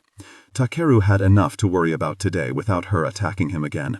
Some other time, in a future that no longer seemed so cold and empty. "I'm sorry." She meant it, but the lingering smile on her lips might not have done much to project honesty. "Truly, I didn't mean to disrespect you." "I'm not displeased that you spoke to the Jessely," Takeru said. "I'm displeased that you acted alone." "I said I was sorry. I'll obey you next time." "Obey me? Misaki, that's not what I—" Takeru let out an agitated huff, and even in the dead of winter his breath was so frozen that it misted and sank in the darkness. "You what?" Misaki prompted when the tension had stretched too thin between them. "I would like you to be honest with me and to trust me to protect you."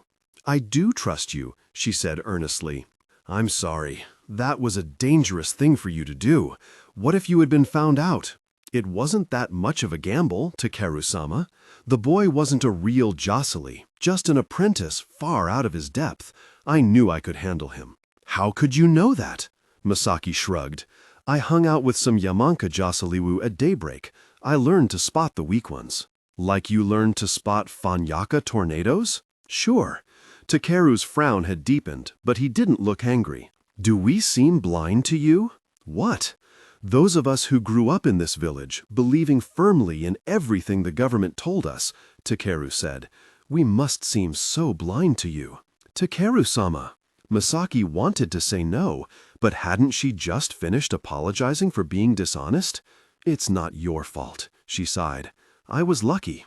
My parents let me turn my education into a weird overseas adventure, knowing all I had to do was marry well out of school.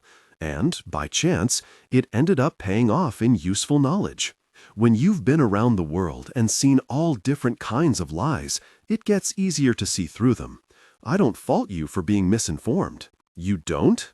"My father chose you over anyone else because he thought that I wouldn't marry a stupid man. And he was right." She looked up, meeting Takeru's eyes. "I wouldn't." Takeru's frown had not faded. "I punished Mamoru for questioning the Empire," he said after a long moment, and Misaki paused. "Was that what was bothering him?" "You demanded that he stand by his words. Think about what came out of his mouth," she said. "I don't think you were wrong to do that. But I was wrong about the Empire. I understand why you wouldn't trust me." "I do trust you," Misaki insisted. "Now, stand by your words, Matsuda Takeru. Protect us." Misaki was not invited to the meeting between Takeru and the military representatives from the capital. However, as the wife of the new Matsuda patriarch, she was allowed in the room to serve the men their tea. The Kaigenese military officials did most of the talking, while the Jocely translator murmured quietly to the Yamanka officials, keeping them abreast of the conversation. Takeru, for the most part, was expected to simply listen and agree. As Misaki came in to pour the second round of tea, he did manage to find space in the conversation to ask Takayabe's most pressing question. "When can we expect aid?" "When the Emperor has the men available," General Chun said. It wasn't a real answer. "I know you wouldn't understand this, being a civilian and not a true military man, but the Emperor cannot spare troops to distribute food and supplies when they are busy protecting his provinces from foreign invaders." "Respectfully, General, the Emperor's troops didn't protect this province," Takeru said. It had probably been the wrong thing to say, but Misaki found herself struggling not to smile. She wondered if Takeru was aware that he had never been more attractive. It had never properly occurred to her before that moment, but perhaps the thing she found most attractive in men had never been power. It had never been danger. It was bravery. And her husband, facing these liars in a language that was not his own, was braver than any Matsuda facing an army on the battlefield. Her eyes flicked to the other side of the table, and she couldn't help feeling a surge of satisfaction at the uncomfortable looks on the officials' faces. General Chun, who had done the best job maintaining his composure, leaned forward and folded his hands on the table before him, his eyes narrowed. I will have you know that the Kaigenese military is as strong as it has ever been, and more than competent to protect the empire. While the attacks were not made public to avoid unrest, several military bases were targeted by the Ranganese.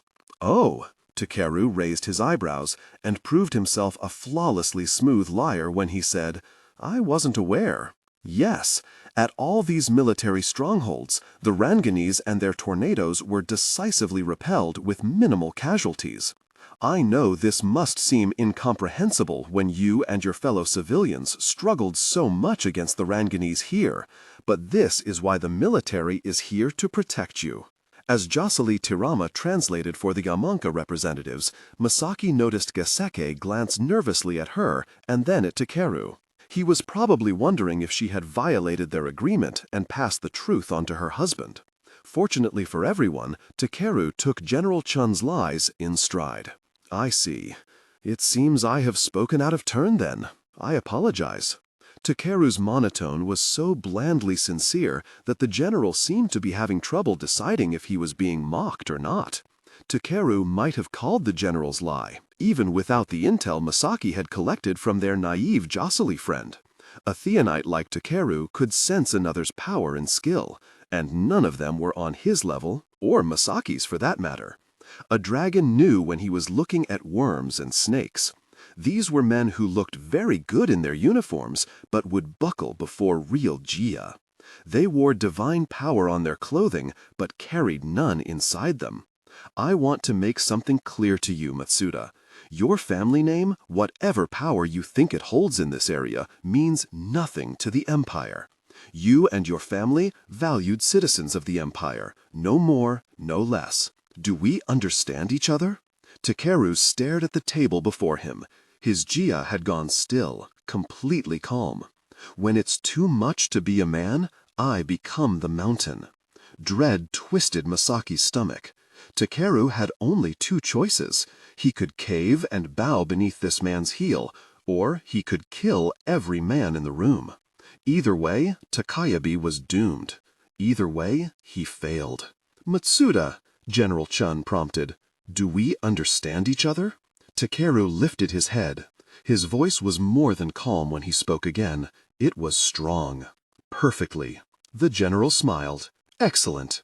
I do have one more request, Takeru said, if I may. General Chun nodded for him to continue. Please tell the Emperor not to provide any aid to Takayaben, now or at any time in the future. The military men exchanged confused glances. Excuse me?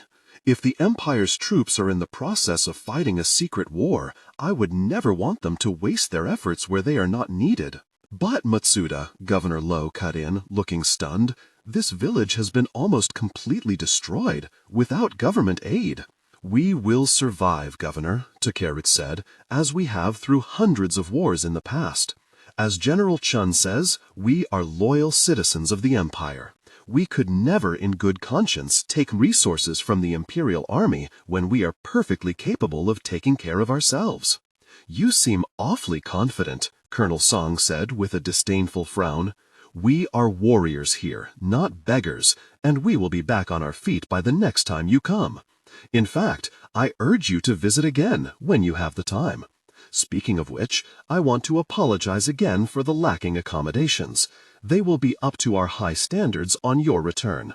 Well, General Chun hesitated, looking suspicious, but didn't seem to find anything wrong with Takeru's words. I suppose I can't argue with that. We will have to return to install a new mayor. That won't be necessary. Sorry?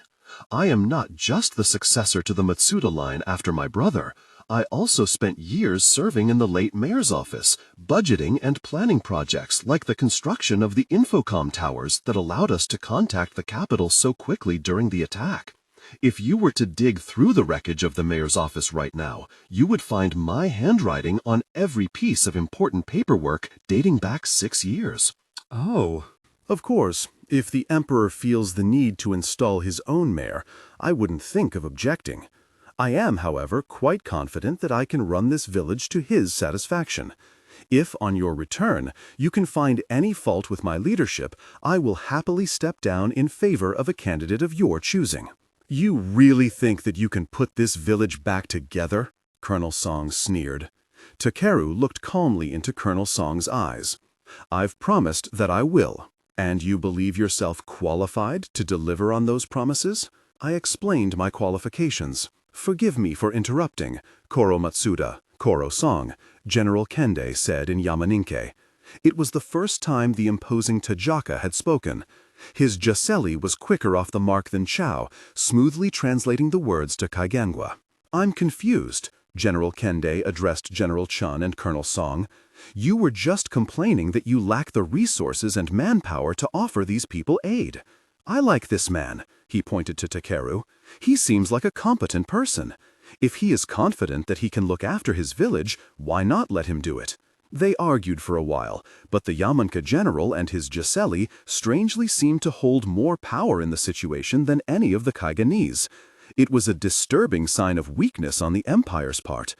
Evidently, the Kaigenese Empire had deteriorated to a point where it was so much weaker than its hostile neighbor that Yama was now calling all the shots.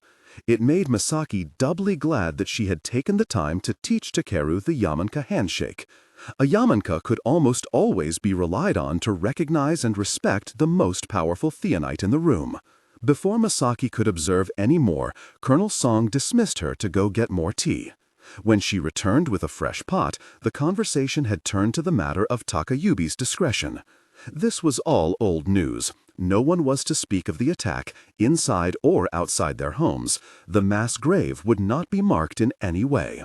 It was dark by the time the Matsudas were finally dismissed from their own home, though Misaki, of course, would have to be back early in the morning to serve the oppressors a nice breakfast. Takeru did not speak as they made their way back to the Mizumaki house. They had needed those supplies, but Takeru had done everything he could. Had he pushed harder, the general would simply have ground the empire's heel down harder in kind, humiliating him. If he had raised his voice or his jia, or done anything that could be construed as a threat, he may well have doomed himself and what remained of his family. He had kept Takayubi safe and saved what little face he could in the process. It was the best anyone could have done. Walking a respectful pace behind her husband, Misaki peered up at him in the moonlight. The night was clear, white light illuminating his face well enough for Misaki to see that he was not angry. She might have thought that he was away in his meditative state, avoiding all emotion, except that his brows were pinched together just slightly. He was thinking. "Is everything all right?" she asked softly. "It will be," he said, "once I have the chance to write up a plan." "A plan? I can make one now," Takeru said, "now that I'm not so blind." A few moments passed and he fell back 2 steps so that he and Misaki were walking side by side. Misaki had spent so many years pining after sun and firelight. She hadn't looked closely enough to see that Takeru had his own light about him, subtle but clear, something of the moonlit snow that seemed to live in his skin. "This village no longer has a good Theonite academy," he said. "Even in the unlikely event that the government has a change of heart in the coming years and helps us restore Kumono Academy in some form, it will not be the same without all the instructors we have lost." Misaki agreed politely. "When Hiroshi is old enough, he will go to your Daybreak Academy in Kasaritha. If he does well there, I think perhaps all 3 boys should go." Misaki's mouth had fallen open. "Are you serious, Takayubi-sama? I won't raise another generation as blind as my own." Because it was nighttime and no one was around to see, Misaki reached out and found her husband's sword-calloused fingers. They had been married 15 years. It was the first time they had ever held hands. Chapter 30. The Future. The military retinue departed the next day, leaving the assembled villagers with a few veiled threats and empty words of encouragement. Takeru spoke to the crowd next, mounting an ice platform of his own making to give some equally empty words of thanks to General Chun. Takeru's words meant little, but he had calculated the platform's placement carefully. To the government officials, it meant nothing.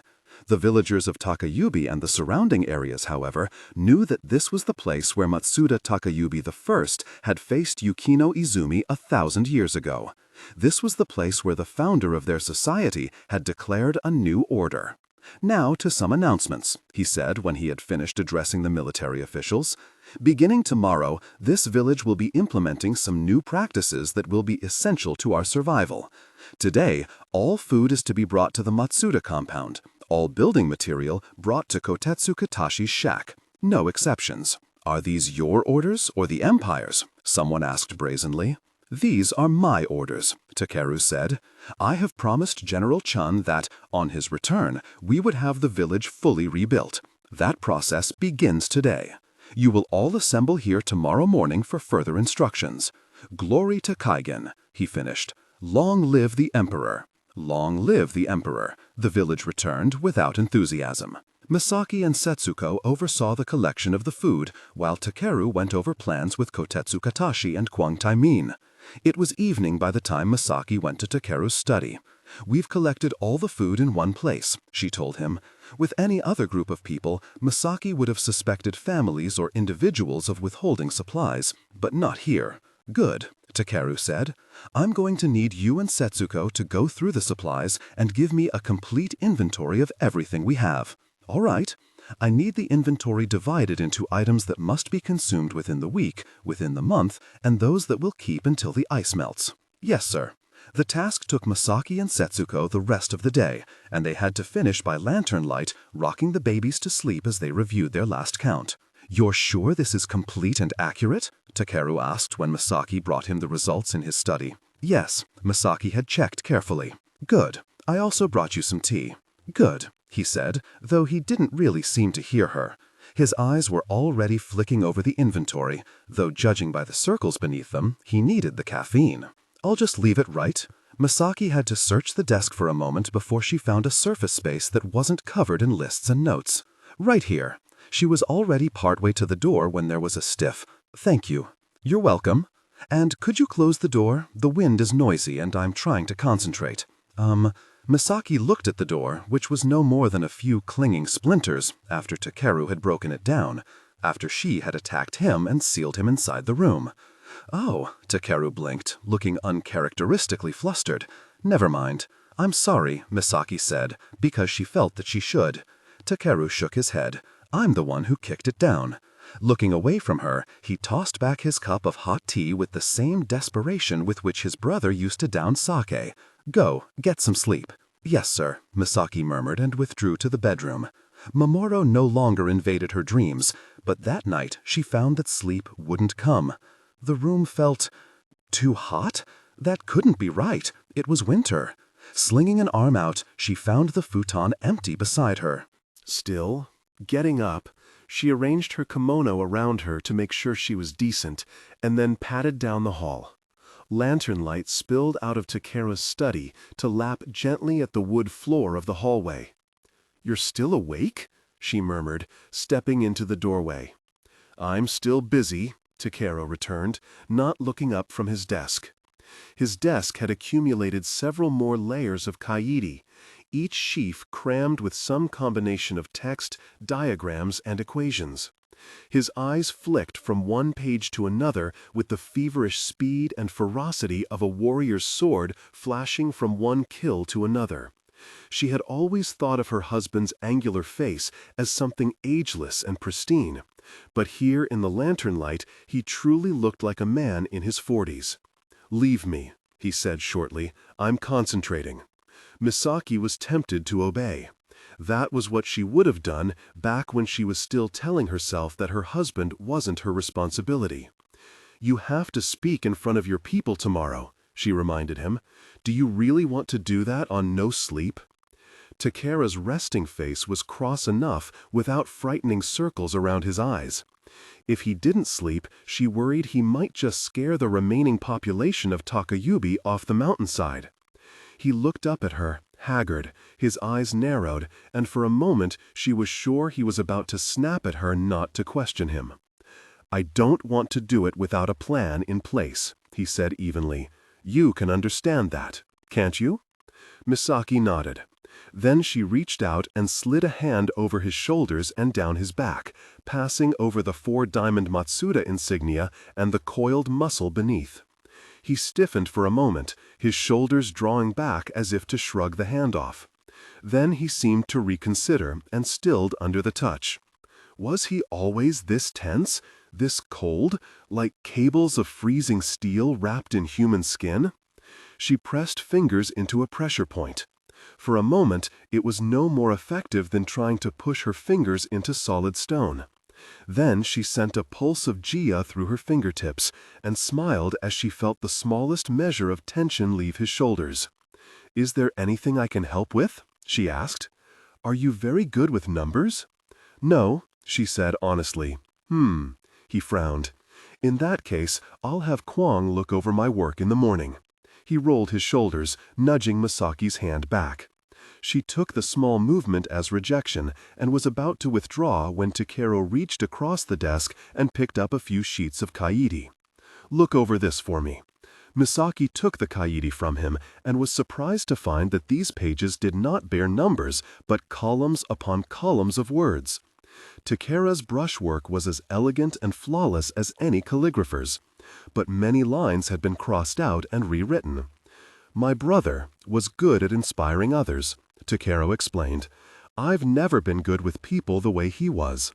If I don't plan the words, I won't know what to say. And you want me to look over it for me? You know people, please?" "Of course." Misaki knelt at the desk opposite Takeru and started reading over the speech. Takeru had the most space-efficient writing she had ever seen, substituting in compact ranji for sprawling phonetic characters wherever possible. Embarrassingly, Misaki found it a bit difficult to read. While her spoken Kaigenga was much better than Takeru's, he was clearly more versed in the use of ancient characters. As dawn colored the sky, she handed the kaidi back to him. "You think this is what I should say?" he asked. "Yes. Then I will memorize it." He looked down at the kaidi and paused. "You crossed this whole page out?" Confused, he leafed through the rest of the sheets. "You crossed all of it out?" "I did," Misaki said. "Initially, I made notes and additions. Then I changed my mind." "I don't understand. I don't think you need to say any of this." "Well," Takeru blinked, rubbed one eye with the heel of his hand. Then, "What, do you have a plan for them, Takeru-sama?" "Yes, a good one." "I think so." "Then that's all that matters," Misaki said firmly. "They've heard enough of glory to the Empire and empty words of comfort, not that yours weren't beautiful. You don't have to pretend to be your brother. So, what am I supposed to tell them?" "Your plan," Misaki said. "No more, no less. You're a Koro, Takeru-sama. Your actions will always speak louder than your words. Everyone in this village already knows how long you worked for the mayor. They know that you care about them, and they've witnessed your strength. All they need to know now is that everything is going to be all right." She looked up as she picked up the sound of Izumo crying from down the hall. "I should go take care of that." She stood to leave, but paused, staring down at her husband. Without thinking, she leaned in and kissed him on the head, right on the crease between his brows. "What?" He looked up in confusion. And she kissed him on the mouth. He didn't pull away, so she slid her fingers into his hair, gripped the back of his neck, and pressed him closer. His mouth was as icy as the rest of him, but somehow the kiss wasn't hard. It didn't grate. In that freezing cold kiss, Misaki found a subtlety she had never known in her husband. He was not a single slab of rigid ice. Beneath the frozen mountain, there was the swell of tides. Beneath the snow, there was the bubbling of the Kumano spring and the rivers it sent racing beneath the ice and deep underground. Beneath the shiver of pines, their roots reached like fingers into the soil to grasp at the spring-warmed core of the mountain. No pop and hiss of steam here, no flame to set the darkness jumping in aimless excitement. But where there was light, there was always room for shadow. Entwined with the snow-white light of Takero's cold, she found herself seeping in and rooting deep. When she broke the kiss, Takero was quiet, but he no longer looked confused. He seemed to understand what it had meant. "I look forward to your plan," she said, and hurried off to take care of Izumo. As the people gathered before the ice platform to hear Takero, Misaki and Setsuko sought out Hiyori and stood beside her.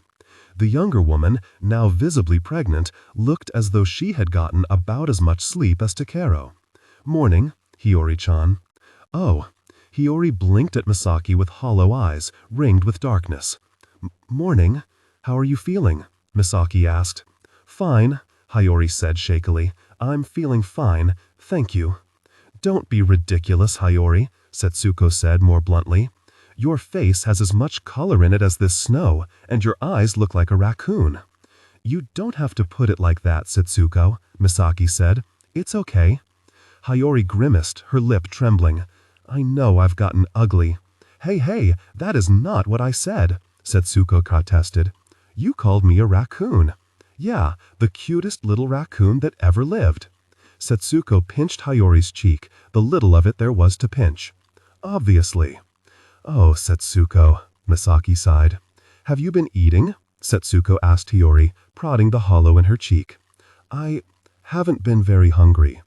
Hiyori had fisted her hands in the sleeves of her kimono to conceal the fact that they were shaking. "Hiyori-chan, you have to eat," Misaki said. "You'll have lunch with us today," Setsuko declared brightly. "That's all right, Setsuko-san. I don't—" "We insist," Misaki said, just as Takero mounted the platform and cleared his throat. "People of Takayubi." While his voice was monotone as ever, it came out clear and strong. "Good morning. I have called all of you here because I have devised a plan to ensure our survival."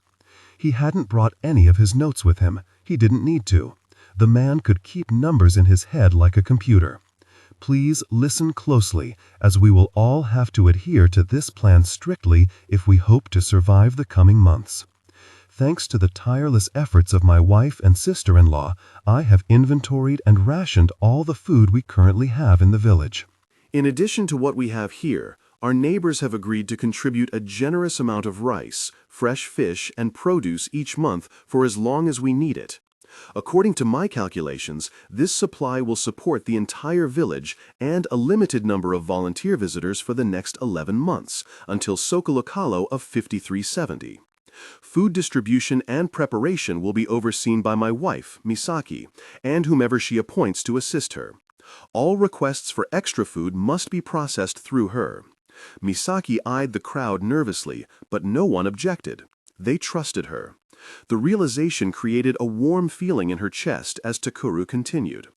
"I want everyone to understand that from this day moving forward, I am considering all outside contributions of food and labor to be borrowed, not donated." "What?" a few voices said. "What does that mean, Matsuda-dono?" "It means," Takuru said calmly, "that we will be paying these good people back for their service in the future. I recognize that all of you are busy recovering and rebuilding at the moment, but we are not going to stay this way. I expect each family to have found a reliable source of income within the next 11 months. How?" someone demanded. "We're all housewives," one of the Ikeno women pointed out. "How are we supposed to get the money to support a family, let alone pay the volunteers back for everything they've done?" "Thank you for asking, Ikeno-san," Takura said. "Your question brings me to the next part of my plan. I recognize that we don't seem to have much at the moment, but there is one resource that we have overlooked." "What is that, Matsuda-doho?" one of the Ginkawa men asked. "The pine forests," Takuru said. "Most of the ancient forest that surrounded the western village had been leveled by the tornado, with the rest of it severely damaged. The desolation of the natural wonder was its own tragedy, though no one had given it much thought in the midst of so much human loss. After the villagers and volunteers had combed the fallen trees for bodies, no one had been back to the forest. All of you know that that forest has stood since the days of Yukino Hayase and Matsuda Takeru I, Takura said. Its roots go deeper than you might think, making it an integral part of this mountainside. The collapsed trees will need to be removed to allow regrowth if we wish to avoid landslides, soil degradation, and other dangerous ecological changes to our mountain. While this will require a tremendous amount of work, it also presents an opportunity for us to bring some much-needed money to Takayubi in the short term. Kotetsu Katashi has estimated that we can gather several thousand gulas worth of lumber from the fallen and damaged trees if we strip and treat the wood properly. Governor Lowe has granted us a license to sell this lumber to building companies in the provincial capital in the spring. The rest of the supply will be set aside for our ongoing construction projects. Eventually, I intend to have everyone's family home rebuilt, but our first project will be a simple school building to replace the Takayubi public elementary, middle, and high schools destroyed in the storm. Numu Kotetsu has drawn up blueprints and construction will begin immediately.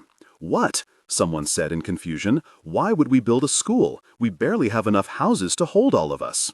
We cannot allow our children to fall behind in their education, Takuru said. Also, the Takayubi public schools in the western village were a vital source of income for many families. The government may not be offering us direct aid, but they are required to pay the salaries of public school staff. Any citizens with the ability to read and teach the Empire Standard curriculum may serve as teachers and administrative staff, including women. It was a good idea. Most of Takayubi's population had enough education to read Kaigengwa. For those who are not able to read as well, the school will require cleaning and maintenance staff, whose salaries will also be covered by the government. With everything proceeding according to Numu Kotetsu's plan, the school should be constructed and open to students in 2 months, sooner if there are Kopanu willing to assist our Numu. Provincial Governor Lowe has agreed to keep Takayubi's public school licenses active if we can have new facilities open for classes within that time.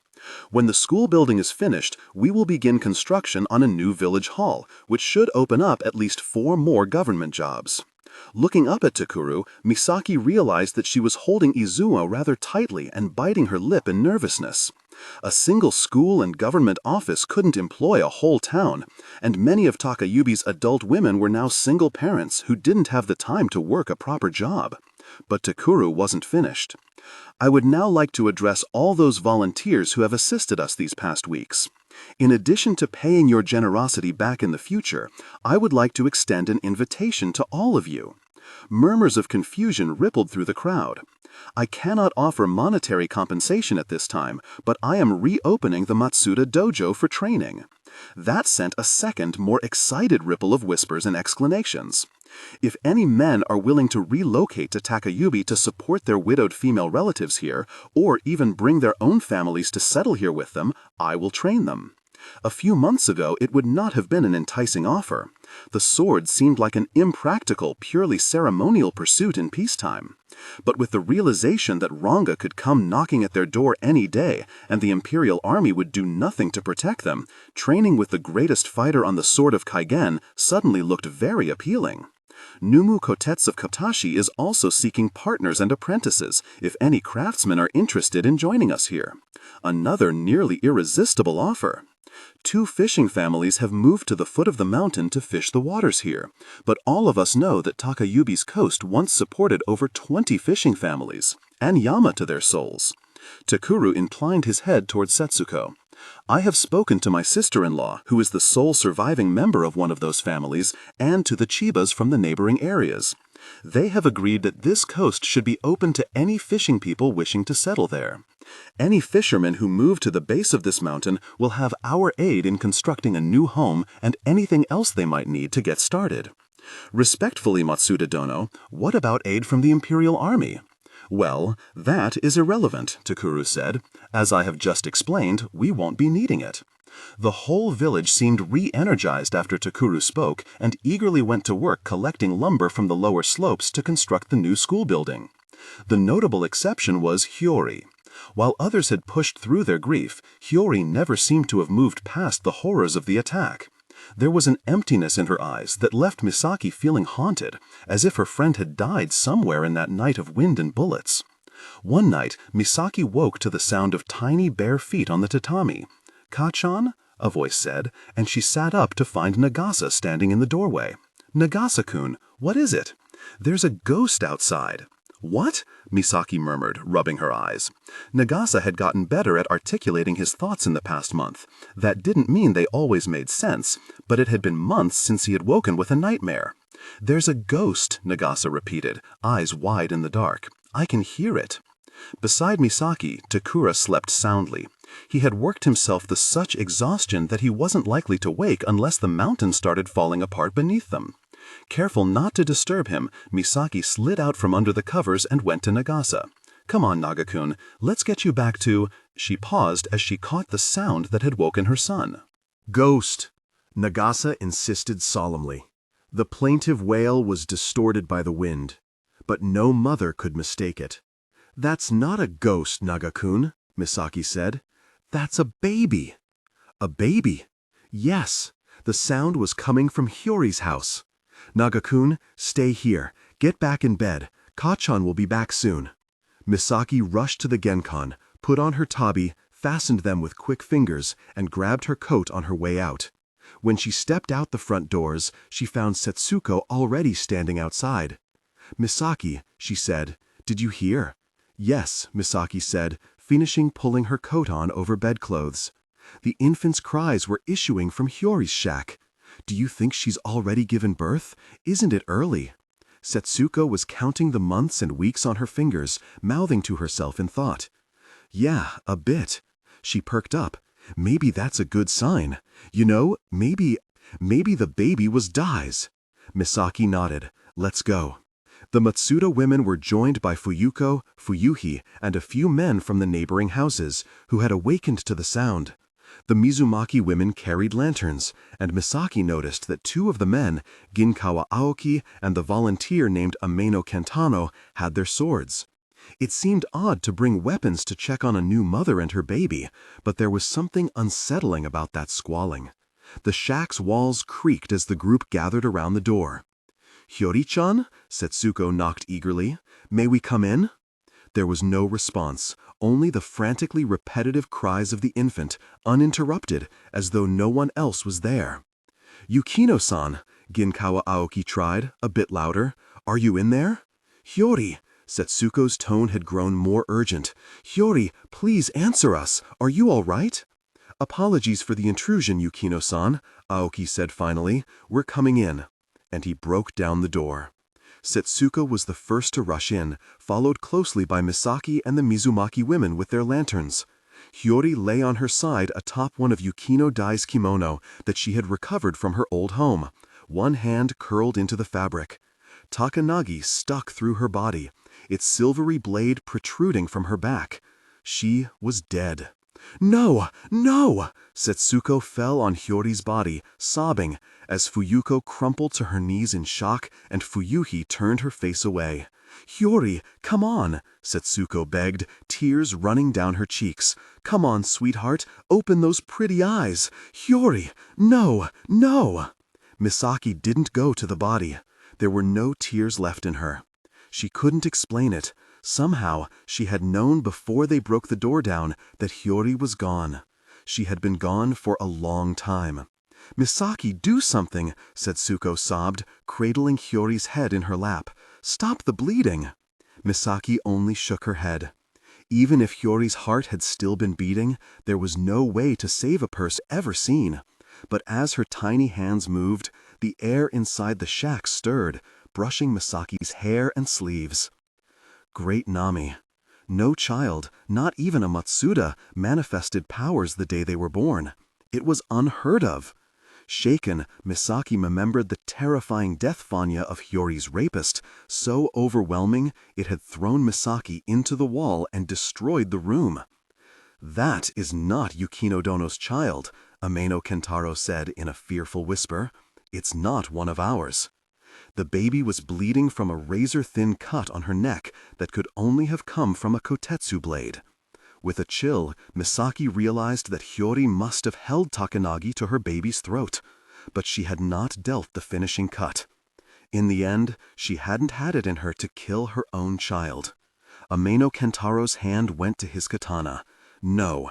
Misaki moved quickly around the cradle, placing herself in between the warrior and the infant. Move aside, Matsuda Dono.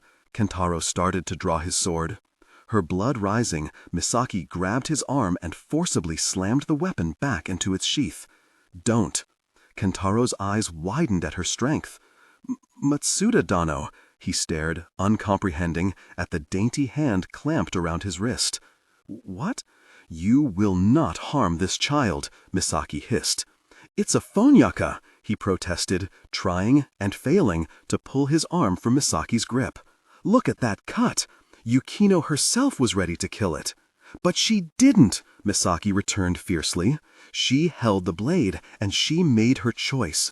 Her last decision in this world was that this child would live. Who are we to take that away from her?" "But it's a Rangane's child." "It is Hiyori's child," Misaki hissed, shoving him back, "which means that it belongs to all of us. You will step away." "Matsuda-dono," Ginkawa Aoki started. "I don't think—" "Step away, Ginkawa-san." Leaning over the cradle, Misaki put a hand to the baby's neck and healed the cut as best she could. Though thin, it was deep. Even with the best scabbing, it would almost certainly scar. When Misaki felt confident that the scab would hold, she carefully swaddled the tiny girl, stopping her squirming and the accompanying breeze. "Matsuda-dono," Aoki tried again. "I know you're a woman and you're subject to your maternal instincts, but we need to think about this rationally. That thing is a phonyaka." Ignoring Ginkawa's protests, Misaki lifted the infant in her arms and held her close, stroking her soft head. She was so tiny, and both men still had their hands on their swords. "You will want to leave now, gentlemen." "We're not leaving, Matsuda-dono." "I think you are." "But the child needs to nurse," Misaki said, and that shut them up. Ginkawa Aoki, who had climbed over corpses in the dark and tourniqueted his comrade's arm with the tie of his sword, looked at his feet in embarrassment. Ameno Kentaro had gone rather red in the cheeks. "Get out," she said, and this time neither of them protested. In the end, Hiyori's baby wouldn't take Misaki's breast, but she did eventually stop crying. When morning came, Misaki took the newborn to the orphanage. "You will raise her along with all the other children orphaned in the attack," she told the Finawu there. "I can't take her in, but this child is under my protection. I don't want to hear that any harm has come to her. Do you understand?" "Yes, Matsuda-dono." Hiyori was cremated the next day. The house, tainted by the unspeakable act of suicide, had to be burned down too. With that, the Yukinos of Takayubi were truly gone. The baby, after all, was not a Yukino. Though they were not allowed to speak of it, everyone silently understood that the child had come in with the wind that had taken so much away. As she grew, it became apparent that she did not have a drop of Jia in her, though the air around her was always restless. It almost seemed like her mother's grief had been born into her. Her eyes were huge, ancient, and haunted. No one officially named her, but the village, in their whispers, called her Kazeko, Wind Child, for the terrible thing that had brought her into their midst. Perhaps that was the reason Takayubi tolerated her. She was walking memory. Bodies could be burned and buried. The blood of the dead could be washed from a blade. But this creature, with the eyes of Yukino Hiyori and the power of a phonyaka, was irrefutable. They might fear and hate her, but she was living testament to everything the Empire had tried to erase. As long as she walked the Daina, no one could forget what had happened on the Sword of Kaigen. Chapter 31. Robin. Come spring the next year, Takayubi was a village again. Smaller and poorer than it had been, but recognizably a village, with houses, shops, and people waking each morning to go about their work. The rich soil where the bodies had been burned had sprouted long grass and the beginnings of a grove of trees, lusher than any other place on the mountain. It gave Misaki a sense of peace and satisfaction to watch the vibrant greenery grow.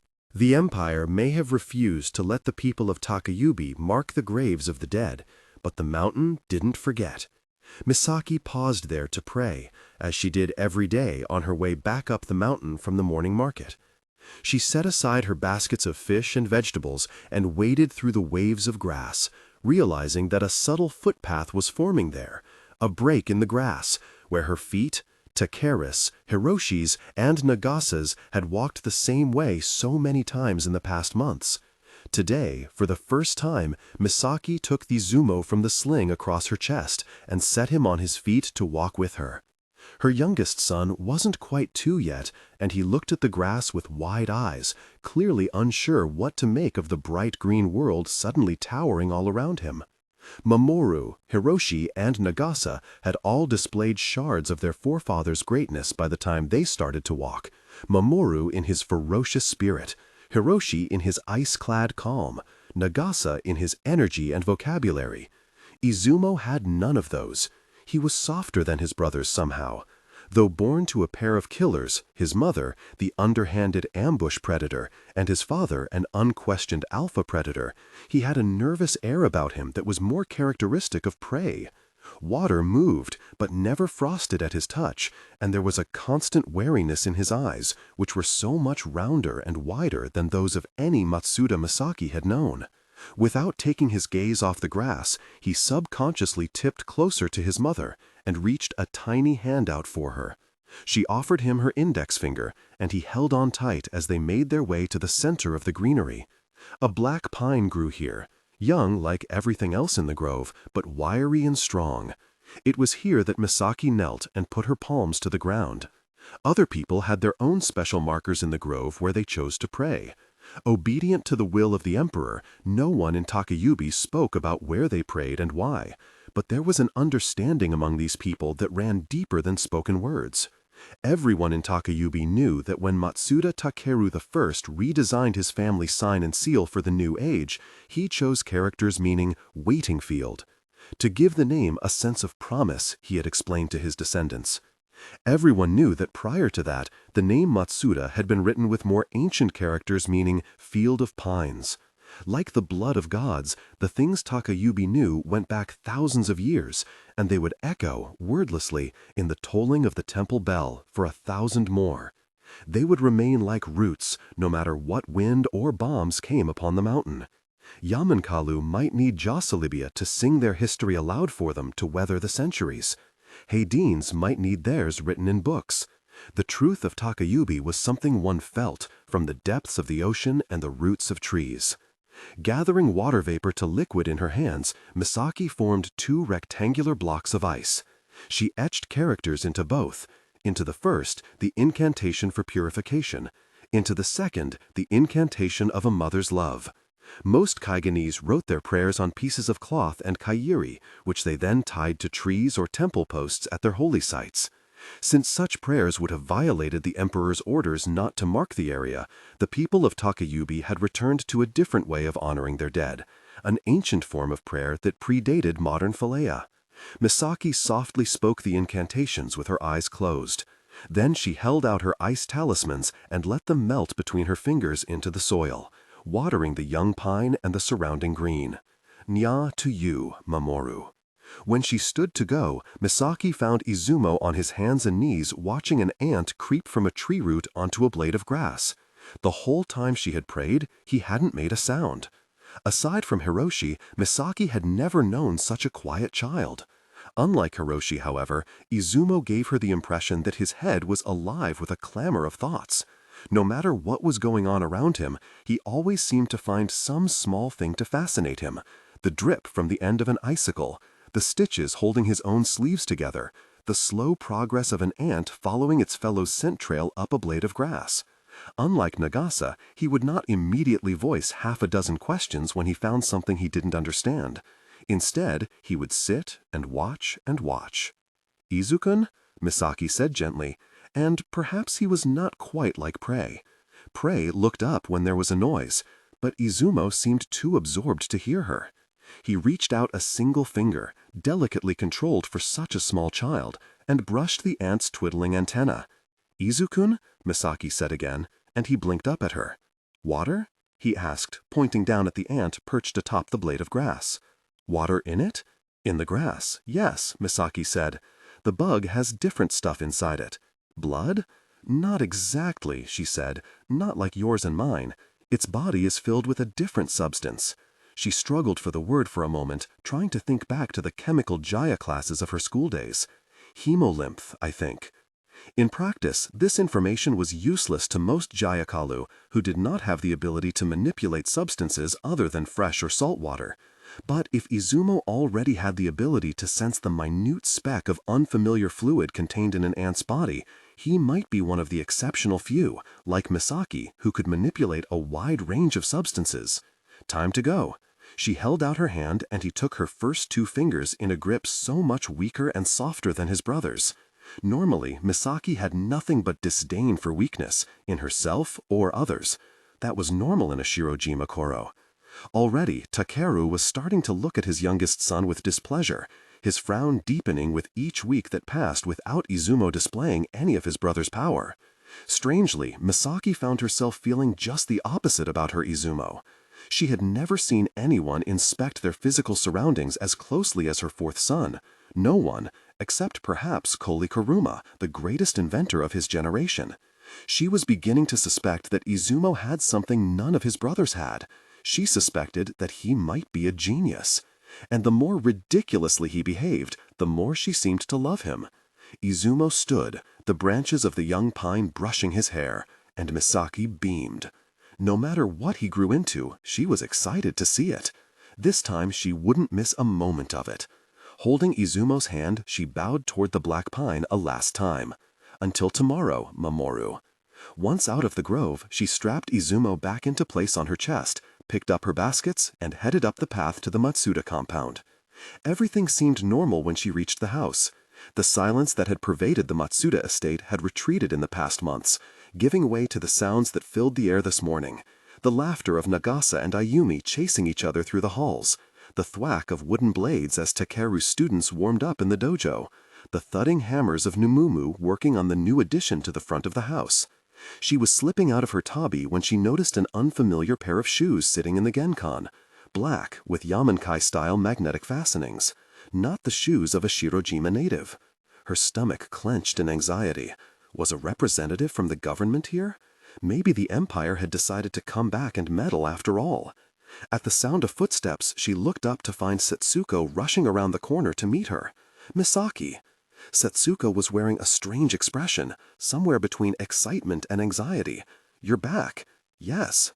Misaki eyed her sister-in-law in confusion. What's going on? Is something wrong? I'm not sure, Setsuko said, still breathless. Despite being flustered, she didn't seem upset. What? Just come. Setsuko motioned Misaki inside, taking the heavy baskets from her shoulders. Come see for yourself. Who's here? Misaki said with a glance back at the black shoes. Just go see. Setsuko nodded toward the doorway to the recently reconstructed sitting room. But your man has been struggling a bit. You know his Yamanike isn't very good. His Yamanike? What? Go. Setsuko nudged her ample hip into Misaki's smaller one, sending her stumbling toward the sitting room. Thoroughly confused but curious, Misaki threw one last look back at Setsuko, who gave her an encouraging nod. Then she straightened up and stepped into the sitting room doorway. Setsuko's strange behavior had her ready to expect the worst. Colonel Song or some other representative of the Empire here to ruin everything they had built. What she found was so much stranger. Robin Thundile knelt on a cushion at the low sitting room table opposite to Kuru. They were having tea. Misaki's world simultaneously tore apart and crashed in on itself. A dizzying, rending tear opened between her most vivid memories and the breathing reality of the scene before her. Robin was here, in the middle of her sitting room, his familiar face visibly aged 15 years, drinking tea. She put a hand to the doorframe to steady herself. The other hand clutched at Izumo, pressing the boy into her chest to feel his beating heart, to confirm that she was still in the real world. Takuru noticed her first. "Misaki," he said, his voice as neutrally placid as very. "I'm glad you're back." Robin lowered his teacup and turned to look at her, burning black eyes as warm as they had been 16 years ago. Those eyes had seared themselves a place in her memory, making it entirely too disorienting to meet them in reality. Unable to process Robin's gaze, she sought out Takuru instead. Forgive my rudeness, Thundial-san. I have to get back to training my students. Takuru stood. Excuse me. He gave Robin a short bow and crossed to the doorway where his wife was still frozen in shock. What is this? Misaki whispered, looking up at Takuru. What is happening? Your old friend came a long way to see you. But what? My students are waiting for me. Make sure you prepare our guest more tea. He's almost finished the pot Setsuko end. That was all Takuru said before sweeping away down the hall, leaving Misaki in her confusion. Robin stood, smiling. Merciful Nami, that smile. So familiar. Yet it was also the smile of a stranger, deepened with lines and angles that didn't quite belong to the Robin from her memories.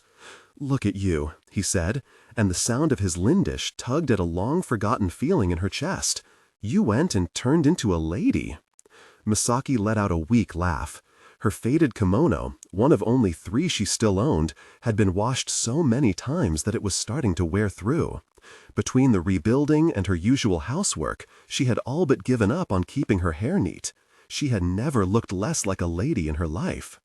And look at you, she returned, with an amused glance over Robin's black and red kimono and the cloth bundle on his back. Don't you look sharp? Shut up. She made fun, but Robin had actually always been good at looking perfectly at home in any clothes, with any people he met. His willingness to change his appearance was just part of his particular brand of openness. If Robin sat down with a person, there was always a sense that they belonged to him and he belonged to them. As an orphan, he had learned to make family wherever he went. Knowing she had been staring at his clothes to the point of rudeness, Misaki forced her gaze upward, to his face, to that open smile. It was still like seeing a ghost. He had been as good as one after she had resigned herself to the idea that she would never see him again. Part of her wanted to back away. An equally powerful part of her wanted to fall forward and run to him. Caught between them, she swayed, toes curling on the threshold. She couldn't touch him. They both knew that. A simple pat on the shoulder would be considered improper, and if she touched his skin, she might come undone. Izumo broke the silence with a confused burble, and Robin turned his smile to the child. I met your 2 older sons when I arrived. Who is this? Ah, Misaki breathed out, thankful for the break in the tension. This is Izumo. Untying the cloth, she turned her youngest so that he was facing Robin and set him on his feet. She paused with a fond roll of her eyes as Izumo scooted behind her and clamped his arms around her knee. He's shy around strangers. She was almost glad of Izumo's little body clinging to her leg. It kept her from teetering. She was so busy trying to regain her bearings that she didn't realize that the bundle on Robin's back had started moving until a little brown hand popped out. The hand found a grip on Robin's shoulder and was soon followed by a head of sleep-tousled hair and a pair of coal-black eyes. He had a child, too. The boy was unmistakably Robin's son. They had the same eyes, the same hair, and the child's skin, despite being a shade darker than Robin's, exuded the same fiery glow. Robin beamed as the sleepy toddler rubbed his eyes. Daniel, he said, this is Auntie Misaki. What? Misaki's voice had gotten unusually high and breathy. When did this happen? It's a long story, Robin said. Misaki might not have been able to touch Robin, but may I? She held out her arms. Of course. Robin unslung the cloth wrap from his back with as much grace as any Kaigenese housewife. I should warn you, he said, perching the tiny boy on his shoulder while he folded up the blue speckled fabric. He's at the age where he'll just randomly combust. Right. Misaki remembered that about Tajika children. Feel free to drop him if he gets too hot. What? It's what Eileen does. He usually lands on his feet. Misaki laughed as she reached out and took Robin's son. An achingly evocative scent of smoke and spice washed over her as the boy's warmth filled her arms. Hello, Daniel, she said, her voice soft to conceal the emotion that had suddenly overcome her. I'm Daniel, the little Tajika said brightly. That's what I heard. Now you can say, what's your name? Robin suggested gently. Instead, Daniel grabbed onto one of Misaki's hairpins and said, What's that? That's my hairpin. Misaki reached behind her head and nudged his hand away from the accessory. I wouldn't touch it. It's a bit sharp. What's sharp? Nukella, Robin translated to a language Misaki didn't know. It might hurt you. Ouch! Ouch, Daniel repeated happily and put his finger in his mouth. Your nyama feels just like your dad's, Misaki couldn't help comment. That's my dad. Daniel took his finger out of his mouth and pointed at Robin. I know, Misaki laughed. I'm Daniel. Yes, you told me. It's an interesting name. Certainly not Disanka. She glanced at Robin. Where did it come from? Robin's smile didn't disappear, but it lost some of its brightness. His mother chose it. Oh, Misaki paused. And, his mother? She's gone. Oh, Robin, I'm sorry. I had no idea, I had no idea what had happened here until your old roommate Guangya Li tracked me down. Let's just agree that we need to do a better job keeping in touch. Yeah. Misaki tried to smile, but it proved to be a little too hard. She tried to think of something to say. Daniel spared her by grabbing a handful of her bangs and trying to clamber onto her shoulders. You like climbing? She giggled as Robin scolded his son in that language she didn't recognize. I'm a good climber, Daniel told her. My Mamoru was the same when he was your age. I also heard about your first son, Robin said. I'm so sorry. I wish I could have been here in time I wish I could have met him. Oh, I don't know that would have been a good idea, Misaki said, sweeping aside the threatening swell of emotion with another laugh. You two were dangerously alike. You could have gotten him into all kinds of trouble. She found, once again, that she couldn't meet Robin's eyes. So, she bent to set Daniel on his feet. Has anyone shown you around the house? Not yet. Great, Misaki said. Let me give you the tour.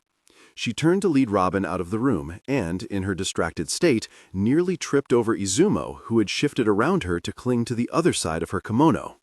"Ara!" she exclaimed, catching herself on the doorframe. "Izu-kun, what are you doing?"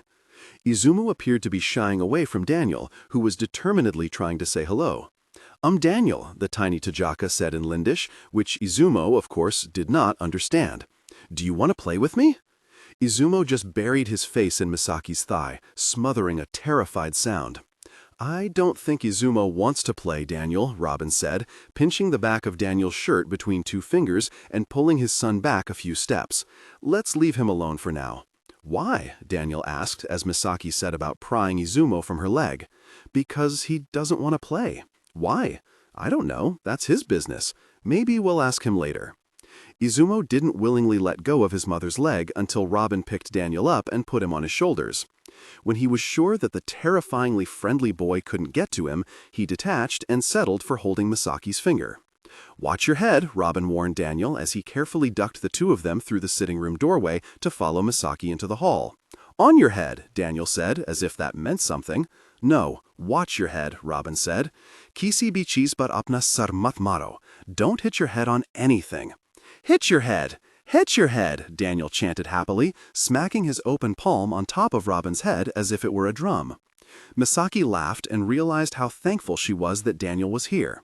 The idea of Robin having a child, of him being here with her children, was still difficult to wrap her head around, but there was something about a happy 2-year-old that made everything simple. "Does he always have this much energy?" Misaki asked as the little Tajaka broke into a garbled song that didn't seem to be in any discernible language. Robin gave her a tortured look as Daniel continued to use his head as a drum. "You have no idea." She might have been embarrassed about the diminished state of the once grand Matsuda compound, but if there was one person she knew would never judge a person by their material possessions, it was Robin. "And through here is the dojo," she said in a low voice. They stood quietly watching for a while as Takeru called instructions, and his students responded, their wooden bakken clacking together. Even Daniel had fallen silent in fascination, leaning over the top of his father's head to watch the training Jijakalu move through their drills in perfect unison. Well, not quite perfect. Kwang Chil-hee still lagged behind the others by a half-dinma here and there, but he was getting better. Takeru's 30-some students were all paired off by size except one who drilled alone. Hiroshi's movements were as sharp and clean as any of the adults, but he was far too small to partner with any of the grown men or teenagers. "We shouldn't disturb the class," Misaki whispered, and motioned for Robin to follow her down the hall. "We can come back for a better look when it's not full of students." Robin hesitated at the dojo doorway for a moment before following her. "Was that your son, Hiroshi, in there?" "Yeah. I thought he was only 6. He is. And he trains with the grown men?" Robin said in astonishment. Well, he's not a normal 6. Their last stop was the addition that Kotetsu's new apprentices had started to build onto the side of the Matsuda compound. The Numuu were taking a break, but Misaki was pleased to see that they had started on the exterior wall. "And what is this?" Robin asked, staring up at the naked structure. "This," Misaki said, touching one of the beams, "is going to be my restaurant." "Your what?" "I'm opening a restaurant."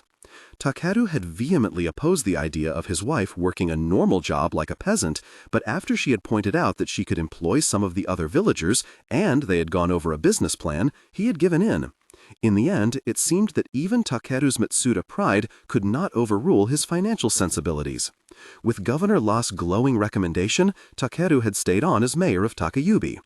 Between that modest government salary and the small amount of income he collected from his sword students, he had kept the family afloat through the recent months, but afloat wasn't enough. If they wanted to maintain their property and make a good future for the boys in Ayumi, they needed more. As Robin looked around the space, a wide grin spread across his face. Shirojima men just didn't smile like that. "Misaki, this is fantastic." "You don't think it's a stupid idea?" "It's an amazing idea, although it might be a little small." "What do you mean?" "Well, after the province tastes your food, do you think the 5 or 6 tables you can fit in here are going to be enough to seat all your customers?" Misaki folded her arms, unable to hold back a smile. "I think you're misremembering how good my cooking was."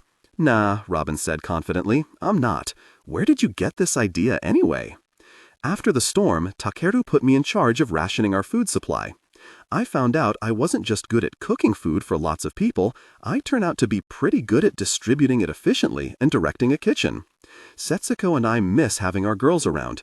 We figured employing a few might be a good way to keep them." "Pita, Pita," Daniel said, smacking the sides of his father's head. "Ow. What is it, Daniel?" Robin asked. "Fly." "Okay."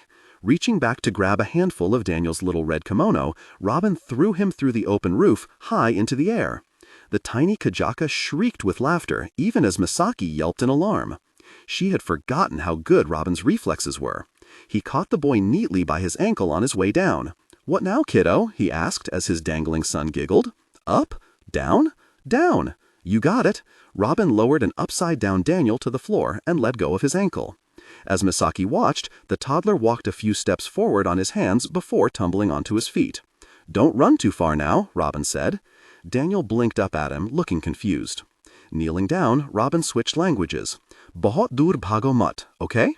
"Okay, Pita." Misaki realized that the beautiful rolling language Robin and Daniel spoke with each other must be Disa-Ninke language Robin had not had much occasion to use since being forced to flee his homeland of Disa as a small child. Despite spending the majority of his life in the Lindish and Yamaninke-speaking country of Karitha, Robin was raising Daniel to be fluent in his mother tongue. It might not be particularly practical, but it was sweet. "This really looks great, Misaki," Robin said when Daniel had toddled off to explore the space. "You know I'm willing to help any way I can. I'll ask the Numuu if they've got a job for you." "I know what you meant," Misaki cut him off. "It's kind of you, but it's unnecessary. Also, out of the question. The Matsuda house has its pride." "It wouldn't have to be a donation," Robin said. "I can invest." Misaki shook her head. "We're going to be all right." The irony of the situation was not lost on Misaki. When she and Robin had first met, she had come from a rich family, and he had nothing. "Robin? I need to say something to you." It had been itching at her mind since she saw him in her sitting room. His smile dimmed. He probably recognized the tension in her voice and braced himself. "I'm sorry. Don't." His voice had grown strained. "Misaki, please, don't apologize. Not for that. Even she wasn't cruel enough to bring that up. Or, not just for that anyway. It's more complicated. I just need to say that vacationing in your life." "What?" Robin looked genuinely surprised. What are you talking about? When we were younger, I came into your country with no understanding of what you or Eleanor, anyone in Karitha, really had suffered, and I was so disrespectful. "I don't think you were disrespectful, but I was," Misaki said sadly. "I was a rich, self-centered girl with no concept of what you were trying to do and why it was important. I used you and your work to satisfy my lust for danger, and that was wrong. I was despicable. I never would have called you despicable, he said with entirely more compassion than she deserved. Overzealous, maybe. How can you say that? I treated your people's lives as less than mine. I saw their suffering, and it just didn't matter to me. I'm such a cold person. It didn't matter until I was the one, until it was my home, my neighbors, my... She pressed her lips together and rested a hand atop Izumo's head, pressing the clinging boy close against her hip. Your son? Robin said gently. Now, as often as I think of him, I have to think of all those bodies Kaliso left behind, people's sons and daughters. I just never acknowledged that. She had been as bad as Colonel Song and his soldiers, who regarded Takayubi's fallen warriors as no more than lost game pieces. So, I need to say sorry. I'm sorry for treating your life like a game. I never held that against you, Misaki. How? She demanded in disbelief. How can you be so forgiving? There was no way you could have understood. You can't until it's you. I know that. That doesn't make it right. No, but that's what humans are like. I knew as soon as I started forming the idea of Firebird that no one was going to understand. That didn't matter. I had to do it. You had enough faith in me to follow me into danger, even without understanding why. I'll always be grateful for that. You know it wasn't just faith, Misaki said quietly. Well then, I'm flattered anyway. It was as close as either of them dared go in reference to what had happened between them, what they had been. Misaki, while we're exchanging apologies, I'm sorry that I... But of course, Robin couldn't say it. He couldn't say that he should have taken her away. He sighed. For someone who tries to help people as a full-time job, sometimes I can be very bad at figuring out the best way to do it. I'm sorry if I failed you in any way. Misaki didn't know what to say. She couldn't repeat the things she had said to Robin the last time they had met, that she didn't want him, that he was beneath her, that he had misunderstood their relationship. She couldn't be that cruel to him all over again, especially when none of it was true. And yet, wouldn't it be just as cruel to tell him the truth? That she had wanted him more than her next breath? That she would have given anything to have him take her away? That she had held on to the agony for years? Instead, she said nothing at all. Daniel, Robin said, noticing his son climbing one of the beams, I think you should get down from there. Up, Daniel said with a mischievous smile and continued shimmying upward. Down, Robin said firmly, and crossed the space to pry the stubborn toddler from the beam. He's already a better climber than you ever were, Misaki said, impressed. None of her boys had ever been able to climb like that, not even Mamoru, who had loved climbing. Yeah, Robin said, setting Daniel on his feet and trying to steer him away from the network of naked beams. He gets it from his mom. Misaki pursed her lips, then tried to smile. Well, that should come in handy when he has to chase you across the rooftops of Livingston. Maybe. A note of bitterness had tainted Robin's voice. What do you mean, maybe? Well, let's not pretend that the ability to jump across rooftops is a guarantee of survival. For the first time in their conversation, Misaki was overcome with the feeling that she was speaking to a stranger. Hey now, she said in confusion, what happened to the fearless optimist I knew? Robin shrugged. He grew up. Something about his tone, the utter defeat in his voice, shook her to the core. Robin, what happened to you? He just shook his head. It's such a long story. Long and sad. And it seems like you've had enough sadness of your own since I've seen you. Hey, Misaki was surprised at the fiercely defensive note in her voice. It hasn't all been bad. Robin raised his eyebrows, and she lifted her chin in response. Excuse me, but have you seen this boy? Misaki took Izumo's face between her thumb and forefinger. You see how cute he is? Robin smiled, but it didn't reach his eyes. With a sigh, Misaki ran a hand through Izumo's hair and said more seriously, Horrible things have happened, yes. My father-in-law hated me, I miscarried twice, one of my closest friends committed suicide, and I lost my first son. She held Robin's gaze, unflinching. But if I learned one thing from Firebird, it's that a person's tragedy doesn't define them or cancel all the good in their life. I've had 4 wonderful children whom I love. I still have 3 of them, and now, after all these years, it turns out I have a good husband. Misaki had never thought she would say those words, especially not to Robin Thundeal. I know, given what you know of him, it probably seems unbelievable. I believe it. I suppose you must have hoped, Misaki said, if you came all this way on the off chance he'd let you see me. I didn't, Robin said. What do you mean? He invited me. He, what? He said we might enjoy catching up now that we're both parents, and that he would be grateful if I could spare some time to come see you. He told me there was some kind of incident after the... He caught himself. After the storm. Yeah, Misaki said. It was really strange. We were attacked by a Litiji assassin. Some of the color drained from Robin's face. She had never seen the glow flee his skin like that, leaving him ashen. A Litiji? I thought you said my husband discussed this with you. All he said was that he wanted to consult about an incident after the storm you had, and that his Yamaninke was too limited to elaborate. He wanted me to come and talk to you about it directly. I see. So Takeru had practical reason for asking Robin to visit. Of course he did. He was Takeru. Let's talk then. Misaki led Robin back to the sitting room where they knelt at the table. He had her go back over the visual description of the assassin 3 times. On the 3rd time through, he took a sketch pad from his bag and began drawing. You said the tattoos were in a pattern you had never seen before? Robin said, his fire pen scratching feverishly across the kairi. Describe them again. Exactly what did they look like? I don't know, Misaki shrugged. Swirly. Not angular like Yamanka designs, but not really wavy like Kaigenese art either. They were curlier, I guess. I don't know. I'm not an artist. Like this? Robin held up his sketch. Yes, Misaki said in surprise. I don't think I'd have been able to draw it so nicely, but yes, that's exactly what it looked like. You're sure? Pretty sure. And he wore a gray cloak with a hood? Yeah, I said that 3 times. Gods, what is it, Robin? What does this mean? Well, it might mean that all my insane fears aren't actually insane. It's all connected.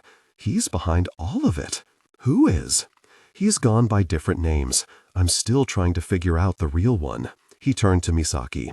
The Litiji who attacked you? Around the time he was here, were there any other strange incidents? Did any children disappear? Any orphans? Yes, Misaki said in surprise. A little girl. How did you know? This is the kind of hunting ground his gray cloaks favor, Robin said, looking ill. Full of strong theonites, but secluded from the net of modern society.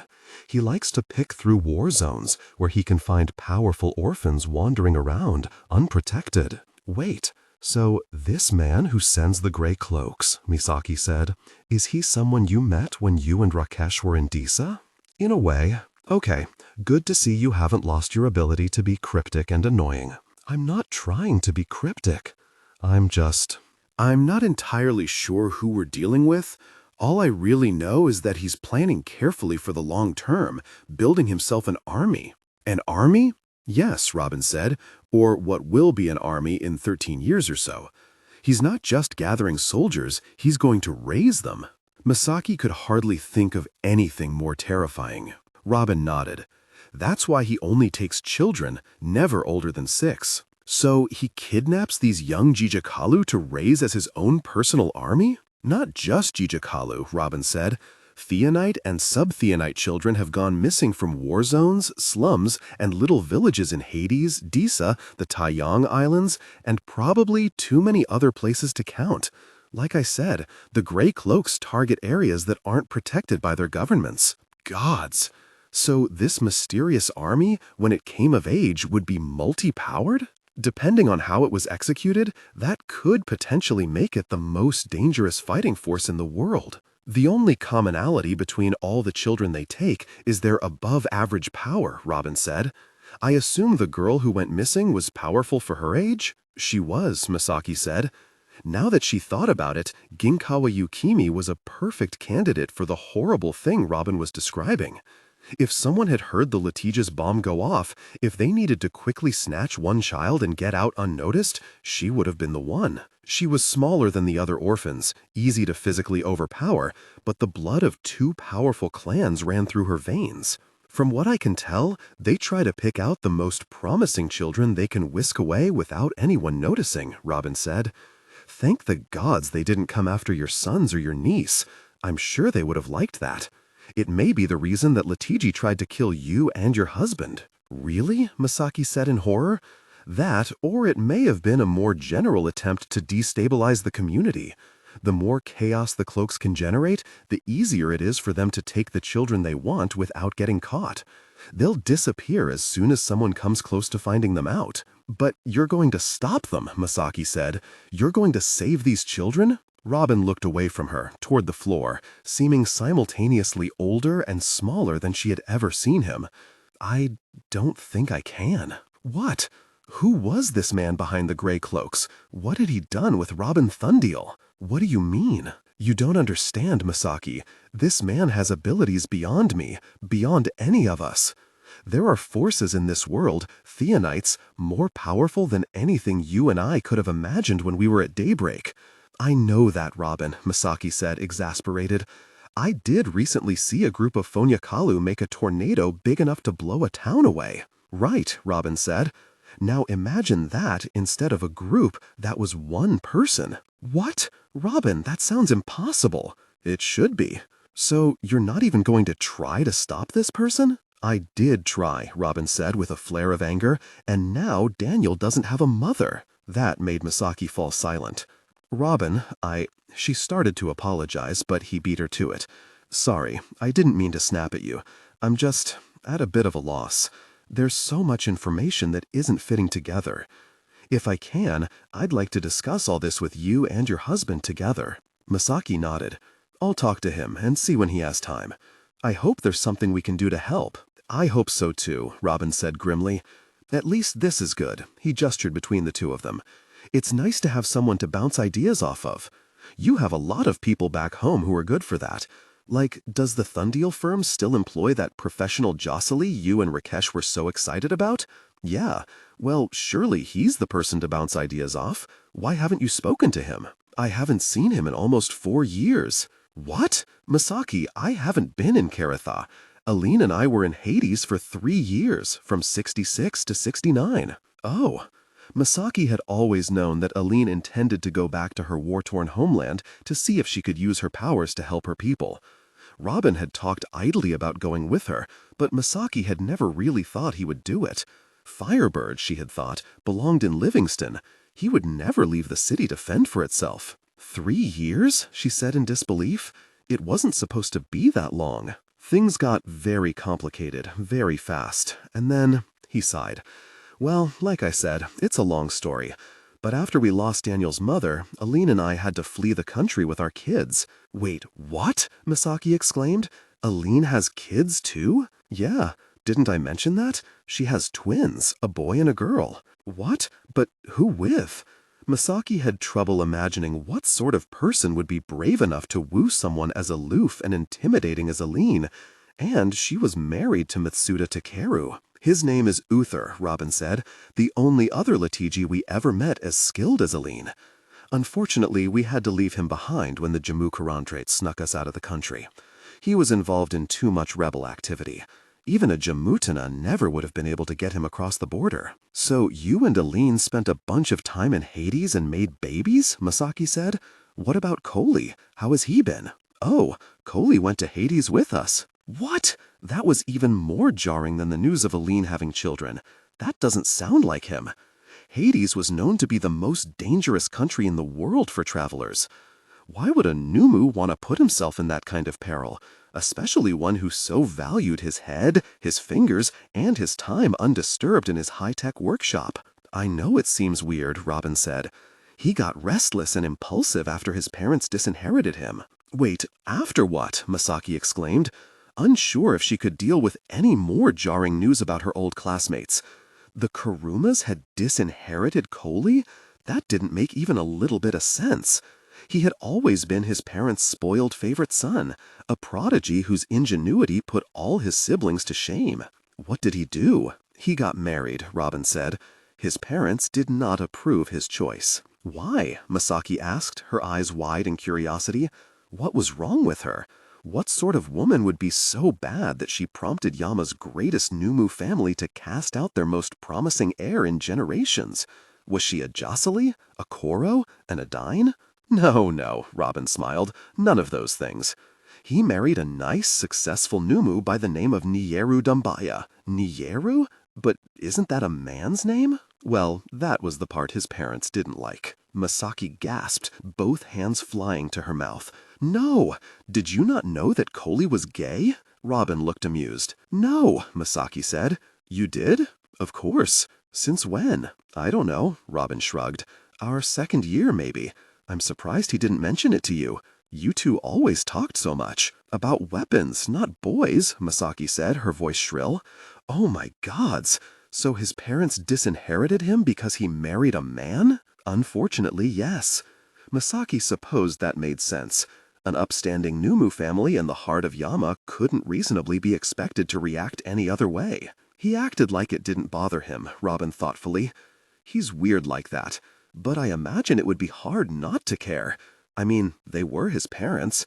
But I suppose you understand that better than I. Robin cleared his throat, clearly regretting having started the sentence. Yeah.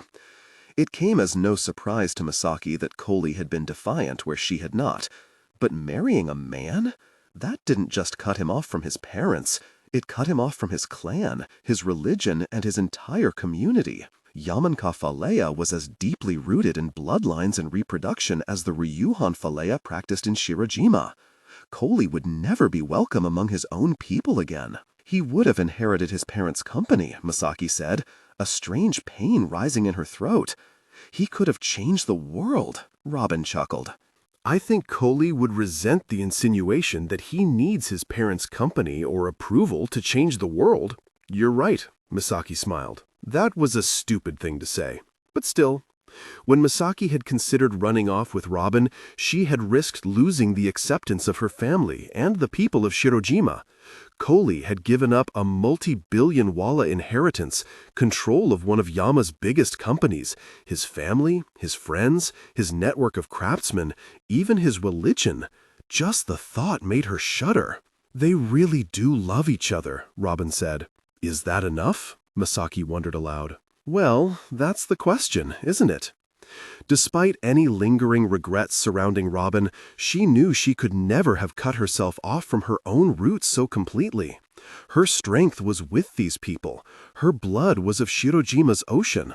She experienced a strange moment of clarity as, for the first time in her life, she admired Koli's freedom from a distance, without envying it.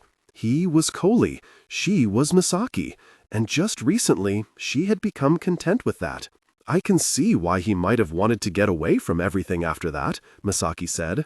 In the end, it might not have been such a great idea for him to come to Hades with us, Robin said, seeing how we lost him. You what? Misaki exclaimed so loudly that Izumo started in her lap, and Setsuko stuck her head into room to check that everything was okay. Oh, he's not dead, Robin said quickly. We've had communication from him since he disappeared, assuring us that he's fine. Of course, we combed his communications for any coded messages saying, I'm not fine, come help me. There was a hidden message in the last letter he sent based on our old crime-fighting code system. It said, I actually am fine, idiots, leave me alone. Misaki smiled. That does sound like him. Guess you'd better leave him alone. That's what Aline and I thought, Robin said. Vanishing into thin air in the middle of a foreign country wasn't even the weirdest thing Koli had ever done. Shockingly, his husband isn't very happy with us. So, all three of you went and got married while I was away? Misaki mused, rocking Izumo. She wasn't surprised that Robin had found someone, but she had never pictured the other two members of their little group in romantic relationships. Koli especially was always so wrapped up in his work that she never would have thought he would find time for a girl, or a boy, as the case might be. That's the funny thing, Robin said. None of us are actually married in a technical sense. What do you mean? In Koli and Naira's case, it's not legal. They went through all the ceremonies, but their union isn't recognized by Yama or Karatha. The time Aline had with Uther was so chaotic that they never got around to an official marriage. And Daniel's mother? He sighed. Telling people we were married makes it easier, raises fewer questions. It was just a local ceremony in the village where we happened to be hiding at the time. I didn't understand half the words. I don't even know if it was legally binding. He shook his head as if trying to clear it of memories. But I have to say, it's such a relief to be here and see that you're getting along with your husband. I'm sorry, Misaki said. I'm sorry you didn't get a chance at that. Robin let out a painful approximation of his usual laugh. I talk like I had plans to make a life with Daniel's mother, but I don't think there was ever much of a chance of that with her. She was quite the character, not really the type to settle down and have a family. I see. Sensing the pain in Robin, Misaki tried to shift the topic. So, if you left Hades last year, where have you been since then? Robin shrugged. Around, he tried to explain, saying vague things about keeping people off his trail and needing to investigate this or that in Yama, in Disa, in the Taiyang Islands. It was clear that he had been flitting around since Daniel had been born, like a bird that had just encountered a dangerous land predator and was now unwilling to touch down anywhere. He was afraid. I feel bad, he said. Your husband had been trying to contact me for a while before I actually got one of his messages. He's probably not the only one. Robin, you need to go home, Misaki said. Really? Robin raised his eyebrows. I came here expecting to be thrown out before long, but not by you. Don't be a child, Misaki snapped, more harshly than she meant to. I didn't mean right this instant. As far as I'm concerned, you're always welcome here, and you can stay as long as you want. But this isn't your home. Livingston is your home. Technically, Disa is my homeland. But you were made new, made whole in Livingston, like I was made new here. And are you whole? There was no challenge or resentment in the question, only concern. Yes, Misaki said, and it was true. It was true for the first time ever, the moment she looked Robin directly in the eyes and said, I am whole. Wholeness, she had learned, was not the absence of pain, but the ability to hold it. Livingston made you who you are. You'll never be more you than you are on those streets. I don't know what you're doing running all over the world like you expect to find your strength somewhere else. You're probably right, he sighed. I never should have gone to Hades. There's only so much lasting good you can do in a place that doesn't really belong to you. Tell you what, Misaki said, I'll talk to my husband and we'll let you ask all the questions you want on one condition. Yeah? That after this is done, you go home to Livingston and collect yourself. Robin didn't say anything, but he nodded in agreement. The two of them were quiet for a time. Izumo had gone to sleep in Misaki's lap. Do you want to tell me about her? The words were easier for Misaki to say than she thought they would be. I wish I could. What do you mean? I wish I had 100 stories to tell about her. Robin's voice was quiet and far away. But I barely knew her. I was going to. At least, I was going to try. So what happened? Misaki asked. Was she sick with something? No. She died a Koro's death. Misaki found herself letting out a sigh. Damn it, Robin. What? It's just that all these years, I had a few things that comforted me. I would look out there, she nodded to the horizon visible through sitting room's open door, at the sun, and I would imagine that somewhere you were happy. You made it work somehow. You found a girl who was nice enough to be gentle with your heart and tough enough to keep up with everything in it, and you had the family you always wanted. Oh. Robin looked touched for a moment, then gave Misaki an amused smile. Well, that wasn't a very reasonable assumption, but it made me happy. Robin let out a laugh. Great frolic, Misaki. What happened to my friend the brutal cynic? Misaki raised her chin stubbornly. She grew up. Ha, I see what you did there. Misaki, Setsuko called from the hallway and then appeared in the doorway to the sitting room. Hey, sorry to interrupt, but can you help me with dinner? I'd do it myself, but we have company and I don't want it to be terrible. Sure. Excusing herself, Misaki shifted Izumo onto her hip and stood. As she left the sitting room, Daniel scampered by and she caught him by the back of his little red kimono. "Daniel," she whispered, leaning in close, "I have an important job for you." "What?" "Go hug your dad." Daniel looked confused for a moment, but went and draped his arms around Robin's shoulders. Misaki went to her bedroom that night, eager to ask Takeru what in the world he had been thinking inviting Robin to their home. Unsurprisingly, he wasn't there. Training students in the dojo meant that he had to push his clerical work late into the night. Misaki couldn't remember the last time he had slept before she did. He would be in his study now, hard at work. Knowing an interruption would be unwelcome, she resolved to wait up for him so they could talk. Drawing the lantern close, she pulled out her sewing and started stitching for something to keep her awake. It didn't work. Wati knew later she was vaguely conscious of cool hands taking the needle and thread from her fingers and setting them aside before extinguishing the lantern. Darkness fell, and familiar coolness covered her like a blanket of snow. When she woke to the light of dawn, Takeru was sound asleep beside her. Birdsong echoed through the mist outside as she pulled herself onto her knees to consider her sleeping husband.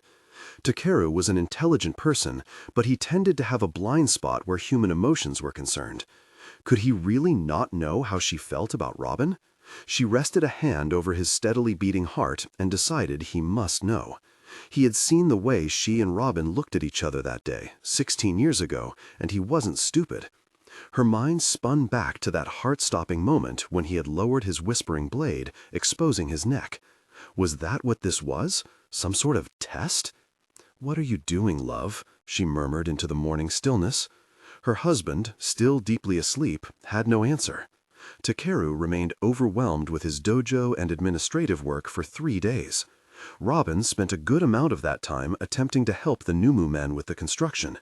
Being a Koro, he wasn't very good at using his taya to weld, and there was the language barrier to contend with. When he sensed that he was getting in the way, he took to following Misaki and Setsuko around, asking for housework he could help with, which amused Setsuko to no end. "I'm a single parent," he said when Misaki gave him some green onions to slice, and Setsuko went into a fit of laughter. "And if Daniel is anything like me, he's going to be a bottomless pit when he gets bigger. I'll have to learn to cook competently sooner or later." Misaki translated for Setsuko, which just made her laugh harder. "Kare ippai kane ga aru janai ka." What did she say now? "Aren't you super rich?" Misaki translated. "Are rich people not allowed to cook?" "Well, rich men aren't. He doesn't even know how to hold the knife," Setsuko cackled. "Don't mind Setsuko," Misaki said reassuringly. "Your food can't possibly be as bad as hers."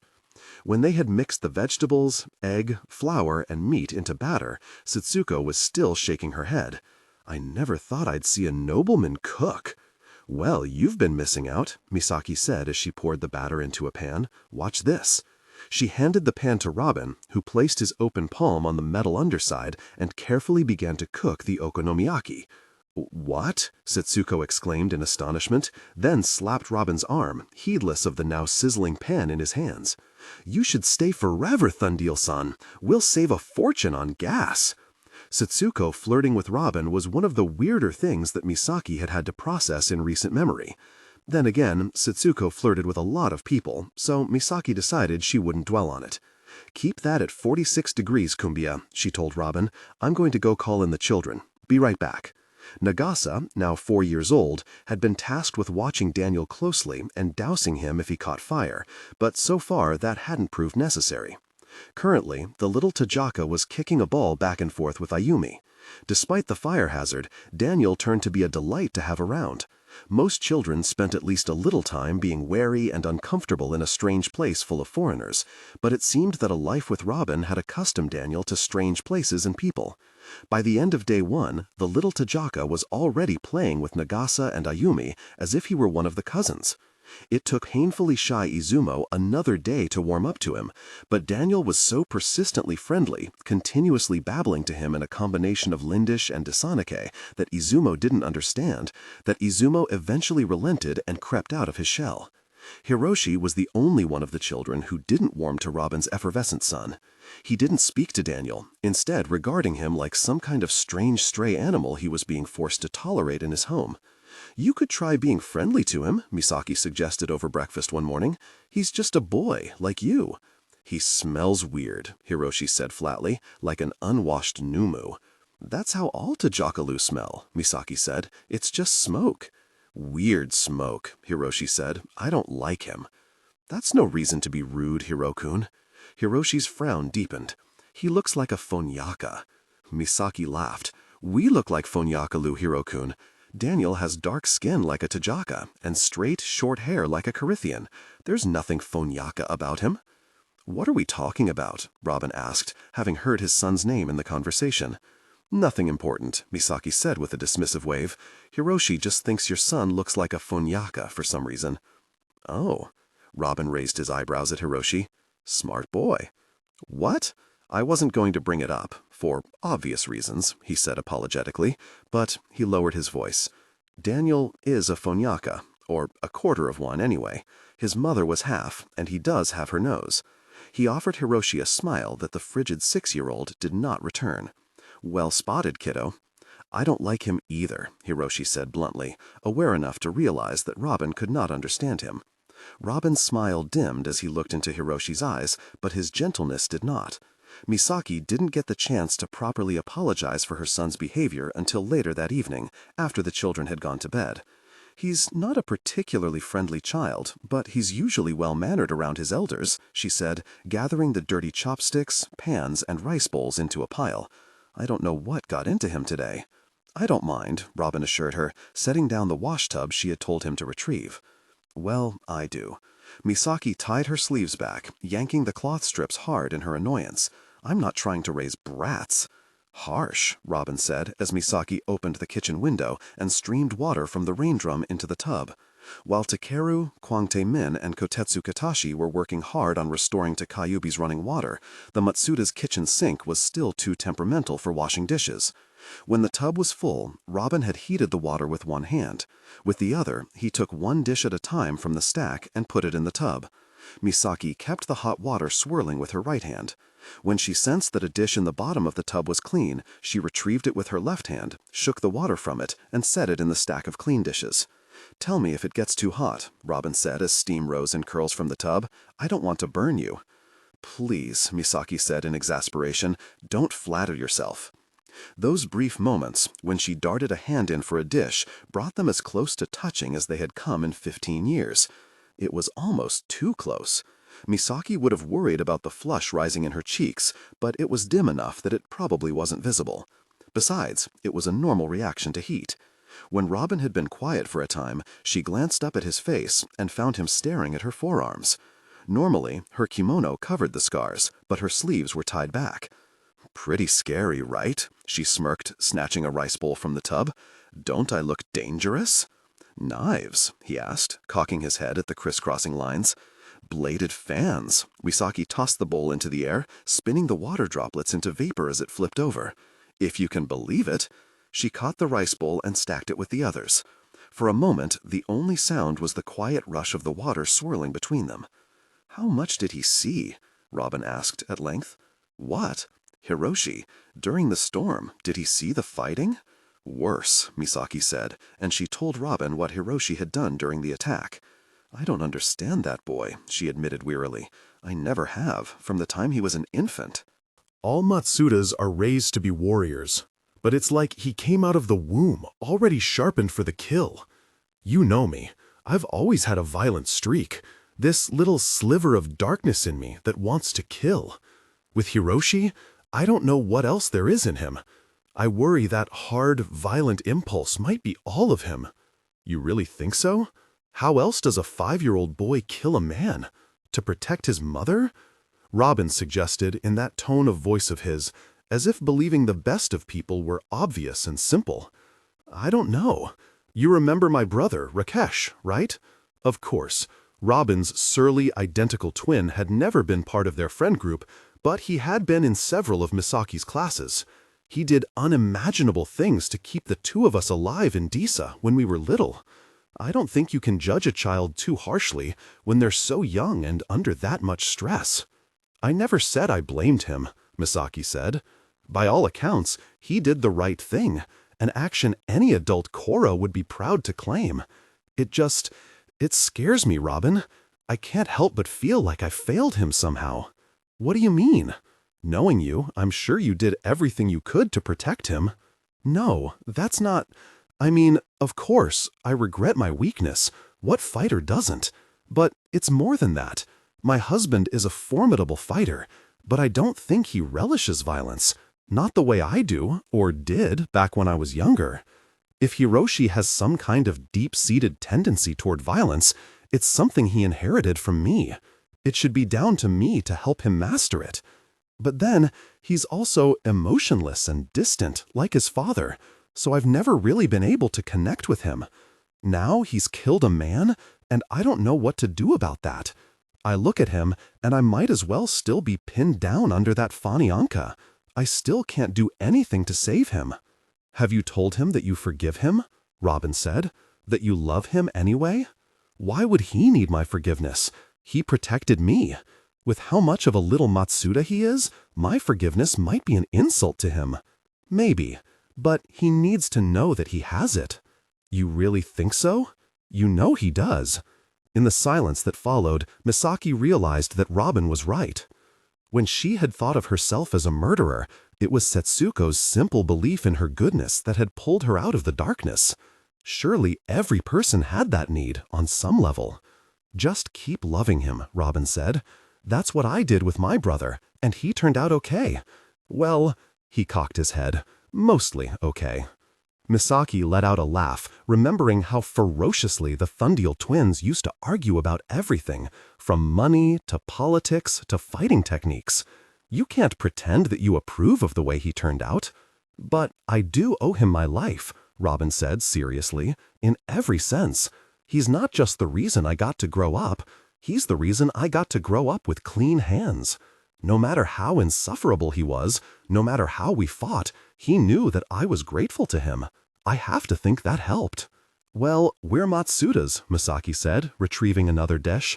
None of us got out of this with clean hands. How many of them did you kill? 9 by the time the night was done. She glanced up at Robin, and the water in the tub slowed its swirling. What? No lecture? You had to protect your family. Misaki nodded stiffly. She wondered if he knew how much it meant to her to hear him say that, to know he didn't look down on her. Nami, he was right, wasn't he? The forgiveness did help. I actually think I should thank you. Thank me? Misaki said, caught off guard. You always insisted you would have killed someone to protect me, and now I know you weren't kidding. I appreciate you controlling the impulse during all our work in Livingston. That must have been difficult, considering the position I put you in. You're so weird, Robin. Misaki shook the water from her hands and let her sleeves back down. I'll never understand how you forgive people you disagree with so fundamentally. Easily, Robin said. If you and my brother and Aileen weren't precisely the way you are, I wouldn't be alive to disagree with any of you. It was on the 3rd day that Misaki and Takaru finally carved out time to sit down and speak with Robin in private. Takaru's students had all gone home, and Setsuko was watching the children in the courtyard, ready to douse Daniel if his powers threatened to set anything on fire. Thundial-san has some questions he needs to ask both of us, Misaki explained to her husband, in connection with one of his investigations, if that's all right with you. He is our guest. Of course. Go ahead. Misaki nodded to Robin.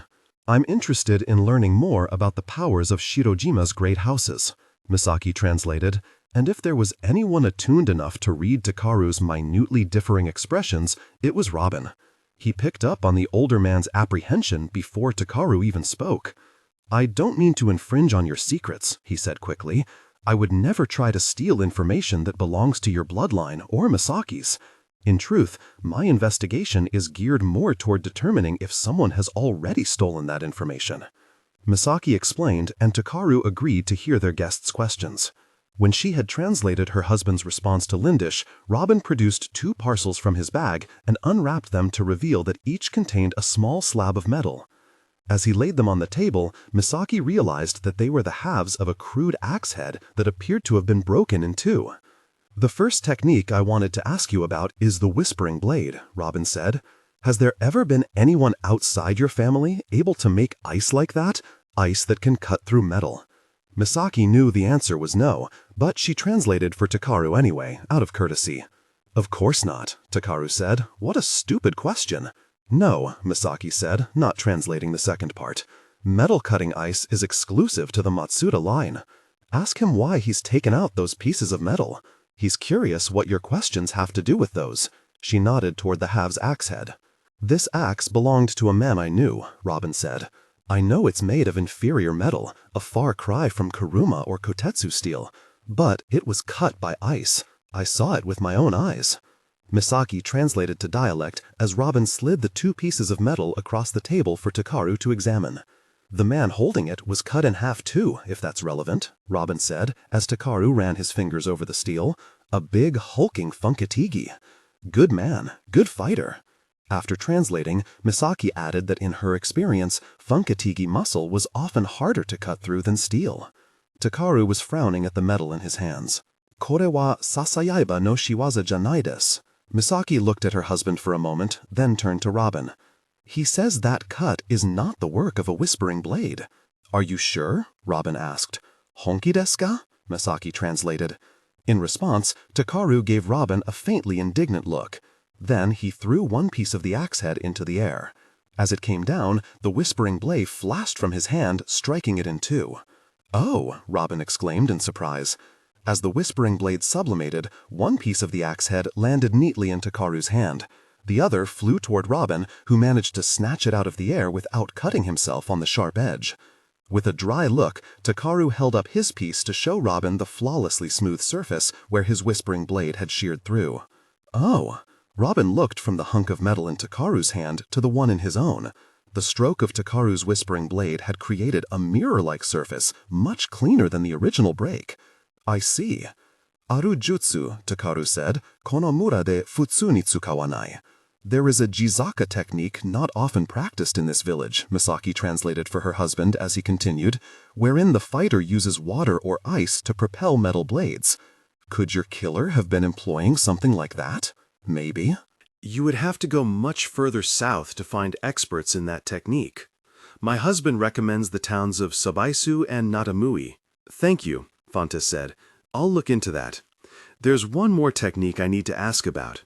Sure, what is it? Tell me about blood puppeteering. Misaki looked at Robin in shock. What?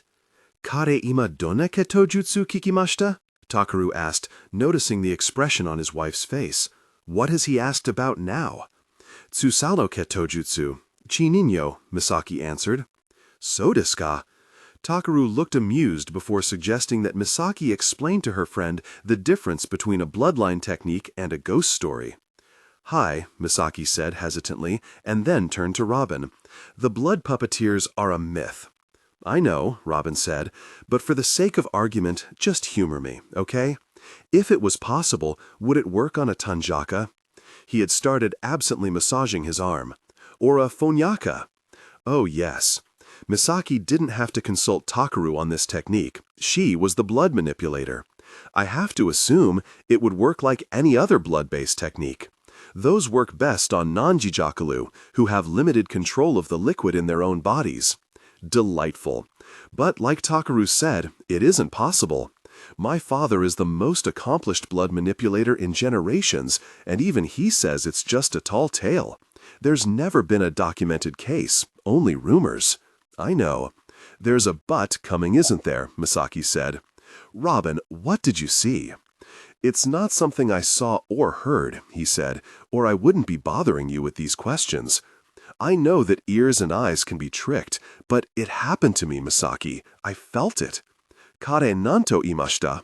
Takaru asked, and Misaki caught him up on the conversation. Unsurprisingly, he shared her skepticism, but Robin was not one to make up stories. He told Takaru as much. This is going to sound weird. Robin looked between the 2 jijakalu. Could one of you give me your best shot? Excuse me? Please, Robin said. I need one of you to try to control my blood. I need to feel it again, to be sure that was what happened to me before. Unsettled and uncertain, Misaki turned and translated to Takaru to see what he thought of the request. Sonna koto suru to wa sugoku wa pundai desu. Shinakute ga ii janai desu ne? Takaru said, frowning deeply. Aku no jutsu desu. My husband says this is not something to trifle with, Misaki translated. And Robin, I'm inclined to agree. There is evil in that kind of technique. Please, Robin said, I think. He took a breath. I think this is how he killed my wife. Misaki was silent, staring at Robin until Takaru prompted her to speak. When she translated haltingly, Takaru asked for elaboration. She was one of the fastest fighters I've ever seen, Robin explained. He wouldn't have been able to hit her unless somehow she was immobilized. I should have been able to get up and do something, but I couldn't move. Please, I need to know why I couldn't move. Oh, Misaki had to swallow hard before translating. Takaru looked at Robin for a long moment, and then shortly said, Help him. Misaki felt her eyes widen. What? If it's somewhere in your power, if there is a bit of blood puppeteer in you, I think you should do as he asks. But you just said I would never force you to do this, Takaru added. But if he is your friend, I think you should try. Your ability to manipulate blood is on par with that of any historical Tsusano. If you don't help him, there may not be anyone who can. You're right, she said. So, Robin looked from Misaki to Takaru. I still think this is a bad idea, Misaki said, but my husband thinks I should help you. Oh, you're going to do it? Robin said in surprise. Takaru is more powerful than I am, but he isn't a blood manipulator. If we're going to do this, it has to be me. Robin looked apprehensive. Do you still want to try? Misaki asked. Robin appeared to steel himself and answered, yes, if it's possible. To be perfectly honest, I'm not sure if it is, Misaki said. You'll need to give me time to work up to it, and I'm going to need you to be very still. She decided to try on a body part with a small amount of blood, where she could easily take control of the circulation. It had to be at an extremity, far from the beating heart where Robin's nyama was at its strongest. Put your hand on the table. Robin lifted his right arm. Your left, Misaki said. I don't know how safe this is. I don't want to do permanent damage to your dominant hand. The warning was a last-ditch effort make Robin lose his nerve, but of course it didn't work. He nodded and rested his left hand on the table, palm up. Misaki didn't touch him. She simply held her hand over his and reached out with her jia.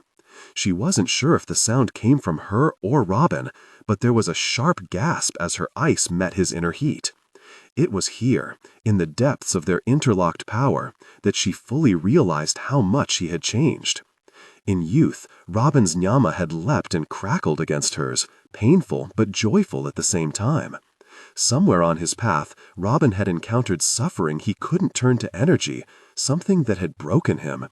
That something sat deep inside him, heavy, like molten metal, hotter than fire but lacking the jubilant brilliance of flame.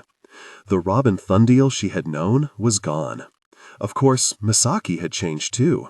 Her power, which used to dance along the surface of the world, shallow and free, now sank deep into Robin's molten veins, matching its intensity. Most Jijakalu couldn't control liquid as hot as a Tanjaka's blood, but Misaki had always embraced the heat, and she forced her jia into Robin's circulation, making his veins her own. Now, Misaki found her voice shaking. Try to close your fist. Robin did, and she pulled against his pinky with all her strength. In a horrible moment, she felt his muscle strain against her, and then convulse, the little finger contorted, and she released his blood with a gasp. As Robin snatched his hand back, Misaki found herself slumping forward. The effort had exhausted her, but she could see on Robin's face that it had worked. As she caught herself on the edge of the table with shaking arms, Takaru put a hand on her shoulder. The touch steadied her, easing the flame-like spasms of pain from her body, but her eyes were still on Robin's face. That was it, he said. That was what he did to me. My whole body. Your whole body? Misaki said in disbelief. She had only taken control of Robin's smallest finger, and it had left her spent. Robin looked up at Misaki and Takaru. I thought that your houses were as close as the Theonites could get to gods. We are, Misaki said. Then I think... Robin stared down at his hand. I think I might have gotten on the wrong side of a god. He looked like he might be sick. Robin, Misaki's voice was timid, almost imploring, as if she could call back the boy she had known, who had never looked so scared. She wanted to apologize for pulling that horror to the surface. He had asked her to, yes, but she was still sorry. "Robin, Excuse me." Robin stood too quickly, his usually graceful movements unsteady. "Thank you for your help, Koro Matsuda." He bowed, still clutching the hand Misaki had manipulated. "I just need to... Excuse me." He left the room. "Your friend is very odd," Takaru said, looking after him. "He is. You should go after him. Takaru-sama, we don't know the effects that technique will have on him. Please see that he isn't damaged." Misaki nodded and rose to follow Robin. She found him in the sitting room, kneeling before the family shrine, the printed photos of Mamoru and Takashi staring down at him. Takashi's picture was an old one, from the day he married Setsuko. He held himself in a stately fashion, but Misaki suspected he had been a bit tipsy when it was taken, an un-Matsuda-like hint of a smile curling the corner of his mouth. The picture of Mamoru was recent, taken during what no one realized would be Kumono Academy's last school picture day. He sat straight in his school uniform, trying far too hard to appear serious. To Misaki, it perfectly captured her sauna boy with enough talent to never have to try hard at anything, who had tried harder than everyone at everything. Until the very end, Robin had never met Mamoru or Takashi. That, in itself, created a strange hole in the universe, a ghost in its own right. He had already visited the shrine and prayed on his first day in Takayubi. There was no reason for him to be kneeling here, staring at the photos now. He hadn't even known them. But he stared at the photos with burning intensity as he clutched his left hand in his right to rub the finger Misaki had manipulated. "What if it all happens again?" he asked in a low voice. "What if I can't protect Daniel?" Misaki pressed her lips together for a moment before answering. "Maybe you can't." "How do I live with that?" Robin looked up at her. "How did you do it? All of you. How did you do it?" "There is no how, Robin," Misaki sighed. "It's not a duel or a street fight. There's no winning technique to get through it, okay? No ice that can protect you from it. No fire that can burn it away. You know that. You've lost family before." "Not like you." Robin shook his head. "I've been a bad friend. I should have asked about him earlier. Even if you didn't want to talk about it, I could have at least asked, like you asked about my wife. I should have asked what he was like." The oversight hadn't bothered Misaki. It wasn't that she couldn't talk about Mamoru, but it still hurt. It would always hurt. "If you feel so bad about not asking, why haven't you?" she asked, placing her hands on her hips. "I'm afraid," Robin said, turning back to look at Mamoru's picture. "I'm afraid he was wonderful. I'm afraid he was brilliant, like you, and powerful, and brave, and everything he possibly could have been." "He was," Misaki said softly. "And it didn't matter?" Robin said. "It did matter," Misaki said fiercely. "At the end, he made it matter. There are people in this village now who are only alive because he was everything he could be. But he's still gone." She didn't need to say it aloud. The thought hung in the air all around them. Misaki had learned to live with the weight of it, to go about her day, cook, clean, and play with her living children while it hung there, quiet but ever present. Robin seemed to be buckling beneath it. Misaki. When he turned to her, his warm eyes were clouded with tears. "I'm so sorry." "Come now, Robin." She tried to smile. "You're a grown man. Don't cry. This should not have happened to you." Misaki shook her head. "This shouldn't happen to anyone." "What have I done, Misaki?" Robin asked, a single tear sliding down his cheek. "What have I done?" "I don't know," she said, trying to keep her tone light. "You don't seem willing to elaborate. All I've heard is some nonsense about a blood puppeteer god." "But you always knew you were going to face danger in your line of work. You even understood, to an extent, that it was going to affect the people around you. I didn't mean to have a child," Robin said. "I had decided I wasn't going to." What are you talking about? You always wanted kids. Even at 16, Robin had talked about wanting children. It's not about what I want, Misaki. My life, my responsibilities have gotten way too dangerous for a child. Wasn't it always that way? Misaki asked. He had just been blind to it. They had both been blind to it. Maybe, he sighed. But until recently, ironically, until Daniel was actually born, I thought I could become strong enough to protect the people I cared about from anything. I understand now that that's not true. And it's too late. He put his head in his hands and dug his fingers into his short hair, fists clenching. It was a mistake. I didn't mean to get her pregnant. I didn't mean for there to be a child. This was all a mistake. Don't say that. But I'm serious, Misaki said, genuinely angry. Don't ever say that again. Not in front of me, and certainly not in front of Daniel. Robin looked up at her in surprise as she continued. Maybe everything you say is true. Maybe you have made all the worst possible decisions up to this point, but that's not going to change the fact that you're here now, and so is your son. Do you really think treating his existence like a mistake is going to do either of you any good? Get up, Misaki sighed. What? Come with me. She grabbed the front of his kimono. She had never been strong enough to haul Robin around, but in the past few months, she had learned to send her Jia through her blood on command. She lifted him to his feet as if he were no bigger than Izumo and pulled him from the room. She didn't release him until they had stopped on the deck overlooking the courtyard. While Numa Woo-Woo worked on the restaurant addition, Nagasa, Ayumi, and Daniel were playing in the spring grass. Look, Misaki pointed across the courtyard at Daniel. Look at him. Robin did. That's your son, Misaki said, her voice suddenly harsh with emotion. Now, I don't know how unfortunate the circumstances of his birth were, and I don't know what kind of evil is after you, but it doesn't matter. Even if his life is hard, if this all turns out just as horribly as you imagine, you won't regret him. You'll never regret him. Robin stared across the courtyard without responding. Nagasa was manipulating a snowball to zigzag around, while Ayumi and Daniel raced to catch it, tripping on each other and shrieking with laughter.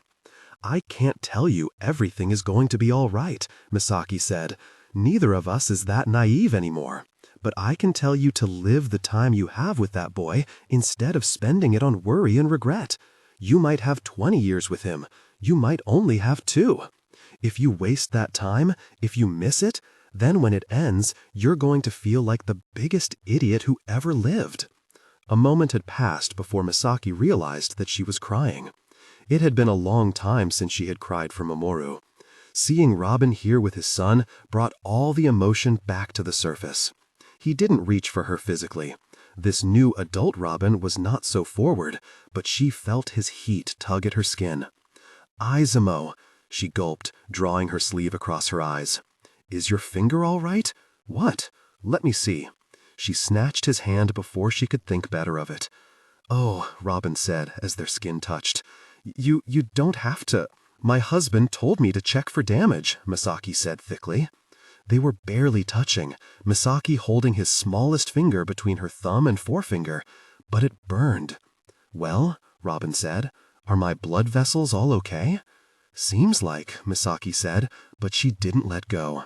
Her index finger curled around his pinky, and they knotted together, dark and light, hot and cold. She knew in that moment that this was one more thing that would never go away. She would always love Robin, the same way she would always miss Mamoru. For everything that had changed, this hadn't. It hurt. Gods in the deep, it hurt, but it didn't consume her. After so long, she had learned to carry it like a woman. I spent a lot of time regretting, she admitted. I had a brilliant son, loving friends, and a whole family growing up all around me, and I was too wrapped up in my own regret to cherish it.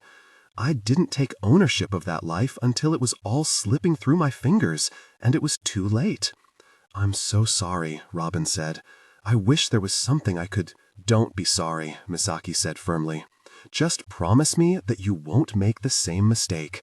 That's what you can do for me. That's all I want from you, Robin Thundiel." Across the courtyard, Daniel was yipping in delight as Nagasa threw another snowball and he ran to get it. If that boy missed out on having you as a father, that really would be the biggest waste in the universe. Robin left Takayubi the next day. Watching Daniel say goodbye to the Matsuda children provided a thoroughly entertaining distraction from the confusion of emotions tangling inside Misaki. One of the things she had forgotten about Tachikaka children was how much they liked hugging. Nagasa, Izumo, and Ayumi all took it reasonably well, only freezing in surprise for a moment before managing to smile and pat Daniel on the back. Hiroshi went rigid, his lips parted in utter indignation as the little Tajika squeezed him tight. For a moment, Misaki worried that Daniel was about to get an ice spike through the chest, but Setsuko eventually rescued Hiroshi, scooping Daniel up into an enthusiastic embrace. "Goodbye, weird little thing." She tousled Daniel's hair, making it stick up off his head at an abundance of silly angles. "Come again soon, ne?" Depositing Daniel at his father's feet, Setsuko gave Robin a more reserved farewell, then herded Ayumi and the brothers away to give Misaki and Robin a moment. "I will be back to visit," Robin said as he tried to wrestle a squirming Daniel into his cloth sling. "If you'll still have me, and if I'm still in the realm of the living." "What do you mean, if?" Misaki said sharply. "You made me a promise, remember?" "What?" "Years ago, in Livingston, the day we fought Yautl-Texka, you promised that you wouldn't get yourself killed. Now I don't care what you've gotten yourself into, I'm holding you to that. Are we clear, Thundiel?" "Crystal clear." Robin gave her a smile, but it faded after a moment. "I wish I was clear on what to do next. I'll tell you what you're going to do. You're going to go back home, use those Thundiel firm millions to set up a nice stable life for your son, and get to work." "Work?" "Yeah, I imagine there's a lot of crime fighting to catch up on." "And you're sure that's the answer?" "No," she admitted, "but I once saw the idea of Firebird turn a boy into a man. When you get back to those streets and the reason you started down this path in the first place, I think you'll find your strength again." "Thank you," he said softly. The familiar ache rose between them, the burning urge to rush into an embrace, contained in the knowledge that they never could. It strained there between them as their eyes met. They didn't shake, or shout, or cry as they had when they were teenagers. They bore its weight like the man and the woman they had become. "Let's be older when we meet again," Misaki said. "What?" "Not just in years. Let's be better and wiser and brighter next time." Robin nodded and made another attempt to get Daniel into the baby sling. "No, Pita," Daniel whined, trying to swat Robin's hands away. "No, no." "Ya Janka samaihe," Robin spoke sternly to Daniel in Desaninke. "You little dummy, it's too far for you to walk." Daniel pouted and reached his hands up to his father. "Ride," he said. "You gonna hold on?" "Yeah." Daniel nodded. "Okay then." Robin stowed the cloth wrap in his bag and swung Daniel up onto his shoulders instead. "Hold tight, kiddo," he reminded him, and Daniel promptly took hold of Robin's hair. "Nyama to you, Matsuda Misaki." "And to you, Firebird." "Say bye-bye, Daniel," Robin said, and made a show of waving. "Bye-bye," Daniel said, flapping his hand around in something like a wave. "Bye-bye," he kept repeating as Robin left the Matsuda compound and walked down the village path into the reddening sky. "Bye-bye." Last time, she had left Robin wounded. It had felt rather like breaking his wings and pushing him off a cliff to fall into the mists of memory. This time, with Daniel on his shoulders, it felt like sending him into the future, like sending him off with wings. Misaki watched until Robin and his son had disappeared down the mountainside. When she had stood here 16 years ago, she had been knotted, fists clenched, rigid with pain. There had been a sense that once he was gone, she would be utterly alone. This time, bare feet toddled across the deck toward her, and a soft hand grasped her index finger. "Thanks, Izumo," she murmured. Her youngest son reached for her, and she picked him up, resting her cheek against his head as the sky turned red. Izumo was dozing with a thumb in his mouth by the time a colder aura materialized behind Misaki. "Has he gone already?" Takeru asked. Misaki managed a small nod, her eyes still resting on the sinking sun. "I apologize. I meant to be here to see him off." "Usually you're home earlier," she said. "Where were you?" "I was visiting Kwang Tai-min. Did you know that Robin Thundil just paid Geo Mijul Communications for the replacement of all the Infocom towers that were destroyed?" "He what?" "He also asked Kwang Tai-min which construction companies he would recommend to put down good roads and build a new orphanage. Then he hired them as well." Misaki sighed. "I guess that doesn't surprise me." "Doesn't it? He's always had a soft spot for orphans. We refused his money, so he had to do something with it." "I knew he was wealthy," Takeru said, "but it seems I underestimated him." "This isn't actually an unusual thing for him to do," Misaki said. "Even before he could afford it, he was generous to a fault." Takeru shook his head. "Not just generous, he's clever. In the short term, the construction will provide jobs to Numuu and Koranu who have none. In the long term, the towers and roads will be a great help in bringing customers and supplies to the new businesses we are trying to start."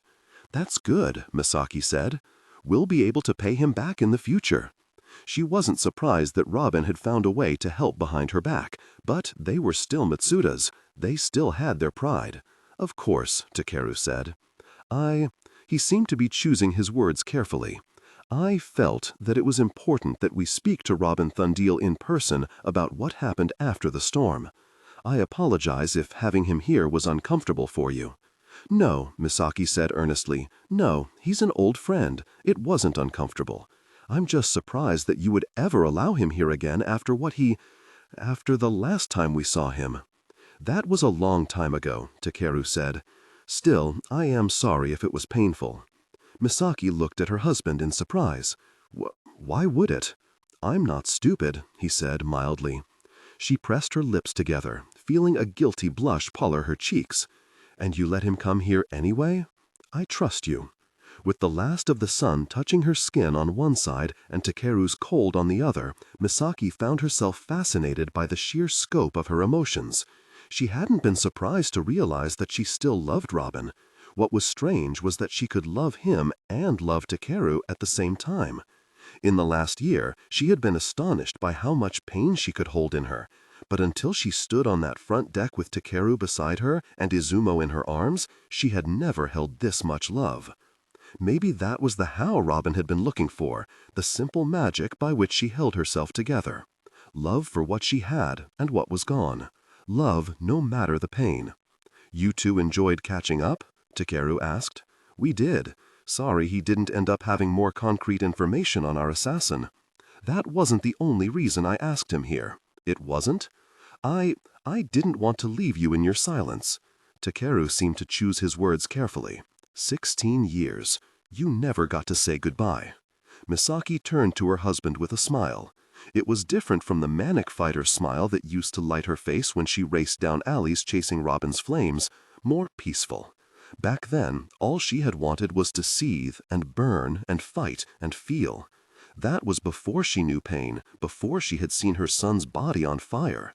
Now she found herself appreciating the cool steadiness of Takeru's power. "I have some work to finish," Takeru said, and made to withdraw. "I'll leave you two." Misaki caught his sleeve between her thumb and forefinger. "Stay," she said softly, and tugged him in until their bodies leaned together. "Stay and watch the sunset with me." Red seeped from the sky like blood washed out to sea, leaving only the blue waves of evening. Shadows nestled into the contours of the mountainside, and instead of stiffening against Takeru's nyama, Misaki sank into it, letting it cool her as daylight turned to dusk. She breathed out, and the last of the ghosts lifted. Not just Mamoru's. There had been other ghosts trapped here, the spirit of a ferocious teenage girl and the boy she loved. They were gone now, too, passed into the realm of memory where they belonged, where they could rest. As the spirits faded, so did the last of the ties that had bound Misaki to the horizon for so many years, dissolving like threads of blood in water. As Izumo blinked awake in her arms, Misaki turned inward, toward her home and her husband. Her little boy smiled up at her, and the future was no longer at the burning edge of the sea. It was here, in a softly beating heart and black eyes, bright with promise. Author's note. Hello, dear reader. Thank you for picking up my first high fantasy novel. Whether this was your first experience of The Sword of Kaigen, or you've been following my updates since 2017, I hope you enjoyed this final version of the tragedy of Takayubi. For more of the Matsudas and the Thundils, consider checking out my Theonite series, which picks up 13 years after The Sword of Kaigen. You can sign up to read the first Theonite book free here, or get it on Amazon here. If you'd like to receive consistent updates on new releases, giveaways, and deals, you'll want to subscribe to my Theonite newsletter. Want to explore more of Planet Duna? Visit me at mlwangbooks.com, where I post maps, character profiles, language resources, and free fiction from the world of Theonite. Finally, I need to ask a favor. If you enjoyed The Sword of Kaigen, please consider leaving a review on Amazon, or Goodreads if you prefer. Online reviews are critical to an indie book's visibility, so even a single sentence goes a long way.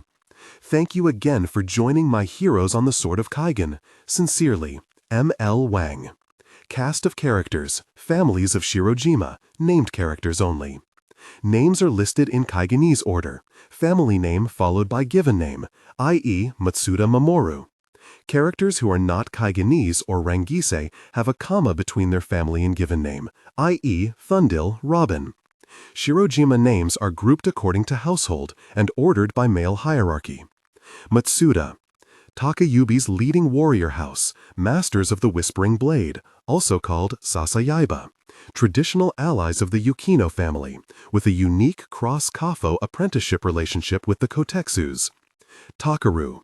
The first. The mythical founder of the Matsuda line, the first master of the Whispering Blade, husband of Mitsuki. Mitsuki. Mitsuki. Ni Yukino. Oldest daughter of Tsukino Izumi, wife of Takaru I, older sister of Yukino Hayase. Mizudori. Father of Susumu and several daughters, grandfather and swordmaster to Takashi and Takaru, master of the Whispering Blade. Susumu. Only son of Mizudori, husband of Tatsuki, father of Takashi and Takaru. Tatsuki, Ruki, ni Yukino, wife of Susumu, mother of Takashi and Takaru. Takashi, Ketsu, first son of Susumu and Tatsuki, husband of Setsuko, father of Ayumi, wielder of the swords Nagimaru and Namimaru, master of the Whispering Blade. Setsuko, ni Chiba, wife of Takashi, mother of Ayumi. Ayumi, Akai, only child of Takashi and Setsuko. Takaru, second son of Susumu and Tatsuki, husband of Misaki, father of Mamoru, Hiroshi, Nagasa, and Izumo, wielder of the sword Kyogetsu Yari, also called the Moonspire, master of the Whispering Blade. Misaki, ni Tsusano, alias Shirawu, the Shadow, oldest child of Tsusano Koya, wife of Takaru, mother of Mamoru, Hiroshi, Nagasa, and Izumo. Mamoru, first son of Takaru and Misaki, a student at Kumino Academy, close friends with Yukino Yuta and Mizumaki Itsuki. Hiroshi, second son of Takaru and Misaki. Nagasa, third son of Takaru and Misaki. Izumo, fourth son of Takaru and Misaki. Yukino, Takayubi's second greatest warrior house, known for their skill in traditional swordplay, ancient allies of the Matsuda family, keepers of the ancestral sword Takanagi, the bamboo cutter. Izumi, an early convert to Philea from mythic times, who ruled Takayubi for 20 decades and dueled Matsuda Takaru I. Hayase, Izumi's son, Mitsuki's younger brother, credited with saving Philea in Takayubi. Ryosuke, father of Dai and 2 other sons, resident of Takayubi's old village. Dai, nickname Lightning Dai, second son of Ryosuke, husband of Hiyori, father of Ryota, wielder of the sword Takanagi, swordmaster at Kumino Academy. Hiyori, ni Ikeno, wife of Dai, mother of Ryota. Ryota, only son of Dai and Hiyori, Yuta, a student at Kumino Academy, close friends with Matsuda Mamoru and Mizumaki Itsuki, younger cousin of Dai, a resident of Takayubi's western village. Hitomu, father of Kiyomu and Shiro, younger cousin of Ryosuke, a resident of Takayubi's old village. Kiyomu, first son of Hitomu. Shiro, second son of Hitomu. Tsusano, Ishihama's leading warrior house, residents of the Arashiki, also called the Storm Fort, keepers of the ancestral sword Onryu, also called the Riptide or the Undertaker, known for their skill in blood manipulation. Raiden, nickname the Giant, a mythical hero, the first wielder of Onryu.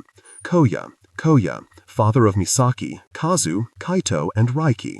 Kazu, first son of Koya, husband of Aicha, father of Kaida, and 2 younger children. Aicha, ni Mizumaki, wife of Kazu, mother of Kaida and 2 younger children. Kaida, daughter of Kazu and Aicha. Kaito, second son of Koya. Raiki, third son of Koya. Ginkawa, an ancient warrior house with branches throughout Shirojima. Oki, a swordsman from Takayubi's old village. Yukimi, a 5-year-old girl from Takayubi's old village. Ameno, an ancient warrior house with powerful branches across the Kusanagi Peninsula. Their main stronghold is in Tatsuyama, Shirojima, where they are the ruling family.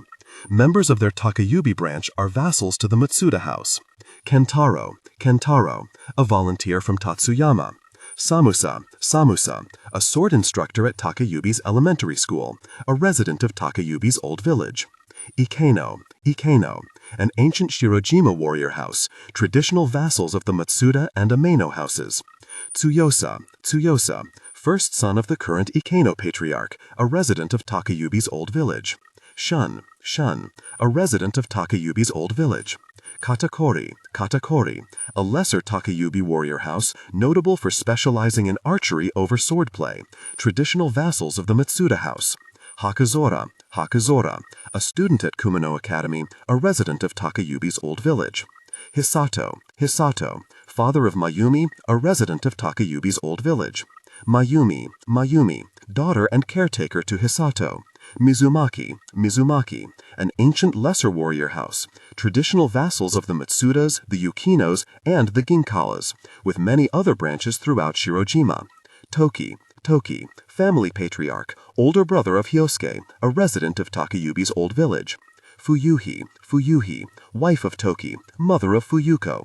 Fuyuko, daughter of Toki and Fuyuko. Hyosuke, younger brother of Toki. Chiba, a family of common fishermen, merchants, and farmers with branches throughout Shirojima. Mizudara, a fisherman from a village near Takayubi. Kotetsu, Takayubi's leading blacksmith house, traditional smiths of the Matsudas, the Yukinos, and their vassals, with a unique cross-kafo mentor relationship with the Matsuda house, credited with the creation of many great swords, including Takanagi, Kurokori, Kumoke, and Kyogetsu. Kenzo, the mythical blacksmith who saved Matsuda Takaru I from the Yukino invaders, and began the special relationship between their families.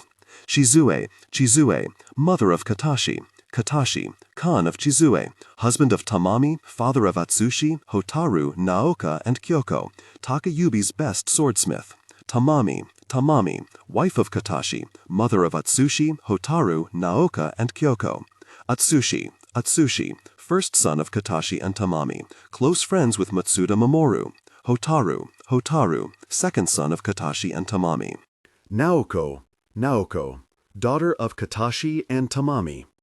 Kyoko, Kagami, daughter of Katashi and Tamami. Saori, a lacquer specialist in Takayubi's Kumino village, Katashi's cousin, mother of Kasumi and several children. Kasumi, Saori's oldest daughter, mother of her own small baby. Other Shirojima families. Hakuyu, Shiromizu, a lesser Ishihama warrior house, traditional vassals of the Tsusano family. Umiiro, a lesser Ishihama fishing and warrior house, traditional vassals of the Tsusano family.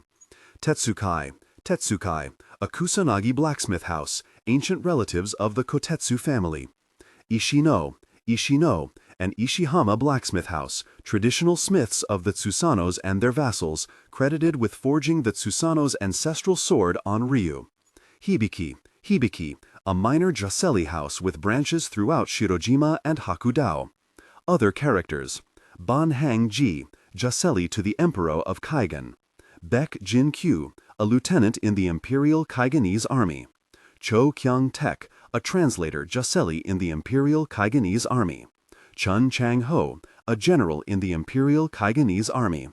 Eldon, alias White Wing, a Hadean Carathian Koro, Litiji, student at Daybreak Academy, classmate and close friend of Robin Thundiel and Susano Misaki. Gesake, Moriba, a Yamanaka Josei working as an apprentice under Seidu Terama. Guang Yali, a Ranganese Koro, a student at Daybreak Academy, Misaki's former roommate. Kaliso, real name Shumba Sekhmet, a Livingston crime lord. Kende, Burema, a general in the Yamanaka army. Kuruma, Koli, a prolific Yamanaka inventor, Misaki's former classmate from Daybreak Academy, designer and commissioner of Siradanya. Kwang Chol-hee, a northern Kaigenese transfer student at Takayubi's Kumano Academy, son of Tae-min. Kwang Tae-min, a northern Kaigenese representative of Geomijul Communications, father of Chol-hee. Lo Dong-su, the provincial governor of Shirojima Kaigen. Mafaba, Kolonka, a Livingston criminal allied with Yautel Texka and Matakal Silangwe. Silangwe, Mataka, a Livingston criminal allied with Yautel Texka and Kolonka Mathaba. Song Byung-woo, a colonel in the Imperial Kaigenese Army. Tarore, Azar, a student at Daybreak Academy. Texka, Yautel, a Livingston criminal allied with Kolonka Mathaba and Matakal Silangwe. Terama, Seidu, a translator Josei in the Yamanaka army. Thundiel, Robin, alias Firebird, a Dasanka Carathian Koro, classmate and close friend to Tsusano Misaki. Wagadu, Lansana, a lieutenant general in the Yamanaka army. Wangara, Kinoro, a Yamanaka Sizuian swordsman and former Daybreak Academy student, son of Makan, former upperclassman and friend to Tsusano Misaki.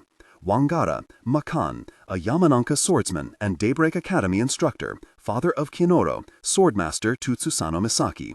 Glossary: Iberia, a country occupying the southern part of the continent of North Bactria, a former Yamanaka colony populated by the descendants of indigenous Iberians, Yamanaka colonizers, and the Hadean slaves they brought with them. Aden, a person with no telekinetic abilities or enhanced strength, by Earth standards, a regular human being. Appa, an informal Kaigengwa noun and term of address, meaning dad or papa. Arashiki, the ancestral castle of the Tsusano family in Ishihama, Shirojima, Kaigen, also called the Storm Fort. Awa, a Yamaninke word meaning so, well, okay, good, or Ano, a Shirojima dialect word meaning that, or so. Ba, or -ba, a respectful Yamaninke suffix for an important person. Baba, the Sizuian word for father. Bactria, the two continents encompassing the former Yamanaka colonies of Karithita and Iberia, and the former Sizuian colonies of Malusia and Zondil, meaning New World in Yamaninke. Bloodline technique, a fighting maneuver or trade secret, usually necessitating specific powers, that is passed down through a family line and kept secret from outsiders. Blood needle, a Jihaka bloodline technique unique to the Tsusano family, wherein the practitioner takes control of a small amount of the blood inside their victim's body and freezes it in the shape of a needle, which is used to strike pressure points or pierce vital organs, called chihari in Shirojima dialect. Blood puppeteer, a Jihaka powerful enough to control another person's entire body by manipulating their blood, thought to exist only in legends and ghost stories. Bogolan, a traditional type of Yamanaka fabric associated with wealth, status, and professionalism. Baken, a blunt practice sword with the approximate weight and dimensions of a katana, usually made of wood. Bound, a Dunian measure of distance, roughly equivalent to 26.4 feet or 7.74 meters. Karithita, a country occupying the northern part of the continent of North Bactria, a former Yamanaka colony populated by the descendants of various indigenous peoples, Yamanaka colonizers, and Hadean slaves. Chan, an informal Shirojima dialect suffix used to address a close female friend and/or a female person of lower status than the speaker. Click, a Dunian measure of distance based on how far the sound of a clicked tongue can carry, roughly equivalent to 1.75 miles. Daybreak Academy, a Fionite academy in Livingston, Karathita. Dinma, PL, Din Manu, a Dunian measure of time, roughly equivalent to 0.43 seconds. Disa, a country on the continent of Namandugu, a former Yamanaka colony populated by the primarily Tajaka descendants of native Disankalu and Yamanaka colonizers. Disankalu, a person from Disa, an adjective describing a person or thing originating from the nation of Disa. Its culture. Disaninke, the main language spoken in the country of Disa, similar to Earth's Hindi. Dojo, a training space in Shirojima fighting tradition. Donkili, a song performed by Finawu to teach others about the history of the world and its relationship to the religion of Faleya. Faleka, a practitioner of Faleya. Faleya, a Yamanaka religion centered on the Faleke, the marriage between god Kie and goddess Nyare, practiced throughout Duna. Jakama, PL, Jakamanu, a Yamaninke word meaning teacher, mentor, or master, a formal address used by an apprentice to address their mentor. Fankatigi, PL, Fankatiwu or Fankatiwu, a sub-theonite with physical strength equal to or surpassing that of the average theonite. Faleka, a practitioner of Faleya. Faleya, a Yamanaka religion centered on the Faleke, the marriage between god Kie and goddess Nyare, practiced throughout Duna. Fina, PL, Finawu, a member of the Fina Kafo, a prefix for a member of the Fina Kafo, similar to the English Mr. or Miss. Firebird, the crime-fighting alter ego Robin Thundiel. Fanya, a shortened form of Fanyoya, the ability to control air. Fanyaka, a shortened form of Fanyoyakalu, a theonite with the ability to control air. Genkan, the entryway of a traditional Shirojima house, typically where one takes off or puts on shoes. Gaomijul, a Kaigenese tech company specializing in infocom device technology. Guli, a Kaigenese unit of currency, roughly equivalent to 50 American cents. Gbati, a shortened form of Kewati or Ketawati, PL, Gbatinu, a Yamanaka measure of time, 36 minutes in Earth time. Hades, the westernmost country on the continent of Namandugu, a former Yamanaka colony, the original homeland of most of Duna's Adens. Haijing, a coastal city in the modern Ranganese Union, a major military stronghold of the Kaigenese Empire prior to the Kaleba, meaning sea capital in Rangagua.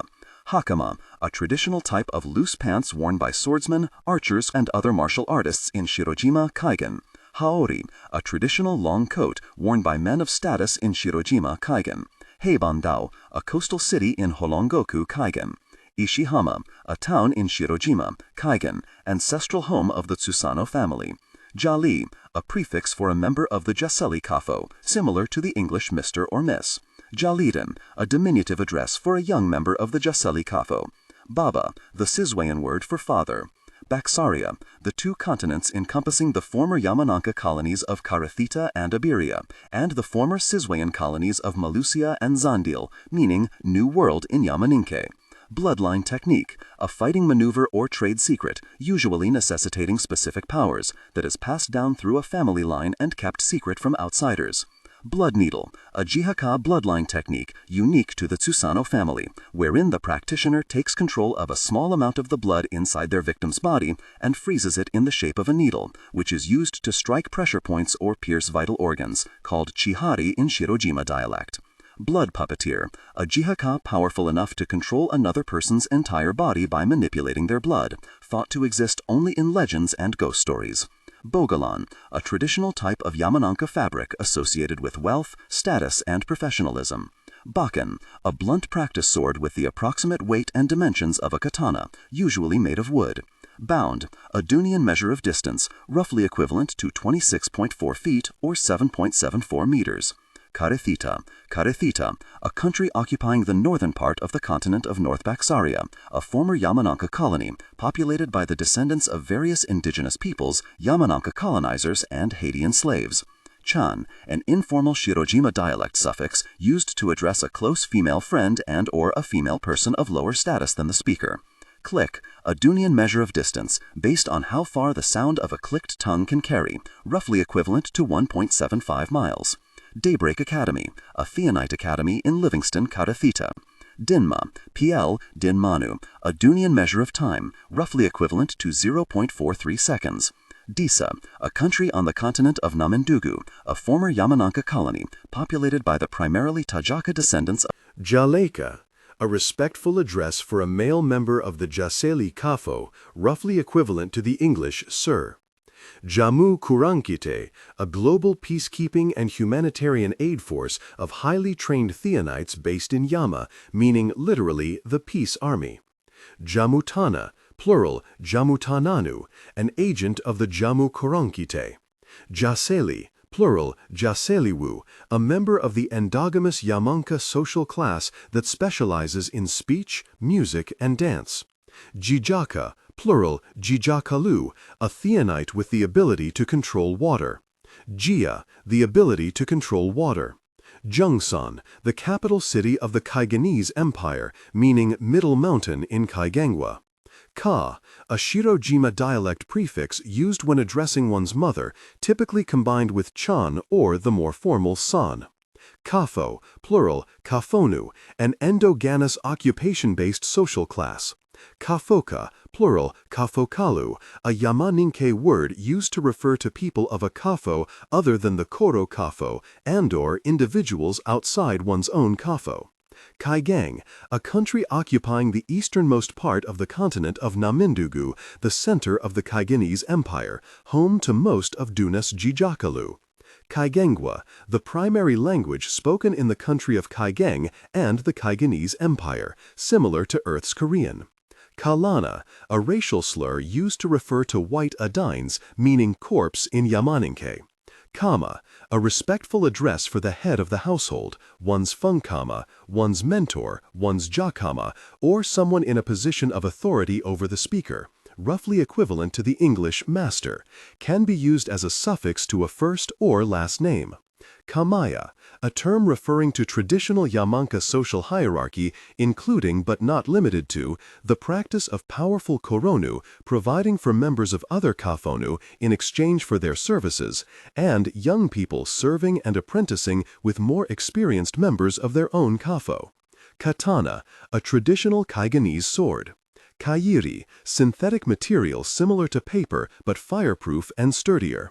Keleba, the first and only open war fought between Duna's Theonite superpowers, precipitated in 5291 when Daybreak Academy principal Oyeda Bida was assassinated along with several students, meaning Great War in Yamaninke.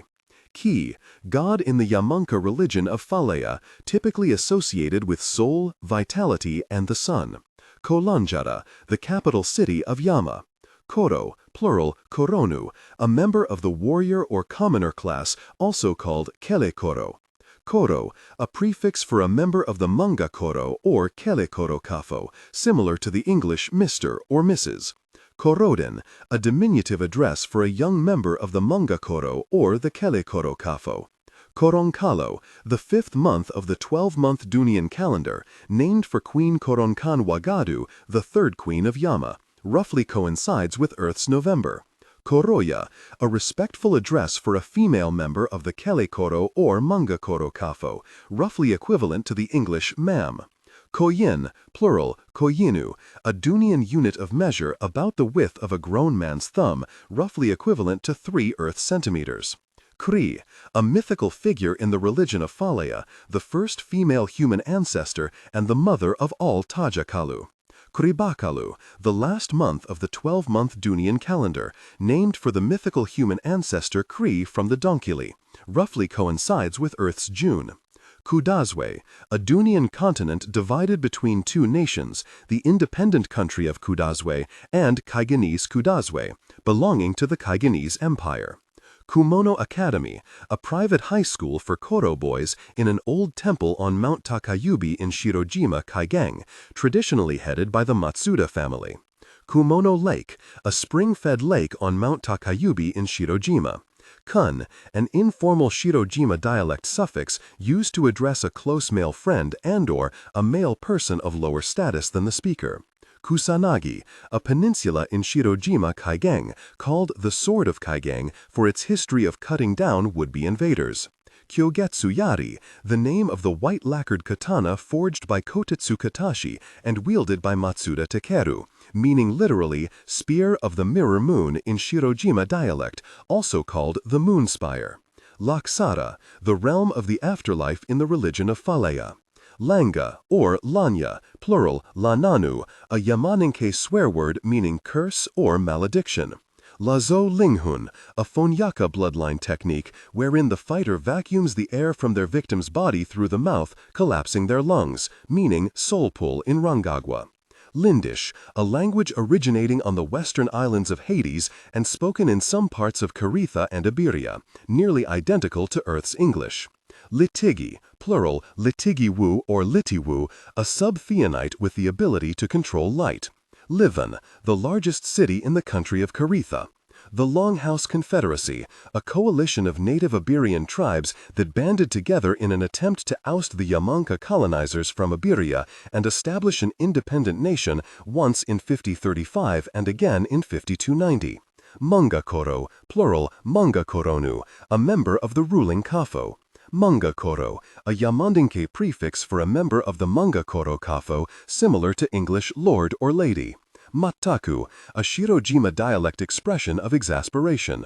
The Moon Spire, the name of the white lacquered katana wielded by Matsuda Takeru, called Kyogetsu Yari, or Kyogetsu in Shirojima dialect. Na, the Yamangenke word for mom or mother. Naramui, a town on one of the farthest southern islands of Shirojima, meaning Hill of Tears in the local dialect. Nagi, a mythical deity from the Dunkili, the founding male ancestor in Namindugu, conflated with god Ki in Ryuhan Falaya. Najidan, the first day of the 8-day Dunian week, named for the mythical human ancestor Nagi from the Dunkili, a day of work. Najiji, a word used to refer to written characters of Kaigenese and/or Ranganese origin.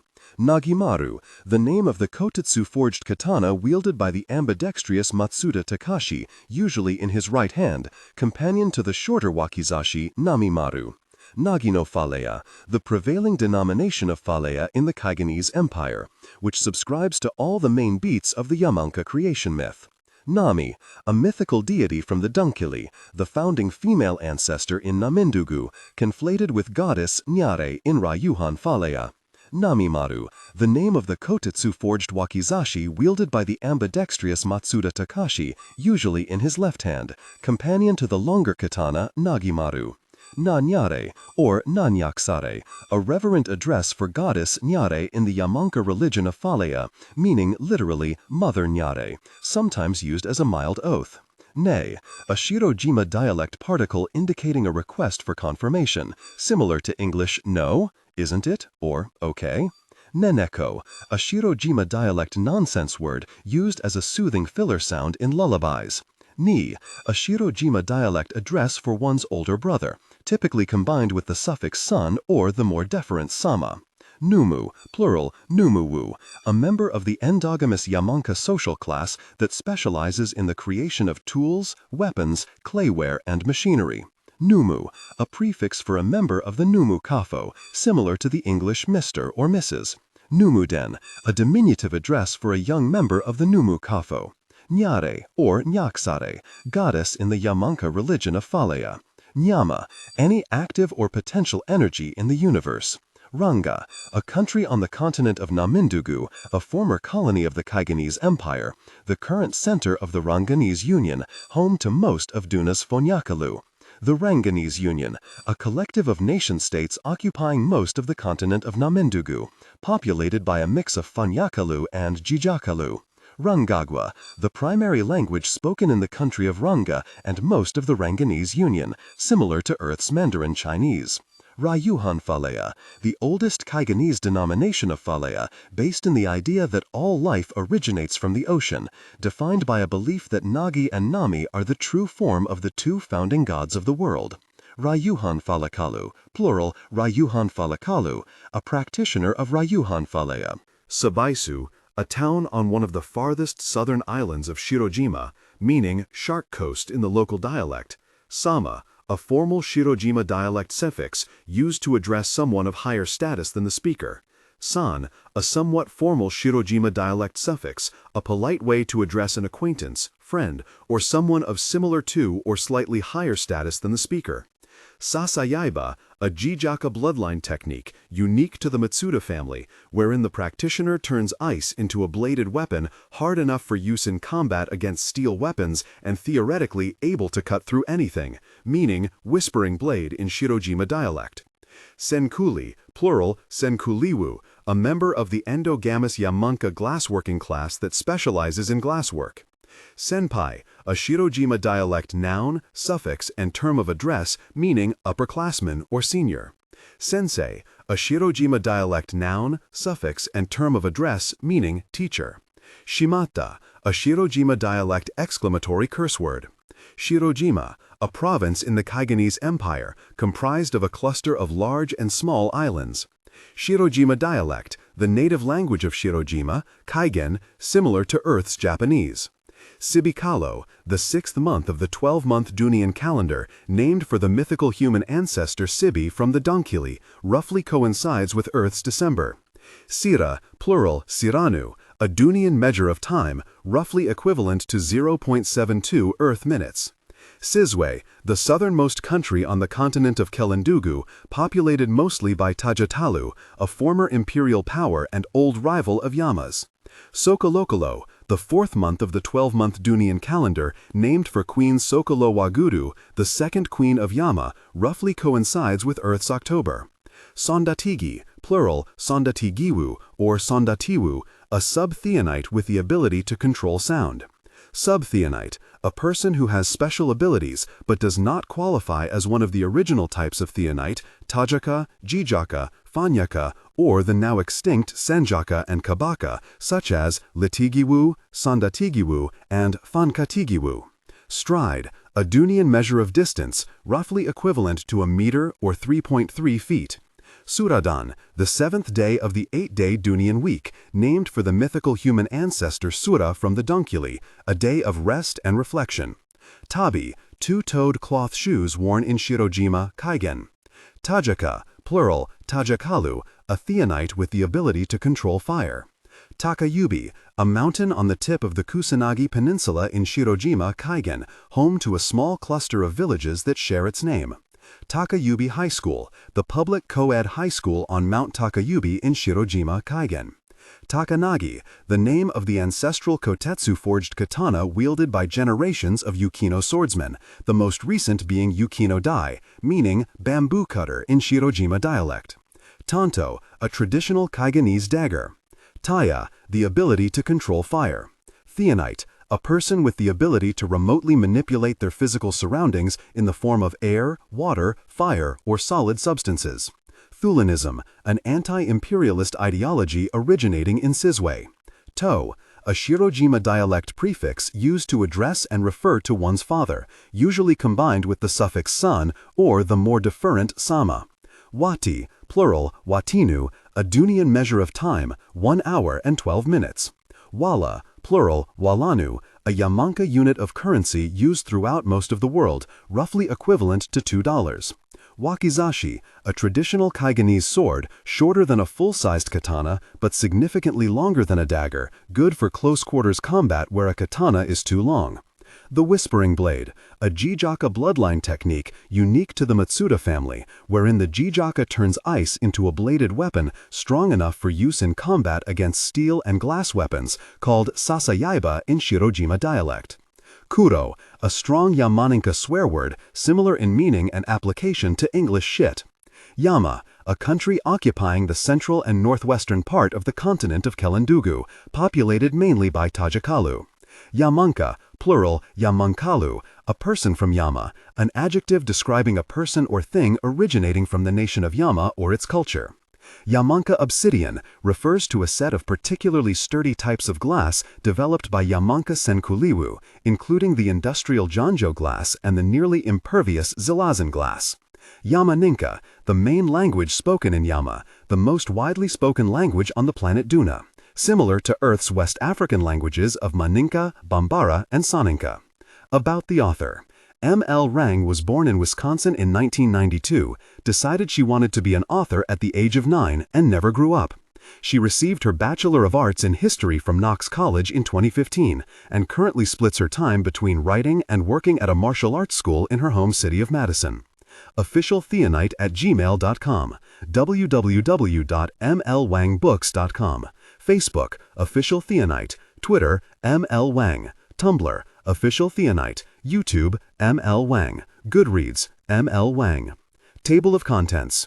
Chapter 1, The Northerner. Chapter 2, The Mist. Chapter 3, The Roof. Chapter 4, The Warrior. Chapter 5, The Forge. Chapter 6, The Past. Chapter 7, The Sun. Chapter 8, The Letter. Chapter 9, The Fight. Chapter 10, The Reason. Chapter 11, The Patriarch. Chapter 12, The Ranjanese. Chapter 13, The Dragon. Chapter 14, The Sword. Chapter 15, The Killers. Chapter 16, The Soul. Chapter 17, The End. Chapter 18, The Shelter. Chapter 19, The Lantern. Chapter 20, The Last Time. Chapter 21, The Stormlord. Chapter 22, The Soldiers. Chapter 23, The Riptide. Chapter 24, The Empire. Chapter 25, The Gods. Chapter 26, The Spirit. Chapter 27, The Duel. Chapter 28, The Stranger. Chapter 29, The Apprentice. Chapter 30, The Future. Chapter 31, Robin. Author's Note. Cast of Characters. Glossary.